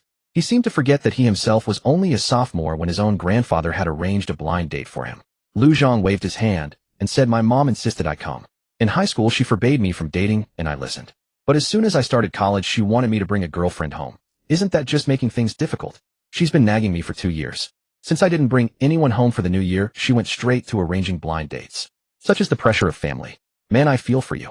Hua Chun patted him on the shoulder, signaling that he understood the ordeal of blind dates.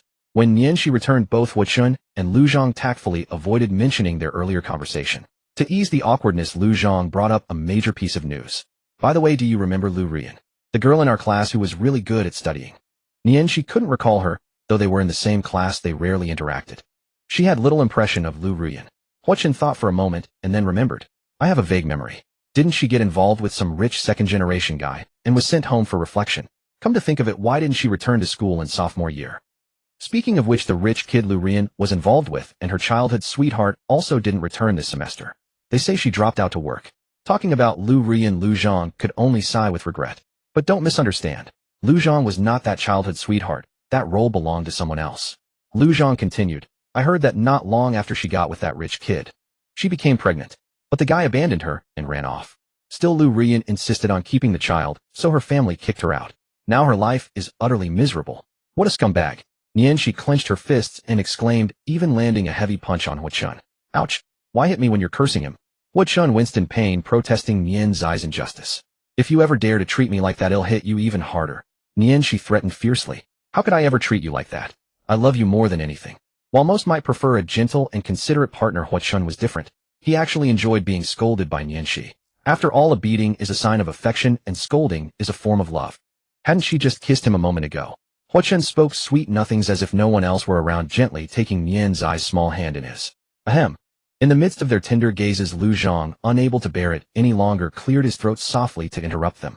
Huachun shot him an annoyed glare as if to say, what are you looking at? She's my tigress. The two reluctantly parted and resumed their chat. Huachun sighed, not wanting to dwell on such heavy topics. Let's just focus on ourselves and have a good new year. That's what matters most. At this point, Nianxi grew curious about how Lu Zhang knew all this. How are you so familiar with Lu Rian's story? Caught off guard by the question, Lu Zhang felt a bit embarrassed, scratching his head awkwardly. It's a bit embarrassing to admit, but I used to have a crush on her. I see. That explained everything. I feel sorry for her ending up like that, Lu Zhang lamented. Indeed, it's a pity. A once proud daughter of heaven fallen so low. How cruel fate could be. They chatted a bit more about the good times of the past, and seeing that it was getting late, they prepared to call it a night. Lu Zhang said he would seriously consider Huachun's suggestion. Then the two began arguing over who would pay the bill. Those from the south might not understand, but fighting to pay the bill is a common custom in the north. In the end, Nianxi secretly settled the bill, saying Lu Zhang could treat them next time. Lu Zhang had no choice but to accept, insisting that he would definitely pay for their next gathering. Running into an old friend was an unexpected delight, and this trip to the market was still a resounding success.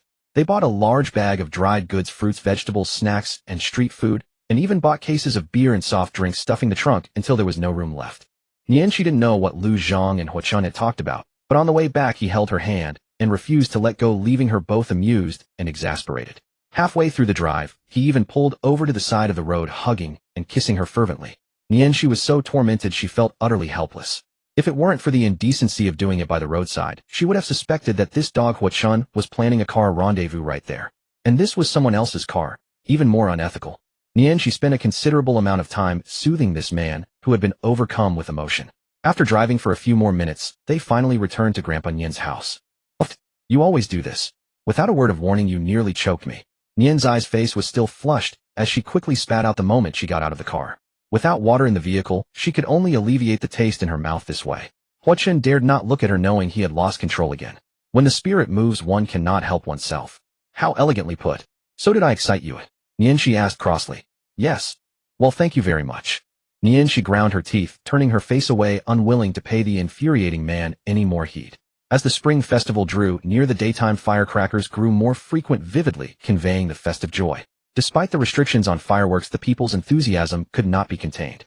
On New Year's Eve, every household was immersed in a jubilant atmosphere. The daytime firecrackers were incessant, but the real liveliness came at night. The annual gala was indispensable, though some might not watch it, and others might have other plans. But Nian Zai's family tradition was to watch the gala while chatting. Eating steaming hot dumplings, listening to the not-so-funny skits of recent years, they were still filled with joy. As night fell, fireworks and firecrackers carrying people's blessings for loved ones were set off. Amid the pop of firecrackers, the year was bid farewell. The Nian family naturally did not miss this activity. Various types of fireworks were released, their thunderous roars shaking the very doors. Nianxi and Huachun hid under the eaves, covering their ears. Even Sesame seemed infected by the festive spirit, dashing back and forth in the yard. Xian and Grandma Nian were much more composed, chatting while watching the gala inside. Grandpa Nian brought out the fireworks he rarely bought, making an exception this year. With a sharp whistle, a red streak shot into the sky, bursting into dazzling sparks. Countless brilliant streaks streaked across the heavens, blooming into resplendent sparks in the night sky, illuminating the pitch-black night as bright as day. To get a better view, she ran out of the yard, capturing this rare moment with her phone.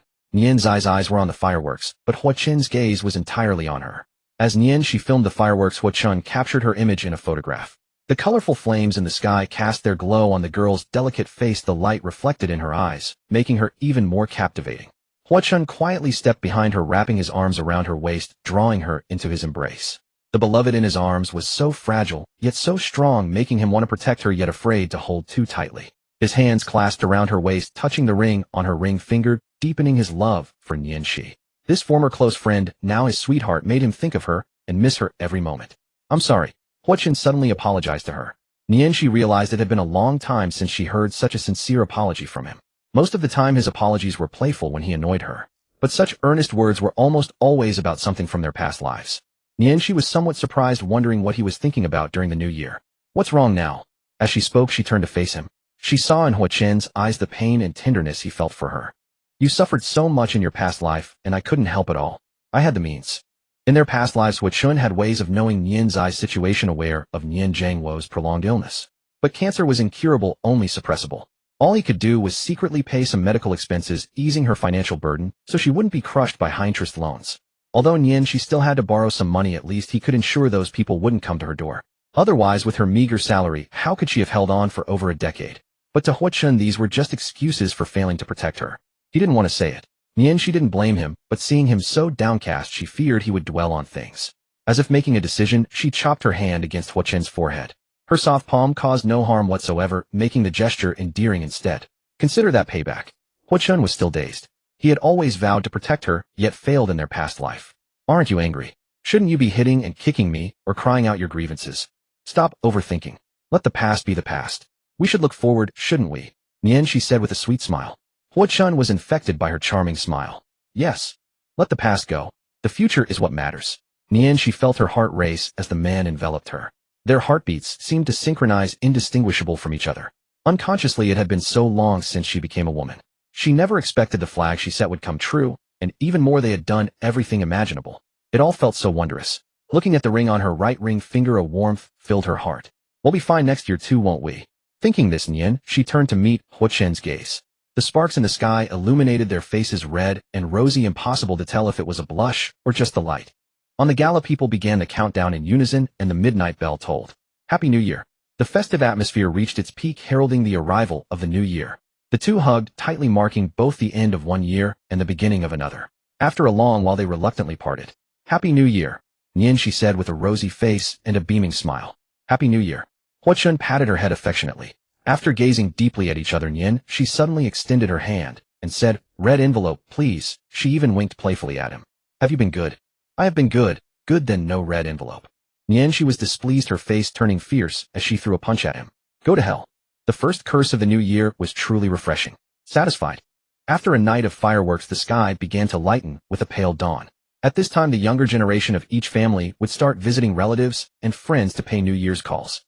She dreaded visiting relatives. Not only were there seldom any interactions on ordinary days, but she would always be bombarded with questions when she did. She had felt this deeply during her last visit. Moreover, given her current identity, she was not familiar with any relatives or friends, and naturally felt too embarrassed to visit them. Her parents had no choice but to leave her behind and go themselves. Grandpa and Grandma Nian, being elders, naturally did not need to go out and socialize. Shortly after Nian Zhangwo and he Xin left, relatives began arriving to pay New Year's calls. Numerous aunts and uncles came one after another. Everyone was very curious about Huachun and kept him chatting for a while. Fortunately, everyone had schedules to keep, and most left after a few words. Since it was New Year's, little nephew Air Pang naturally could not be absent. Air Pang and his cousin's family were the third group to arrive. As soon as he saw his little aunt, Air Pang happily ran over. In the past few days, with all the pre-New Year preparations, Air Pang had not come to play with Nian Shi. Seeing his little aunt again today, he was exceptionally excited and jumped into Nian Zai's arms with a joyful leap. Happy New Year, little aunt. Slow down. Nian Shi exclaimed as she caught him, barely steadying herself. Air Pang was no longer the little child she could easily lift. With her small strength, holding him was quite a strain. The cousin scolded from behind. Air Pang, how old are you, and you still want to be held? Your little aunt can barely carry you. Get down. It's okay, cousin, I've got him. Nian, she said with a wry smile, steadying Air Pang in her arms. The little fatty's chubby waist was bulging out. The cousin's husband exchanged a knowing smile with Huachun, though they had never met before. Neither spoke. That was the tacit understanding between men. After a moment, Nian, she could no longer hold on, and set Air Pang down. Then the cousin's family went to pay New Year's respects to Grandpa and Grandma Nian, and they all chatted casually. Taking the opportunity, Nian, she pulled Air Pang aside and secretly handed him a large red envelope, at least twice as much as what others had received. She had spoiled him before too, but back then she was just a student and could only give a meager amount, the thought being what mattered. Now that she was a little actress earning some money, she had the means to give more. Here, New Year's money from your little aunt and little uncle, plus your little uncle and little aunt on the other side. Really, little aunt? My little uncle gave me some too. Air Pang was very excited, clutching the red envelope and almost jumping for joy. Yes, little aunt wouldn't lie to you, Nian, she said, patting Air Pang on the head. But you have to keep it safe. If your mom asks, just say you only got 100. Why, oi? Air Pang asked, puzzled with big doubts in his small eyes. Are you silly? Every year, doesn't your mom say she'll keep it safe for you? Have you ever used that money? Nian, she tapped Air Pang's forehead in frustration. Nian, she remembered how her own New Year's money was taken by her mom when she was little with the promise of saving it for her. When she asked about it years later, her mom said she had no idea where it had gone. It was both helpless and amusing. Air Pang was stunned, nodded blankly, and gave a silly laugh. The little fatty smiled like a little panda, which Nian she found adorable. Still, she hoped he would lose some weight. After a short chat, the cousin's family left to visit other relatives and friends. Watching Air Pang leave, Hua Chun voiced his doubt. Aren't you spoiling the child a bit too much? His little aunt Air Pang is just an elementary school student. Can he really spend that much? Hua Chun was not against giving children more money, but a young child wouldn't have much to spend it on unless he recklessly spent it on games. Hua Chun was worried about that possibility. Nian, she hadn't thought that far. He can't, can he? How old is he? This kid knows how to top up his phone bill, so how could he not know how to recharge in games? Nian, she was less confident now, but added, the child will never see his little uncle again. As his little aunt, I can't do much else, so I just want to give him a bit more money to comfort his wounded heart. What? Are you jealous of a little kid, his little aunt? I'm just afraid he'll waste it, but your cousin's parenting is good. Air Pang won't turn out badly. Besides, I just love you so much I can't help myself, his little uncle. As Hua Chun spoke, his mischievous hands launched a surprise attack, pinching Nian's eyes waist. Hey, you're tickling me again. Nian, she was startled, both embarrassed and ticklish. A child's mind is simple. After the cousin's family returned from visiting relatives, the cousin confiscated all of Air Pang's day's earnings under the excuse of keeping them safe. Counting it all up, the haul was much larger than in previous years. Unable to withstand the pressure, Air Pang had no choice but to confess that Nian she had given it to him. The cousin marveled at how much Nian she, as the little aunt, doted on Air Pang by giving so much. But since New Year's money once given was not returned, she could only accept it reluctantly. To reciprocate, she would have to send more gifts to make up for it. The next day, the cousin sent over many gifts. Nian, she was disappointed in Air Pang. That kid just couldn't hold on to his own little treasure chest. After the new year, the festive atmosphere gradually faded. The young people of each family had their own jobs and left one after another. The village slowly became quiet again. Nian Zai's family also prepared to return to the city, as they all had work. In previous years, if nothing came up, Nian she would stay in her hometown for a long time, and so would Air Pang. But this year was different. Hua Chun had fully integrated into Nian Zai's family. He even openly said she was looking forward to becoming a grandmother. She urged Nian Shi and Hua Chun to nurture their relationship more, aiming for marriage right after graduation and a child the following year. Nian Shi said she would work on their relationship, but wanted to put off having children for a few more years. In the following 2 or 3 days, Air Pang was probably kept busy by his cousin with homework and didn't come to play with Nian Shi much. One noon, while Nian Zhangwo and he were taking a nap and the grandparents were out for a walk, Nian Shi and Hua Chun finally had some rare time alone together. After nearly half a month of stifled frustration, he could barely contain himself any longer. Nian Shi was even more affected, perhaps due to the surge of hormones within her, as she now found everything about Hua Chun utterly endearing. Even if they couldn't do more, she could at least savor a taste of sweetness.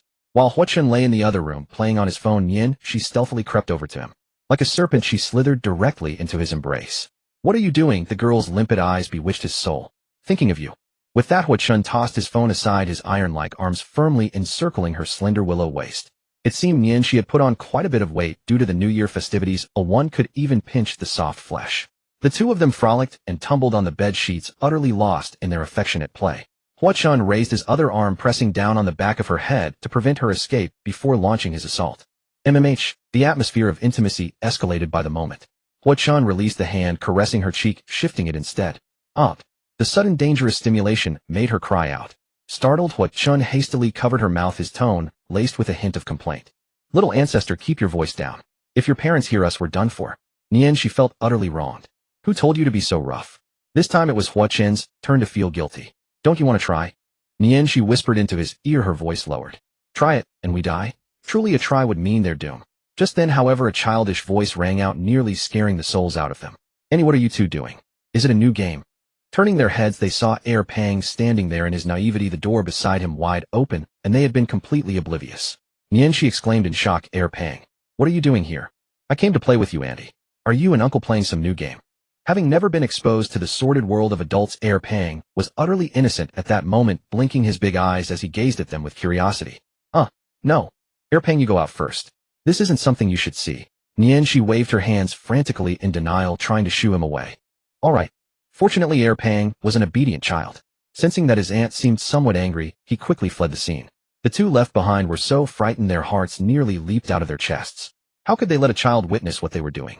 It was far too embarrassing.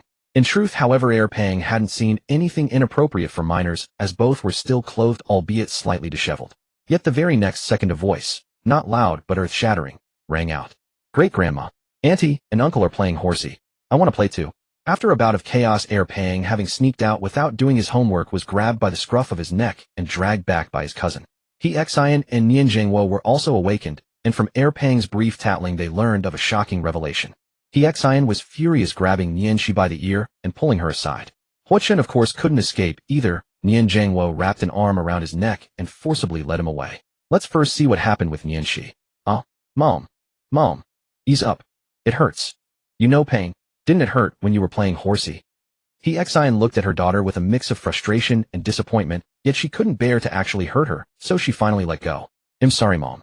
I won't dare do it again. Nianshi covered her ears, feeling small, pitiful, and helpless. Xian grew even more irritated. I told you to foster your feelings, and this is how you do it. All at once. Tell me, how far have you two gone? As someone from the older generation, Xian still held conservative views. She had thought Nianshi and Huochun had at most held hands. Little did she expect. They had dropped a bombshell on her. Nianshi lowered her head, timidly tapping her two index fingers together. Though not explicitly stated, combined with the description of playing horsey, Xian could roughly guess. She was left speechless, sighing as she propped her forehead with her hand. Oh, my heavens, I didn't even pressure you to have kids by next year like other parents, but you too. Why can't you be more? Mom, you do like Huochun, don't you? You told me to nurture our relationship before, so why now? Mom supports you being together. I also thought that with your emotional foundation things might progress quickly, but this is too fast. If you don't maintain some distance and mystery, how will you hold his heart? Back when your father and I were dating, we held hands after a month, hugged after 2, kissed after 4. Even after moving in together, we waited a year to share a bed, and he didn't touch me until our wedding night. But you, last time I visited, you were already sleeping together, and now you're playing horsey. While Nianshi was enduring her mother's stern lecture, Huochun wasn't faring much better on the other side. Come here, you rascal. Let's have a good chat, just the two of us. Nian Zhengwo wore a smile, but it was clearly forced, giving Huochun the feeling of a smiling tiger. Uncle, if I said I didn't mean it, would you believe me? What do you think? Nian Zhengwo replied with a fake smile. I guess. You don't. Exactly. Tell me, how far have you two gone? The next second his fierce expression was barely concealed. You'd better not have touched her. Huochun looked away guiltily. Truth be told, they had done everything. But he was a man who owned up to his actions, and he was absolutely serious about Nianshi. Uncle, I swear I'll take responsibility for her. Please rest assured. Hearing this, how could Nian Zhengwo not understand what he meant? Yet he didn't explode in rage. Instead, he seemed to deflate like a punctured balloon. After a moment of silence, he placed both hands on Huochun's shoulders and said earnestly, My son has always been sensible and never given me trouble. He's a man of great pride. Choosing to become a woman and be with you must have taken immense courage, and he must know you're a trustworthy person. As his father, I won't say much more. But I must say this, since you've done what you've done, you must take full responsibility to the end. If you ever do anything to wrong her, no matter if you're the young master or CEO of the whole corporation, I'll skin you alive, even if it costs me everything. Nian Zhengwo's words were crude, but true, fully expressing his deep care for Nianshi. Huochun immediately stood up straight and declared solemnly, Rest assured, uncle. I will treat her well for the rest of my life and never let her suffer the slightest grievance. 5 million yuan. Leave my son. Inside the Hor residence, she stood in Hua Zhengwo's office, utterly isolated. She watched as the black gold card was steadily pushed before her, hearing that classic line from a TV drama. Hua Zhengwo's face was expressionless, yet an oppressive aura emanated from him constantly, making it hard for anyone to even breathe. How had it come to this? Let's rewind to a week ago. Xian and Nian Zhengwo were both astonished and furious at how rapidly the two youngsters' relationship had developed. Still, since they were together, such intimate matters were bound to happen sooner or later.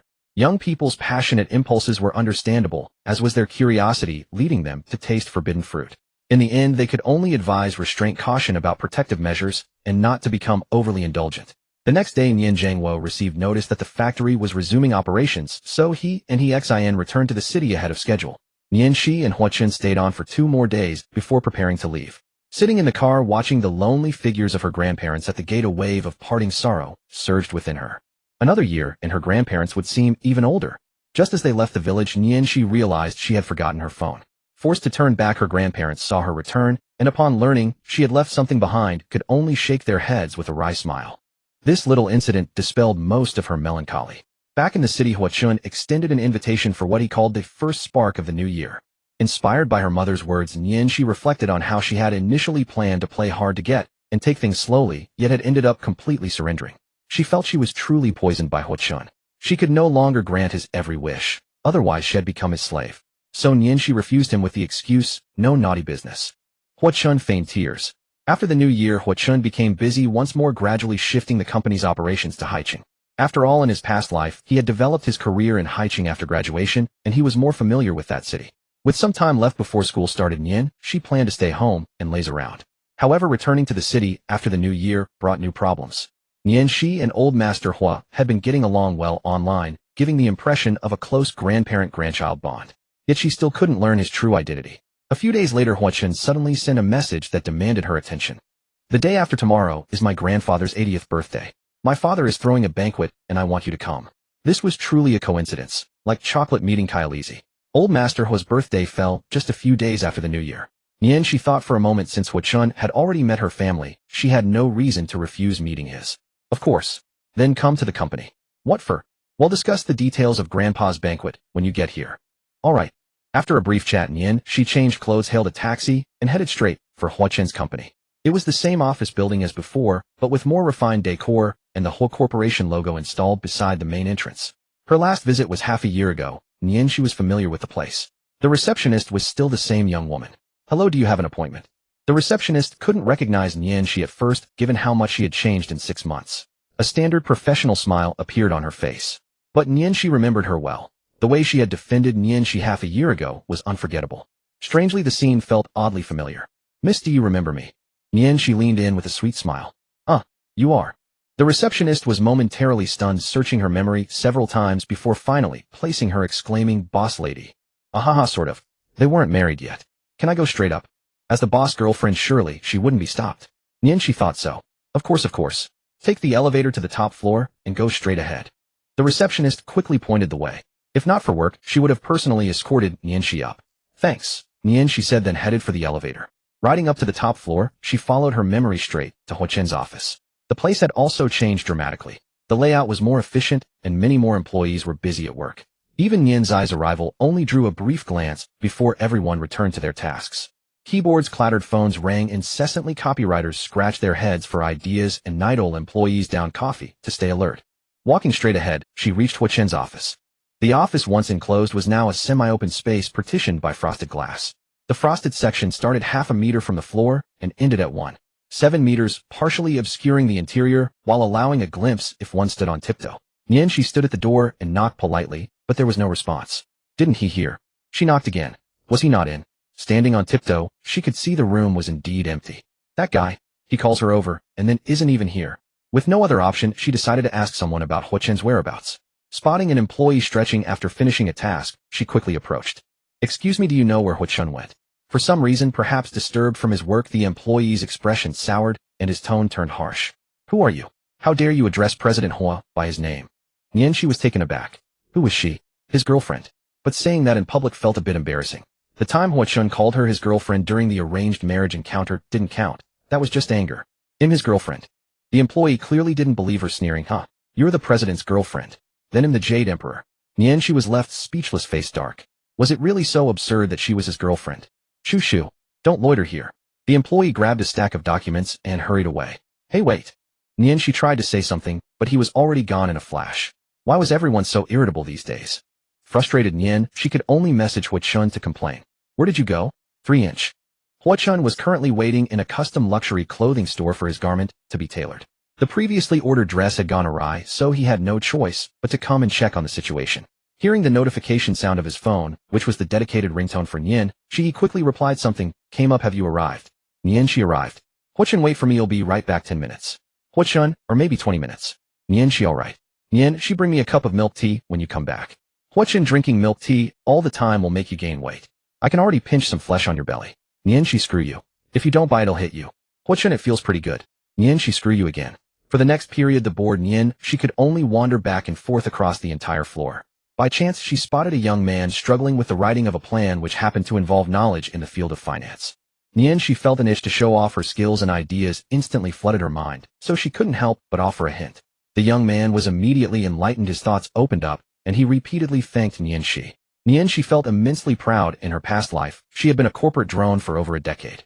Although she had been sidelined and never made it to management, she still had the ability. It seemed that her decade of hard work had not been in vain. So Nianxi, acting as the boss wife, began to wander among the employees, offering suggestions to those who needed help and whom she could assist. Some were greatly inspired and wrote with ease, others dismissed her ideas and stuck to their own approaches. Nianxi was not annoyed and continued to busily enjoy herself. In this way, more than 10 minutes passed without notice. With a ding, the elevator arrived at the designated floor. Huochen approached carrying a dress box and a large cup of milk tea. Upon entering the office area, he saw Nianxi explaining a plan to a young man. It was the same young man who had been clumsy with the plan earlier. He was young, seemingly just a fresh college graduate. He stared at the screen, absorbed in concentration, nodding repeatedly at Nianxi's ideas, exclaiming how brilliant they were. Nianxi turned her head just then and met Huochen's gaze. They exchanged smiles. Nianxi then asked the young man, "Do you understand?" The young man nodded repeatedly. I understand. Thank you so much." "You're welcome." Nianxi smiled gently and walked toward Huochen. Seeing the boss arrive, the young man's relaxed demeanor instantly tensed up, and he nervously called out, "Boss." Huochen responded indifferently, then his gaze completely fell on Nian. She is usually calm, eyes turning blazing with passion. "Why did you get involved yourself?" "Just revisiting the knowledge I've learned. It feels pretty good. No one came to receive you. You're the boss wife. They didn't even offer you a seat." Huochen frowned slightly, and an invisible pressure instantly enveloped all the employees. Nianxi, however, was not upset about it. "After all, I don't come often, so it's normal that they don't recognize me." Huochen fell into a brief silence after hearing this. Once the company moved to Haicheng, Nianxi might visit frequently, and it wouldn't do if the employees didn't know her. If she were stopped in the lobby again like last time, or left without a seat, or even a glass of water this time, then his promise not to let her suffer would be a lie. He needed to come up with a way to make all the employees remember Nianxi's face. Seeing Huochen lost in thought, Nianxi interrupted his train of thought again. "Okay, enough about me. Why did you ask me to come? Come with me first." Huochen smiled slightly, took Nianxi's hand with his free one, and led her toward the office. After the boss and boss wife left, the employees present were stunned. So the girl who had been wandering around them and giving them advice was actually their boss wife. Inside the office. "What exactly is the matter? You are being so mysterious. You said it was about your grandfather's birthday banquet, and I came, but you still haven't told me. Let's wait a bit." Huochen put down the bag in his hand and said mysteriously. The next second, Huochen pressed her against the door and kissed her. Nianxi was startled and quickly pushed his face away. "Wait, aren't you afraid your employees outside will see?" Huochen immediately regretted building this semi-open office. Now he had to be cautious even when he wanted to be intimate with his own wife. He immediately dialed Zhang Wei's number and instructed him to modify the decoration plan for the Haicheng office and also to add a restroom. Nianxi watched him do all this and felt speechless. Huochen was good at everything except occasionally being a bit foolish. Unable to be intimate in the office, Huochen abandoned that thought and focused on the important matter. He then opened the dress box he had brought. A traditional Chinese-style Cheongsam evening gown lay quietly inside, waiting for the one who would wear it. There was also a pair of lace-up high heels that would reveal a large area of the woman's instep. "I had a dress made for you." Huochen picked it up and showed it to Nianxi. The goose-yellow silk material felt luxurious with embroidery in the same color scheme, creating a sense of depth and sophistication, and pearl decorations that were dazzling. Traditional and innovative elements collided, fitting perfectly, without being jarring, evoking a feeling of only to be admired from afar, not to be desecrated. Nianxi liked it at first sight. "So you went out just for this?" The dress before her was completely different from those on shopping websites, full of design flair, and obviously not cheap. Huochen said it was custom-made, and custom orders were usually expensive, right? "Knowing you don't like to show too much skin, I specifically instructed them to make it more conservative." Nianxi knew that Huochen always considered everything thoroughly in this regard, so she had no objections. "Try it on. I ordered the size from memory, so I'm not sure if it fits. If not, we can adjust it." From memory? Nianxi was shocked. Custom sizes were very precise, right? How could he remember that? Huochen looked rather smug. "Yeah, I've touched every inch of your body. How could I not know?" Nianxi's face flushed instantly. How could this guy make such a sexual remark with a straight face? But she still couldn't do anything about it, as she had known him long enough to understand what he was like. She had better try on the dress first. But looking around, Huochen's office didn't seem to have a place to change clothes. "You want me to change here?" Nianxi was a bit shocked and gave him a disdainful look. In this semi-open office, if she changed here, the employees outside could see her just by standing on tiptoe. "I didn't know you had this kind of fetish, kid. That's too illegal." I'm calling the police now. Of course Hua Chun didn't have that peculiar taste. Nianxi was his treasure meant for his eyes alone. What are you thinking? There's a curtain, Hua Chun said, amused and exasperated. As he spoke, he pulled out a curtain from beside his desk, forming a simple changing room along the overhead curved rail. I've been having a lot of meetings lately, so I set up this makeshift changing room. It won't be so cramped once we move to the new company. I hope you mean cramped only for changing, Nianxi retorted. With that, she picked up the gown, pulled back the curtain, and stepped inside. She shot another glare at Hua Chun. Don't you peek. Hua Chun sighed helplessly. After all these years, she was still shy. That gown looks tricky to put on. Need help? No. All right. But the gown was indeed difficult, especially for someone like Nianxi who had never worn one before.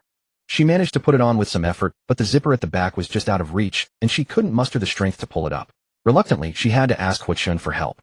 A small head poked out from behind the curtain. Hua Chun, could you help me with the zipper? I can't reach it. As she spoke, she parted the curtain just enough to reveal her bare back and the unzipped gown. A sly grin crept across Hua Chun's face. Since Nianxi had asked, he supposed he could reluctantly oblige. But when he approached with that confident dragon-like smirk, he found the zipper stubbornly stuck, especially near her shoulder blades. Have you been putting on weight? Nianxi was not pleased. What do you mean again?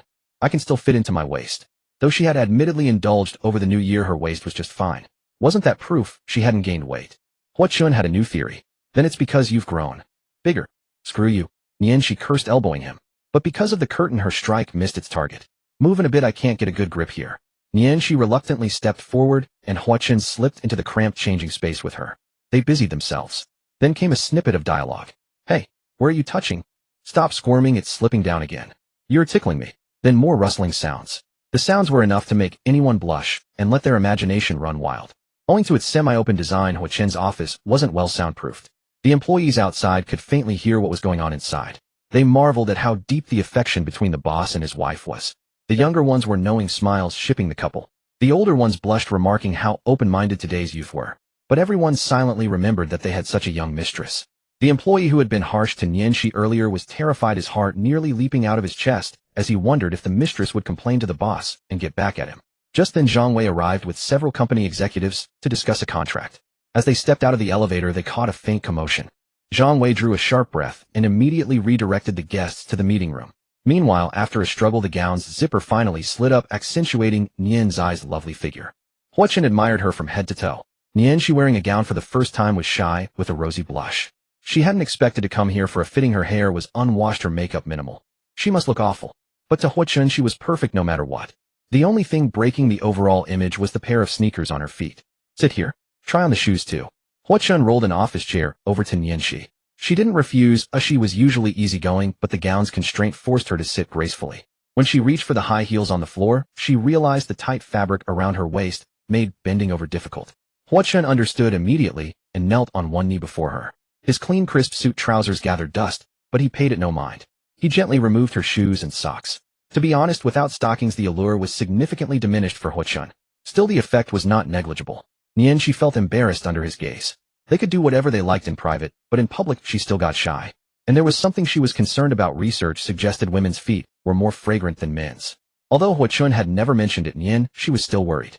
I'll change them myself. But Hua Chun wouldn't let her. He grabbed her ankle. Leave the little things to me.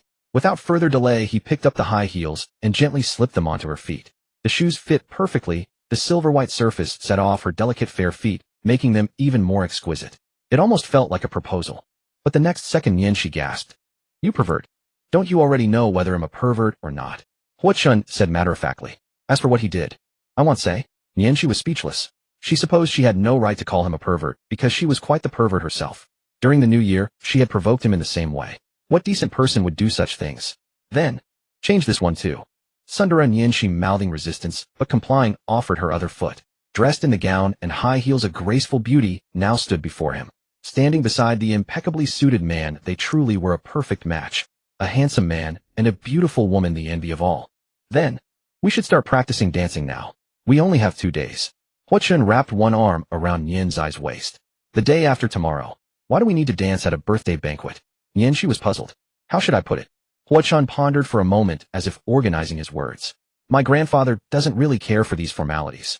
He actually wants to use this opportunity for my father to secure investments for a new project. So this banquet is more of a ball than a birthday celebration. Then, isn't that disrespectful to your grandfather? Turning a proper birthday banquet into a ball.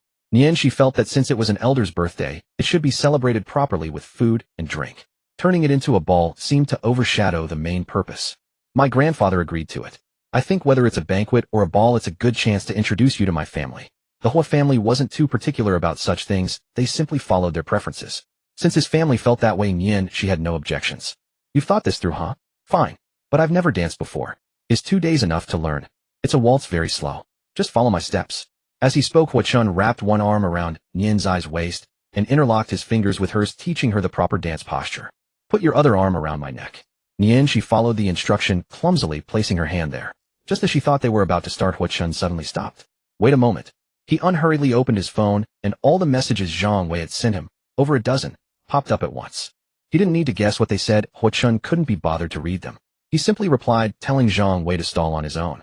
Those partner companies were all spies sent by rival firms, so it was only right to make them wait and dull their edge. Poor Zhang Wei, however, was left immersed in the oppressive atmosphere of the meeting room. After replying to Zhang Wei, Hua Chun ignored him and opened a music app to play the long melodious strains of a waltz. He then turned his gaze back to Nianxi. Ready? But don't blame me if I step on you. The elegant lingering melody infused the small office with a touch of romance. The sharp commanding man and the charming young girl locked eyes, swaying gracefully to the enchanting tune. I can't just let it slide. What if you break something? It's not that part that would be broken. Nianxi teased, her gaze flickering downward. As long as it still worked, it was fine. You dare say that? I've been holding back for a long time. You're not getting away tonight.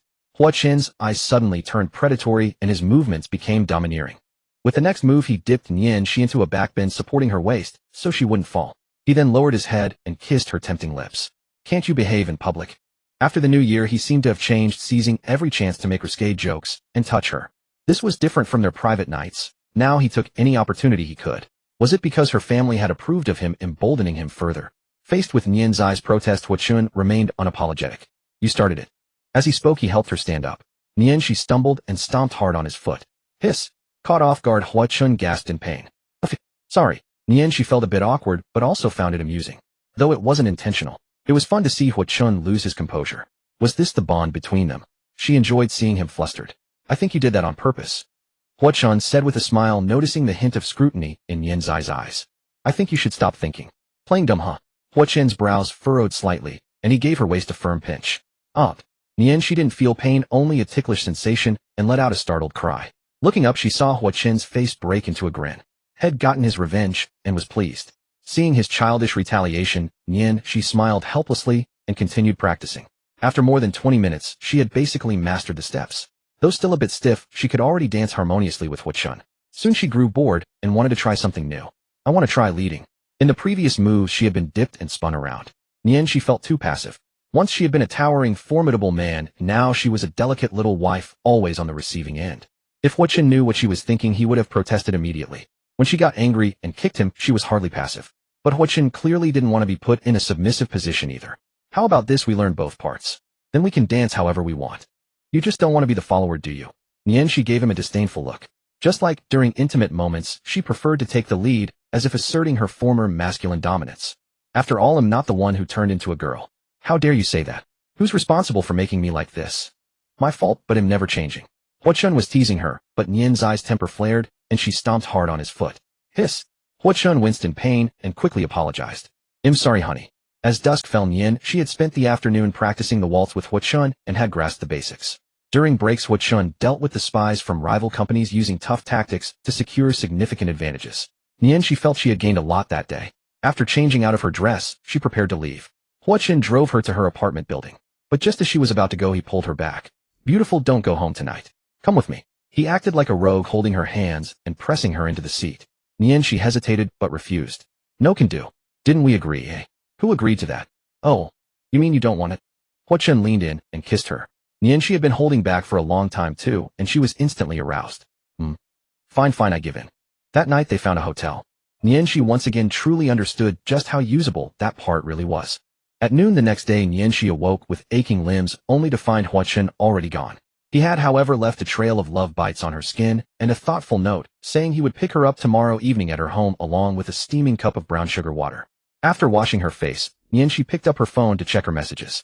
She had sent her mother a text about not coming home last night, but hadn't checked for a reply, worried about her mother's wrath. To her surprise, Xin had approved her overnight stay. Meanwhile, a message from Wild Boy caught Nian's eye's attention. Xiaoxi, it's this old man's birthday the day after tomorrow. Would you like to come and join the fun? There will be lots of delicious food. She saw it was sent around 10 last night. At that time, she was with Hua Chun. No, now was not the time to think about that.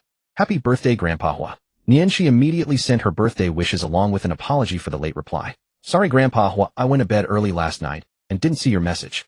Old Master Hua replied within minutes. No worries, it's not too late now. Do you have time? Unfortunately, Grandpa Hua, I have plans tomorrow. I'm attending another elder's birthday celebration. What a coincidence that elder is also surnamed Hua. He's my boyfriend's grandfather. Oh, same surname, that's rare. What's his name? Maybe Grandpa Hua knows him. We might have been one family 500 years ago. This question stumped Nianxi. She hadn't even asked Hua Chun about his grandfather's name. I don't know. Oh, no matter. Then have a good time eating and drinking.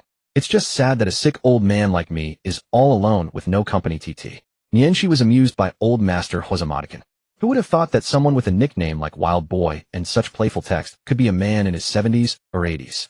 Grandpa Hua, you're still vigorous, just like my grandpa. Although Grandpa Nian wasn't as lively as Old Master Hua, the two elders gave Nianxi a similar feeling. Then this old man would really like to meet that old brother. The young and old chatted merrily so much so that Nianxi forgot to message Hua Chun to complain about his roughness last night. On the evening of the birthday banquet, the hall of the Hua residence was filled with celebrities from all walks of life. Gentlemen chatted in small groups while ladies flaunted their newly purchased jewelry. Waiters carried trays with 2 or 3 glasses of champagne, walking steadily without a single spill. Old Master Hua sat upright in the center of the banquet. Though he disliked such occasions, he was still happy to have people celebrating his birthday. His only regret was not being able to bring Xiaoxi. The invited guests came to offer their birthday wishes to Old Master Hua, bringing gifts as a matter of course. Hua Jinghua took the opportunity to converse with several executives, and the talks went smoothly.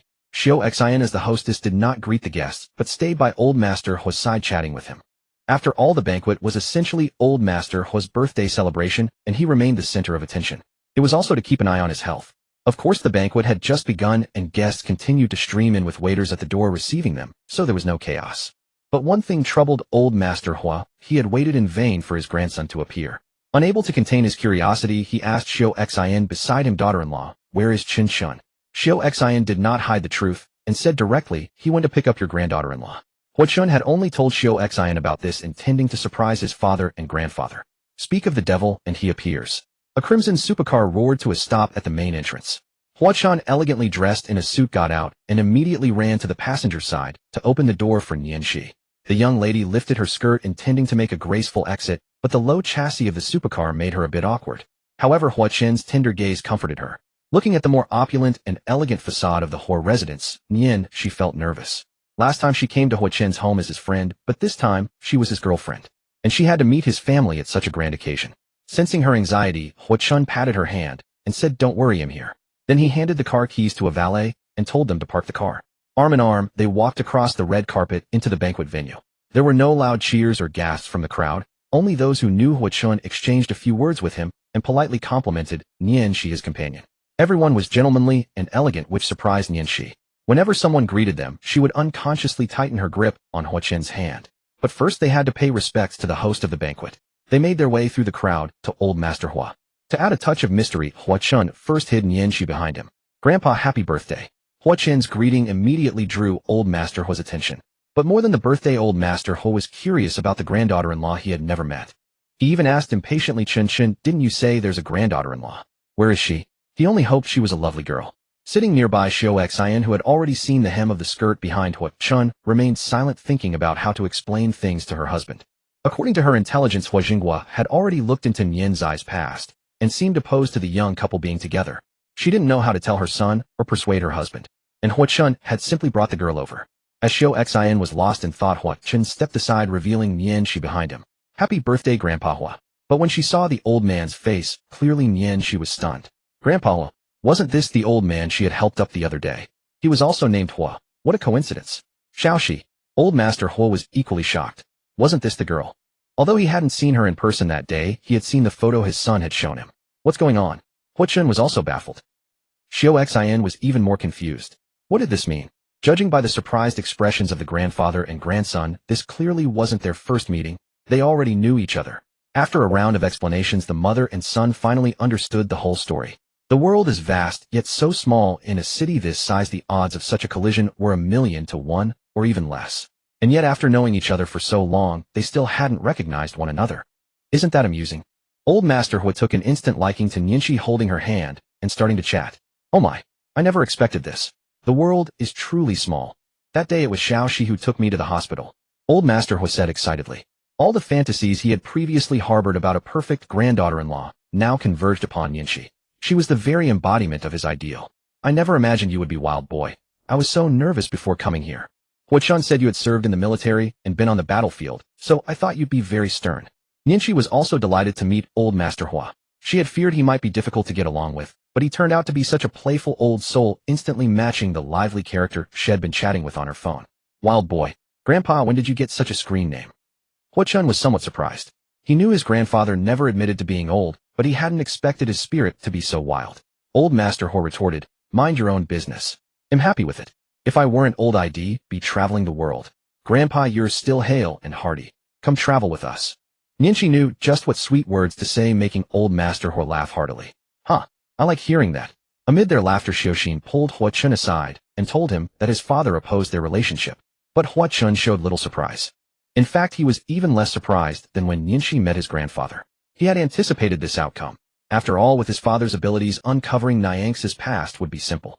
Yet his father had remained inactive for so long, leaving Hua Chun uncertain of his intentions. But whether he consented or not, Hua Chun didn't care. No one could threaten him and Nianqi now. Meanwhile, Old Master Hua was chatting joyfully with Nianqi. Ha ha ha. You're a good girl, I like you. I accept you as my granddaughter-in-law. Ha ha ha. Having served in the military, Old Master Hua was forthright in temperament. With the bond of a life-saving debt, he soon openly acknowledged Nianqi and even offered her his support. If that boy Hua Chun bullies you, tell Grandpa, and he'll teach him a lesson. Thank you, Grandpa. Nianqi, emboldened by his backing, pouted triumphantly at Hua Chun as if to say, see, I have a protector now. Hua Chun shook his head in resignation. His grandfather had just been calling him Chun Chin moments ago, and now he was using his full name. For a moment it seemed as if his grandfather and Nianqi were the true family, while he was just a son-in-law being tested. The banquet guests had mostly arrived, and everyone moved to the dining hall to enjoy a lavish feast. Nianqi was seated next to Old Master Hua, dining with the Hua family. Hua Xinghua naturally sat at the same table, but he showed no surprise upon seeing Nianqi, merely grunting a single without a word. Old Master Hua, disapproving of his demeanor, slapped him directly, forcing Hua Xinghua to reluctantly acknowledge Nianqi. Various noble families came to toast Old Master Hua. Many brought their eligible daughters, praising their virtues and subtly hinting at marriage alliances. Old Master Hua smiled politely, but secretly dismissed them all. His heart was set on Nianqi alone. The Ji family naturally attended Old Master Hua's birthday banquet. Ji Wen's parents brought both Ji Wen and her elder sister Ji Fei. Ji Wen winked at Nianqi in greeting. What caught Nianx's attention was that Ji Wen's parents seemed to eye her with a glint of avarice. Was it just her imagination? After the feast, the dance began. Some chose to continue eating, while others returned to the hall to dance. Nianqi and Hua Chun certainly wouldn't miss this. They couldn't let their 2 days of practice go to waste. Hand in hand, they were deeply in love. In the hall, several couples were already swaying gracefully to the melodious tune. Hua Chun extended a gentlemanly invitation. Beautiful lady, may I have this dance? His affected tone stood out from the others, clearly intentional. Nianqi was amused by his feigned seriousness, but played along, pretending to be lofty. It's an honor, elegant sir. She placed her hand in his. They held each other closely, bodies near, moving gracefully to the waltz. The hall was brightly lit, yet it felt as if the whole world fell silent, leaving only a single spotlight on them. I never expected that wild boy who I've been chatting with is your grandfather. Yes, the world is truly small. I was so nervous earlier, but after meeting Grandpa Hua, I instantly calmed down. Even if you hadn't known my grandfather before, you'd still have been fine. You're so likable, they would have accepted you quickly. They gazed into each other's eyes. Honestly, if they weren't doing anything else, just looking at each other like that would easily make them laugh. But amid the romantic atmosphere, their gazes were filled with deep affection. Each could see their own reflection in the other's eyes. By the way, does Uncle not like me? Nianqi suddenly recalled the scene at the dinner table, a hint of melancholy in her voice. With Uncle Hua's abilities, it would be easy for him to look into her background. She sighed, wondering if he had discovered her past as a man. My father. He's just like that. Don't dwell on it, okay? We're together now. Just trust that I will always choose you.